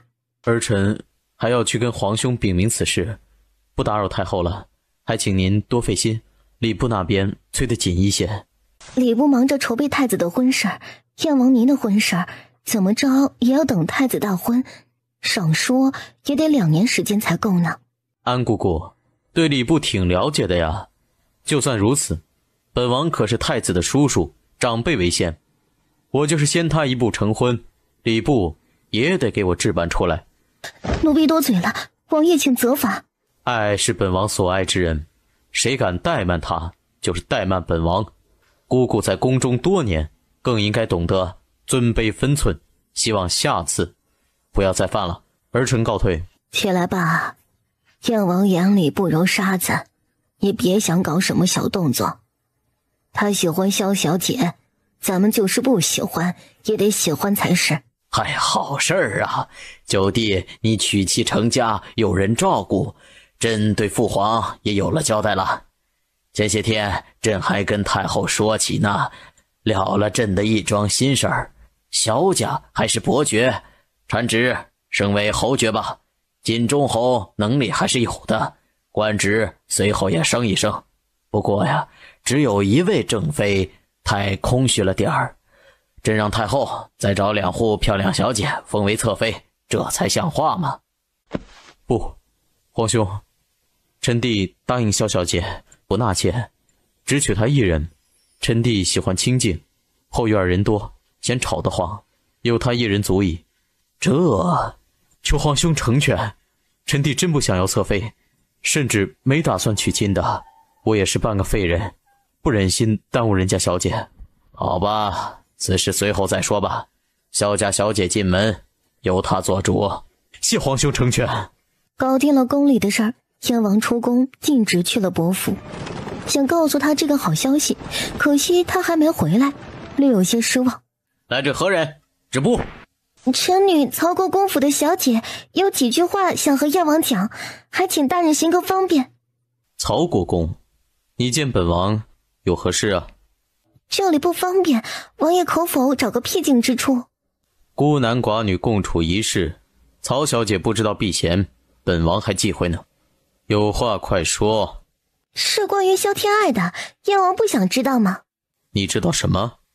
她是王妃表妹，今天午膳还出席了呢，咱给她见面礼了，按礼数她得喊您表姐夫呢。不过属下看她眼神飘忽不定，不像是本分小姐。王爷要娶她，对她事情了解多少？她经常出门，和诸多男子不清不楚，王爷还是查清楚，别被她单纯的外表给骗了。诸多男子都有谁呢？你是她表妹，知道自己在做什么吗？楚介元跟她同进同出，两人关系肯定不一般，整日不着家，天知道去哪儿鬼混了。我是她表妹，却也不忍心王爷被蒙在鼓里，大义灭亲，都是为了王爷好。本王知道了，你可以走了。最近有什么新鲜事没有啊？贵族少爷们都往城外跑，稀罕赛马场，城里的青楼赌场生意都淡了3分呢。还有多了些卖女儿的，青楼里价钱压得很低，八大胡同整天哭声不断，惨的我都不忍心看呀。没栽没劳的干嘛卖女儿啊？没栽没劳的干嘛卖女儿啊？还不是上次被拐走的女孩子，家里嫌丢人，有的送进庙里，出家做姑子，家里穷的就卖了呗。你去都买下来，找个院子安置下来，我有用。还有，马场附近的地都是咱们的，你跟那些青楼赌场、酒楼茶馆联系一下，让他们去那里开分店，第1年租金减半。不过房子要他们自己盖，咱们只负责租地皮。老大，空手套白狼啊，还是你心眼黑，想出这招来？夸我还是骂我呢？靠你养着帮里的那些人，早喝西北风去了。回到府里已经很晚了，小厨房做了些吃的，有一口没一口吃着。窗外被人轻轻敲了几下，丫鬟们吓了一跳，打开看看是谁。你怎么来了？白天刚走，有事不能明天说啊？明天赐婚旨意会到，皇兄还想给我纳侧妃，被我拒绝了。以后谁逼你给我纳妾，你就往我身上推，我来解决。以后谁逼你给我纳妾，你就往我身上推，我来解决。你打算怎么解决啊？硬刚啊！皇上给你赐美人可是恩典，谁敢不要？我就说我身体不好，宠信不了小妾，伺候王妃一人就够了，非要给我塞小妾，不是要我的命吗？你干脆说你不行得了，不知道的还以为我把你榨干了吗？你别多想，我不是不正经的人，瞎说的。表里不一的小东西，从哪里听的这些东西啊？画本子上看的呀，还有听人说书，也有说这个的。哎呀，好啦，这个话题不说了，羞死人了。还有件事啊，小心你那个表妹，曹国公家的女儿，今天跟我说你坏话呢，说你跟楚燕不清不楚，换做别人肯定会误会你。什么？这个忘恩负义的狗东西，这种事儿就做得出来？我削死他！当老娘好脾气呢，早知道。不生气，为这种人不值当，我信你就是了。你真的不吃醋吗？哎，自然是吃的，不过我不能冲你发火，谁让我不顺心，我找谁去？我会迁怒于你。那是没本事的男人才做的事，那是没本事的男人才做的事。你的意思是你要对付楚燕？厉害，把情敌消灭掉，一劳永逸啊！赵无疆是哄好了，那是他对自己足够了解。可要是换个男人，心里铁定有疙瘩，他的婚事铁定得黄。萧天爱见心里狠狠记了曹慕瑶一笔。要我帮你收拾他吗？啊，不用，哪能用你啊，大材小用了。不怕人家说你欺负女孩子吗？我自己能解决的。我当然不会欺负她的，找他家大人说道，子不教父之过，没了曹国公的皮，看他还有心思使坏吗？可别，国公府再怎么也是我家姻亲，就事论事，女孩子家的矛盾让我处理就好了。好吧，需要我尽管开口，跟我客气就是没把我当夫君看。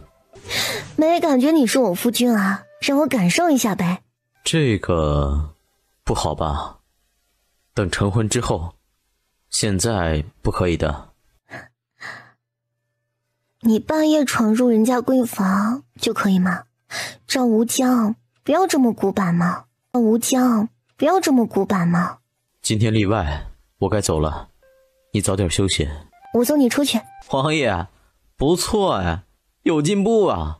闭嘴，走了，别被人发现了。该换个嘴巴牢靠一点的护卫了。这家伙口无遮拦的，什么都敢说。没事儿，从角门走，有人看到了也不怕。在这个府里，没人敢嚼舌头，自家都没有点自由，我白当这个伯府小姐了。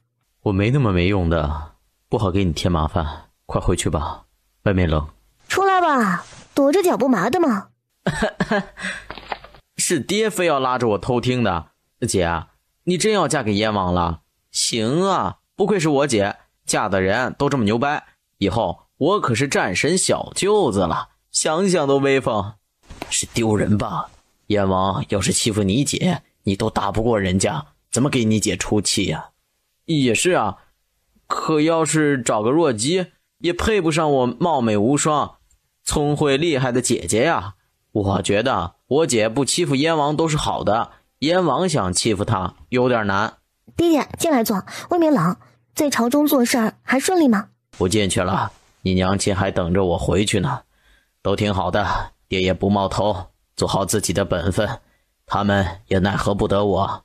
那就好，晚安。奉天承运，皇上诏曰：第一个是给萧彬升爵位的圣旨，伯府再次成为侯府。之后是另外一部宦官宣读的是太后懿旨，夸赞了萧天爱一番，赐婚燕王，择日完婚。原本是应该送来教养嬷嬷的，燕王说了，小姐德容言功都是极好的，无需教导，只等成婚前几天给王妃说一下成婚的礼仪就行了。咱们王爷对小姐真正是放在心尖上的呢。王爷一直很好的，到时候还请公公多帮忙啊。准妃太客气了，咱家尽量帮忙，给您派个最好的嬷嬷来。明日要进宫谢恩的，太后娘娘很高兴，听说准太子妃也会去看望皇后娘娘呢。这样啊，有严小姐作伴挺好的。咱家告退了，准妃留步啊。这不是燕王妃吗？士别3日，刮目相看了。严小姐客气了，你也不是鸟枪换炮，该称呼你一声太子妃吗？让人听到了，该说咱们没脸没皮，不懂规矩了。还没进门呢，就迫不及待喊封号了。嗨呀，算起来，将来严小姐还得称我一声皇婶呢，怪不好意思呢。她使劲扒着皇后的臭脚，萧天爱则靠着太后，注定不能和睦相处。到了慈宁宫，太后拉着她的手，怎么看怎么都喜欢，叮嘱一番，赏赐了一堆礼品，让她去各宫串串门。参见皇后娘娘，娘娘万安。萧小姐平身吧。想不到你和燕王最终还是走到一起了。当初我也想过撮合你们的，只是燕王拒绝了，原以为你们没有缘分了呢。过了这么久，居然还能走到一起，真是挺难得的呢。谁让人家萧小姐有本事呢？咱们可比不了。都说好事多磨，说明我们注定是要在一起的。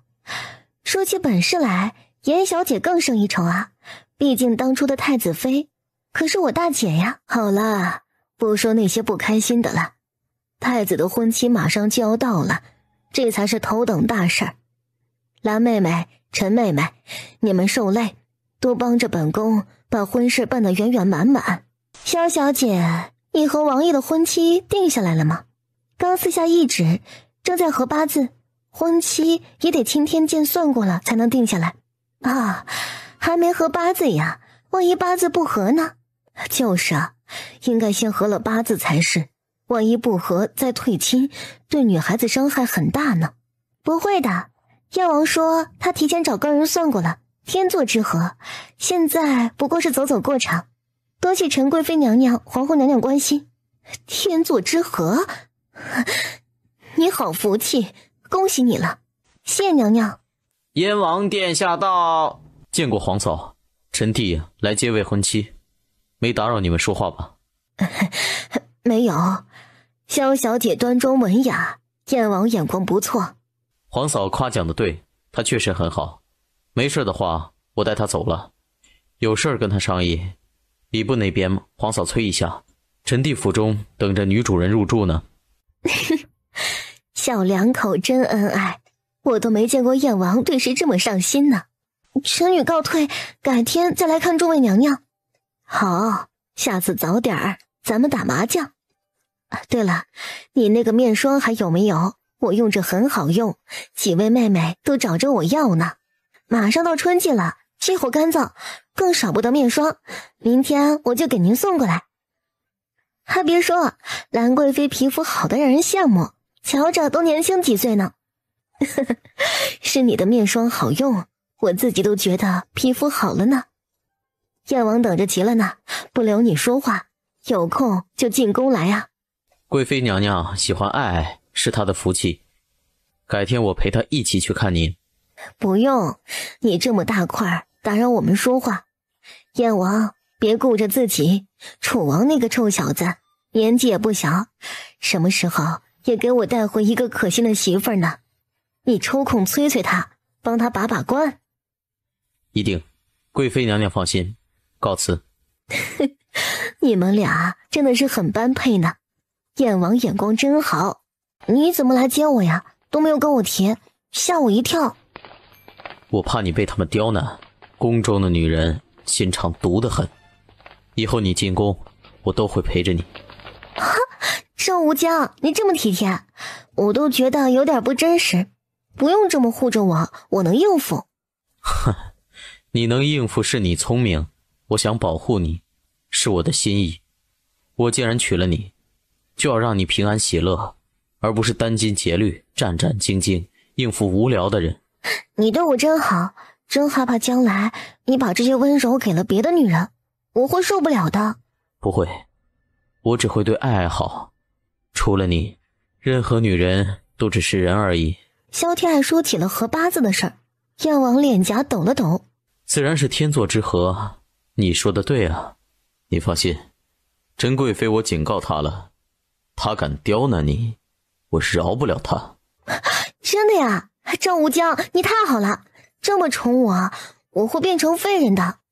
堂堂燕王插手女人的恩怨，被人知道了，对你的名声会不会不好啊？管他男人女人，我眼里只有自己人和仇人。他敢针对你，我就敢收拾他。爱谁说谁说，让王妃受委屈才是我最大的耻辱。天哪，郑无疆，你太撩了，我好喜欢。这么霸气的话，果然有你的风格。奖励一个。这边也要。你好可爱啊。明天请你去赛马场玩，生意很好，也很热闹。你这个东家该去看看。好啊，我等你，拜拜，回府早点休息啊。我等你进去再走。走吧。属下扶您。你在干什么啊？我扶您上马车呀，我看准妃就是这么扶您的，你肯定喜欢这样子。以前总说我伺候不周，我跟准妃学总没错吧？许志安，你觉得自己能跟准妃比吗？咱们王爷可不好这口啊，拍马屁拍错地方了。你们在干嘛？滚！爷做了什么孽？找你做护卫。你回府喂马去吧，迟早给你气死了。哎呀，不是你想的那样，这狗奴才啊，他学你服我，你说说，得有多傻才做得出来啊？属下错了，王爷，您看在我伺候您这么多年，别让我去喂马，我离不开王爷您呐。王爷，您看在我伺候您这么多年，别让我去喂马，我离不开王爷您呐。许真，你不要说话了，我肚子疼。再说下去，我怕你家王爷当场劈了你。老子现在就想劈了他。好了，别罚他喂马了，给他找个媳妇儿，缠他媳妇儿，让媳妇儿收拾他。王妃太好了，属下的终身大事就拜托您了。属下要求也不高，您身边的姐姐，赏给属下一个就满足了。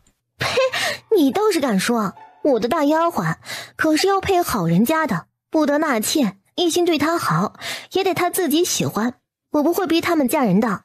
属下也可以不纳妾的，您考虑一下呗。进了王府，我们还能一起当差，多好的事儿啊！你看上我身边哪个丫鬟了？您身边不是只有这一个丫鬟吗？闭嘴吧，谁稀罕嫁给你啊？听到了吗？想娶人家就要拿出诚意来。先喝杯茶，暖暖身子。得亏你嫁给了我，换做别人家，每天早起给长辈请安，你都做不到。也就我不嫌你懒，每天睡到日上三竿，约你出门可太难了。大冷天的早起多不人道啊！我给你讲个笑话啊，一对夫妻，男子白手起家，妻子不离不弃，创下偌大家业。亲戚多夸妻子眼光好，一直说丈夫会有大出息，坚信不疑。丈夫还真的成功了，亲戚们就好奇了，你怎么看出他能有出息的？求问秘诀。你猜妻子怎么说？丈夫勤快？不是。聪明肯吃苦？也不是啊。我猜不出来，告诉我答案吧。新婚第一天，寒冬腊月，天色未亮，雄鸡一打鸣，丈夫唰的一下从温暖的被窝里爬起来苦读书。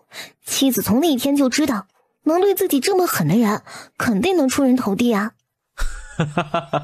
我怕是要失宠了，也就萧小姐能逗得爷这么开心，爷更加想不起我来了。王爷开心不好吗？当然好了，我这不是心里酸吗？有了准妃，爷哪还会稀罕我呀？嘿，说的好像爷稀罕过似的，少自作多情了，肉麻死了。你赖床还有理了，换做我肯定起不来。那个丈夫肯定不够爱他的妻子，新婚燕尔谁舍得起床啊？我恨不得7天7夜不下床呢。王爷，我是不是可以认为你在调戏我呀？没有的，你想多了。是你想多了吧？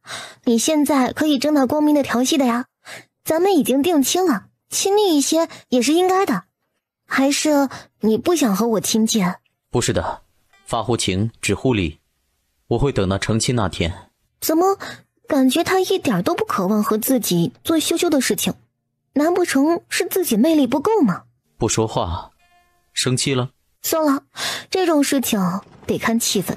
王爷，准妃到了。在这里打架，骨头松了，本王帮你们松一松。舅舅，不要脸的狐妹子，你也配嫁给燕王？她是我姐姐的人。住口！石风雨，知道你在说什么吗？再敢出言不逊，我饶不了你。你算什么东西？你姐才不要脸呢！我舅舅什么时候说过要娶她了？无名无分，都出家的人了，你还好意思说呀？不怕道祖降罪，玷污了人家道观？不学无术，你懂什么呀？道门不进婚嫁，才不会降罪呢。所以是轩瑶去做了道姑，而不是剃光了头做尼姑，是给自己留着后路呢。你闭嘴！不许你污蔑我姐，她是最纯洁最好的人了，你给她提鞋都不配。你这个不要脸的女人！贱！来人！啪！你敢打我？哼！你都指着我的鼻子骂了，不打你，听你骂我骂得开心吗？我是堂堂侯府千金，大家小姐，你算什么东西？当众辱骂，羞辱于我。都说师太夫乃是一代大儒，教出来的孩子粗鄙野蛮，与市井混混有何区别？小爷一人做事一人当，与师家无关，不许你污蔑我大伯父。哼，你不姓师的吗？怎么跟师家无关了？你这个恶毒的贱女人，狠毒跋扈，动手打人。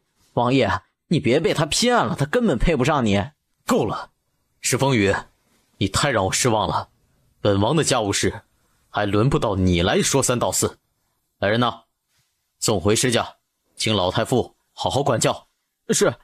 七少爷，请吧。慢着，小崽子，你还没有跟我道歉呢，当众骂了我，就这么算了吗？让我道歉，门都没有！你打我一巴掌，老子还没跟你算账呢，给老子等着！哼，好得很，我就喜欢你这副天不怕地不怕的劲儿。来人呐，去晋兆府击鼓鸣冤。他不道歉，施家满门总不会死绝了吧？总该有人能做主，就让施家来道歉。侮辱谩骂于我，当我锦州侯府好欺负的吗？舅妈做得对，施家人都死绝了吗？由得你这个孙子出来蹦跶，告他！舅妈做得对啊，就该这么收拾他。我支持你。你倒是识时务，这时候机灵了。我谁都不服，就服你，能嫁给我舅舅，不是一般人啊！你敢？还请诸位少爷们做个证人，萧天爱先谢过了，绑人绑了，进城。赵无将，你说我做的对不对啊？对，他该受点教训。我陪你去。早膳放在马车里，边走边吃。